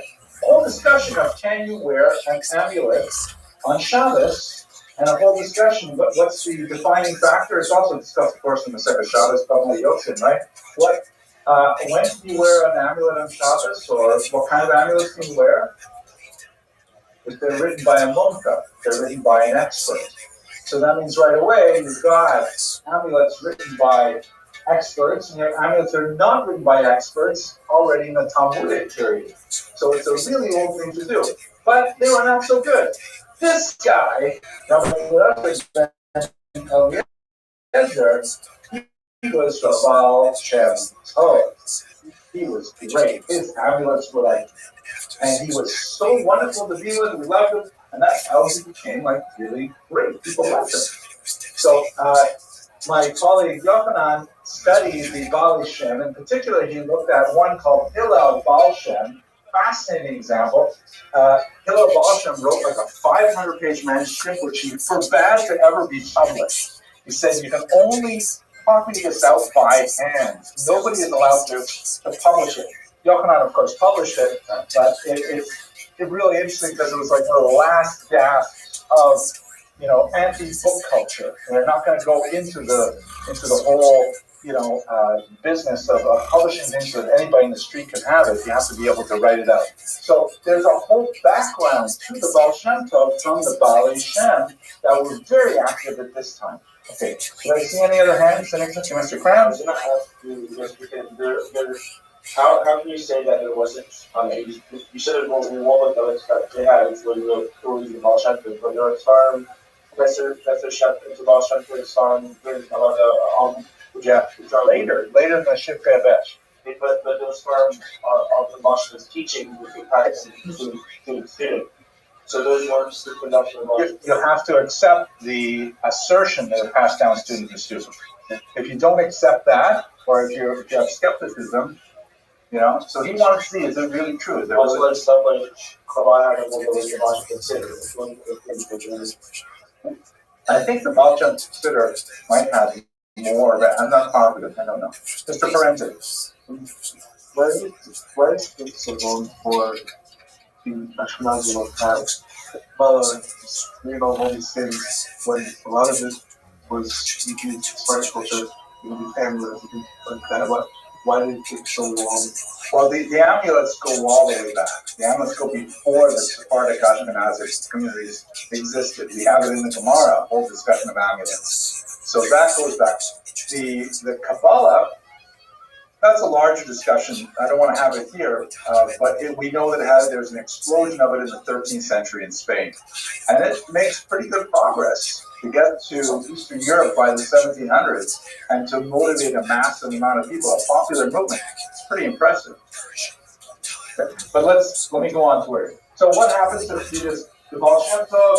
He has a couple of disciples. One of them in particular is the Maggid of Mezrich. The Maggid of Mezrich has 5 distinct disciples. One of them is the Alter Rebbe, the founder of Chabad, and those 5 disciples just spread disease everywhere. This is a great book, The Historical Atlas of Hasidism by Martin Borzinski, and it has all kinds of really cool maps that show how Hasidism spread and to the South Street and everything like that. This is the Polish Lithuanian Commonwealth. Here's Medjugorje, and here's from Medjugorje and the Maggid, you have the massive spread of Hasidism throughout the West. But of course, and this is in 1772 when he lived, so it's really rapidly expanding. Baal Shem Tov died in 1760. 12 years later, you've got the 3rd generation going, and they go really strong. But that's when it starts to run into opposition. It's only when the Maggid really has significant popularity that the Litvaks will start waking up and saying, wait a second, this is serious. And it's actually shaping the way people observe Judaism in Eastern Europe. What are we going to do? The opposition centered around the Vilna Gaon. Here's another example of an image of him. Again, I don't know how accurate this is. He lived from 1720 to 1797. The last 20 years of his life were involved in one degree or another with the opposition to the Hasidic movement. There is a considerable amount of ink spilled on how much he personally was opposed to Hasidism, the same degree of vitriol as many of his followers. And in fact, humbly, I would suggest to you, gentlemen, this is one of the phenomena that we often see in history, that, great leaders may have a particular attitude to condemn or champion one cause or another, but it's often their second in command who become the real proponents of that attitude. And they will use their mentors' prestige to wage their own wars. That may have been the case with the government, where he certainly had some serious reservations, even opposition to Hasidism, but it was his followers who became like really anti-Hasidic, prepared to go into the streets and fight over it. So what is it that they were upset about? I'm going to list, I think, here we should be consider about. The first is, what is this separate prayer groups business, right? Hasidism tends to emphasize a very different approach to tefillah, whereas the Litvaks really have a level of discipline in terms of what exactly are the boundaries of time when you're allowed to daven Shachar and Marav, and these, are widely ignored by Hasidic groups, largely in the sense of, what's the point of praying on time if you are not inspired to pray? This is not an endorsement, gentlemen. You got to show up for chakras at 7:45 in the morning. Can't claim Hasidus as your excuse. 7:45 is when chakras begins. But that's the idea of Hasidism is, I'm not, what does Hashem want my davening for if I'm still sleeping? Let me, it's better, you can sleep during class, like some of us here. You get a good nice rest. So, my voice is very soothing and have to go.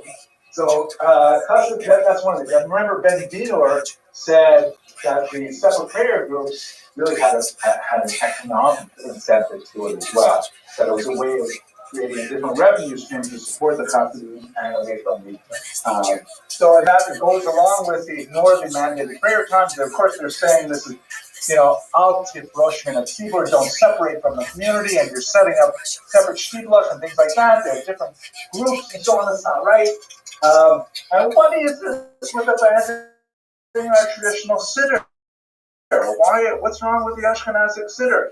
The Hasidism went back. The Hasidim went back to various earlier nuschos of davening, which were associated especially with the Alvi. As the Arizal, Rabbi Yitzchak Luria, phenomenal novelist of the 16th century. The separate kosher slaughter. There's a whole business about, when you check the knife. I don't know how many studied the second schooling yet. I'm looking for I should be studying it. Got going in about 4 months. The second schooling, the whole discussion there. Your knife has to be both sharp and free of nicks. But the problem is, especially with technology of the 18th century, if you make the knife really, really sharp, very easy for it to get a nick. If you make it a little less sharp, you won't get nicks, but then maybe you'll be pushing against the animal's neck instead of slicing. So the Litvaks and the Hasidim differed on the degree of sharpness the knife had to have. So that meant different shechita, you have to have Hasidic shechita. They said, what is this? You guys not studying Talmud? Are you saying you're getting together and you're sitting around telling stories? Are you drinking alcohol? Is that what we're supposed to do?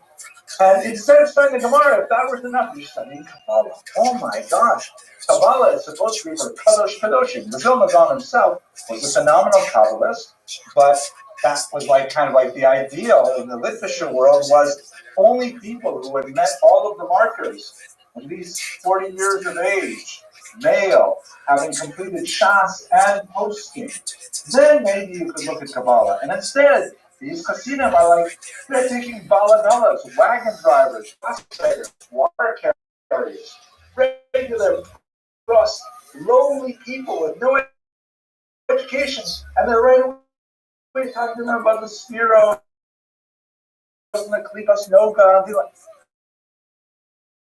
What is going on with you guys teaching this stuff to ordinary ignoramuses, that's so awful. So taking like, pearls and throwing them into the mud, you can't do it.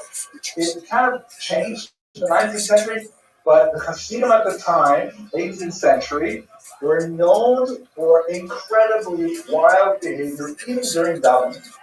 Turning somersaults in shul was regular practice. Like, can you imagine watching outside tomorrow now? Hashem, all of my bones call out to you, Hashem. So I'm going to be really violent in my gesticulations during davening. You ever done with breast lovers? Lots of clapping, stamping with feet. Partly stolen, where you scream out loud when you're davening, like you're supposed to imagine someone's about to stab a knife in your back, and so you're davening like a small volume. So really weird behavior, and you add to that alcohol, and things can change dramatically. And say these guys are like, that's not Judaism. We daven, stock still, we don't move, we're lit up, right? And we wait for like Scotty to turn on the transporter beam, quiet, and these Hasidim are just so loud, Mr. Grant. They said that it's not to take all of the souls. The one who dogs is getting placed on that fish, so the body was banging off the mattresses like a ping pong. Right, you can imagine. I mean, that just gives you a sense of how the Litvaks would say these Hasidim are the creatures. And finally, number 8, antinomianism, which is another fancy word for saying breaking the law, breaking halakha, or at least breaking norms, and even Sabbatheanism, secretly following Shabbat exegesis. So these are like the charges that were brought against the Hasidic movement by the Litvish movement. They also, Rabbi Shneur Zalman of Liadi, Kanu Chabad, and Rabbi Nachman of Vitebsk went to see the Vilna Gaon and say, hey, no, it's not like that. Sure, there are a few bad eggs who do these things, but that's not really what we're all about. The Vilna Gaon famously refused to see them. Right? So we don't know exactly, it would there's a lot of ways to interpret that, but it definitely was not interpreted in a positive way by the Messianic movement. And so in 1772, again, not clear whether this comes from the Gaon or whether it comes from his followers, but in 1772, there were parents placed on the Hasidics, and they got the extra faithist movement, and their books were actually burned. This is not the first time Jews have burned books of religious value. We saw them burning the Rambam in the Sparta class. Here we go. I'm sorry? Around 1200. They were not burned, they were buried, but might as well, right? Now the Hasidim, they issued harem back against the Messiah. And you have these bands and boundary bands, and you start burning the Messiah books as well. And it was just a craziness for the last 2 decades of the 18th century, with Hasidim and Messiah literally at each other's throats, and especially nasty ban in the year 1781. That was one of these don't stand within Dalit Amos kind of bans. This was the period when it was the most ferocious level of conflict between them.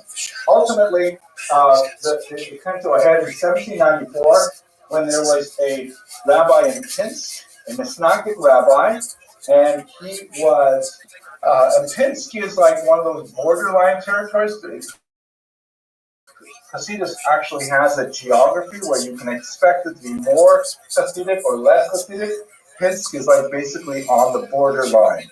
So when Pinsk, which the Misnagdim thought was going to be their territory, when they lost a key position to a Hasidic rabbi, that rabbi went to the Tsar, went to the Russian authorities and said, they've hired a charlatan who is under a ban by the great Vilna Gaon and so on, and so they put the Hasidic rabbi in jail, which began a whole cycle of denunciation to the Russian government.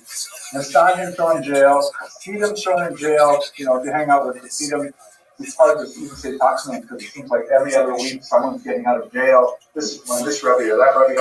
But it was a really, really nasty time. Imagine calling up the cops and saying, hey, you've got to put this rabbi in jail because he's betraying our values. Also, gentlemen, put yourself within the mindset of 19th century, 18th century Russian Empire. It's very different from our empire, of our times.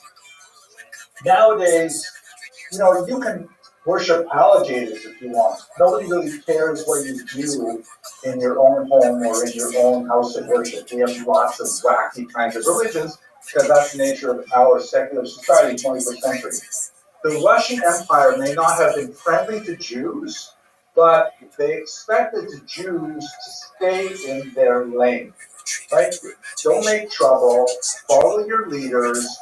Anyone who tries to upset the status quo and saying the legitimate leaders of the Jewish people are not legitimate, those are people who should be considered revolutionaries by the Tsarist government. They don't want Jewish society to be disrupted by revolution because they don't want their own government to be disrupted by revolution. So that's why the Russian government would listen to these Jews saying, oh my gosh, are you serious? Oh, look at this document translated into Russian for me. I can see that this guy is definitely in trouble with other Jews, so therefore they went along with it and put them in jail. Okay, arguments, discussions, questions? They used to say about the free Rebbe told the Rebbe, he wanted to his parents after being drunk for the night. So he said that the free Rebbe told me, now that you got drunk, you pull a lot of Rebbe. Yeah, you got to put in jail for getting drunk, so now you're really deserving. Good story. Okay. So let's go on. All right, so what ends up happening? Now, we actually began talking about this at the very beginning. There's going to be two phenomena that happen.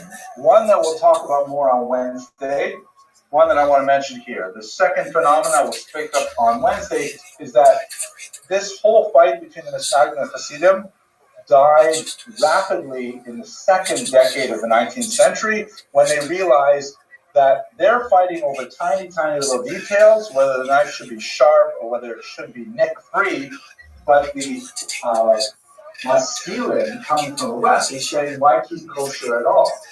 Right? The Hasidim are saying whether you should daven at 6 a.m. or at 10 a.m., and the masculine are saying, why have Shabbos on Saturday? Let's move it to Sunday. It's so much more convenient.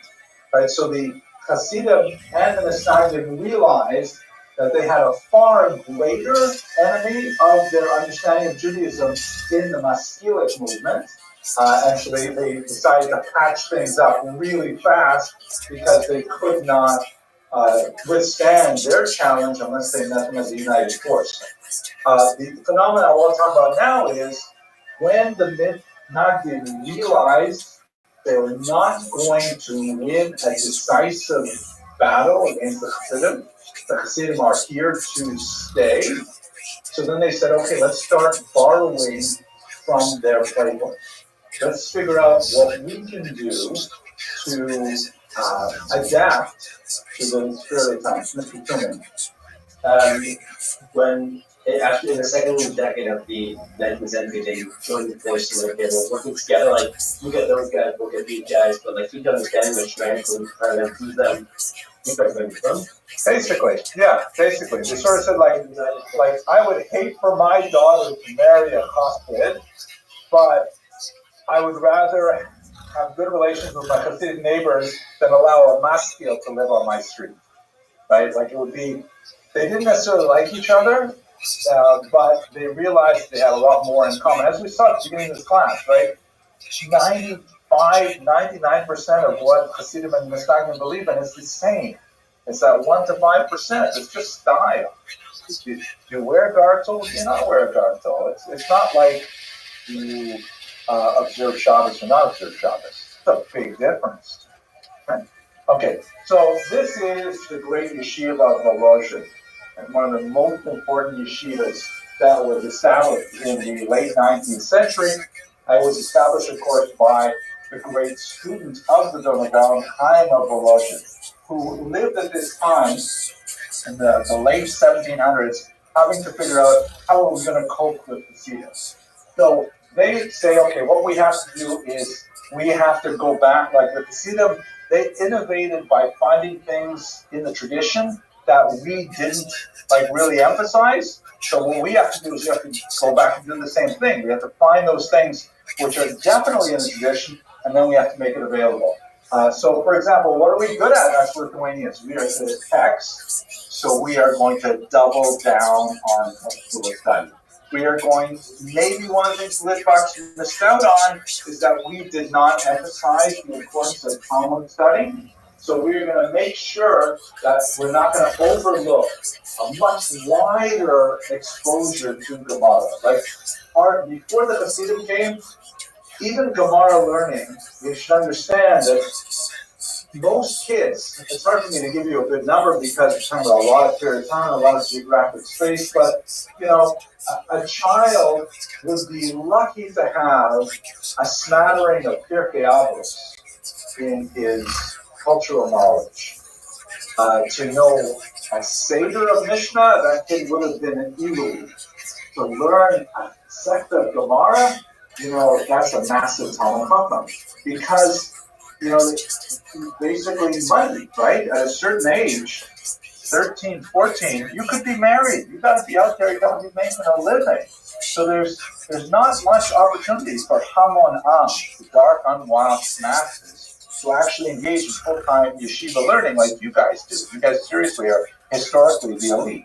So the Litvaks said, you know what? Maybe we really got to make more emphasis on letting everybody study Talmud. We've got at least every male studying Talmud. We've got to push what we are good at, which is studying text. Talmud in particular, better than anyone. We're way better than those Hasidim in Talmud. So we're really going to stake our reputation on that.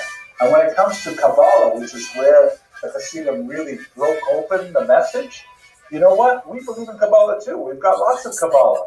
But we're going to be super, super careful with how we disseminate it. Unlike the Chabadniks and the other Hasidim, who are like reading Tanya, which is like, oh my gosh, even in my own lifetime, I had Litvak Rebbe's telling me I should not be reading Tanya because it's too Kabbalistic for my own lifetime. Yeah, it is a pretty great sefer. But not telling me I read it, but no, okay, it is a pretty good sefer. This was the response, really important response, and I encourage you gentlemen to read this. This is Nefesh HaChaim by Rabbi Chaim of Volozhin, the student of the Vilna Gaon. And this is basically Kabbalah for Litvaks. And I gotta tell you gentlemen, this is like a mind-blowing sefer. It is easily, in my humble opinion, the equal for Emmanuel Levinas. Oh, he said the equal of Tanya. How did he say that? The emphasis of Tanya. This is amazing. It's not the emphasis of Tanya. They're very, very similar in so many ways. The last chapter was actually translated by the great philosopher Emmanuel Levinas into French, because it was such a mind-blowing work. It changed my life. I will tell you quickly one last story, because we have 1 minute left. When I was first in yeshiva, maybe I'll turn off the recording to this one. It's a personal story.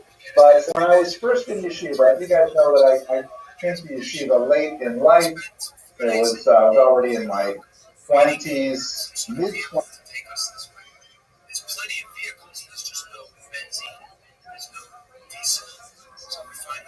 Okay, gentlemen, we're going to go into the wild 18th century now. Okay, where we left off last week, Monday. Where we left off Monday, we were talking about the new finger moves. So I got to do this thing.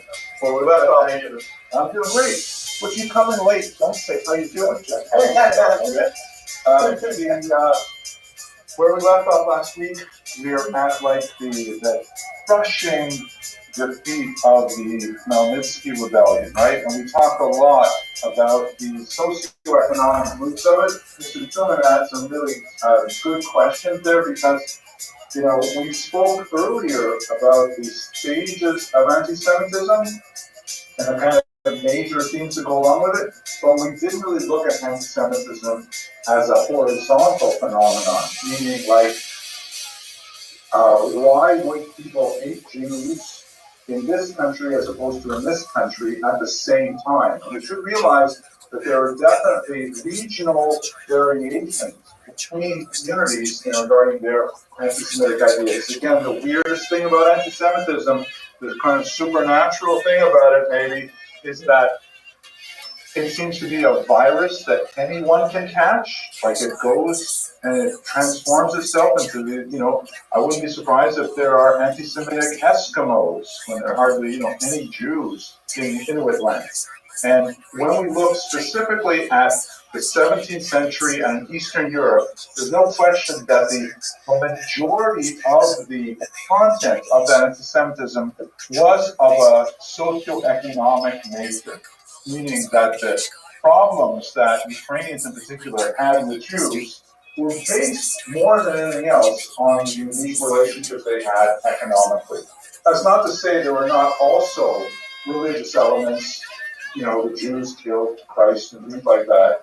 That's not to say that the blood libel did not seep into Poland, which it certainly did over the next few centuries. But if we were to kind of like boil it down to its major element, the socioeconomic element is significant. And one last caution in this regard. I think one of the challenges of studying history at an academic level, as opposed to kind of like as an identity building phenomenon, like there are some Jewish movements that will really say, let's teach Jews about the Holocaust so they will become more committed Jews, right? So if that's your goal, then you're really going to emphasize certain aspects of the Holocaust that lead to the goal of making you a more committed Jew. But if you are interested in the academic study of the phenomenon of anti-Semitism, without the ulterior goal of what it will do to the person in terms of their ideology, their philosophy, their religiosity, then you got to recognize the fact that it's not always true that Jews were completely blameless. There are elements of our behavior over the centuries which have, from time to time, occasioned a backlash, which is, generally speaking, far out of proportion to the nature of the original offense, but nevertheless, that's part of the autopsy of hatred that we're engaged in. Again, I want to emphasize it one more time, Mr. Crown and Mr. Truman, that if we try to understand interethnic relations as objectively as possible, it's not always true that Jews are blameless. Okay? I don't think that I can say with great confidence there has been no case in Jewish history of a Jew ever been caught murdering a child and drinking his blood. That I can say for sure. I cannot say for sure. And in fact, I would not say for sure it's not been a case of a Jew kidnapping and killing a child. God forbid, little name. That has happened even in Brooklyn with that young child. I can't remember his name offhand, unfortunately, but that does happen. And how that sometimes gets translated into popular violence is really what we're trying to understand. Okay, Mr. Cranston, you're talking about how anti-Semitism always targets all over the place. Does it have to do with the fact that people are always going to blame on when they're not happy in their lives? They see a minority group that somehow has persevered through everything possible, and they're like, oh, this is the perfect thing I can just yell at and say, screw you. Right? No, you're absolutely right, Mr. Kranz. That is, according to the thesis of the great philosopher Jean-Paul Sartre, that I believe we talked about in one point, who said, si le juif n'existe pas, l'antisémite l'inventerait. That if the Jew did not exist, the antisemite would invent him. Right? The antisemite needs some kind of construct to explain his own failures. The Jew is a great construct. And ironically, the more Jews are blamed for it, the better a construct is, because they can, look in books and say, oh my gosh, people felt this way about the Jews 100 years ago, 200 years ago, 300 years ago. It must be true. Right? It's a conspiracy that builds upon itself. So you're absolutely right. I don't think that's sufficient to explain all types of anti-Semitism, but that is definitely one major psychological motive. Mr. Timmons. So, my question is not so well formed, but like what happened recently, October 7th, or these pogroms, we consider, very out of normal human nature. It's not normal violent uprising. These are horrific attacks. Are there some instances of anti-Semitism where the violent reaction was sort of in proportion and understandable with what the Jews had done to them? Like, even no matter what the Jews had done, doesn't warrant barbarism. But violence we can sort of understand a little more, let's say, again, whatever the BLM marches can be ridiculous, but they're just trying to express something without, barbarism and barbarism involved. So like, do we have situations where they're definitely less barbaric and also more understandable? Yeah. To answer your question, we have to separate a little bit, because once we talk about the state of Israel, the paradigm changes entirely, right? Because it goes from an interethnic conflict that involves a religious and distinct minority in a society, and those are certain kind of dynamics that happen when you have, social tensions with peasants and lords, and Jews are somewhere in that mix, and a modern nation state with awesome army and with powerful friends, then becomes international relations. So maybe a good case in point would be Egypt, right? Israel fought 3 wars with Egypt, 48, 56, 67. And then when Egypt finally was able to, in each case, Egypt lost miserably.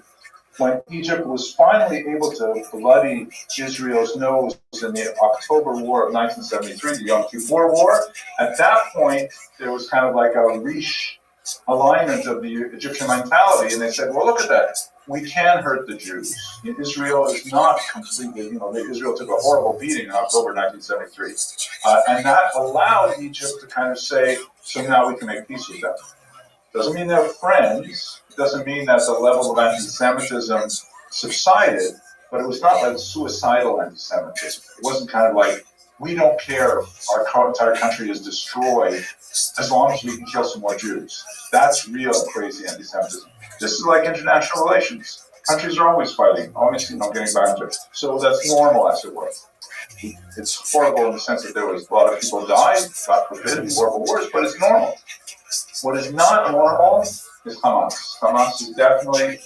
But then, let's say in the case of the Gazans, we can understand why they hate Israel. They do feel oppressed, and maybe there's a political and economic conflict that's real there. Yeah, and it's just devastating the entire country. But so we can understand that aspect of it. So, like, do we ever have reactions that are anti-Semitic in nature, but responding in a less violent way? Yeah, sure. To such things. Oh, yeah, you're asking a complicated question, which is totally derailing us from the 18th century. But you're also conflating 2 issues. You talked about Gazans. I said Hamas. Right. No, because I understand. Again, they're not the same thing. Hamas, I think, is the closest thing I can imagine to a Mali. Maybe the Nazi SS is second choice, or they're competing for that stuff. Because Hamas is really a death cult. They actually explicitly, in public statements, they think it's better for them to be martyred in the fight against Israel than to have any degree of material prosperity and happiness. And that's just bizarre. Like that escapes my understanding why you would want to choose that. But that's taking us far off. Maybe we'll do a course sometime, the history of Israel in the Middle East, because we have done the calendar. It's an absolutely fascinating calendar. Let's go to the 18th century. Yes, back in time. Here we go. So, this should be on. All right. Okay. So I gave this lecture a few years ago, and I decided to recycle it since we're up to that stuff. And you may have seen, this is a popular show. Thistle, right. And it was really great because it's set in Israel. Fascinating characters, really fascinating.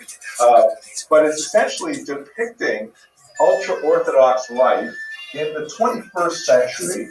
And in so many ways, it's reflections of the 18th century. The same kinds of tensions that were going on a few hundred years ago, we're still enjoying them today, even in a very different environment, modern Europe. And we can call this the long 18th century.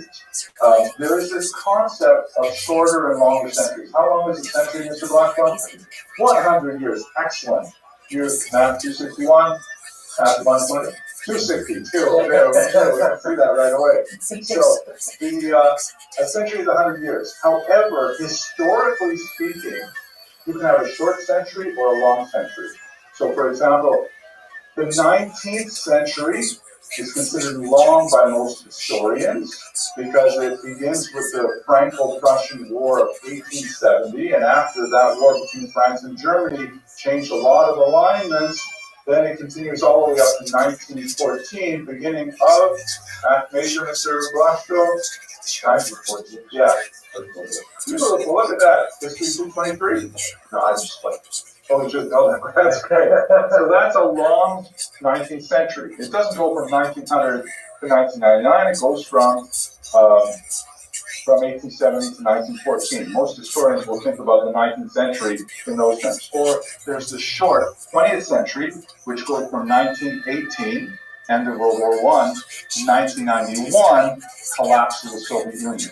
Short century. That based on cultures. That kind of based on the cultures of what's going on at that time period. Right. It's kind of like when you group the major themes of the times. You know, it's not like all of a sudden when the clock changes to the new century, everybody starts thinking differently. But there may be really big upheavals in the way people think, politics, things like that, depending on, you know, close to that word. So that's very long. So we have a long 18th century in our situation. The 18th century, of course, begins with the 17th, but it really goes back to Shabbatai Tzvi, who we'll have to talk about in today's lecture. And it extends really up until the very end. The 1795 is where I ended. That's when Poland is taken over by Russia, and all of a sudden you have a new environment for the Jews altogether. The kinds of figures that really shaped it, we have three big figures who just rocked the 18th century Jewishly. You have the Alter Rebbe, who is the founder of Chabad, very important thinker, an unusual Hasidic leader, but we'll try to talk about it a little bit. But among the Hasidim, the Alter Rebbe stands really head and shoulders above many of his generation. You can probably guess who's going to be next, the Vilna Gaon, the famous Rabbi Elijah Vilna. We're not sure whether this is an accurate portrait. There are quite a few portraits floating around, but this is one of them I kind of like to look at it. Maybe we like to see the film. He is, of course, representing the reaction to the Hasidic movement born in the 18th century, and they, of course, take on the names Misnagdim, and they wear it proudly. The Misnagdim, or as Chabad like to call it, snag, right? These are, even though they are historically the predecessors, because the Misnagdim are kind of like the traditionalists, when the Hasidic movement began kind of as an intellectual, spiritual rebellion, the Misnagdim opposed it. So that's how the traditionalists get the name opponents. It is a name that ultimately they sort of adopted to themselves, even though it was originally a term of opprobrium. They're also known, of course, as Litvaks, because they're from Lithuania, Lita. And today we call it sometimes Yeshivish. Obviously, this institution has its deep Litvish roots as well, but we are definitely Chabad friendly, Sephardi friendly, all kinds of things like that. We live in a kind of a post-movement world in many ways, anyways. But they're friends. These messages and more Chabad. Well, obviously, this is good. I think Chabad makes it lots of fun. I should tell you, full disclosure, one of my daughters became like what they call Spitz Chabad, super Chabad. She's like, they have so many Chabad in Hadrim. If someone whispers that they heard someone read in the book that the Rebbe might have done this particular thing, that immediately that's like choking up. They spew that weird from well, you know, and they're loving it. They're living the dream. You know, they're doing great. Anyways, and my daughter, you should know, she is like a spiritual powerhouse. She is like, my gosh, she is gonna like run the world. I remember, I'll tell you a funny story. One circuit. I should tell a story. Hopefully this video won't go around too much. One circuit, when she was about 8 years old, we were sitting in the sukkah, And I'm talking about GUINNESS that we just read on Yom Kippur, right? GUINNESS that, you know, the books of life's going to be opened up, and there's going to be all your deeds are written there, and your signatures there. And I said to my family, and she was like 8 years old, I said, and it's going to be like a video is playing of your entire life. Every single thing you've ever done wrong is going to be available there. And my daughter, she says, everything? And she runs out of the sukkah crying. You know, like that's so much charata at 8 years old for any mistake she might have made that just the idea of when the son of Token blew her away. So that's the kind of person she is. Third figure of that rock, the 18th century. And by the way, gentlemen, this is like, you have to imagine 3 asteroids landed in the Atlantic Ocean, and we are still feeling the waves of their triple tsunamis, even today in the 21st century. The first one was the Alter Rebbe. Really, you could say the Baal Shem Tov, but I like to talk about the Alter Rebbe of it. The second will be the Gaon, and the third is Rabbi Moses Mendelssohn. These 3 movements are still affecting us today in a very discernible way. Yes, please. This third rabbi, he had one of the major fight with the other guy's name, right? Was that Gunther? Yeah. Yes, we'll talk about it. He was going to make some of his speeches 3 months. Excellent, good. Well, that makes sense, right? And then, but he's huge. All of them are controversial in different ways. We'll touch on those controversies a little bit, but these are 3 very different ways to approach Judaism, Torah, the universe, that have made a massive impact on the Ashkenazic world, and by extension us. I don't know why I included this picture in the lecture, but I kind of look like this because it shows the differences in the way these look. And I also included this picture because a lot of times I'm walking down the street and people will say, hey, aren't you a Shishol? Aren't you this guy here? No, I mean, you know, I get a laugh. People often use me for Will Smith. I'm walking down the street. Okay, anyways, I'm not sure why I included those pictures. Let's just understand this one more sort of theoretical sense. We're going to come back to this chart in a minute because the 18th century, in many ways, the long 18th century was a century of rebellions, intellectual rebellions of what, I'm going to give you a good German word here, Weltanschauung. Remember that word, Weltanschauung. What does that mean, Mr. Rubin? Worldview, excellent. How do you know that? Famous word. Oh, it's a famous word. That's good. I'm so glad. He said no famous words.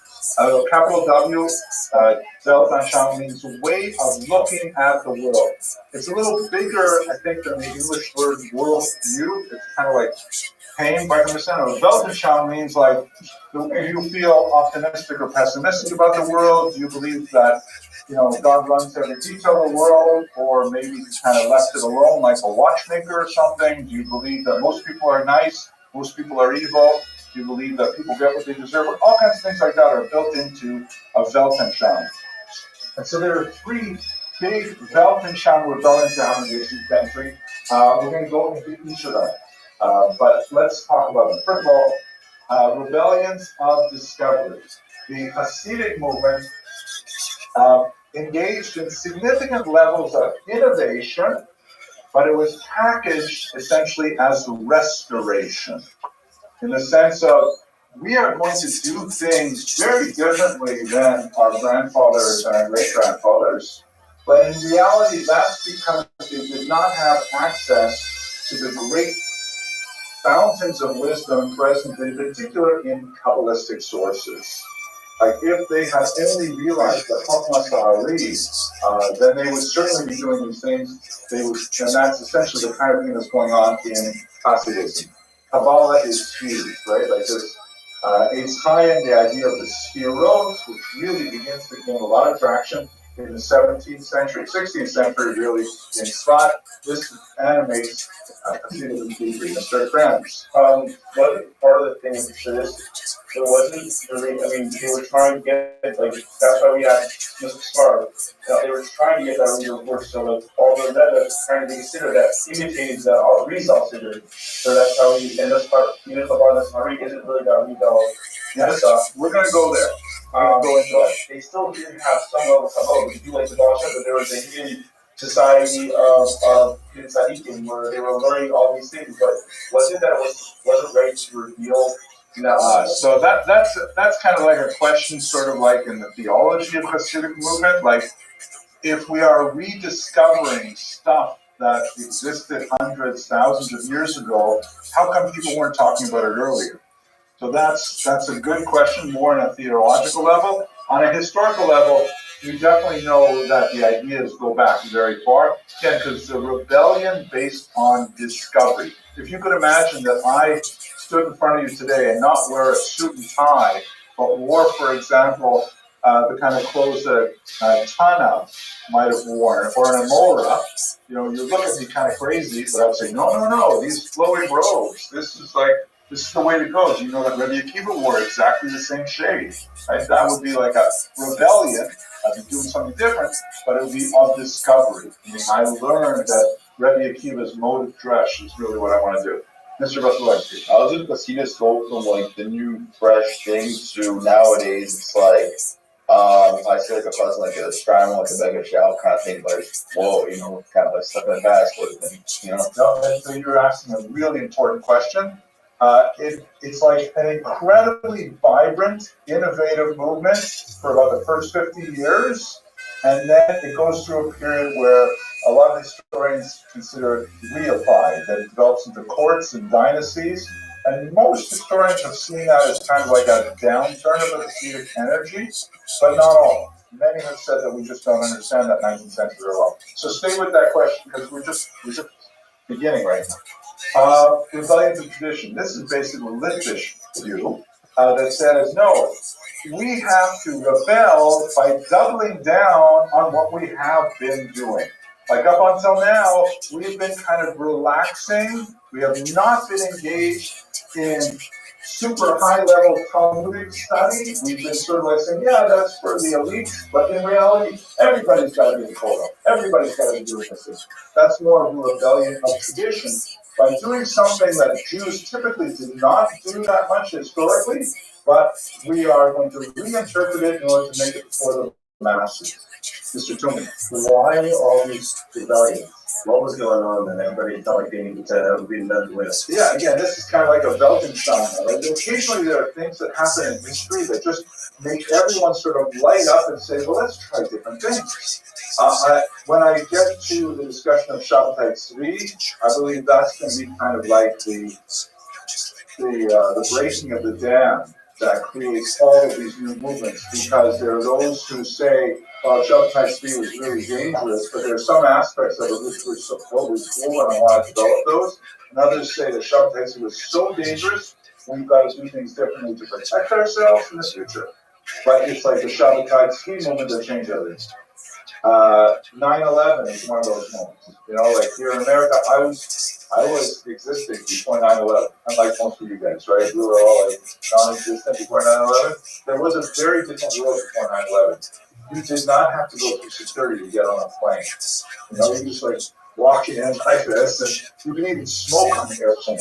You ever wonder why they tell everybody you're not allowed to smoke on an airplane? Because everybody's smoking on an airplane. It doesn't matter if you're a tiny fuselage flying through the sky with all this smoke in there. People say, cancer, it's not that big a deal. But there was a pre-9/11 world. But now we live in a very post-9/11 world where you have security at airports, you have cyber security that's huge, you have all kinds of like strange threats that nobody ever thought about. It's because of 9/11 now we have this very different world. You guys don't even realize it because that's the air you breathe. But old people remember what it used to be like. So too is before Shabbatai Tzvi and after Shabbatai Tzvi. Mr. Grant. What are the snags here? Snag can be interpreted as a derogatory term. So it's not the fear of Shabbatai Tzvi 2.0. Yes, the biggest fear was. There's a huge fear. And that's why from the time it was being reprinted, and it was like look at the instructions on it, and literally says this is being printed because there are fakes being put out that aren't the real thing. So wasn't that they were getting the fakes, they weren't getting the real, like those other getting the fakes, so because of that they were freaking out. Yeah, we're going to talk about all that stuff too. It is interesting, not all editions of the Tanya have this, but in the most authoritative edition, printed by the wrong house, which is a snag house, a Snagdic house. There's actually an apology there from Bora Rom, the printer of the wrong Shas, the Vilna Shas, for certain incidents which we'll discuss later. Mr. Vasilevsky. So would today's like modern Orthodoxy movement be comparable to the Hasidic movement back then? Ooh, Mr. Vasilevsky, great question. The 21st century question, though. And I think, as you shall see, modern Orthodoxy, depending on how we want to define it, borrows from all of these movements. You know, it's the waves of that tsunami. These are the three asteroids. We're like absorbing those waves and mixing and matching. Last question, Mr. Truman. We got to make some progress. Why didn't the Woodfish learn so much prior to this rebellion? Why wasn't there that emphasis? Okay. If you don't know the reason for something, the reason probably is money. Exactly. And you know how expensive it is to devote a working age male to full-time Torah studies? Right? It's incredible. You guys, 60 years ago, you would have been already earning a pension, working in a mine or something, you know. But to imagine this number of men engaged in full-time study at age 20, 21, 22, it's virtually unheard of. It was too expensive. But it became necessary because of whatever historical precedents. Well, we reassigned our priorities. And also, we lost the vast majority. Don't forget, you guys, I hope you realize that you are really the elite. Right? Just do the numbers. Mr. Blasky will help me out here. There's about 10% of American Jewry is Orthodox. Of that 10% that's Orthodox, how many are like really devoted to full-time study as young adults? Maybe half? Kids were like, well, so maybe half of those, that 10 is interested in 5%. Of those people who are engaged in it, you can only do it for 2 years, then you gotta go to work, right? So maybe 0.5% of the entire Jewish population is engaged in full-time study like you are. You guys are so elite, you don't even realize. You are the Navy SEALs of the Navy SEALs. The Navy SEALs say, look at those guys. That's you guys. Okay. So that's very unusual, and it costs money. You know, your parents, whoever else is paying for your tuition and for your ability to not be working in sulfur mines, you got to be thankful to them. Okay. So the innovation of the rebels of tradition was sometimes perceived, or the innovation of the Hasidic movement, as we shall see demonstrated, was often perceived as antinomian. Cool word, what does it mean? The Greek original is nomos. You ever hear that word, nomos? Nomos means law. Antinomian means breaking the norms. Like the leader of this great country, for example, breaking the norms. Not necessarily breaking the laws, but the thin line sometimes, right? So antinomian. The Hasidim were seen by the Mistagdim as being antinomian, as saying, well, what are you guys doing? We have a Shopanara that says what time we're supposed to daven, and you're davening later, and it says you're not supposed to eat before, and what are you guys having your pressing here? You know, all kinds of things like that as we shall see. The greatest example of this extreme Misnagdic approach was the Hassam Sofer, I think, in one fascinating exchange, where he said in the late 19th century, so I'm borrowing a little bit later in the time, but riffing on a Gemara, speaking about when wheat is permissible to be consumed, he said, Chadash Asur Min HaTorah. He would have said the Chadash also min Torah, but what does that mean? Translate one, please. Chadash Asur Min HaTorah. Everything, Mr. Leike? Anything else? Great. Is that the original context of the Gemara? What's the original context? Right. The new wheat that's just been planted, you have to wait until after Pesach or Shavuos, I can't remember. Before you can eat it, that wheat is called Chadash, and it's usher. You can't eat that wheat. That's why we eat bread, which is called Yashon, made with old flour. But he said, take that as a klal gadol. Chadash, Asur, Min Torah. If it's new, it's usher. Right, that's kind of like an extreme reaction. We will not trust any new things. That it doesn't mean that literally, but it means sort of take it as a sort of rebellion of tradition kind of approach. Okay, the last one here is the rebellion of expansion. And where we see this, and this is going to be associated more with the masculine movement that we'll talk about probably on Monday, where we say, wait a second, our world has been too small. There are lots of things outside the world in great distinction to what the Chassam Sofer says of Kadas Asr in Torah. What are you talking about? If it's not Asr, it must be Mutter. And if it's not Asr and it must be Mutter, then we should be doing it too. So the Masculine were interested in experimenting with the outside world, with adopting all kinds of new practices and behaviors. And although this is not really a fair comparison, and I know the Rosh Yeshiva would not be happy to me even suggesting to you to think about it, but their hero is, of course, the Rambam. And they say, look at the Rambam. Again, the masculine here are unfairly using the Rambam as the poster child for their values. But they're saying, the Rambam was like, he was a medical doctor. He wrote in beautiful Arabic. He was like in the courts of the royalty. He was like completely involved with the outside world. This is the iconic image. There is actually an article that I saw 2 weeks ago that says, we don't know exactly where this came from. This is essentially a 21st century colorized version of a 19th century portrait that was very common in Sephardic homes. But we can't go back to the 12th century. We don't have anything that looks like from that old. It looks very ancient. I think, hey, he looks at that. What do you think? Well, I wore a turban. Well, Will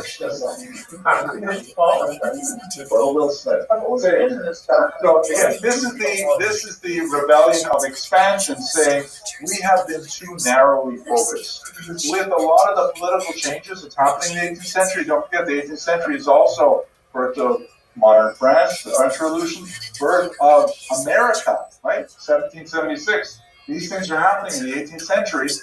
Maybe things are different for Jews now. Maybe we can engage. Okay, so those are our 3 rebellions. Let's go now to Shabbatai Tzvi. Any last questions before we do this? Okay, what's the story of Shabbatai Tzvi? So there are the story of Shabbatai Tzvi, writ narrowly, is really the story of an individual who had significant talents in learning, and although there are historical accounts that tend to portray him as an evil Rasha attempting to subvert Judaism, most of the modern studies of Shabbatai Tzvi suggest that he was mentally ill. He was in his early 20s when he began to experience things. Again, we have descriptions of his followers who tell us what he was going through, and it sounds a lot like bipolar disorder or manic depressive syndrome or even schizophrenia, which is especially associated with young men in their early 20s. So obviously we can't really do psychoanalytic dissection from afar, especially over centuries, but what I can tell you is that he would go through these periods of what he called illumination, where he experienced tremendous elation and joy and feelings of grandeur. It was during the worst of these periods that he described how he could levitate, that he could engage in pitzos haderech, meaning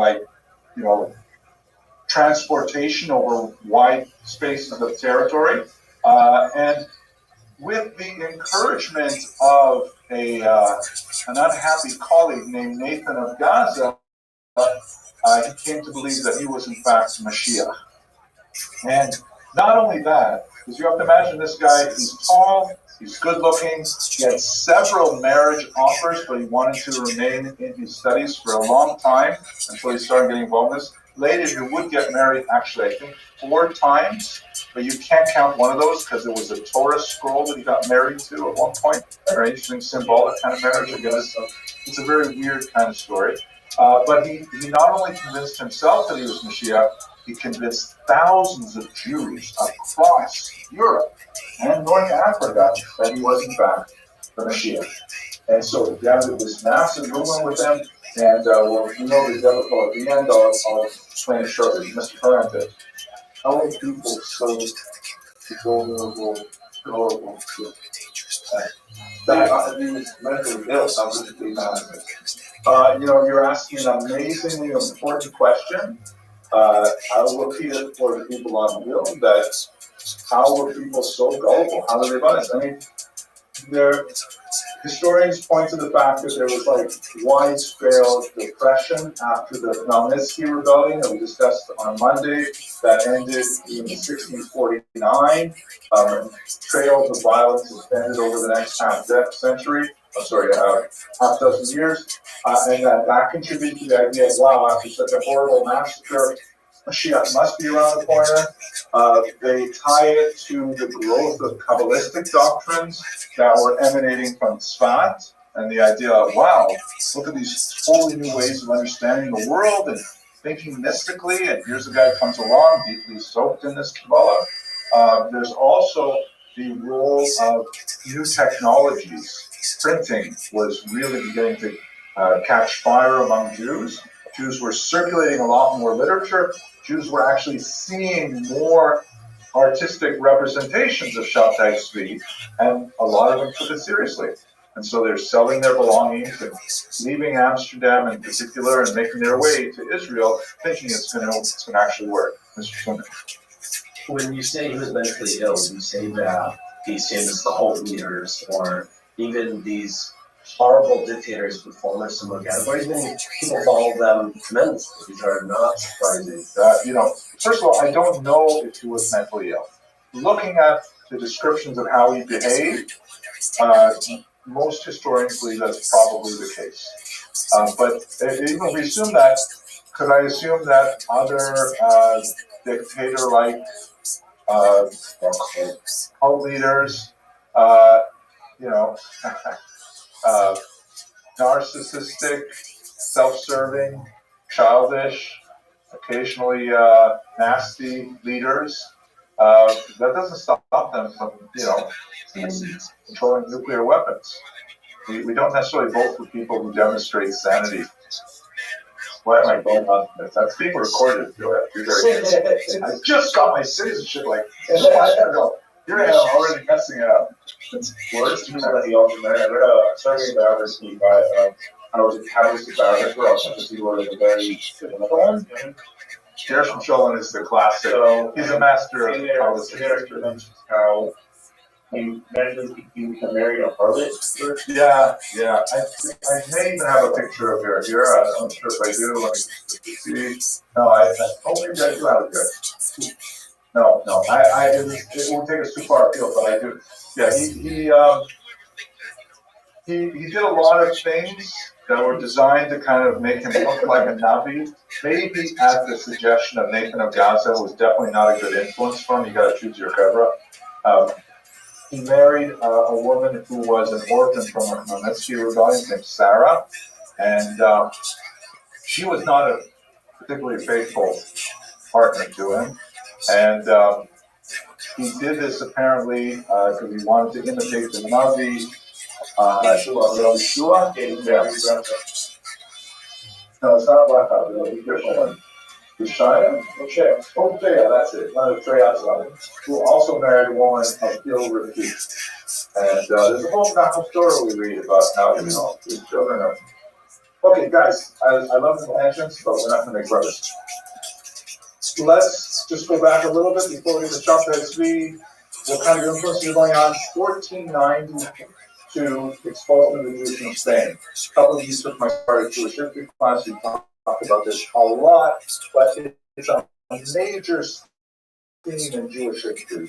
It is, in fact, like one of those huge ruptures that's almost of Holocaust size.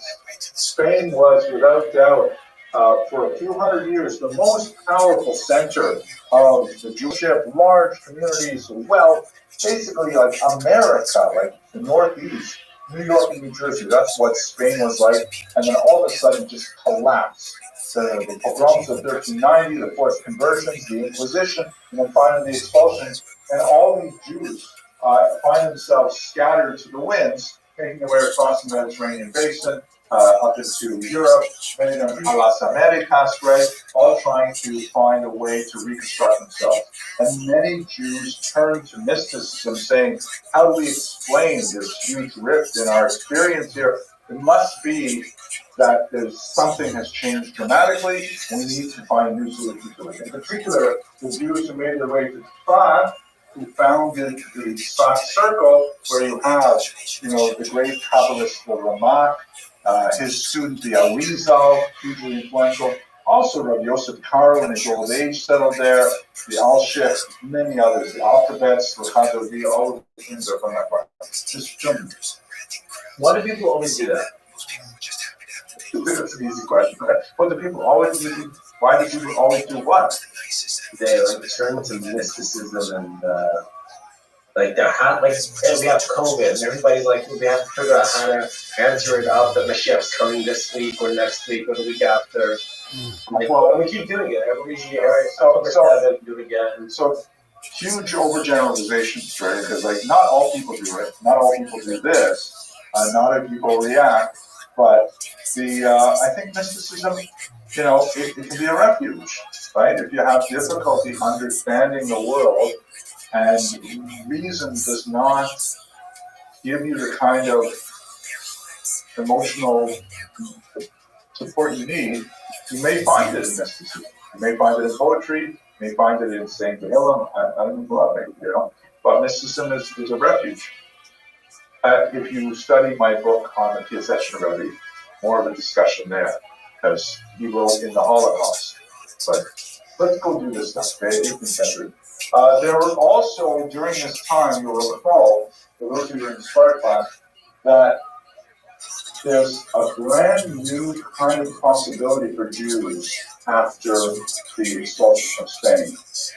And that is something we have not seen before in Ashkenazic history, the possibility of identifying as a Jew while disaffiliating from the community. The idea that you could be kind of ethnically Jewish, but you do not have to be under the authority of the Beit Din. Some of the crucial figures involved in this is Uriel Acosta, pictured here in this dark kind of looting, claw-like hands and stuff like that. An individual who, if you'll permit me, I'm going to tell you his story because it is a really terrifying story that I think about quite often. He was born in Portugal in 1500, living as a crypto Jew, meaning, like most kids, his parents didn't tell him he was actually Jewish because there's always a concern that maybe they'll be playing, and they'll happen to mention that my mom lights candles Friday nights when the Inquisition would come and it would be disaster. He went to the University of Coimbra. He earned a degree in theology. He was actually a lay priest. He was a theologian. And then when he was in his early 20s, his mom said to him, Uriel, I have to tell you the truth, we're actually Jewish and we're moving to Amsterdam, right, which was a free city where Jews could express themselves. Uriel says, I knew it. Oh my gosh. I've always wondered what Jews are really like. I always enjoyed reading the Old Testament more than the New Testament. And I wanted to be like those forefathers, Abraham, Isaac, and Jacob. And he's so excited. He goes to Amsterdam with his mother. He's a smart guy, very intelligent. He ends up writing several books. But what happens when he actually joins a live, for real Jewish community is that he's too frum for them. And he starts saying to them, excuse me, isn't that Lashon Hara that you're saying? And I can't believe you guys are talking during davening. Don't you realize? And he says, did you really bench? I can't believe you bench that fast. I really can't. And you guys are very nice. But these are things that follow you.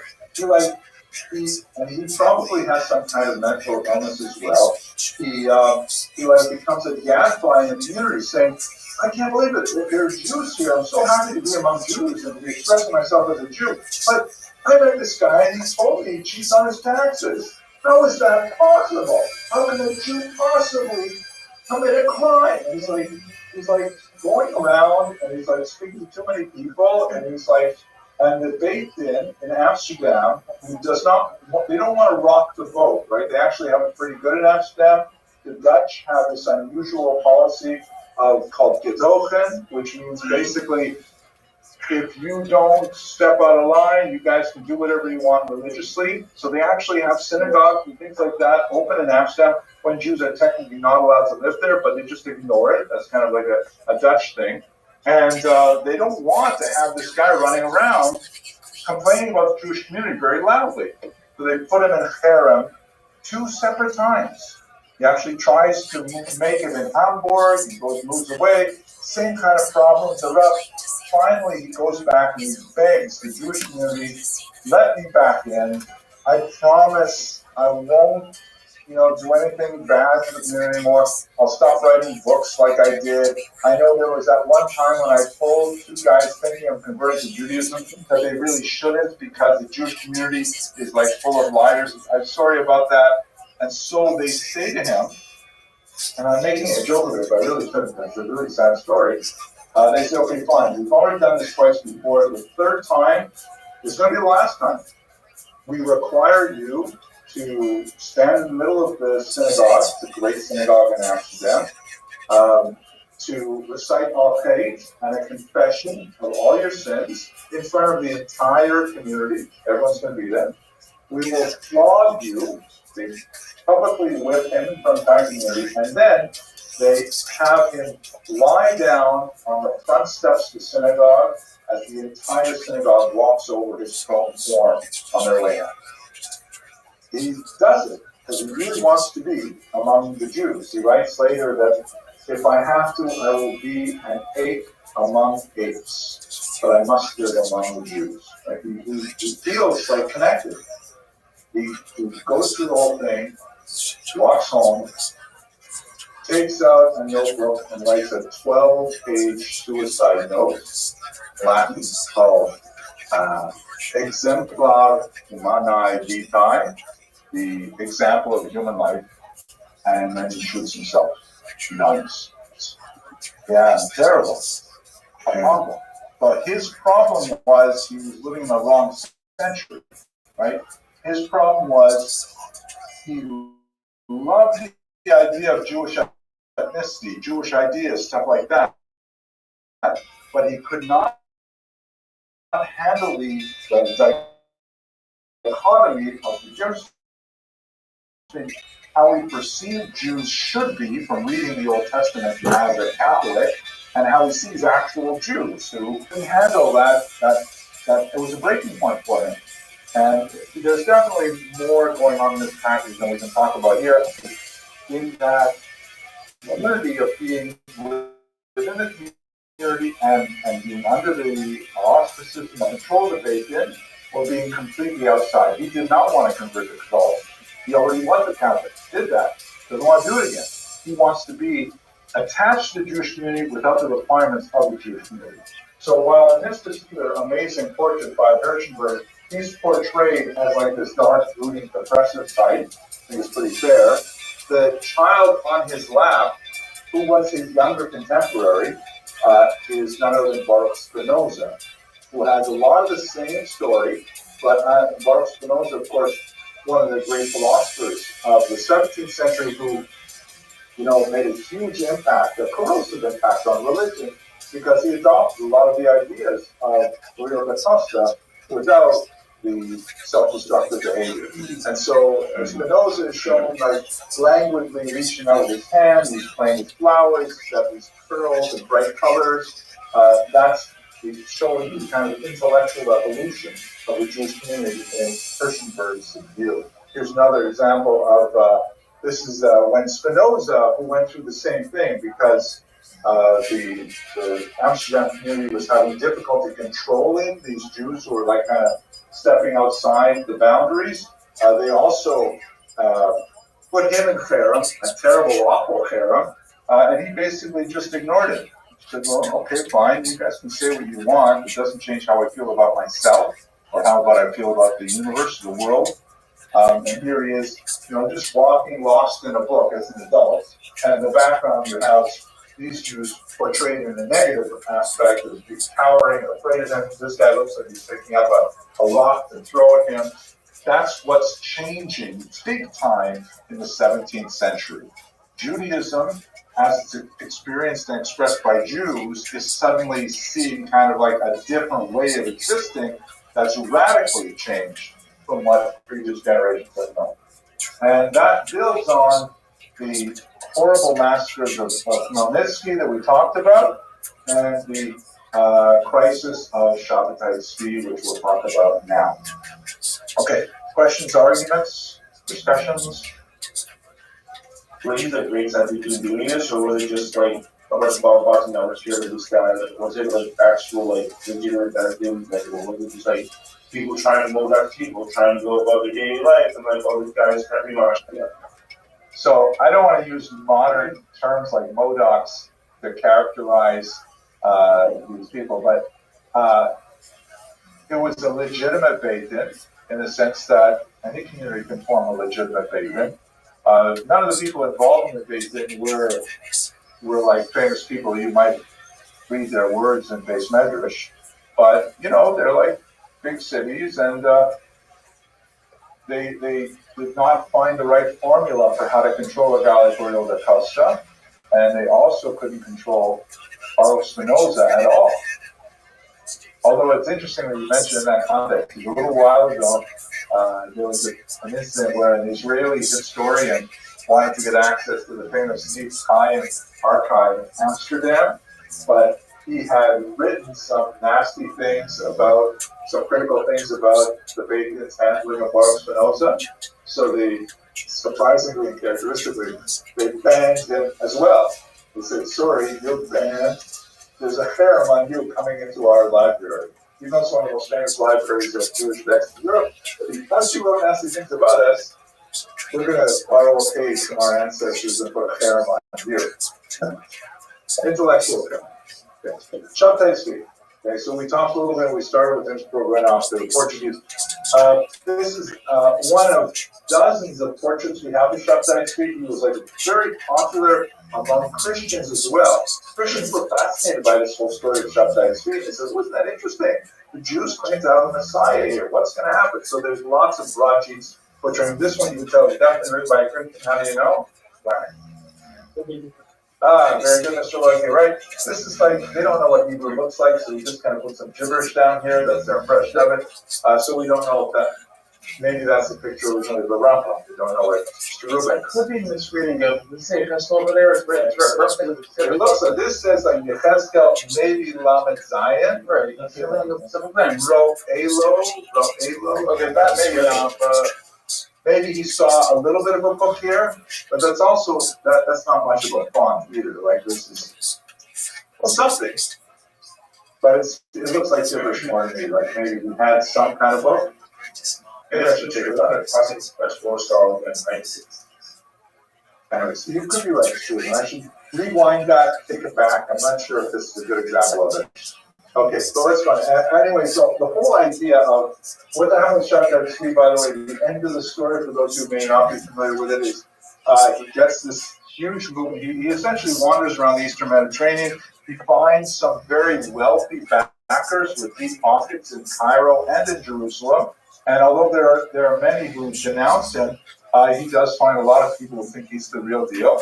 And so he ends up engaging in all kinds of bizarre antinomian activities, like he says Tisha B'Av is canceled from now on because it's now my birthday as Mashiach, and now we can meet on Tisha B'Av. He cancels reading from a Sefer Torah. He says that Chumashim are so modern, they're so cool, we should all be reading from Chumashim, like printed Chumashim, all kinds of crazy things like this, and many other even more crazy things.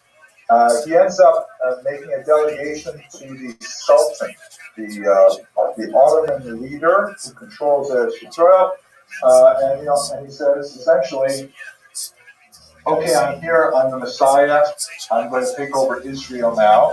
And the Ottoman Sultan says to him, very nice to meet you, Mr. Messiah. I had a counter offer. How about I let you stay alive if you convert to Islam? He accepts the counter offer. He becomes a Muslim. His tens of thousands of followers are totally crushed, and they go back home often penniless because they sold their houses, spent it all on the trip, thinking they were going to be in Israel. Except for about 3,000 of them who figure that maybe his conversion to Islam is part of this messianic process.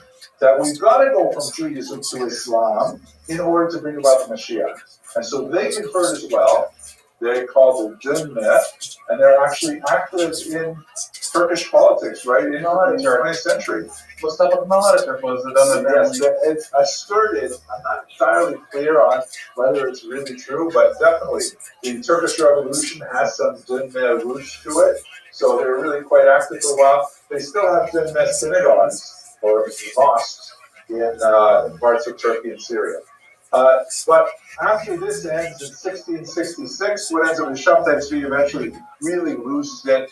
He becomes increasingly erratic, and eventually the Ottoman Turk puts him in jail.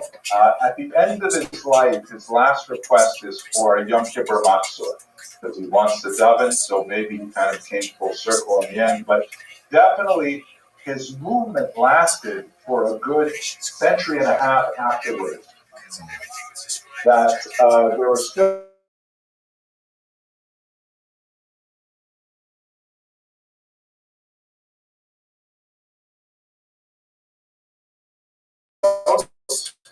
that were commissioned. These are essentially like amulets for a variety of things, parnasa, shidduchim, liu, things like that. And quite frequently, very prominent rabbis were accused of having Sabbatean leanings or being secret followers of Shabtai Tzvi. Perhaps the most famous of those, Yonasan Eibeshitz was the subject of a massive attack based on an argument that he was a Sabbatean. The Ramchal was horribly pursued throughout Europe. I'm just curious, you guys have all studied parts of Mesilas Yesharim, right? Now, do you guys know about the secret Mesilas Yesharim that was discovered in 1991? Mr. Lloyd does. What is that? Play. Yes, it is. Why was it? What's the secret one? They printed article with Yesharim holding together. I think Feldheim did. Maybe I don't. It was originally Machon Opek, but yeah, he wrote an earlier version of Mesilas Yesharim discovered in the Soviet archives, and it's brilliant. It's, in my humble opinion, way better than the one we've been studying for 250 years, because it's a dialogue between. Okay, I'll tell you quickly because it is really cool, I think. And I have a personal ambition to study Mesilas Yesharim 101 times. I just finished times 30 about 2 months ago, but it's such an amazing book. But here it is. The original Mesilas Yesharim that he wrote has this guy who, it's hard to really characterize him, but if we were to make him a 21st century guy, he would be kind of like a well-rounded guy.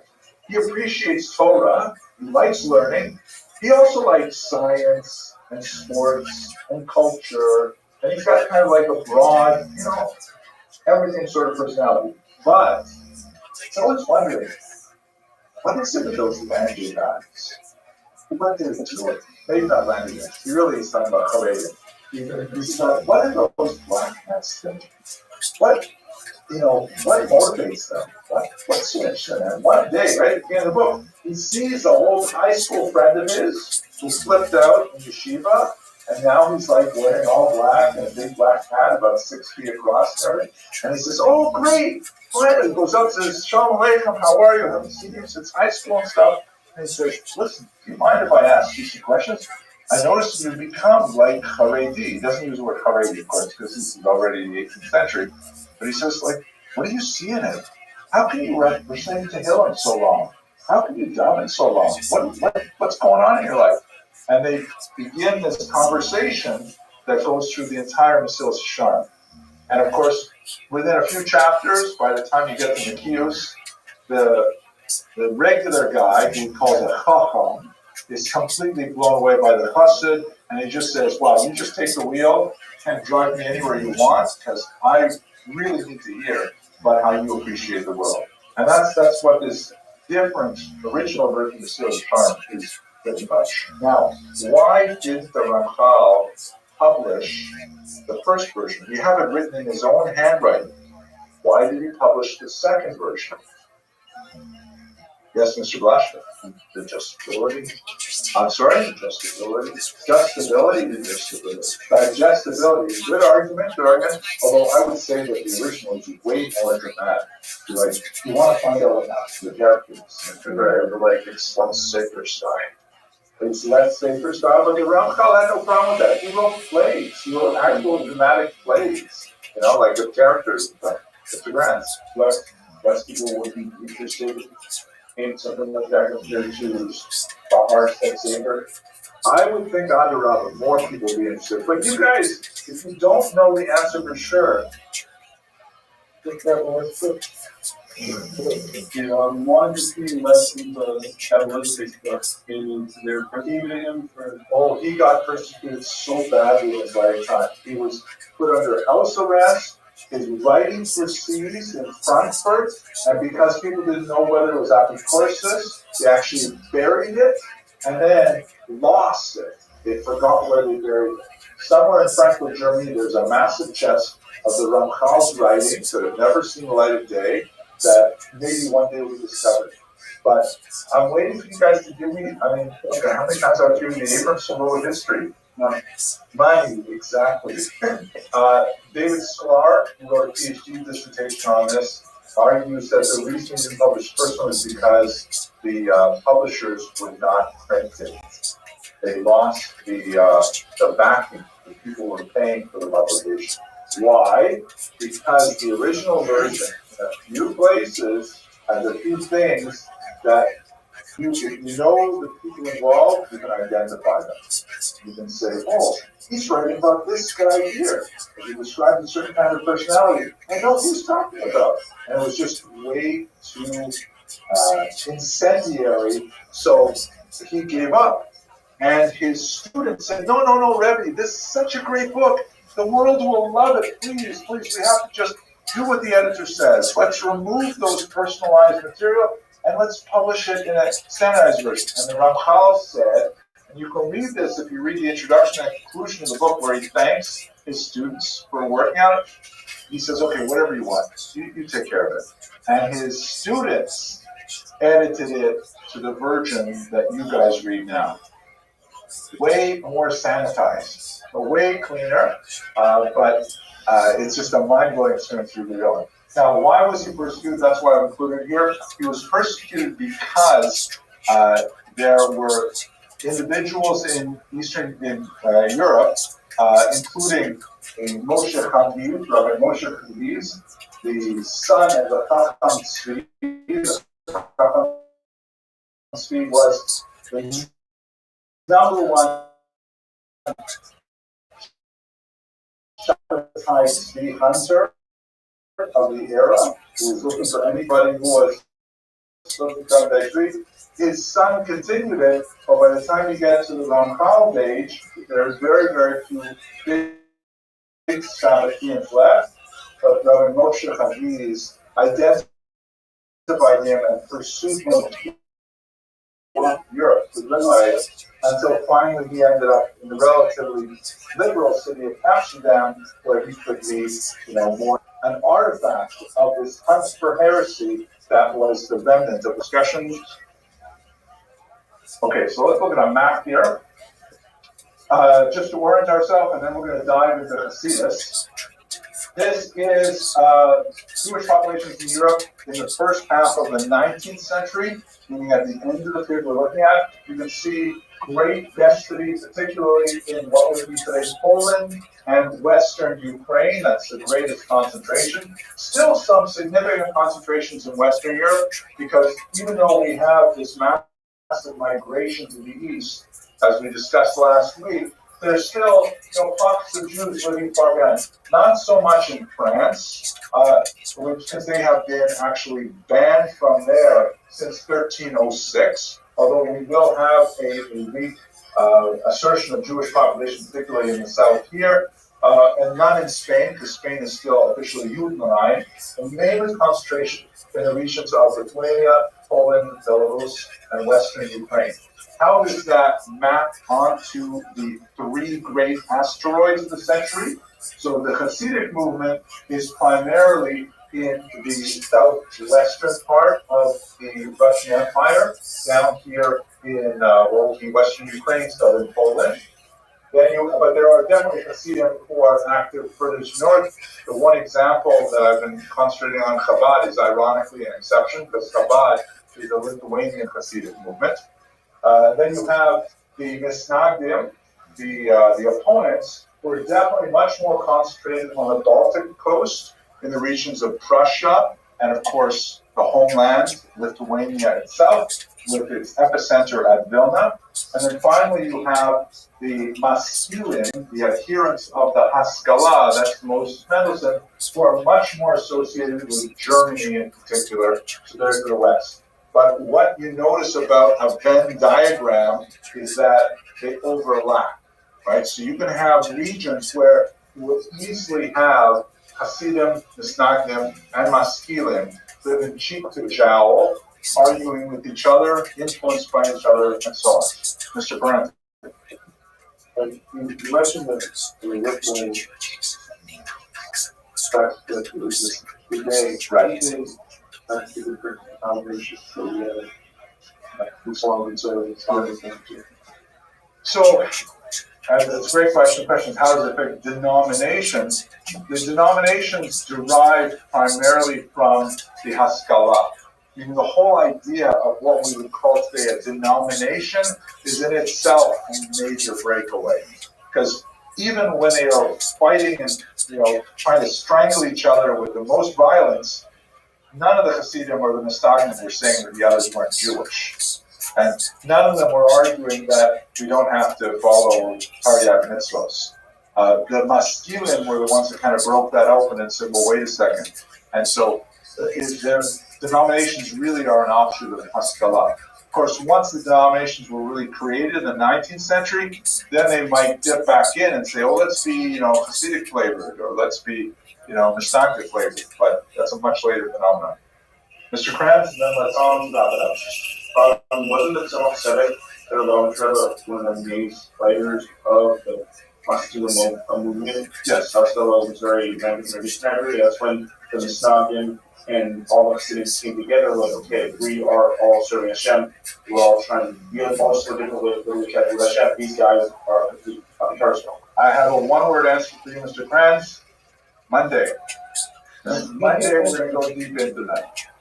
Okay, at this point, it makes sense to stop.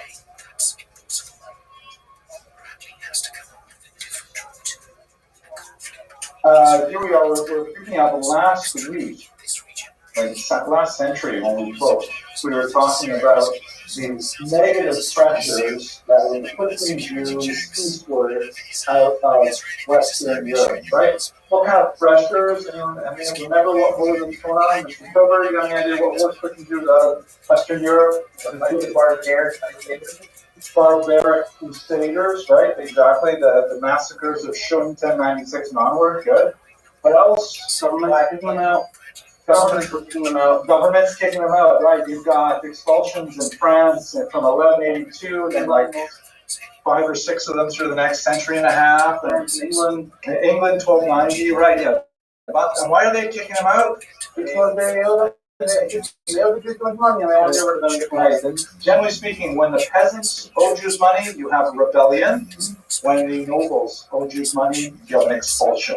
Right? That's just because that's how they deal with it. Then, of course, they end up inviting them back. Right? What about some of the really bizarre ideas that were circulating at the time that made Jews feel unwelcome? For celebration of libel, blood libel, host desecration, good. What is ritual murder? Close. The Nazis? When they probably killed the crackers. That was host desecration. Host is the name of the crackers. kill crackers. Okay, well said. A ritual murder is technically the earlier stage of blood libel. The ritual murder charge, which begins in 1144 in Nordic England, is the idea that Jews must, for some bizarre reason, reenact the crucifixion, and so they ritually murder a child. God forbid, that's the argument. Later, they added to that the blood aspects of it, which are just so bizarre. Okay, so we've definitely got an environment where Jews are distinctly uncomfortable in Western Europe. At the same time, we're going to have this toll, this actual invitation for Jews to please come to Eastern Europe. It's like one door is shutting, another door is opening at the same time, and this is going to be the basis of the great Eastern European Ashkenazic Center. Because even though, as we saw in our very first classes, looking at the genetic history of Ashkenazim, even though the vast majority of Ashkenazim descend from the eastern regions of Poland, Lithuania, Ukraine, and Belarus, to a certain degree Russia, they really, that's a phenomenon from the 13th to the 18th centuries in particular. They moved from Western Europe. Okay, historical trigger alert. Let's just think for a second about historiography before we get into this unit. You've already seen Salo Baran, right? We talked about him a few weeks ago. He's a very important 20th century historian. I think he died in 2008, something like that. Who was especially known for his conception of the lachrymose vision of Jewish history, meaning that he's criticizing the tear-filled definition of Jewish history, that, oh, it's all persecution, and yet we overcome persecution, do great things and stuff like that. So we've talked about him before this, and I'm going to come back to him in just one second, but I want to introduce you to two other great historians who made a huge impact in the way we think about history.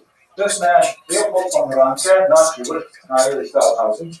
Von Ranke was one of the first people to really try and figure out what is history, what do we mean by this discipline we call history. Notice his years, right? He's really quite late, 19th century.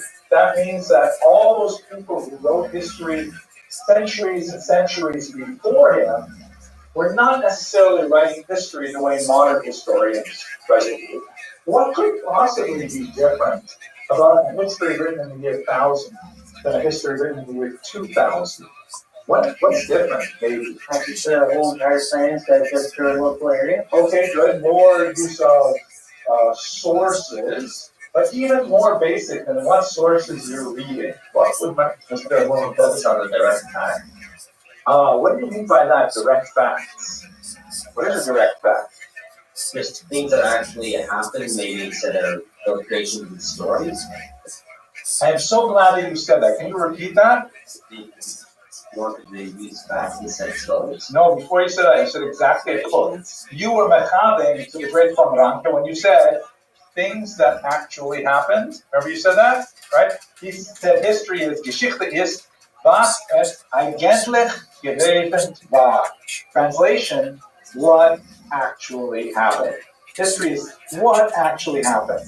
And this was his big deal. Von Ranke said, you know what? Too much of this, all the history that's been written up until now, is not was es eigentlich gewesen war. Or people have said it so classically, what actually happened.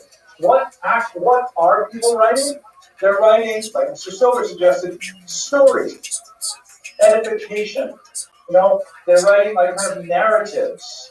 And the purpose of these earlier histories are not to chronicle the facts of what actually happened, but to try and make people feel a certain way, to feel patriotic, to feel religious, to feel wise.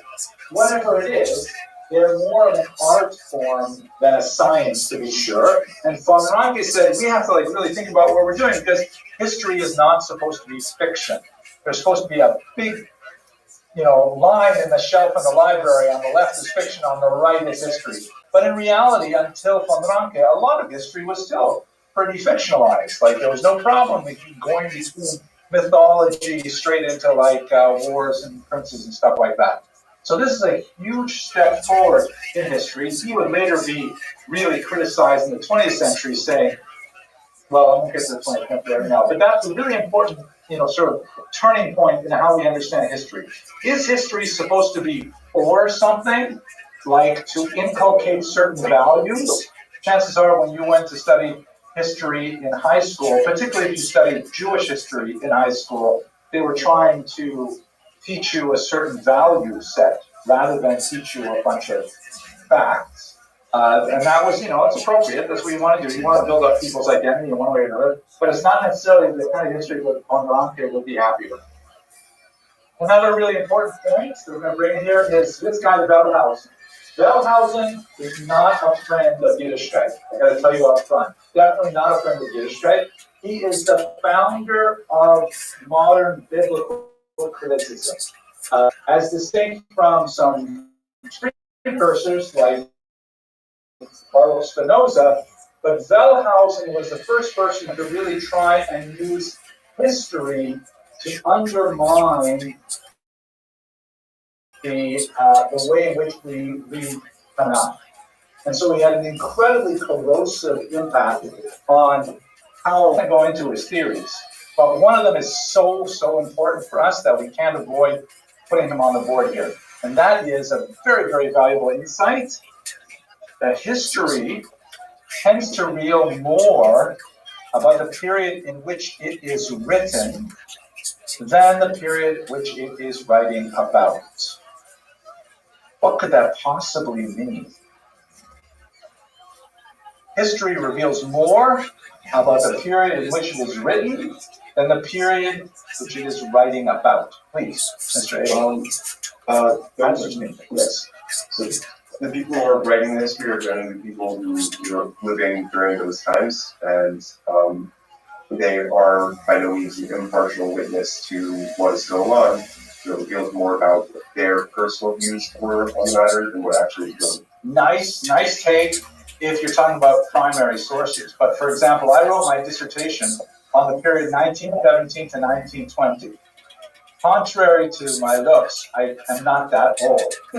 I was not around 1917, 1920. I'm sure you were using primary sources for your research. So. Right, but I was writing history in the 1990s.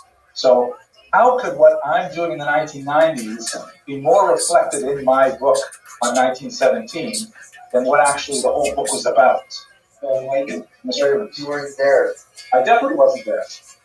So you're reflecting your bias of the political reality situation of what's going on. Very good. Now you're getting at it. Because obviously I'm using sources from 1917. I'm reading newspapers, I'm reading diaries, I'm looking at documents, I'm looking at archaeology, I'm looking at 1917 sources, but I'm writing it with a mindset of 1995.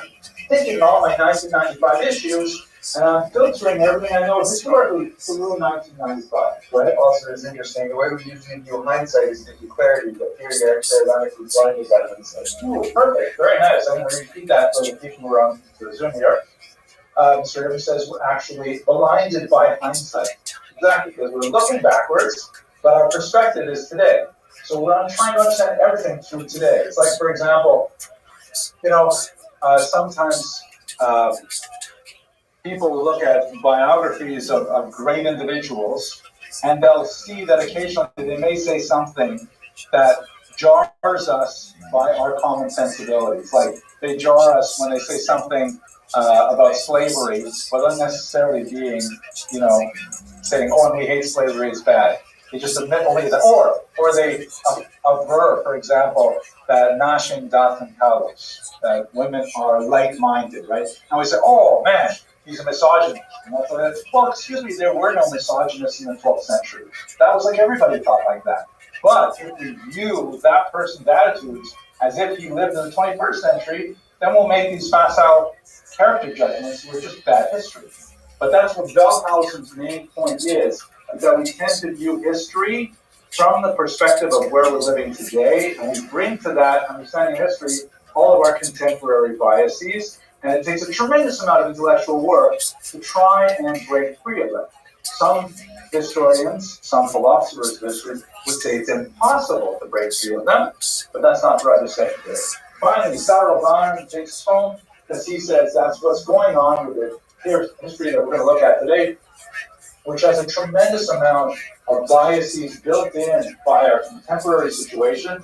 We tend to look at what actually happened, but we only look at a narrow slice of it without looking at a broader picture of what actually happened, as I hope to demonstrate in the next 45 odd minutes. Like, for example, if you think about what's going on in Ukraine right now, and I made this this part of this lecture a couple of years ago when the war broke out in 2022.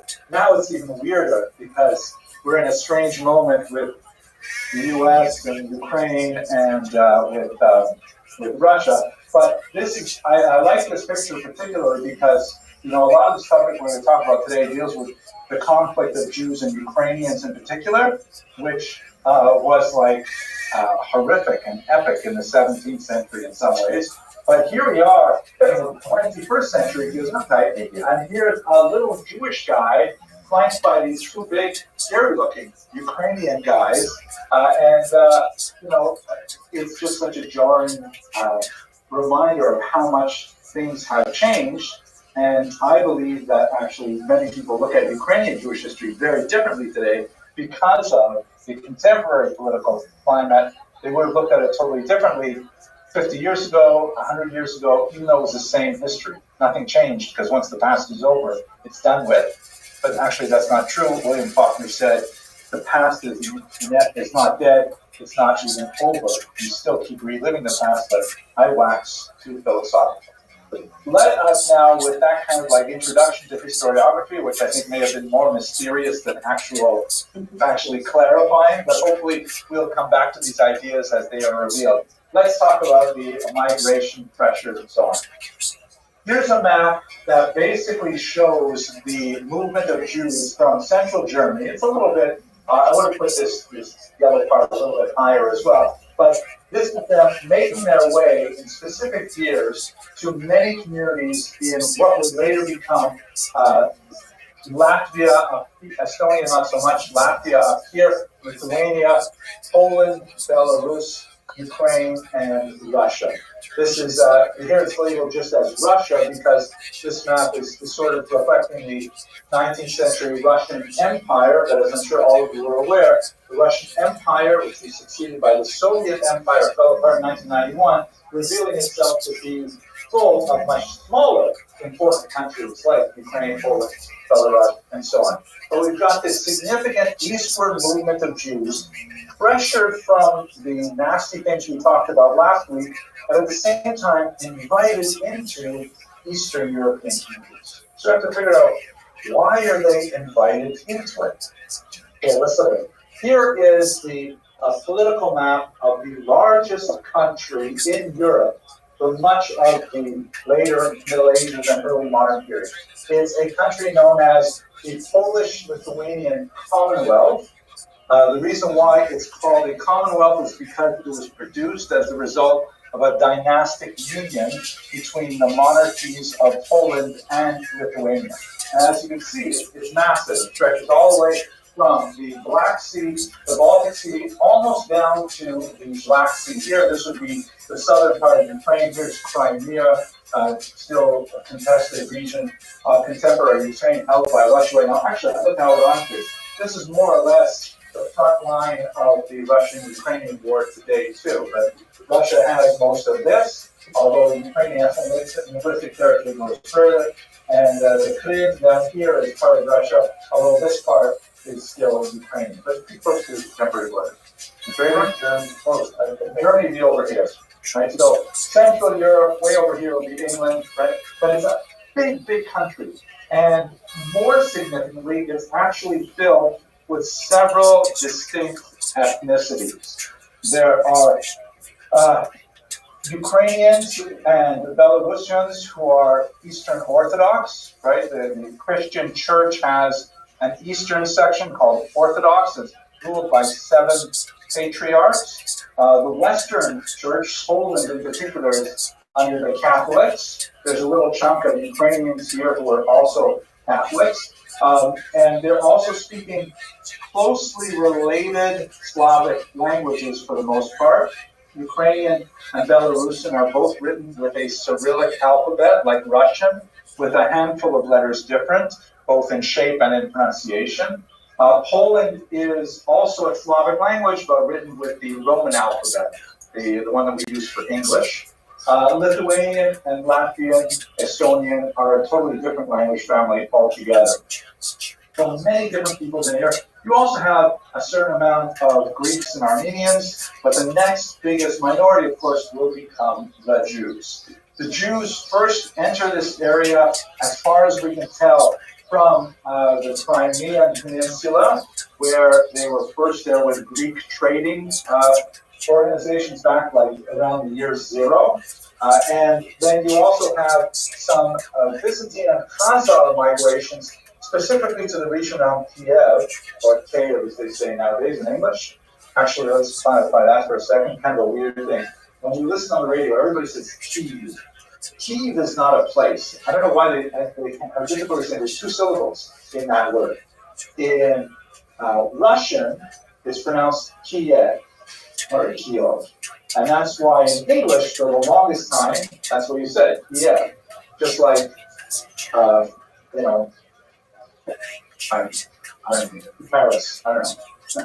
If that's the name. But in Ukrainian, they have a slightly different vowel combination. The sounds are signed differently, and it is pronounced K-E. K-E. 2 syllables. I don't know why people say Kiev, but it's K-E. So anyways, Kiev, Kyiv, Kyiv, this city right about here was actually the center in the medieval period of a massive princedom. It wasn't really a kingdom, that was later regarded by Russia as their homeland. But in many ways, they were totally separate. And in fact, after the Mongol invasion of 1240, they were literally separate, because that was it for this kingdom thing. But we do know that there's lots of Jews active in Kyiv from the year 1000 on. There's lots of archaeological evidence. There's topographical evidence, places like the Khazarian Gate and so on. And I believe we even discussed, we did, the famous Povest Ramenya Bet, the chronicle of bygone years where Prince Volodymyr had to decide between religions. So that dates from about the year 999. So we definitely know that Jews are very active in this region from a very, very long time ago. Then you've got this massive influx that comes in from Germany. Then this is really where we get the huge bulk of Jewish population. So much so that they're really involved, among other things, in the very first mints in Poland, meaning making money, literally making money. Here's a whole pile of very early Polish coins. Can you notice anything unusual about them? They have Hebrew all over them. They are like totally Hebrew. Why are the Poles minting money with Hebrew letters? Nobody else can read them anyway. Good. Say like Polish jokes are written on them or something, right? No. Yeah, exactly. The Poles are not literate, and the only people who are really producing these things are the Jews. The Jews are the ones who know how to handle them, know what their value is, and so on. And they don't know the Latin alphabet anyways. They're printing money in Hebrew letters. Why are Jews doing this, though? Why did the king get Polish people to do this? Well, he'll lavish life on them. So, why would he want to attract them if he has Poles already in the country who can do this? Maybe I'm asking the right question. They didn't know how anyone to do it. The Jews already, by the time we get to say year 1300, they've got a long track record of being extremely strong in finance. The reason that we discussed a couple of weeks ago, right? They've got a basic monopoly on money lending because of the church's law of Vatican. They're the only people allowed to lend money.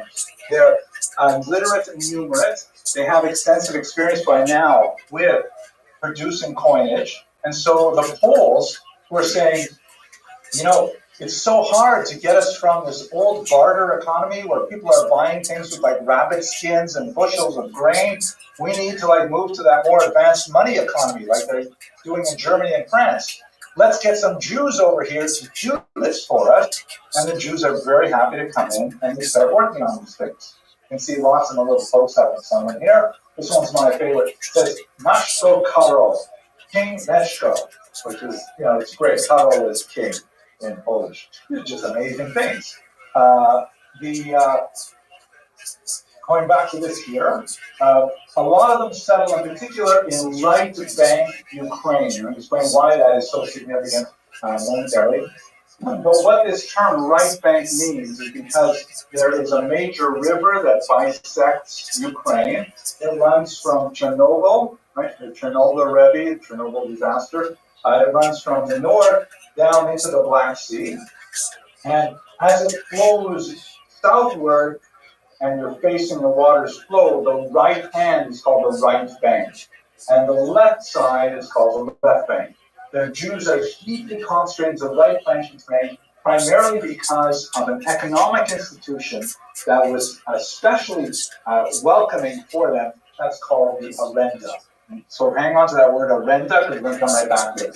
Something like 40,000 Jews lived there in 1648, which is an important date because it's the outbreak of the Great Khmelnytsky Rebellion that we're going to speak about in that.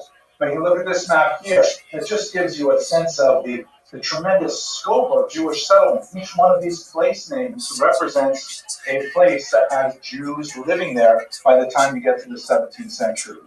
Huge spread of Jews, unlike in Speyer, Worms, and Mainz, where you have a tiny little group concentrated in 3 places. Here Jews are spread out. They have small numbers, but they tend to be village and town-based. Some cities as well. Mr. Tunin. Why do they prefer that setup as opposed to the more large people studying that where you say? This looks like a good question for the Abramson rule to answer. Why do they prefer this setup rather than the really concentrated urban environment? Money, thank you. Right. Money. You weren't here for the Abramson rule. No, why money? And how did that? Economic opportunity. Like more opportunity in those abundance. Yeah, exactly.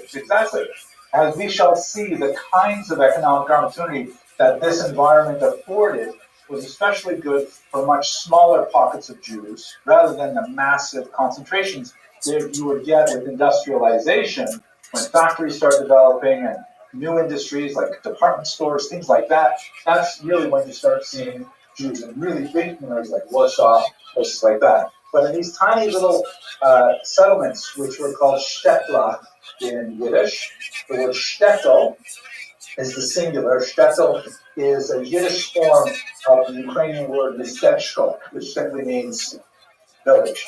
So shtetl is like a little village. The L at the end of the Yiddish word is diminutive, making it smaller. And so shtetla is the plural of shtetl. So they're setting up in all these shtetls all over. Here is the Dnipro River, so this is all right bank over here. Okay, we're going to talk about the specific environment. The invitation of the Jews, to come in and please do this stuff for us. The minting turned out to be fairly short-lived, but the Arenda, which I'm going to describe now, is much larger. This happens to be a 19th century depiction of the Jews coming to the king, and the king saying, well, how come the Jews are getting beat up like this in Europe? We've got to invite them here. You can see the Jews are like, oh, please invite us in. This guy looks rather mosaic, but it's unusual to see him without a shirt. I think that's kind of like a 19th century affectation. Nevertheless, it was so good for the Jews for hundreds of years in Poland that the tradition arose that Poland, or Poland in Yiddish, was really an acronym for the Hebrew words O, here, Lin, we will rest, right, like Lina, O, Lin, here we will rest, meaning after all our wanderings through Western Europe and North Africa and the Crusades and the blood libels, finally here, O, Lin, here in Poland we will rest. That was the idea. And we talked about some of the nasty things that was pushing them over there and so on. One of the most important things that brought them there was this thing called Magdeburg Reich. This is really important. Magdeburg is the name of a town in Germany that was one of the first to codify the rules of being a citizen of that town. I use the word citizen, but I don't mean to imply like equal rights, because that concept really doesn't exist in the religion. But if you were like an authorized resident of Magdeburg, you had certain rights that were carved up for you and your community group. And the Jews in particular had this Magdeburg Recht, which gave them, when they came into a specific town, gave them specific rights and responsibilities. We spoke about that briefly when we were talking about the early Takana Ashkenaz, but the kinds of things that Jews could insist on, for example, was that they could be given monopolies in certain industries. Such as we shall see, for example, alcohol distillation and sale. They could be allowed to be the only people allowed to sell alcohol. They could be allowed to be the only people to engage in taxation, tolls, things like taking tolls, whatever industry it is. You know, I know sometimes, like, if you go to get your dry cleaning done here, anywhere in North America, I think, you know, 9 out of 10 times you're going to be dealing with Koreans. Why that is, I don't know, but like a lot of Koreans, I guess, gravitate to that industry because they do it right. If you get your hair cut in Queens, for sure it's going to be a Bukharian guy. It's like every barber in a 50-mile radius of Lander College for Men is a Bukharian guy. Because there's some kind of like sort of say, what am I going to do with myself? I have to make a living. So, I know, you should be a barber. My cousin is a barber. It works out well. I'll give you some tips. So there's one of those industries that was really big for Jews was alcohol production, as we shall see that in more serious reasons. Magdeburg Recht also reinforced a lot of the takanos that the Kehillah had imposed, including the Cherem HaYeshuv. Anyone remember what the Cherem HaYeshuv was? Exactly. The Cherem HaYeshuv was literally the ban on settlement, that you can only move into town if you have permission of the Kahal. You can't come in here and open up a competing Asian restaurant. Even if your egg rolls are way better, doesn't matter, we control how many people will be engaged in whatever it is. So Magdeburg Recht was kind of like, or like, you know, these are pre-modern societies. They don't have extensive bureaucracy. This is pre-Doge, right? Nobody is downsizing these massive bureaucracies. And so the government essentially hands over a lot of the self-governing tasks to the cities, and the cities will set these things up. Why would they want to give these kind of rights to Jews? Allow you say that profit, money and greed to allow them to live in the way of profit so that they can be able to. I would say not so much number one, not so much number three, but number two big time. And your three answers you gave there, first one was allow Jews to live, and the third one was, allow the Jews to live sort of like happily.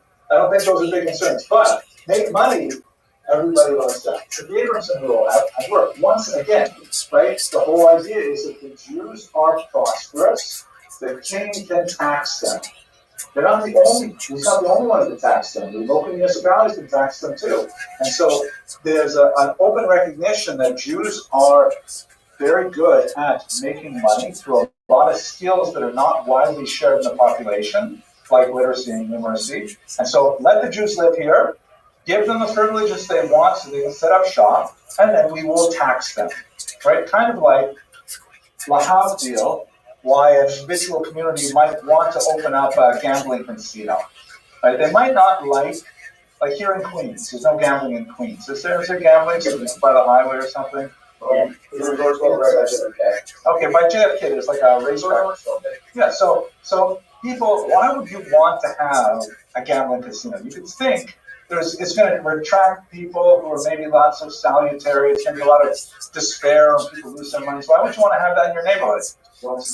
Money, thank you, right? Because you can tax it. It's a vice. People are willing to pay taxes on vices. That's why cigarettes are so expensive. But you don't want to put it in the center of the residential area, because then you have too much pushback. So the Jews were a little bit like that. Nobody really wanted the Jews to live there. Somebody, they're not Christians, they don't believe like that, stuff like that. But you know what? It makes a lot of money. So as long as they keep to themselves, we'll be happy with them. And Magdeburg Recht was like a whole body of laws that was good for Jews. It gave them rights and protections and privileges. and it regulated the degree to which they could understand society. I'm going to skip over the statute of limitations. Yes. So that was in Germany. Oh, yeah, thank you. It was started, it's named after one town in Germany, but it was copied over and over again throughout Eastern Europe. As the Jews moved eastward, they're saying, oh, you want us to move into this town? Fine, and we'd like to have some Magdeburg rights. And they'll say, what are Magdeburg rights? Oh, I'll tell you. And then they would set up the same kind of thing. That's like the classic case. So by the time you get to the 18th century, just look at the density of Jewish settlements here in what would have been the end of Polish Lithuania. It's massive, right? Really concentrated here, especially in right bank Ukraine. Okay. Now, I really got to get to the I'll talk about the Council of Lands first. Here is one of the most amazing things about this period of time, which was the early dissertation and work of the great Jewish historian Shimon Dubno, who is a phenomenal historian of Eastern Europe.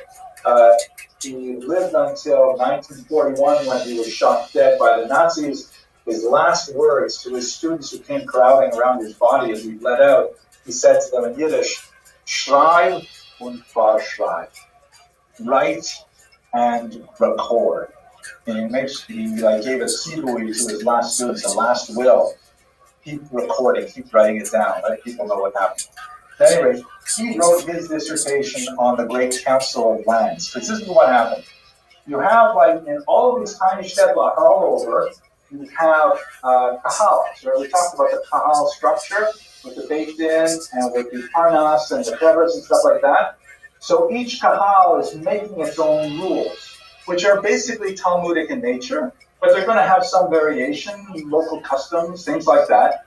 But after a while, they said, you know what? There's so much stuff that we share amongst our kehilos, and that we could actually standardize ourselves if we organized ourselves into a kind of super kehila, one big kehila, one big council that would pass legislation for all kehilos in the Polish Lithuanian Commonwealth.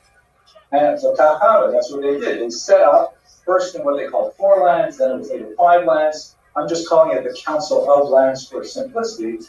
This was essentially a super government, which was ironically way more sophisticated, provided far more services than the actual government of Polish Lithuania for about 200 years. This is like an incredible high point of Jewish self-government, where every single kehillah was operating under the same legal system, same kind of avenues of appeal, and allowed for tremendous expansion of the Jewish community. So, exactly, Vad Arba Aratzot in Hebrew, the Council of the 4 Lands. It's really an amazing institution. I'm just curious, what kind of things do you think that they were involved in? What did they pass legislation on? Mr. Abrams? Taxes. Taxes are good, right? Like internal taxes, Jewish taxes, definitely. Good call. What else? How to deal with people who are out of line.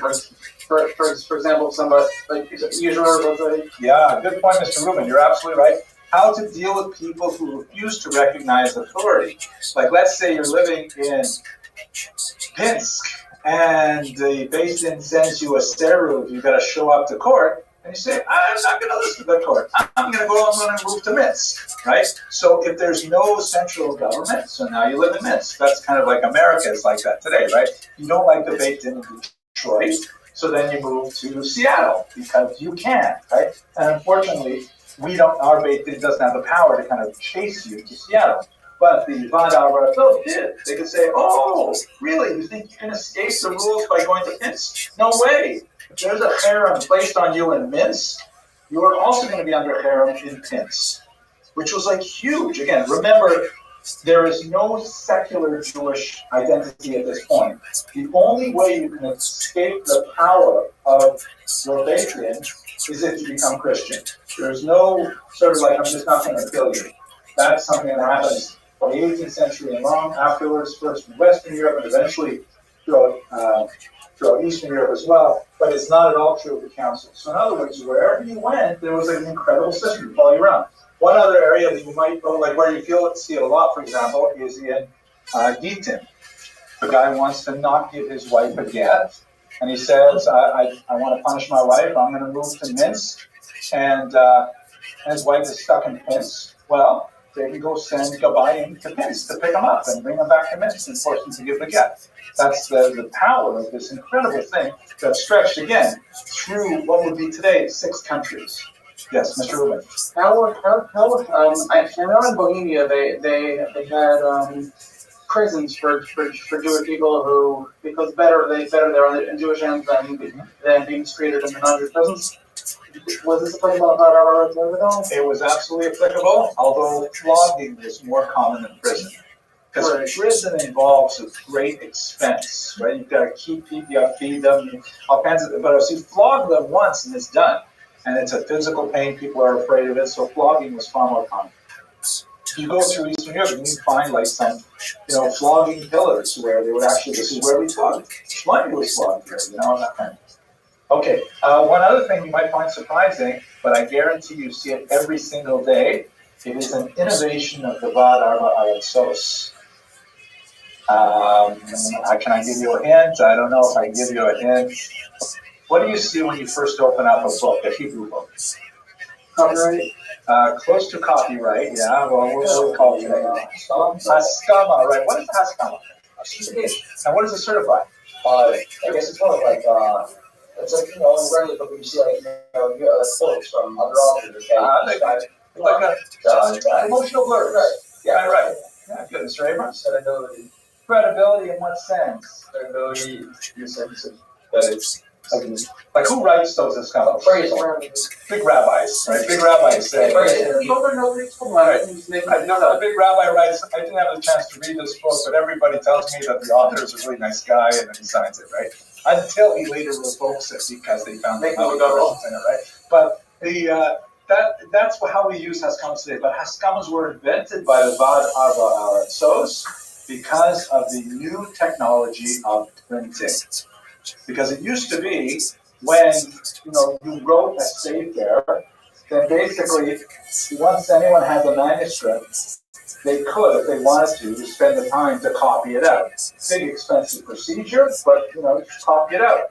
But once printing happened, and the price of printed books dropped significantly, and then suddenly it became a great adventure. Oh my gosh, I found this manuscript here. I can just put it into typeface, print it off, and I'll make 1 million zloty, which is worth about $12. I get not, but people are saying this is great, and you can also do that with someone else's printed book. So let's say, for example, you live up here in Danzig, and you visit Krakow, and you see this great book. You say, "Oh, this is a fantastic new book." You grab a copy. You quickly go back to Danzig. You typeset your own version of the book, you print it off, you make a lot of money before you can possibly ship his books up to Krakow. And it was a real problem because, it was upsetting authors, it was upsetting people who put a tremendous amount of money into the printing process in the beginning. So the Vad Arba Aratsos came out with Haskamos, which originally were just agreements that nobody else was allowed to publish this book for a certain number of years. So we're back to what Mr. Rubin said, copyright. That's essentially what Haskamos were at first. They did not say anything about the quality of the book from kind of the author. They basically said nobody else is allowed to publish this book for 5 years, 10 years, whatever it might be. And that was how that evolved into the Haskama that we have today. Ironically, the Haskama that we have today is closer to what the Catholic Church uses, called the imprimatur, which is basically the sign that says the Catholic Church says this is okay reading, which you've probably never seen in any of the books that you read, but sometimes you can see a Catholic imprimatur. So these are the kinds of things the Vad Arba Aratsos did, and they continue to fulfill this function at various levels, really up until 1844, when the Kahal was finally abolished by the Russian Empire. But very, very active, really up until the late 1700s. Okay, arguments, discussions, questions? Yes, Mr. Someone refused to do the way for the get and then convert to Christianity. That was a typical thing. That might be one way for them to be totally gone. And it was an ongoing problem of some significance. And it's a weird thing, you know. I think on a psychological level, it's so bizarre that you see over and over again in history. Sometimes when people get divorced, it's an amazing thing. They hate each other so much that they will punish themselves in order to hurt their former spouse. Like saying, you know, like there's a guy in Israel who went to jail. Like in Israel, they put you in jail if you don't give a get. And he went to jail for like 20 years rather than give his wife a get. I mean, it's incredible how this thing happens. But that's true. The only way to really escape the reach of the Beit Din was to convert. And that worked with some, you know, effectiveness. Okay, now we got to talk about the difficult stuff, the Arenda. Are you ready? Were Jews invited so much? We talked a little bit about minting. That's just kind of cool because we have a point. So, far more significant aspect, something which became the backbone of the Eastern European Jewish economy, was the system known as the Arenda. It's a Latin word which is incorporated into the Polish language, and it basically means tax farming. How does this work? If we look at the map, let me just go back to a map for a second here. If we look at the map of Eastern Europe, for the simpler one, you have a tremendous number of noblemen, of Schlachter, that are, I know it sounds like Schlechter, but it's not the same word, that are living primarily in Poland. And they, through conquest, are dominating right bank Ukraine. Right? Ukraine is not an independent country until the 20th century, and at this point it is part of this Polish-Lithuanian Commonwealth, particularly Polish landlords own these massive farmsteads called latifundia. Again, another Latin word, but they've got all of these Ukrainians living there as peasants, or a better term in this context would be serfs, S-E-R-F. This is a version of feudalism that lasted up until the 1860s, up until I think 1865, they're finally emancipated. Serfs are sort of like slaves, except they have a certain degree of freedom of movement. They may not leave the land that they were born into, like the immediate village area, and they're required to either pay a tax in goods, like a certain amount of their produce, or in wages, like money, cash money, which is very hard to find, or in labor, something called ROTHSCHILD, which is basically they would have to spend 1-2 days a week farming for the Lord, and the rest of the time they were for themselves. And so you imagine the ethnic divide here is really crucial. Poles are Catholic and Western facing. The Ukrainians are Orthodox and Eastern facing. They regard each other as aliens to each other, and the Ukrainians are dominated by the Poles. But the thing is, the Poles live far away, and they have these massive farms. How do they regulate those farms? How do they actually derive benefit from them? The way they do it is the Jews. They bring the Jews in as so-called arrendators, which means masters of the Arenda, where they are the official tax collectors for the Poles. And it works as a kind of community system. So the Polish nobleman, let's say in Warsaw, will bring a Jewish community to his shtetl. And it's important to note here, very importantly, that these shtetl, these little villages, and the surrounding farms, they are literally owned. Soil, buildings, everything owned by the nobleman. Even to a certain degree, the serfs, the people, are owned by the nobleman. But he doesn't want to go there and like be riding around in the buggy all day, making sure that the serfs are working. So what he does is, he says to the Jewish community that's planted there, okay, you guys are my tax collectors. I want you to collect 10,000 zloty for me next year. I want you to collect that money for me. And the Jews say, we will accept this contract to collect 10,000 zloty for you. And the nobleman says, fine. go ahead and do it. He does not want to get involved in the nitty-gritty of how exactly they collect it, and this is not a modern bureaucracy. There's no IRS going on here. And the Jews have to go back and they have to collect that money from the peasants. Now, two things are important. The first is that who's paying the Jews? The nobleman is not paying the Jew. The Jews are paid by the amount that they collect minus the amount they have to give to the nobleman. So in other words, if they agree at the beginning of the year, we're going to provide 10,000 zloty, then the nobleman says, okay, that's your contract, come back to me next 1st of Elul with 10,000 zloty. The Jews go back, they've got to collect 12,000 zloty, and the 2,000 they collect is for the Jewish community. That becomes the mainstay of their economics. And the nobleman doesn't care how they do it. He doesn't really want to get involved. So they involve all kinds of tax collecting devices, such as most commonly a tax on produce, meaning you bring in 10 bushels a week, you've got to give one to the nobleman. You trap 100 rabbits in the nobleman's forest, you've got to give over 10 of them. You want to cross the bridge over the lake, the nobleman built this bridge, you've got to pay a toll. And in some extreme cases, but documented, if you want to use the nobleman's church, want to baptize your child, want to get married, you have to pay a tax to the Jew to use the church. And as you can imagine, this must have been incredibly galling to the population. We don't know how extensive the specific tax to get the keys to the church really was, at least in terms of historical reality, but in terms of Ukrainian perception, it's massive. They have these popular folk songs that were memorized by blind guitarists called evangelisti. And they all go on and on about the cruel Jew who would charge a huge amount in order to get into the church, to get married and stuff like that. And you can imagine that this would build up a tremendous amount of resentment.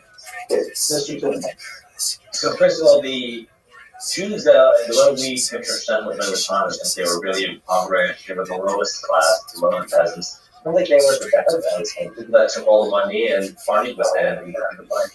Well, there you go, Mr. Tuman. That's like Sallow Baron, right? There are elements to what you're saying. First of all, we should understand that our depictions of shtetl life, we're talking about something that lasted for about 700 years. And there are definitely good times and bad times.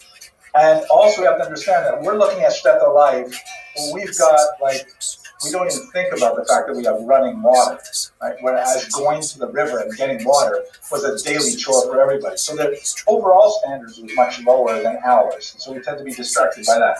But generally speaking, if you were like a Martian coming to the planet and you went to Eastern Europe in, let's say, the year 1600, and you had to choose, do I want to impersonate, do I want, Invasion of the Body Snatchers, do I want to impersonate the Ukrainian peasant, or a Jewish tax collector, or a Polish nobleman? You'd probably choose Polish nobleman, but second choice would definitely be the Jewish tax collector.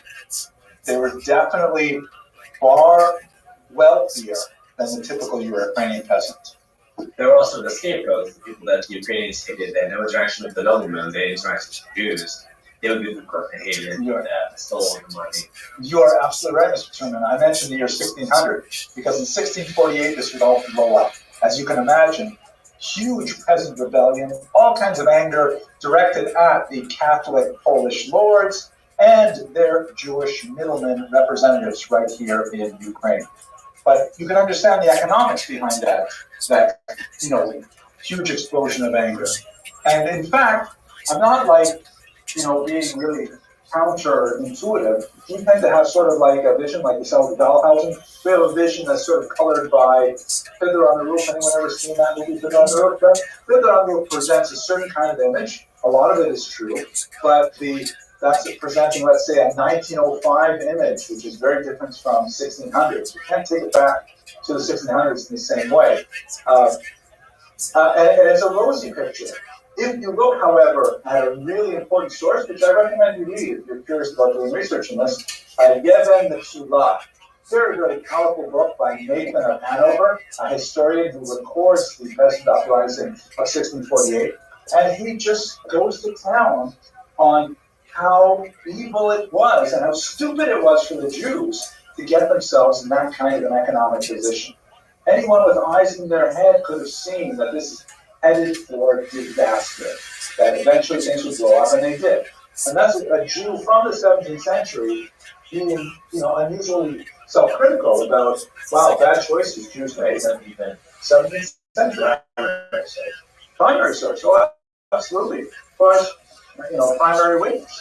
Another example might be like if you look at, it's a terrible shanda, it's such a Chilul Hashem when you look at the newspaper and you see there's a financial scandal. Someone cheating government, someone cheating Medicare, something like that, and you say to yourself, oh, please let it not be a Jewish name.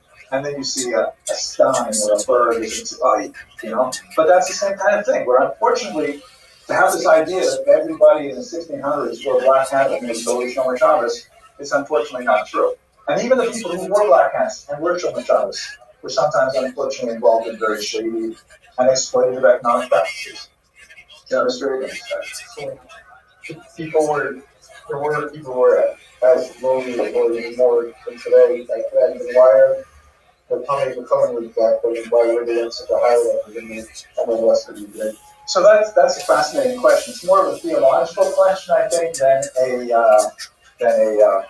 an economic or historical question. All I can say, if I don't want to step out of my lane, which is the theology department, because I'm more in the history department, but we have this idea of Yerida Hadoros, the decline of the generations. But we also have the idea of halacha kabasroi. Halacha follows the later generations. Right, so what does that, is that a sira? If we are constantly lower than previous generations, then how can we follow the halacha of the later generations? We should follow the halacha of the Mishnah only. We shouldn't look at the Mishnah Brura. Right? So the answer to that is that, in my humble opinion, I think I read it somewhere, Yerida Hadoros refers to their spiritual capacity, their ability to, empathize or to see the truth of something differently, but not their scientific intelligence, not their, grasp of advanced math. Those things we follow where we are today. So we can become smarter without becoming better. We can come up with just as early solutions. I think if you ask Rabbi Satz, he would say, of course you can come up with just a great solution. Because he wants you guys to max out all of your efforts, So I don't know, but you guys are asking outside of my lane. I don't know what I'm talking about. Let's talk about a couple other aspects of the Orenda, which is really nasty. One of the aspects of it was propinatio. Mr. Tillman, sorry. So, the anti-Semitism that we've been talking about during the time periods are really pretty warranted, you could say. Very good for not Well, I don't like the idea of warranted or unwarranted because that implies that violence is somehow justified. I wouldn't want to justify violence under any circumstances if possible. But I would say that, it's more, let's say, rational. Right? One of the great historians of anti-Semitism is a guy named Gavin Landmere, and he writes that one of the things that characterizes real anti-Semitism, like that crazy stuff we talked about last week, is that it is fundamentally chimerical in nature. If I had to forward out, write that down, it's a good word.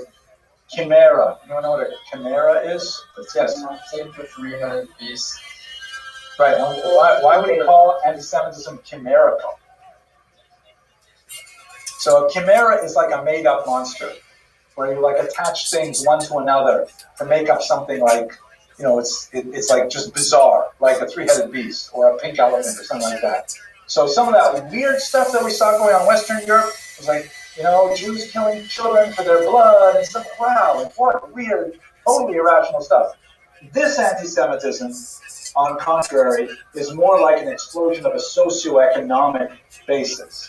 I'm not saying it's justified, and certainly not focused on the individual criminals. It's an explosion that affects everyone and has horrible, horrific consequences, but you can see where it's coming. Nathan of Hanover said, the Jews should have realized that the Orenda was intrinsically harmful. We should not be in this business. Now, another example of this. Propinancia, very significant. You've often seen, like you see it in Fiddler on the Roof, the krechma, which is like the inn, right? The place where some tired Ukrainian peasants, here they have shown some Ukrainian peasants actually in more festive garb. This is not like right out of the image. But they're coming in and they're enjoying alcohol served by this Hasidic Jew. And there's a guy playing Klezmer violin there. What is the scene talking about? What this is referring to is the fact that one of the fastest ways to get taxes is through vices, as we said a minute ago with gambling, right? Alcohol is also a huge money maker. Why it's so hard to ban alcohol. They even had the 19th Amendment, one of the amendments, yeah, 19th Amendment to ban alcohol. Was one that repealed one of those short-lived amendments. The only amendment I think that was ever repealed, right? Yeah, so they tried to ban it here. Right? They say you can't do it. 18th Amendment. Thank you. 18th Amendment. I think the 19th was, let's bring it back. Right. Forget about that 18th Amendment. It did not work. But alcohol, everybody loves alcohol. That's the reality of it. People will drink alcohol, so you can tax it. It's not something where people say, well, that's too much of a tax. I'm not going to drink alcohol. People do drink. So the Jews were frequently given this thing called propinancia, which was part of the arenda, that you Jews are the only people allowed to make alcohol. You are the only people allowed to sell it, and people have to come to your inn in order to drink it, and you can tax people on this. Just add one more layer, Mr. Abrams, and I'll get to you. One more layer is, don't forget, Jews are all still small, they're still small-time money lenders. There's the ban on Christians engaging in money lending has disappeared by now, right? It was already knocked out in the 14th, 15th century in Italy. So Christians are still lending money now, drug banks that will lend money and so on. But in this really backwards part of the Polish-Lithuanian Commonwealth, the only way you can borrow tiny little amounts of money for small things like, spoons or whatever, is you go to the Jew and you lend money, you borrow money. And you pay a significant interest because it's the only place where you get it. It's unregulated, but the Jews are still protected by the nobleman who is like the king in Western Europe because he wants to make sure he gets his taxes. You can't abuse the Jews because you'll get in trouble with the nobleman if you do it. So propinancia is added to the money lending in a way that Ukrainian peasants, they work hard in the fields all day, they just want to come back and have a glass of tevo or a glass of kvass. They show up at the inn, they drink a few, and they say to the Jewish innkeeper or the krechma, put it on my tab. Jewish innkeeper says, no problem, here it is, 4 zloty. And then at the end of the harvest season, the guy has all kinds of money because he pulled in all his wheat, and he says, okay, I want to settle my tab. And that 4 zloty has with interest become like 6, 7 zloty. And that's not the only night he was drinking on his tab. So all of a sudden he's got like a 300 zloty bill for alcohol over the year. And he's saying, what is this? So this was like an especially noxious form of the arenda that was ultimately very, very negative. Okay, Mr. Newman. So they would tax them just for the produce and force them to get up, and then they would come at night to use inns and drink with them. Like, what was that relationship? Why would they really be interacting to do this? They couldn't make their own alcohol, but like the bad guys. Well, there's, I think the question is backwards because there's no bad guys. They're people trying to live their lives. As the Ukrainian peasants, like, these people are stealing our money. They're coming every day. They're harassing. They're doing whatever they need. Why would we hang out with them? Why would we? So their stories. The Jews weren't stealing their money at all. This was just reality that, like, there are only 2 things which are inevitable, right? Death and taxes. Jews are not in charge of death. But the taxes, they were in charge of. And the reality is, you have to work for the nobleman. Everybody knew this money goes to the nobleman. And the Jew happens to be the tax collector. It's also collected a little drop at a time. You cross this bridge, fish in this pond, this is whatever. That was the reality of it. Nobody likes taxes. But it's rare that you have tax revolts, right? People maybe are grumbling more in late March when they have to pay their taxes, but we don't have that many like storming of the capitals. Maybe once every who knows how often, right? So hang on a second, Judge, let me get to you. So they basically may not have always liked them, but it was not like a wartime situation. Also, let us not forget, and it's so hard to teach this properly because I have to keep both of these things in mind. The Jews and Poles and Ukrainians lived together in great peace and prosperity for about 1,000 years. 1,000 years, with only a few very memorable moments of violence in that time. Now, some of those moments were like incredible explosions, like 1648, and they're also accelerating when you get to the modern area. You have pogroms 1881, 1903, 1905. 1919 was horrific, and then of course the Holocaust. But for most of those centuries, they lived with each other. And case in point, so much of what we do in Ashkenazi Jewish culture is basically Ukrainian, Polish, Belarusian, Russian culture. You cannot sit down to a meal in an Ashkenazi house without having, for example, lokshin kugel, right? What is lokshin? What Hebrew is lokshin based on? No, it's lokshina, which is Ukrainian for noodles. Kugel is German for pudding. Or you can't have, I don't know, let me think of some other examples. Borscht, for sure. Cholent, no, cholent's actually French. Chaud blanc, slow hot, for a long time. Low heat. But, so much of the stuff we do, the rituals we do are basically things that we sort of borrowed from them, they borrowed from us. Oh, here's an example of Ukrainian. Guess what they call gefilte fish, which they eat quite a bit of? Jewfish. And say, this is good stuff, have some of this Jewfish, right? So our cultures are so closely interrelated. Like that is one of the best scenes of Fiddler on the Roof is when they're in the Kretschma and they're kind of like all drinking together. And one Ukrainian guy walks over to Tevye to wish him a mazel tov, and he says, "Na zdorovya," to your health. And Tevye is a little bit intimidated, but then they end up starting dancing together, and it's like, wow, it's like overwhelming. And that is true. There's hostility, there's separation, but there's also a tremendous degree of cultural borrowing. Where that especially happens, gentlemen, and I don't want to go too far on this, but if you encourage me, I would probably do it. Women. The women talk to each other. Recipes are exchanged.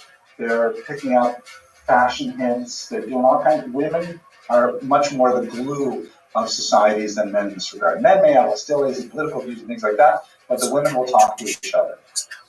Okay, Mr. Otherstein. So you're saying that, like, the Jews were just the tax collectors and passed more of a reality of life than something that people viewed as being like evil or whatever. But they were not like Muslims who are coming to kidnap our children. But if you look at it even on a modern perspective, you ask most Americans, what do you feel about the IRS? People are most likely to tell you, oh, I hate them. Oh, I wish they could just disappear, right? And the IRS is a body of government that has a lot more oversight than the Jews do. And they were also in control of monopolies, which people also have very strong feelings about. Good argument. And so, Mr. Tillman, your whole idea definitely seems very much on point. So. No, but we got to think, Mr. Anderson, you're saying so deep here. It's so beautiful because there's a difference between what people say and what people do. Nobody likes the IRS. Nobody does. Maybe if you work for the IRS, you might like it. Want to talk about revolts? The Boston Tea Party was over a 3% tax. Okay, good. And when was that? That was in the 1700s. Right. And when was the next tax revolt? Right, that's my point, right? There are tax revolts for sure, but they're like, as long as the taxes are not too awful, we'll deal with it. We'll complain, and America has an unusual kind of pressure release because we have elections. You just say vote the bums out, and that makes America a little easier that way.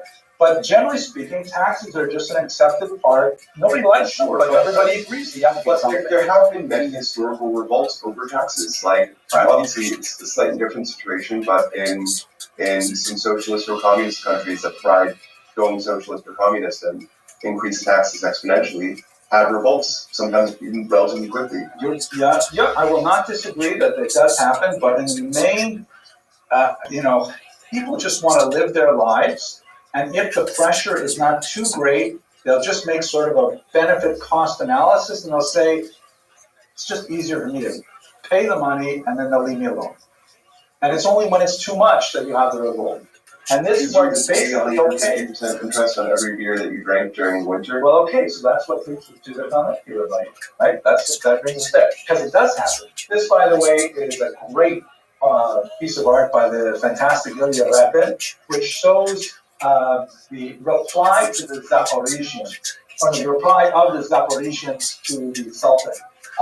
These are basically, let's turn on the lights so you can really appreciate it. It's such a beautiful piece of art.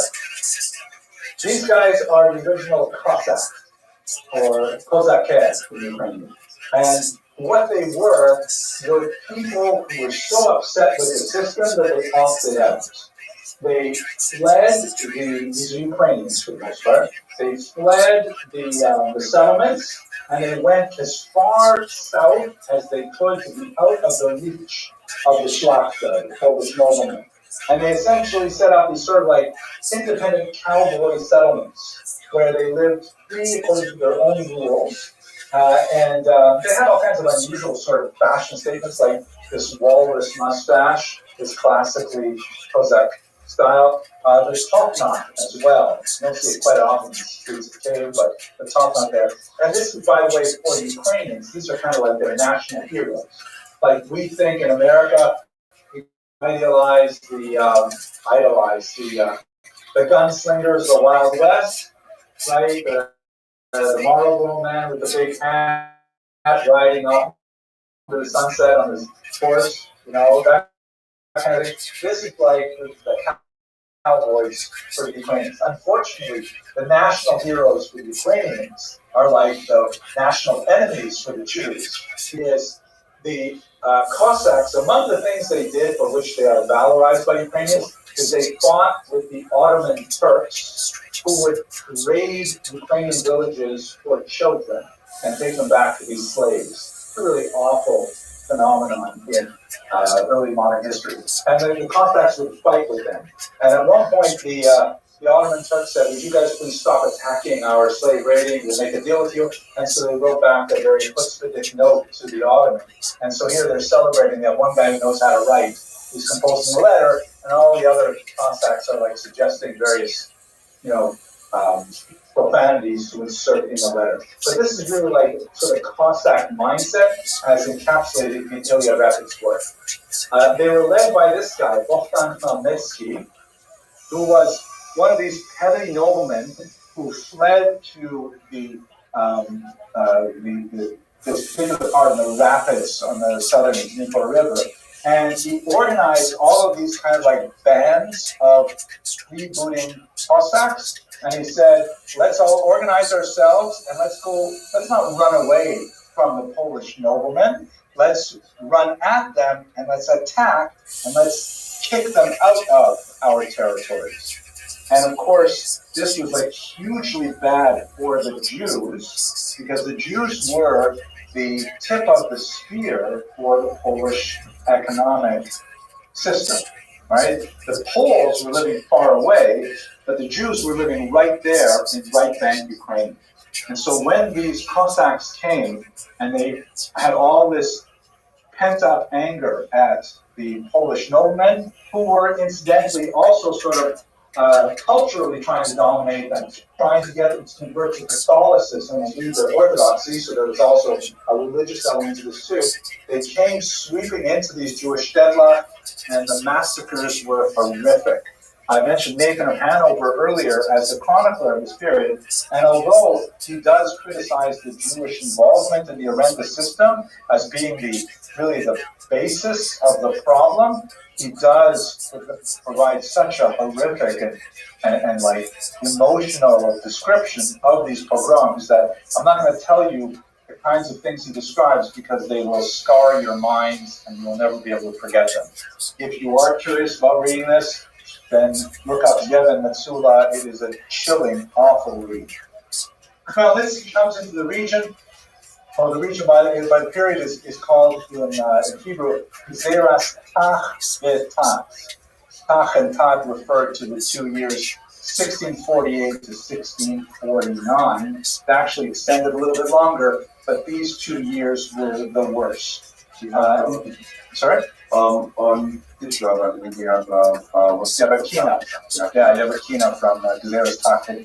That's absolutely horrific. The violence perpetrated on Jews. And again, let's not forget that if you had 1,000 people working in a particular shtetl, let's say 1,000 working individuals, you include men and women, then chances are maybe 40 of them would be directly involved in the Orenda out of 1,000, maybe 100, and the others would be involved in all kinds of other things that were supported by the Orenda, kind of like Las Vegas.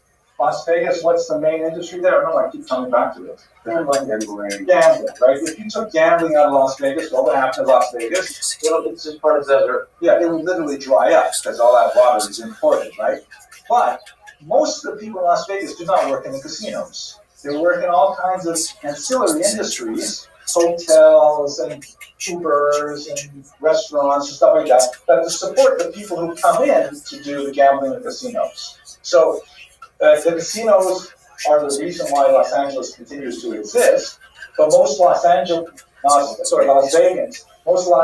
are not working in the casinos. So the same thing with the Orenda.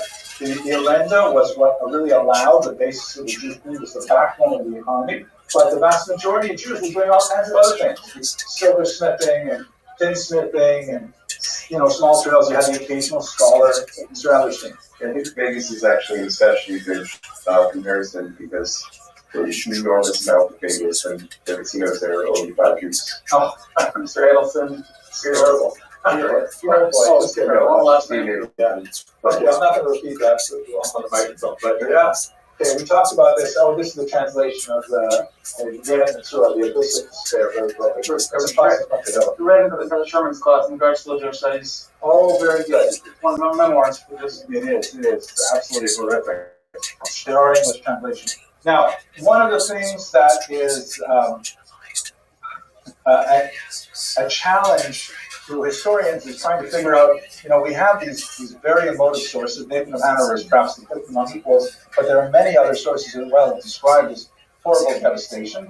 But it does not seem that the scale of devastation was as large as the historians recommend. You'll see citations. It seems like every time someone writes about this, it increases by another 100,000 victims. So 250,000 victims. But the reality is, if you remember the beginning of this lecture, there were only probably about 40,000 Jews living in Ukraine at the time. So it's hard to imagine 250,000 people killed if only 40,000 lived there. Chances are, it was probably somewhere in the neighborhood, depending on which historian you read, probably in the neighborhood of something like a third of the population was killed, which is a devastating number.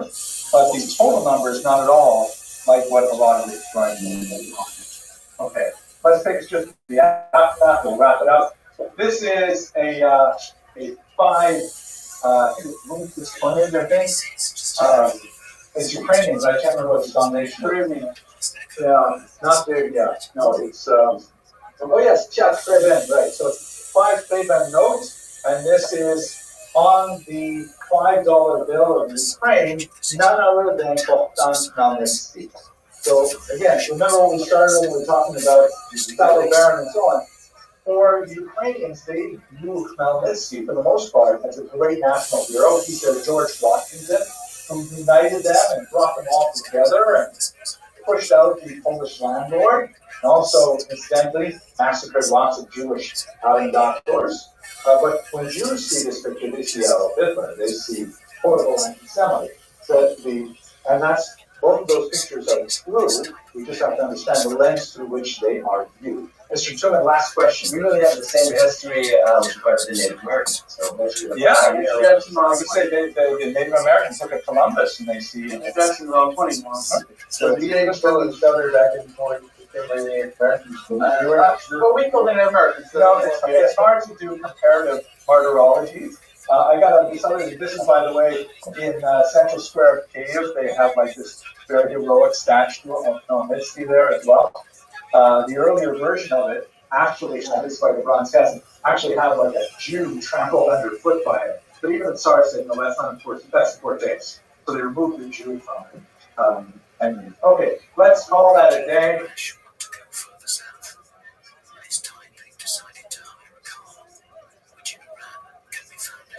Exclusionary pressures in Western Ashkenaz. So what's going to happen? Now we're at a transitional point in our history. We've looked quite a bit, especially the materials I put online from last week. We looked quite a bit at the environment of the Jews in Western Ashkenaz, which basically comprises England, France, and Germany. Once you get east of Germany, you're getting into Central Europe or Eastern Europe. What's going to happen is from the 13th century onward, peaking in the 17th century, you'll have a massive migration of Ashkenazi Jews from the traditional heartland of Western Europe to Eastern Europe.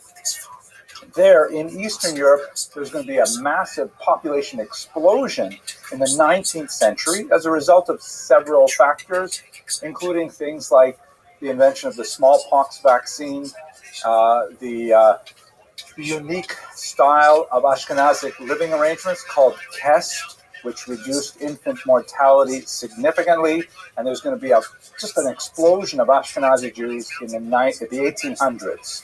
And eventually, when you get to the end of the 1800s, you'll have another big population movement from Eastern Europe to America, to a lesser degree, South America, Canada, Australia, Israel, places like that. But we're now going into the period where Jews are going to be leaving the Ashkenazic heartland to Eastern Europe. That's 13th to 17th century in particular. Yes, remind me your name, please. Last name. Parente, Mr. Parente. You used to sit over here, didn't you? Yeah, that's what was hard to confuse. Okay, Mr. Parente.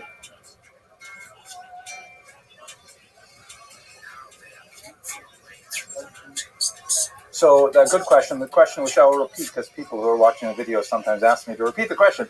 Does the word Ashkenaz refer to a people or a country or a region? So you can have a look at the very first lecture. We went over the terminology. It is associated with I think it's a grandson of Noach in the biblical period. I think Noach, I forget his son's name. Anyways, one of the grandsons, maybe great-grandsons. And over the Middle Ages, various regions were associated with the land of that particular individual and his descendants. For reasons that we don't totally understand, this was eventually associated with the region of the Rhineland in northern Germany, and the Jews who moved to that area were known as the Jews who moved to the land of Ashkenaz, and then they were called Ashkenazi Jewry. We have no real good reason to associate specifically that region with the place Ashkenaz. It's kind of arbitrary in some terms. So now it really only refers to the people, and Ashkenazim are only Jews now, obviously, because only Jews use that terminology. Okay? Have a look at the first lecture. It's online, and you see it. Okay, shall we go on? Okay, so now I'm looking at the reason why Jews moved from Western Europe to Eastern Europe, twofold. First, there was a push for Jews to leave that will culminate in expulsions, really strong push that Jews felt unwelcome in Western Europe.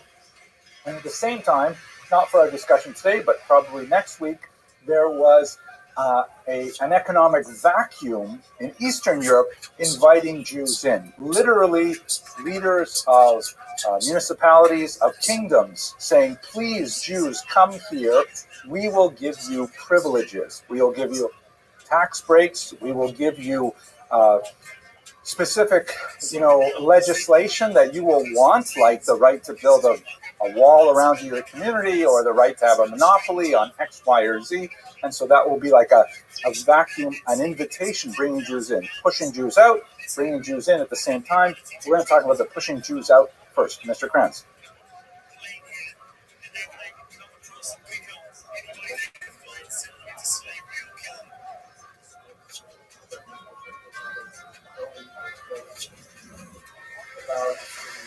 Well, you're right, Mr. Kranz. The first Jews who are allowed to be full citizens, that happens in the 18th century. So we're talking about 1790 for the Jews of Bordeaux and Bayonne in southern France. We're still here like about 400 years earlier when nobody has citizenship. There's no such thing as a citizen except maybe the king. and maybe his wife. And that's basically it. Everyone else is a subject. So maybe not even his wife. Everyone is a subject of the king, right? That's feudalism. And all you can hope for is privileges that the king gives you. So we're still in that period right up until you get to the 18th century. All right, let's look at one major factor in the push for Jews out. The first is something called the Crusades. This is like a scene in history. This is one of those watershed moments. You know what the term watershed means? It's a good term. I can tell you, actually, I grew up near the Arctic watershed. Anyone want to define that term? Mr. Silva? No. Watershed is the earth, like when rain falls, it either flows toward a body of water here or a body of water there, right? It depends on the elevation of a particular spot. And, like where we are right now, we're in, I guess, probably the Atlantic watershed, where every drop of rain that falls here in New York will eventually flow towards the east into the Atlantic Ocean, right? Like in the beginning of Koheles. So all the rivers flow to the sea, and the sea is never filled. But if we were to move a little further west in this country, we would get to a different watershed where all the water would flow into the Mississippi River and then down into the Gulf of something, right? What do you call it? Gulf of America. There you go. So then the Gulf of America. Or further west, then you'd be in a watershed where it would flow into the Pacific Ocean. I happen to grow up near the Arctic watershed, north of the Arctic watershed, where all the water that rained, all the rain that fell in where I grew up would flow into the Arctic Ocean because it flowed north. So a watershed means like up until this point, everything is going this way. After this point, it's going the other way. So if you think about that term as a historical term, the Crusades are one of those watershed moments where beforehand, people understand the world in such a way, afterwards, very different. Another watershed in time would be something like 9/11.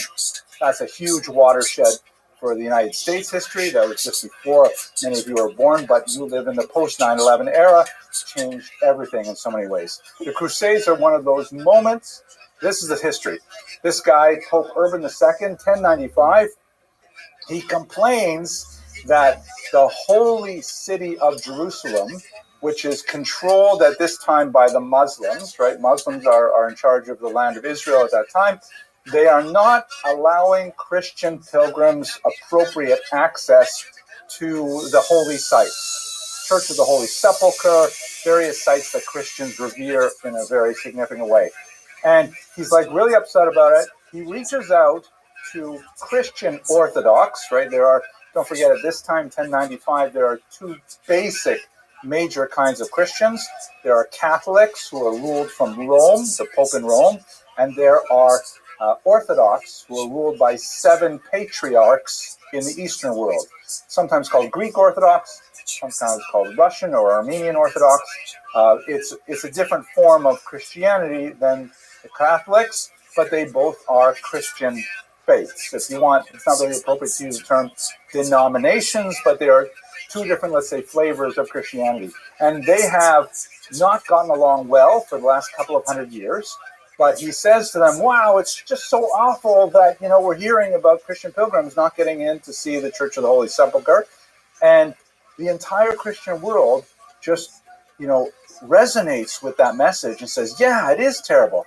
Pope Urban II calls for something called a crusade, based on the word cross, the crucifix, saying we should all go there, we should organize ourselves, and we should take back the land of Israel from the infidel Muslims so that Christians can safely go there to worship.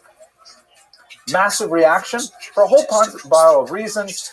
There was a certain amount of unemployment among the knightly class, for example, and they had literally nothing to do, but this was a great excuse. They pulled it together, particularly in the regions of France and Germany, and they make their way all the way across Europe to the Holy Land, and they fight the Muslims, and they take over the land of Israel. The next 200 years, there's going to be ongoing fighting with the Muslims until finally the Muslims drive them out. But this is the era of the Crusader kingdoms, when Christians from Western Europe establish sort of footholds in the land of Israel. I'm sure you visited visited places like Caesarea and Akko and all kinds of land, and where you'll see lots of Crusader fortresses and things. You'll also see Muslim fortifications against the Crusaders, like, for example, the walls around Jerusalem were built by the Muslims trying to hold off any future attack by Crusaders, and it went back and forth for a couple of hundred years. Here you see, and by the way, because they got kicked out, then they made their way down again. There are multiple crusades over several hundred years with a variety of outcomes, some successful, some not. Exactly. Isn't that surprising how that happens, Mr. Krantz? So how did Jews get involved in this? Especially up here, you can see these Stars of David represent very clever sort of symbolism. They represent Jewish communities. And at a certain point in 1096, in the summer of 1096 in particular, there was an especially dangerous phenomenon because a whole bunch of Crusaders, and remember, this is like a mass movement where you have wealthy knights who are able to afford a horse and a caddy and all the weapons and the armor and stuff like that to finance a long trip across Europe. And then you have hoi polloi, you have the dark, unwashed masses who say, yeah, we want to do this too, we want to get involved in it, and they come along for the ride. And in particular, in the northern German region of Ashkenaz, there are a whole bunch of these individuals led by people like Peter the Hermit, who is kind of like a rabble-rousing individual, sort of like a popular preacher, kind of demagogue. And he essentially says to these crusaders, wait a second, why are we schlepping all the way to Jerusalem to fight infidels? I don't think he used the word schlep, but you get the idea. Why are we taking ourselves, if our whole point of this is that we're going to beat those unbelievers, meaning Muslims, why are we going all the way to Jerusalem to do it? We have unbelievers, Jews, right here on our very own backyard. And so a lot of these, especially the less professional crusaders, the less disciplined crusaders, they start making these religiously inspired pogroms that specifically targeted these tiny little Ashkenazic, civilization outposts in the northern German region. This is like one of those huge scars in Ashkenazic history that we will remember every week in the Ab HaRachamim prayer, which Ab HaRachamim, which we read on Shabbos after Kriyas Torah, specifically speaking to the horrible massacres that occurred in the summer of 1096, and then onward for the next 200 years on a smaller scale. It's going to be absolutely awful. I'll take you through some of them, Mr. Loiki. Well, the more professional, disciplined soldiers, like they've got some kind of they've got a plan. They want to go to Israel. They want the glory of attacking the Muslims. They want to bring back, pieces of the Holy Cross and things like that. They've got kind of like a bigger goal. But the lesser outfitted and the kind of they don't have the same kind of resources and they can't imagine paying for that massive journey down there, but they do want to get involved in the violence of all it. So they say, we'll just do it right here in the Ashkenazic homeland. Mr. Parente.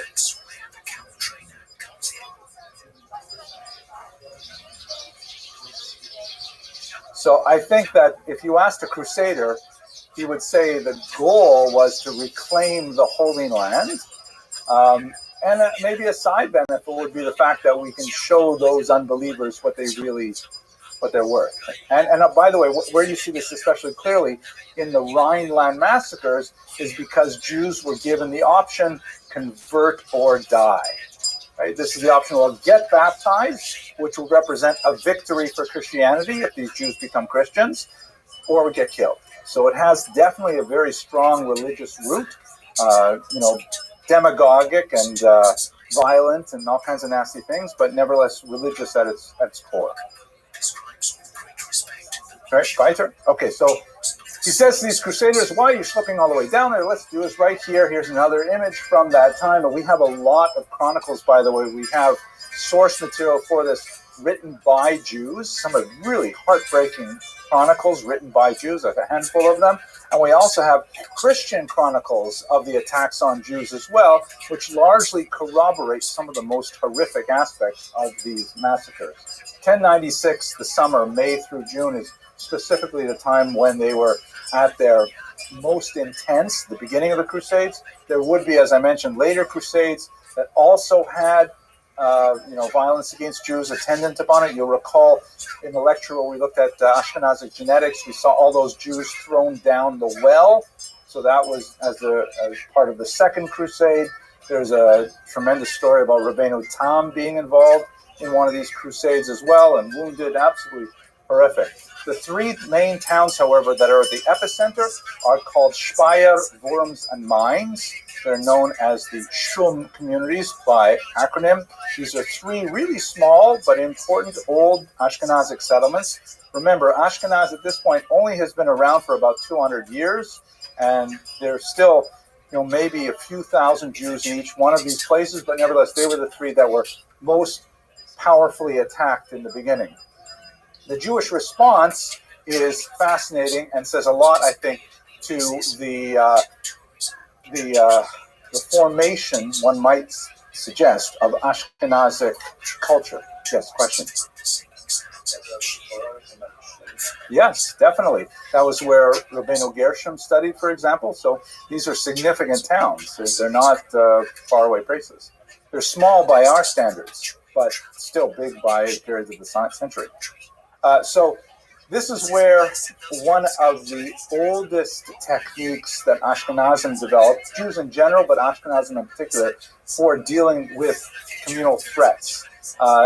There are two basic there are three basic strategies that you can possibly think of when you're confronted by a threat. What do you think those three strategies are?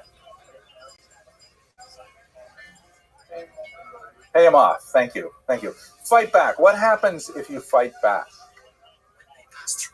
You'll probably lose. You'll be overwhelmed by the numbers, right? Because we're talking about masses of pogromists who are attacking small communities who are not, inclined militarily.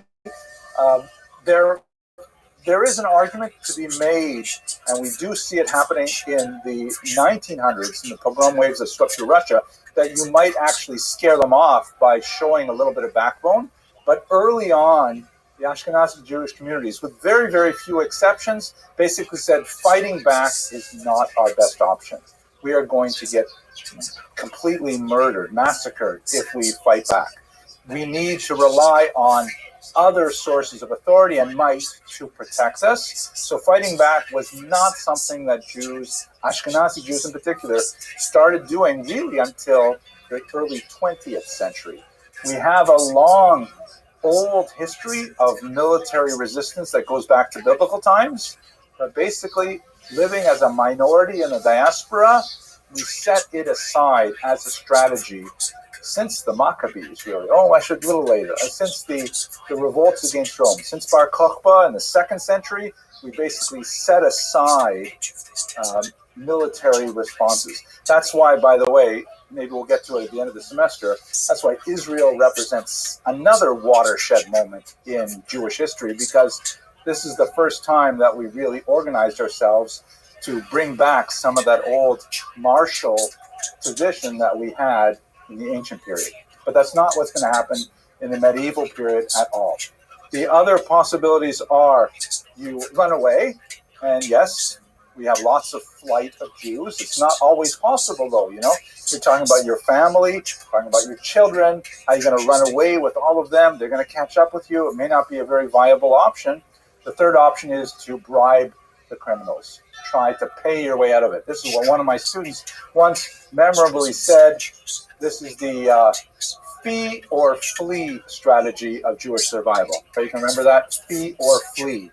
Either pay or run away. Those are your two basic options that Jews use. So typically, like we see, for example, in the city of Köln, in April of that year, they were able to avoid the massacres by simply going out to the Crusaders and saying, hey, whoa, you don't want to attack us. We are loyal subjects of the king. Remember the Servus Regi Kamarai, that stuff we talked about.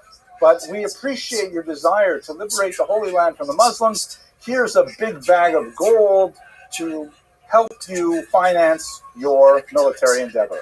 And they were able to successfully, avoid a massacre, at least in April. They also would appeal to the emperor, right? Because that's part of how Jews survived, was by being part of the tax structure that the emperor wanted to protect. But later on, it would get worse. This strategy would not survive. Going on to Speyer in May of that month, they tried to barricade themselves in the synagogue, and any Jews who were outside of the synagogue were killed by the Crusaders. Remember, it's a get baptized or die kind of moment.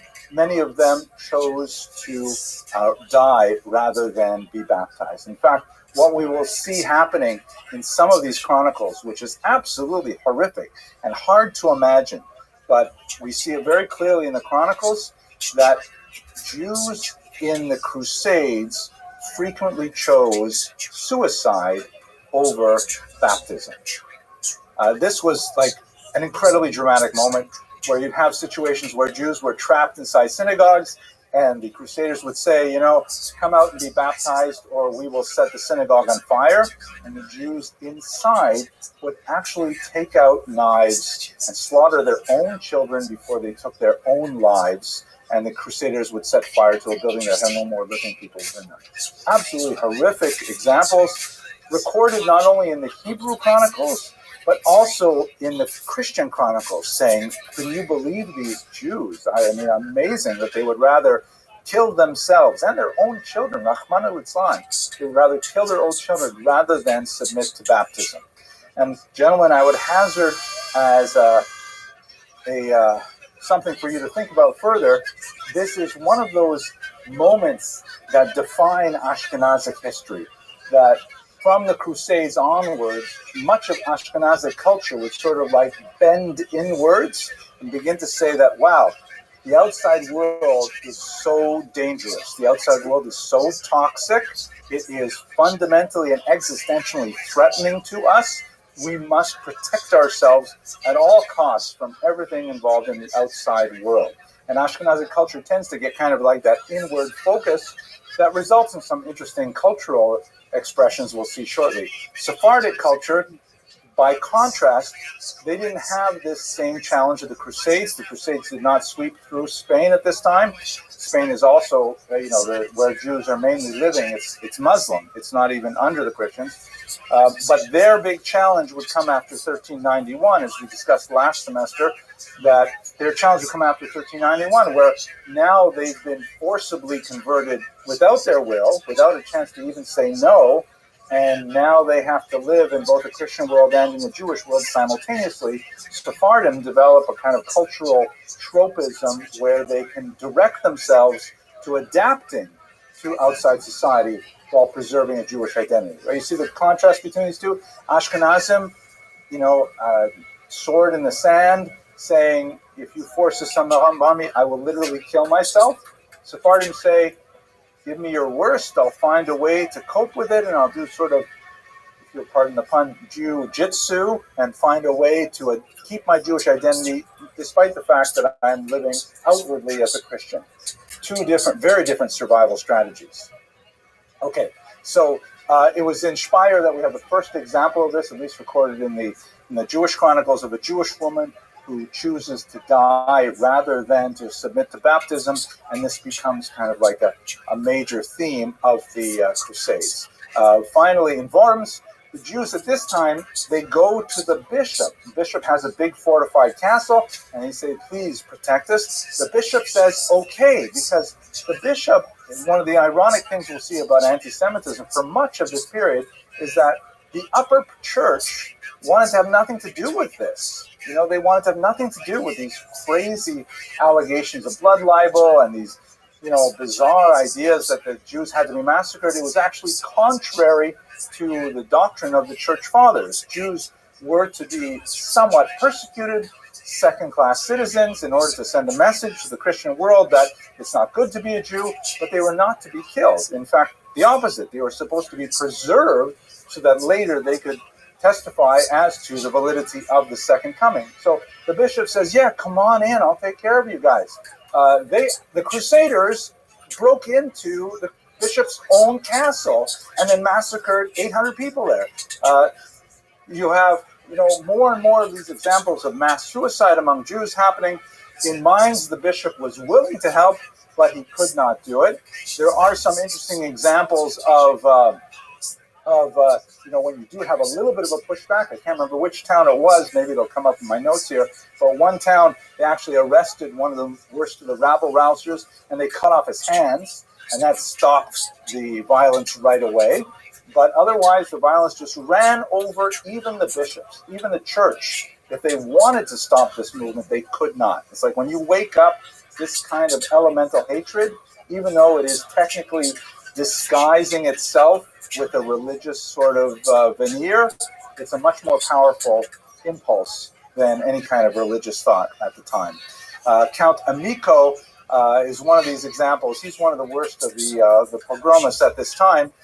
They eventually leave and they make their all the way down to Hungary, and they're considered such a disaster that Hungarian Christians fight against the Crusaders, saying, you're not coming into our land, this is crazy, you come in here, you rape, you pillage, all in the name of the Christianity, and it's totally not okay. So that's basically the kind of situation that's going on. One last detail that's kind of interesting is what happens for those Jews who accepted baptism rather than submit to be killed, or certainly then decided to commit suicide. There is a significant debate in both the Christian world and in the Jewish world. What do we do with these people? I mean, Christians, as those of you who are in the Sparta class remember well, are sort of trapped in this ideology that once a person is baptized, even if it was done without his or her consent, they are now magically Christians. It's a sacrament. They can't take it back. So the church was kind of like, well, they're not allowed to forcibly baptize these Jews, but now that they did it, they're Christians. We have to keep them as Christians. Emperor Henry IV said, no, that's ridiculous. I'm letting them go back to their Jewish communities. And he got into trouble with the Pope over this because the Pope says, hey, who says that you're just an emperor? What right do you have to say anything about Christian theology? But even on the Jewish side, there were many prominent Jews of the time, largely overruled by the Rishonim that you are familiar with, Rashi being perhaps the most important of them. He died in 1104, so the Crusades, the first Crusade was part of the last, thing that he had to deal with in his life. There were significant debates. Maybe once they're baptized, especially if they volunteered to be baptized rather than be killed, maybe now they are Christians. Maybe we shouldn't accept them back. Maybe you're only allowed, it's Yahareg Val Yavor, right? You can't be allowed to, you have to force yourself to give up your life for this. Nevertheless, the consensus developed over the course of about 100 years. It was not such an easy thing to do. The consensus developed that, we'll allow them to come back. We'll allow them to be considered Jews. We will consider this an ones, a forced situation. They were not responsible for that decision. Okay.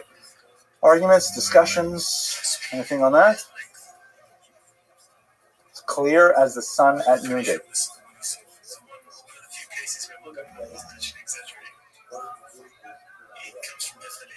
Well, when you say we, I'm not sure who exactly you mean.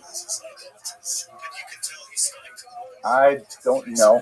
I really don't know. I think that the consensus, the Rishonim, are that, baptism has no impact on Jewish status, based on the principle Yisrael afal pi shechata Yisraelhu. Right? A Jew, even though he sins, he's still a Jew, and you can't remove that Jewishness from him. But I am not a posek. I'm not even a rabbi, just a regular guy, so I can't tell you for sure. Master Rosh Hashiva. Okay, so what about Jerusalem? Jerusalem, of course, deals with the Crusaders. In 1099, they finally get their way there. There's a a huge battle in Jerusalem, which is kind of like in the First Crusade, it was the peak of the crusading story and became like myth. You have guys like Richard the Lionheart who, make their reputations in these huge battles for Jerusalem. Ultimately, Jews and Muslims in Jerusalem fight shoulder to shoulder against Christians, but they lose. There's going to be a massacre, and the Jews are sold in slavery. And it is ironic. We should remember that right now, Muslims and Jews are at loggerheads primarily over politics in the Middle East. It has been like that for the last century and a half, more or less. But prior to this, there are many points in time where Jews and Muslims were actually on the same side against Christians. The Crusades is one of those examples. Also, one more thing to point out. You should bear in mind that for much of the Middle East, if we go to the 21st century, the Middle East has not let go of this history, right? Like when America invaded Iraq, Operation Desert Storm, I think it was, right? The Iraqis referred to Americans as crusaders.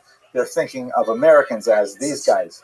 Here are Muslims minding their own business in Jerusalem. It's not even clear how much they were really interfering with Christian pilgrims, but all of a sudden they get like all of Europe comes down here and they're big metal armor and there's horses and stuff like that, and like they make a war with us. So they regard the West as being like as an existential enemy. It's something that's happened for the last millennium, largely because of the Crusades. Mr. Parente.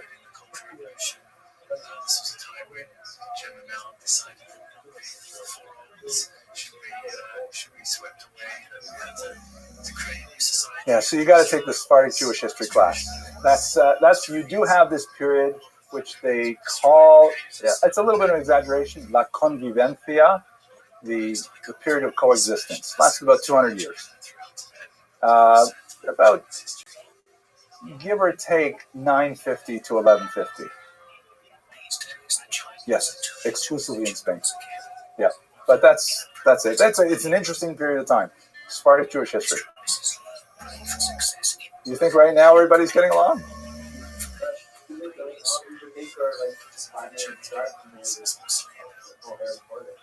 Yeah, I would love that to be true. I think America is an exception in history in many ways. So good argument. Okay, there's a lot to be said for that. I don't think it's quite as rosy as maybe we would like, but well, case in point, right? Okay, let's just one weird thing here. So one of the immediate cultural expressions of Jews in the post-Crusade era that had a long-lasting effect was a movement called the Hasidei Ashkenaz. The term Hasid, of course, is biblical in origin. You see it all over Tanakh. It basically means someone who goes like beyond the letter of the law. But it has been used so many times in history. The followers Yehuda Maccabee were called Hasidim. David HaMelech calls himself Hasidim. We have, of course, the 18th century Hasidic movement, Chabad, Satmar, all those guys. But this is a different movement, just happens to use the same name. They flourished for about 100 years right after the Crusades. Most of their writings are focused in one book, Sefer Hasidim, fascinating book on a historical level. I'm sorry? Yes, Rabbi Yehuda Chassid is one of the major authors of this, also his father. This is a fascinating book on a historical level as well, because it includes all kinds of interesting stories about things that happen in Ashkenaz at this time. It's a fascinating religious work. It's basically sort of a mixture of Musar and Halacha about how you should behave, and all kinds of like stuff that didn't make it into Halacha, but nevertheless is kind of like advice given by the followers of this Hasidic Ashkenaz. What is especially unique about it, though, what distinguishes it from a lot of other trends, and is not something that really lasted in the Ashkenazi tradition, it's very, very sharp at this time, though, is that the Hasidic Ashkenaz were really big into self-blame, self-denial, martyrdom, all kinds of like, we have to do more tshuva. It's so different from much of the, the modern day Hasidus when we talk about Chabad, for example, which is, and all the Hasidim was really much more about joy and about camaraderie and singing. No way. These Hasidic Ashkenaz were really into like self-mortification, like literally rolling in snow. Fasting was a big deal. Lots and lots of fasting, and even like after death, customs like putting in your will that you want your coffin dragged along the street to your burial as a last chance to atone for any of your sins. Those kinds of things show up in the Hasidic Ashkenaz movement. It is a kind of like a cold, dark period in many ways culturally, but the Sefer Hasidim is absolutely quite fascinating, and you can look at it. It's short-lived, but certain ideas definitely do find their echoes later on in Hasidic world. I think I have here, no, I don't have the images. It is at this point, by the way, where the Hasidic Ashkenaz have this influence on not portraying women's faces in particular.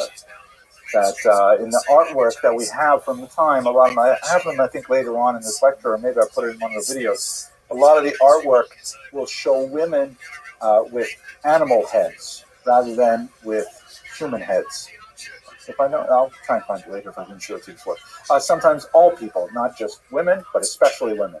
And that also happens today too. The idea is like more, we're not sure exactly what the idea is, but most theorists say it has to do with the idea of like more tznius. It's not right to look at the faces of women, stuff like that. Okay, yes, question.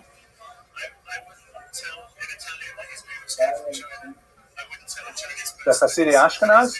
Well, it was kind of like an intellectual religious movement, and there were several prominent rabbis who were deeply involved in it and influential. And so people followed it, People thought like, that's how you express your Judaism. Nowadays, we express our Judaism by like, having lots of sufganiyot and hamantash. And back then, they would say, oh, man, I got to go like roll in the snow a little bit. I should like stop eating for 2 days. It was just, that was the style. That was wear dark clothes, don't wear bright clothes. Well, that's, I think, precisely what a lot of historians would say. The Crusades maybe were seen as like a divine punishment because we were having too much levity. Yeah. Correct. So it stands to reason that they were influenced by the environment. We'll see the same kind of thing to a certain degree happening in the period of the Black Death.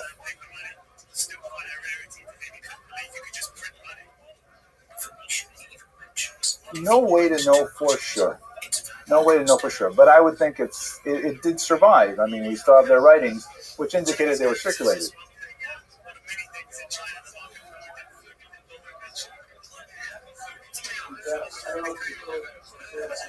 You'd have to find a way to measure that, and I don't think anyone knows. Mr. Kranz.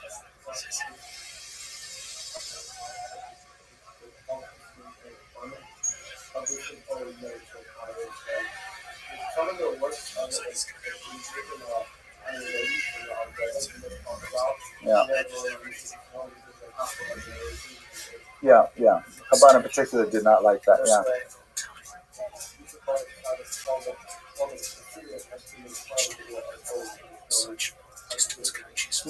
I don't know. Could be. I'm not sure. Okay, let's go weiter. Now, the next nasty thing, right? The whole point of today's lecture is to illustrate exclusionary pressures, right? That reasons why Jews would want to leave Western Europe. Crusades, fairly focused violence associated with the crusade itself. The Jews were able to, over the course of the next couple hundred years, sort of see when these things are developing, reach out well in advance to authority figures to try and protect them. It helped quite often that, you didn't have the same kind of big massacres like you did in 1096, but there were other things happening at the time as well. One of the most awful of the developments of this era was something called the blood libel, which I'm sure you have heard of because unfortunately it is a myth that continues to this day.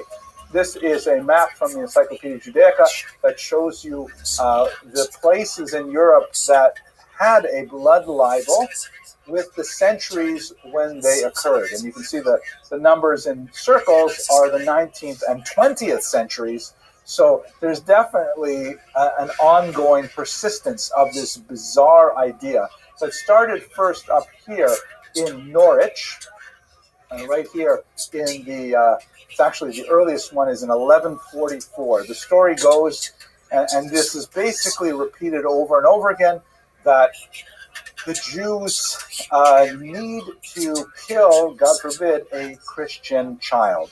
There's actually two distinct charges. The first one is called ritual murder, and later it develops into what's called the blood libel, alilat dam in Hebrew. Ritual murder is this idea that, well, why would Jews need to kill a Christian child? Well, the reason is because, as the crazy theory goes, and for those of you who are going to be watching this in the recording, it's not true. Jews don't do this stuff. But, and the church has, by the way, said this over and over again. The popes are constantly publishing bulls saying, no, it's not true. Don't believe those crazy people who say this happens. But nevertheless, it is one of those things that is, hard to root out of the psyche once it gets in there. The charge is that Jews need to ritually murder a child in order to vicariously reenact the passion, meaning the crucifixion of the founder of Christianity. That because Jews so hate Christians, they want to do that same thing again, specifically around Passover, right? That's the season of the Passion. The term Passion refers to that whole story of the crucifixion. And so whenever it happens, unfortunately, and it does happen, young children, God forbid, are kidnapped, frequently abused, and then murdered. Such things happen, of course, Rahman al-Islam, even in our own day. So, people are really upset, and they say, who did this terrible thing? And someone says, I bet it was the Jews. I heard the Jews do this. It is April after all. It must be part of their ritual murder. And the story goes out. And then what happens afterwards is sometimes there's like a mob lynching of Jews. Sometimes there will be like a bizarre sham of a trial that will result in mass hangings. And it never ends well for the Jews. The evolution of this charge of ritual murder, which really begins in 1144, and then it just goes like crazy. Everybody just catches on to this idea. It's a little bit like an urban myth. Like, people for a while were talking about how don't go to these, countries in Central America because one day you'll wake up in a bathtub and you'll find a scar and someone has stolen your kidney. Right? You ever hear those crazy stories? You go to a bar, someone will put something in your drink, you wake up the next day missing a kidney. And people say, yeah, that happens. Oh, man. But even though, I don't know how often or how seldom it happens, it just sort of like takes up way more space in people's brains than it actually deserves. Historically, that's what happens to ritual murder. The blood libel just added a dimension of crazy to this that made it even more popular. The blood libel is the argument that not only do the Jews need to reenact the crucifixion, they need to drain and drink the blood of the victim. They have to actually go. Why do they need to drink the blood? Well, there's lots of different crazy reasons. By the way, I'll show you. Here's like you see a crowded map of how many places had blood libels after that first one in 1144. This is Simon of Trent from 1479, one of the most widely publicized blood libels. And you can see all of the Jews gathered around here. This is like it's part of a large broadsheet. Like one of the ways that one of the reasons why it's so popular in the 15th century is because that's when the printing press comes out, and public announcements were often made on these large sheets of what would look like newsprint, and then they would like post them on walls. Sometimes they would actually make, if you've been to Europe, you'll see they're like round pillars in public spaces, and they post these big things there. In Israel, you see in Pashkevilin, same kind of idea, like don't go to Touro College kind of messages that you'll see in some places. I shouldn't say that, but that's how this will be posted. It was not colored. This is a colorized version. It just adds a little level of vibrancy to it. The Jews here, and they all have names because below it would be a long text in medieval German that most people could not read, but they could see the cartoonish image. They have these little ruels here, these little badges that indicate that they are Jews. From the year 1215 on, Jews are required to wear some kind of distinguishing badge like this. And here is the unfortunate Simon, who is held in a cruciform position. There are Jews who are tormenting him with specific torments that are meant to mimic the account of the Gospels, and they're circumcising him because, after all, the founder of Christianity was also circumcised, so they have to make the victim, Christ-like in that regard. They're catching the blood in a little pan, and then later they will do various things with the blood. One of the most popular myths is that they would bake it into the matzah. And for those of you who, I'm sure all of you have eaten matzah, which is made completely out of flour and water, you know that a little bit of blood would probably make it taste better. God forbid, I didn't mean to say that. I'll have to cut that out of the video. But there's no blood in matzah, obviously. There are also interesting thoughts that Jewish men are subject to menstruation. And so they lose iron every month, and they have to drink Christian blood in order to replenish the iron. Other stories that say that they're infertile, and the only way that they can reproduce is if they consume this blood, or it's an aphrodisiac. And I mean, there's all kinds of absolutely bizarre stories. If you're curious about this really weird aspect of medieval history, I recommend you look at Joshua Trachtenberg's remarkable work written right during the Holocaust to try and wake people up as to how long this has been going on, called The Devil and the Jews. Very powerful work. He lists, 20 different things that people believe Jews did with this blood, and amazing examples of Christians actually trying to buy the blood so that they could use it for their purposes as well, when, of course, there is no blood to be had. But this blood libel just became such a powerful peg in the mind of medieval Europe that it haunted the Jews for hundreds of years. Here's another depiction of Beatus Simon Martyr, which basically means Saint Simon the Martyr. As I mentioned earlier, the church in most cases completely decried the whole idea of the blood libel. They said it's crazy. Jews would go to the Pope and say, please, we're getting all these calumnies applied to us, and we're getting attacked, and it's not fair, it's not true. And the church would actually, be forthcoming and say, the Jews are right, it's not true, and so on. But there were some exceptions. Simon Martyr was one of them. He was actually beatified by the church, which means he was one level short of becoming a saint.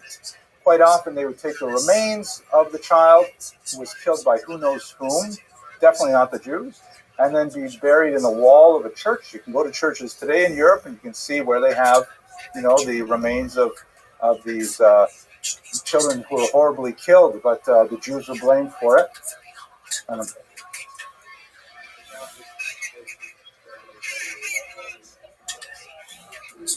Well, I don't think you'll find too many people who are willing to go along with that, but historians recognize it for what it is as best you can. Here's another one from the 18th century in Poland. They often have these kinds of horrific images of Jews. It relates to the whole idea of pedophilia and things like that. The Nazis would just make tremendous use of this entire story in their propaganda. It is one of the horrific attacks on Jews that there's another really good reason to start leaving Western Europe. It would follow them to Eastern Europe, but the idea was we got to get away from these crazy people. Yes, Ms. Ferrante.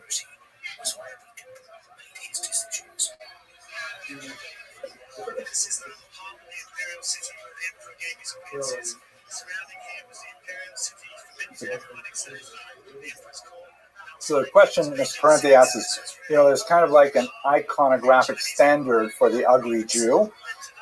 There's a great book by Sander Gilman. So I think it's called The Jew's Body. It might be called The Jew's Nose. I'm not sure, but Sander Gilman is the author. And he argues that it comes from the late 19th century with the discovery of the Venus de Milo. It's a very famous Greek statue of a woman, and it was considered in the late 19th century, when it was displayed in the Louvre, as like the ideal human form.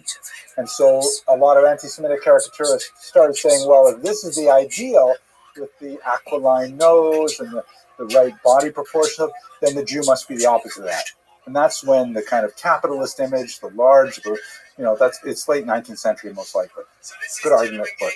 Okay, let's go to one last related charge, and this is nasty enough. Great. Now, the ritual murder morphs into the blood libel, makes Jews feel very uncomfortable during this dire period. And we could say much more about this. Literally, we could teach a whole semester on the blood libel. There are crazy examples where, for example, you didn't even have to have a body. Like the Blois incident of 1171, where some guy thought he saw a Jew carrying a body, but nobody reported a missing child. Nobody found a body. Nevertheless, they attacked all the Jews, massacred them, over a blood libel. It was a crazy, crazy thing. Host desecration, however, is kind of like the next step up in this entire crazy belief system, and it affected Jews very heavily. And unlike the blood libel, host desecration tended to have the support of the church. The church actually the Catholic Church found it advantageous to even promote, to some degrees, the host desecration story because it served their own agenda. I'll explain. So the term host refers to a little wafer that became part of Catholic religious practice. It was part of a ritual called communion, that when you were a Catholic in good standing and you had said your confession and done whatever penance was required, then you would enter into communion, which would involve the drinking of a little bit of wine and the consumption of this little cracker. It looks like a Ritz cracker kind of thing, like you have a kiddush. This would be like a very dramatic moment. And from the 14th century on, in particular, the Catholic Church adopted a doctrine called transubstantiation, where they said that the consumption of this wafer and this wine, which is in memory of the Last Supper, actually literally becomes the body of Christ. That it's literally the body of Christ that you are consuming. I know that sounds a little weird. It sounds weird to me, but it's somebody else's religion, so that's what they believe. So, and that's like a very holy thing, to actually be consuming the body. So, through this doctrine of transubstantiation, where it's not a symbol, it's not like representative of, it's actually the thing itself, mamish.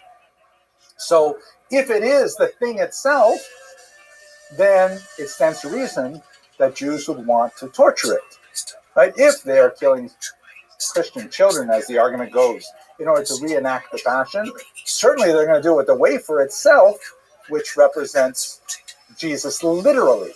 Right? That's the argument. So the church, whereas they thought the blood libel was really dangerous and they put it down, host desecration actually supported the argument for transubstantiation as a doctrine, which was not an easy sell. So here's a host desecration story that is described from the German city of Passau. It's also 14th century. And it's basically, again, written with cartoons, because most people were illiterate, even though it does have the German text above it, kind of like a, graphic novel. And the stories are almost all the same.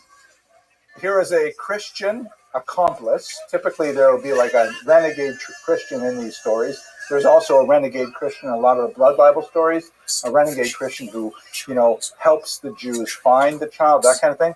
So here's a renegade Christian, goes into the church, and you can see he's looking over his shoulder as he steals the host. Right, here's the host here, these little wafers. Oops, sorry, jumps ahead.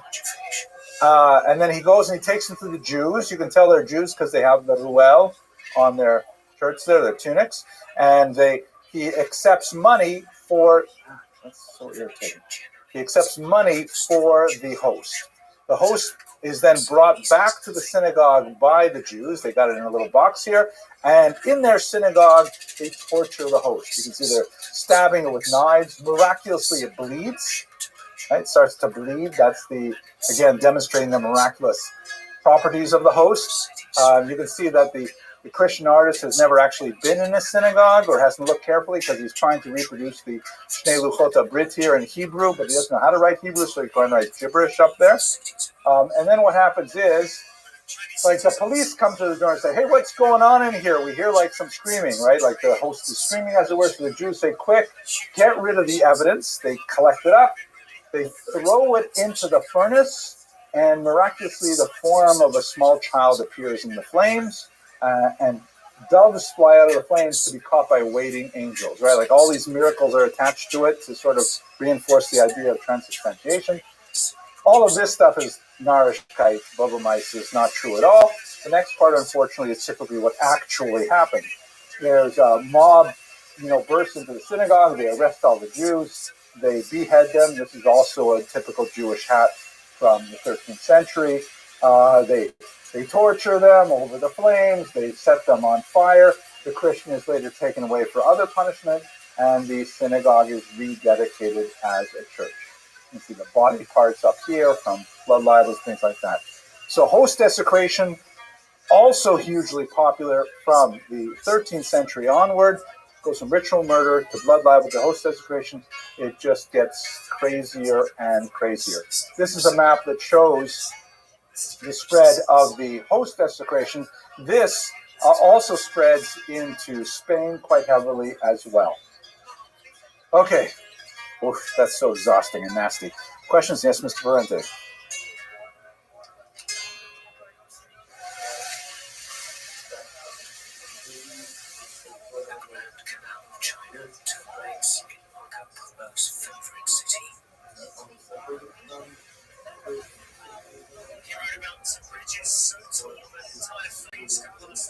I didn't understand what your question was. Were they spread separately from what? Oh. That's good. It would be interesting to try to correlate this stuff with the witch hunts, which happens quite a bit later for the most part. I think there has been a lot of stuff written on the spread of superstition connected with mass media. Like, when it's one thing for two guys sitting in an inn telling a story, there's only a certain degree of impact you can have when it's one-to-one or one-to-a-few. But once you start getting broadsheets, and once you start getting you won't have newspapers at this time, but once you have more technologies of dissemination, then it just goes crazy. We live in the same time. We live in the era of the internet, right? Where someone can have a super crazy idea like QAnon, right? And within weeks, all of a sudden, QAnon is like a real thing. And people start saying, oh my gosh, is it true? Who is Q anyways? Do you guys know what I'm talking about, by the way? Or what else? I'm sorry? Yes, stay away from social media. It's really unhealthy. QAnon is a bizarre sort of super crazy idea that involved the most weird ideas. Like, for example, it was back in the 2016. It was especially got huge during COVID, but it goes back to really 2016. One of the weirdest aspects of it was the idea that Democrats were actually lizards from outer space. I'm not making this up. Lizards from outer space who were bent on kidnapping children and committing pedophilic acts. It got so bad that for some reason there were people who identified a particular pizzeria in Washington, saying that this was like a QAnon belief, that this pizzeria had a basement where they were doing this, and some guy brought a gun to the pizzeria and shot it up, looking for the basement. There's no basement in it, but it's just, this is blood libel. This is human psychology. Sorry, and in the back, I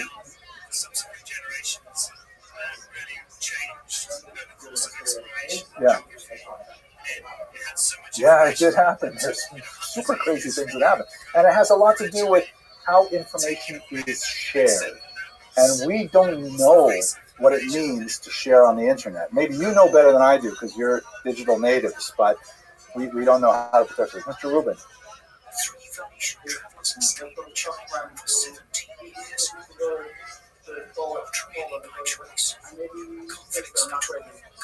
Yeah, that sounds reasonable. There are some really crazy things. Okay, so we have 7 minutes left. We'll do the expulsions part. Okay, let's go. Oh, Black Death. We might not get to expulsions. We'll start. if things couldn't get worse, you have the Black Death in the middle of the 14th century. Right? The 1340s through about 1360, you have this terrible plague that reaches Europe, and nobody has natural immunities to it.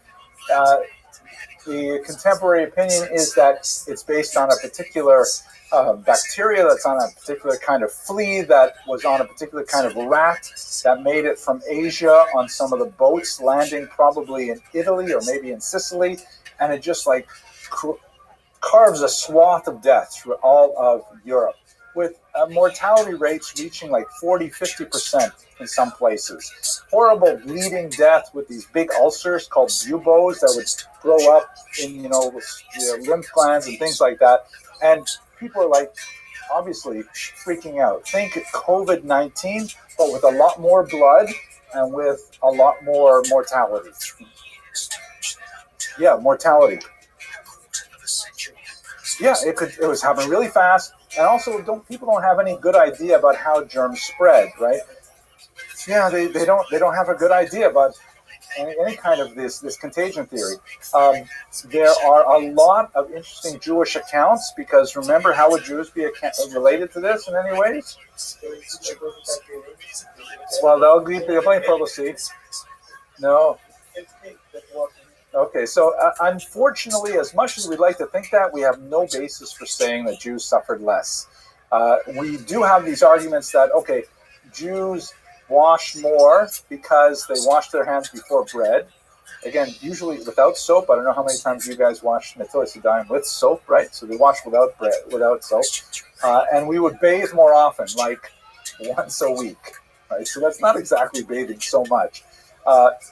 There's another argument that says that it's kind of crazy, but Jews didn't like dogs, right? There is some stuff in the Gemara about owning a bad dog. So Jews own cats instead. Cats chase rats. Rats run away. No rats, no fleas, no bubonic plague. But all of that is just supposition. In fact, more likely, Jews probably died at a higher rate because of the urban penalty. They're living in close contact with each other. When you have a contagious disease like this, you're much better off living isolated in a farm than you are living in an urban setting. We simply don't know if there's a Jewish death rate different from Christians during the Black Death. The reason we do know a lot about the Black Death and Jews, though, is because a lot of Jews were doctors. And Jewish doctors are writing down, hey, I tried this, it worked, it didn't work, I tried that. And we have a lot of fascinating accounts that are specifically from Jewish doctors describing the progression of the disease. How this affects Jewish history specifically, though, is that, at the time, like this is a 16th century rendition, the triumph of of death, right? These horrific kind of scenes. It's really worth looking at if you watch the videos and look at it more closely, with skeletons riding all over the place and big, herding people into coffins like this. It was just a period of tremendous fear, and nobody knew what exactly was going on. One of the versions of explaining the Black Death that circulated and became very popular is that Jews were poisoning the wells of Europe. And what they were doing is they made a pact with lepers, and they were taking bits of their flesh that fell off and poisoning the wells. So here's an example. This is actually from England that shows a Jew at the time. This was designed. They didn't know what Jews dressed like because Jews had already been expelled from England at the time. But he's wearing kind of their impression of what a Jew must wear, as a special hat and things like that. And he's holding this leather pouch that has, the flesh of lepers in it, and he's dumping it into the well, and coming spinning out of the well is a kind of a demon that urinates back into the well and poisons it. In the background, just for good measure, is a ritual murder victim as well. And since this is in English, I'll show you a little close-up of the text. It's kind of interesting to look at. You can read here, it says in the little shoulder note, a great infection throughout all Europe by reason the water in the wells was poisoned. Right? The allied themselves, meaning the Jews, allied themselves in consort with their diverse lepers. By whole courses and means they made an ointment, with a confection of the blood of man, being composed with certain venomous herbs wrapped with in a little linen cloth, applying a stone to the same to make it sink to the bottom. They nightly cast in the said, I'm not sure what that said, infection unto all the fountains and wells of the Christians. Right, pretty bizarre kind of idea circulating. All of these things together makes, I should have cleaned it up like that. This is like why Jews felt not welcome anymore in Western Europe. Ritual murder, blood libel, the Black Death. This is the burning of Jews in Strasbourg in the 14th century. Lots of reasons to leave Western Europe. And again, as we shall see, God willing, on Monday when we meet again, Eastern Europe was saying, hey, please, Jews, come here. We don't have a very advanced economy. You guys are great at developing economies. Please come. We'll let you settle. We'll give you all kinds of permissions and so on. And this is the time when Jews are being forced out of Europe all over the place. This is from 1182 when Jews were first expelled from France, largely for reasons that we talked about with the economic situation, and that this is where we're going to leave it off. Most important of those expulsions, of course, will be later in 1492 from Spain, but we're still just a little bit shy of that. Whew, okay, I managed to get through the entire lecture. Any last minute questions before we wrap up? Thank you very much for learning it.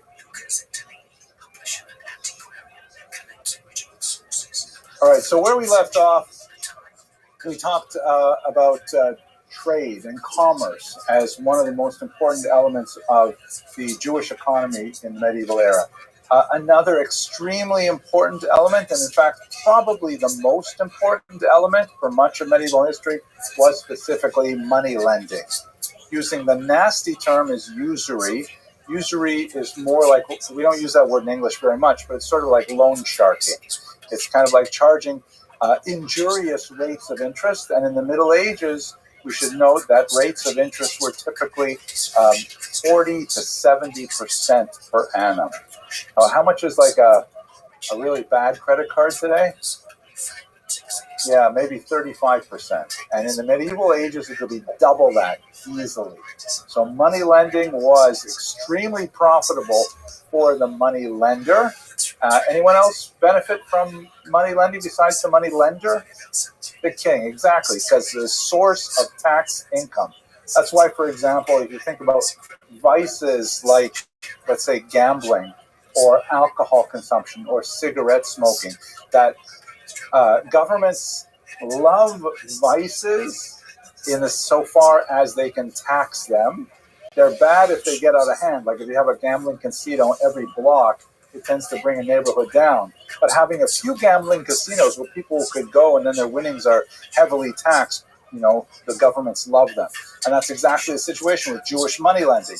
It was in some degrees a vice, and we'll see exactly why that is so in the medieval context, but it was a massive source of income for taxation, so it was not only tolerated but protected very often. Now, let's try to understand it. Like, why would there be an opposition to money lending? It really boils down to the fact that the Catholic Church interpreted the Hebrew Bible in precisely the same way that Jews did. Here's the key passage, which is from Devarim. You shall not lend on interest to your brother. Interest of food or money or anything on which interest can be charged. You may charge interest to a foreigner, but not to your brother. So Jews interpret this passage to mean a Jew may not charge interest to his fellow Jew, but he may charge interest to a Christian, a Muslim, a pagan, whoever. Right? That's pretty straightforward. I tried calling up Visa and MasterCard to find out if the CEO was Jewish, but they wouldn't answer my call. Now, Christians read this verse and said exactly the same thing. And they said, okay, Christians are all brothers, so Christians may not charge interest to other Christians. And that basically shuts down the economy very effectively. Because especially if you're in an agricultural economy, right? You buy your seed. That requires a huge upfront investment to buy the seed. You got to put a lot of energy into working the land. You put the seed into the soil, and then you got to wait. And all that time between buying the seed and the harvest, you have no income. So how do you make it, right? There's a big, natural drop in the middle of the agricultural cycle. If expensive, but every year, okay, if you're smart, like Yosef Atzadik, you set aside from that first investment, and then you've got, money to carry you through. But, people are not always so smart about how they save money for the winter. And also, all kinds of things can happen. Bad things like terrible harvests or rampaging nomadic civilizations and steal all your grain, or good things like, you have a new baby, or you have a big party, or whatever it is. All kinds of things can happen, and all of a sudden you have no income whatsoever. The only way to get through it is with a short-term loan. Think like people have these payday loans with really high levels of interest, but if you're living paycheck to paycheck, and all of a sudden your car breaks down and you got to invest money in fixing it, you need money till your next paycheck. So you go to the Jew. You go to the money lender, and he'll say, no problem, they're happy to lend you money. It'll cost you 70% interest, and just make sure you pay me back. It tends to be very small amounts, but very lucrative. Mr. Truman.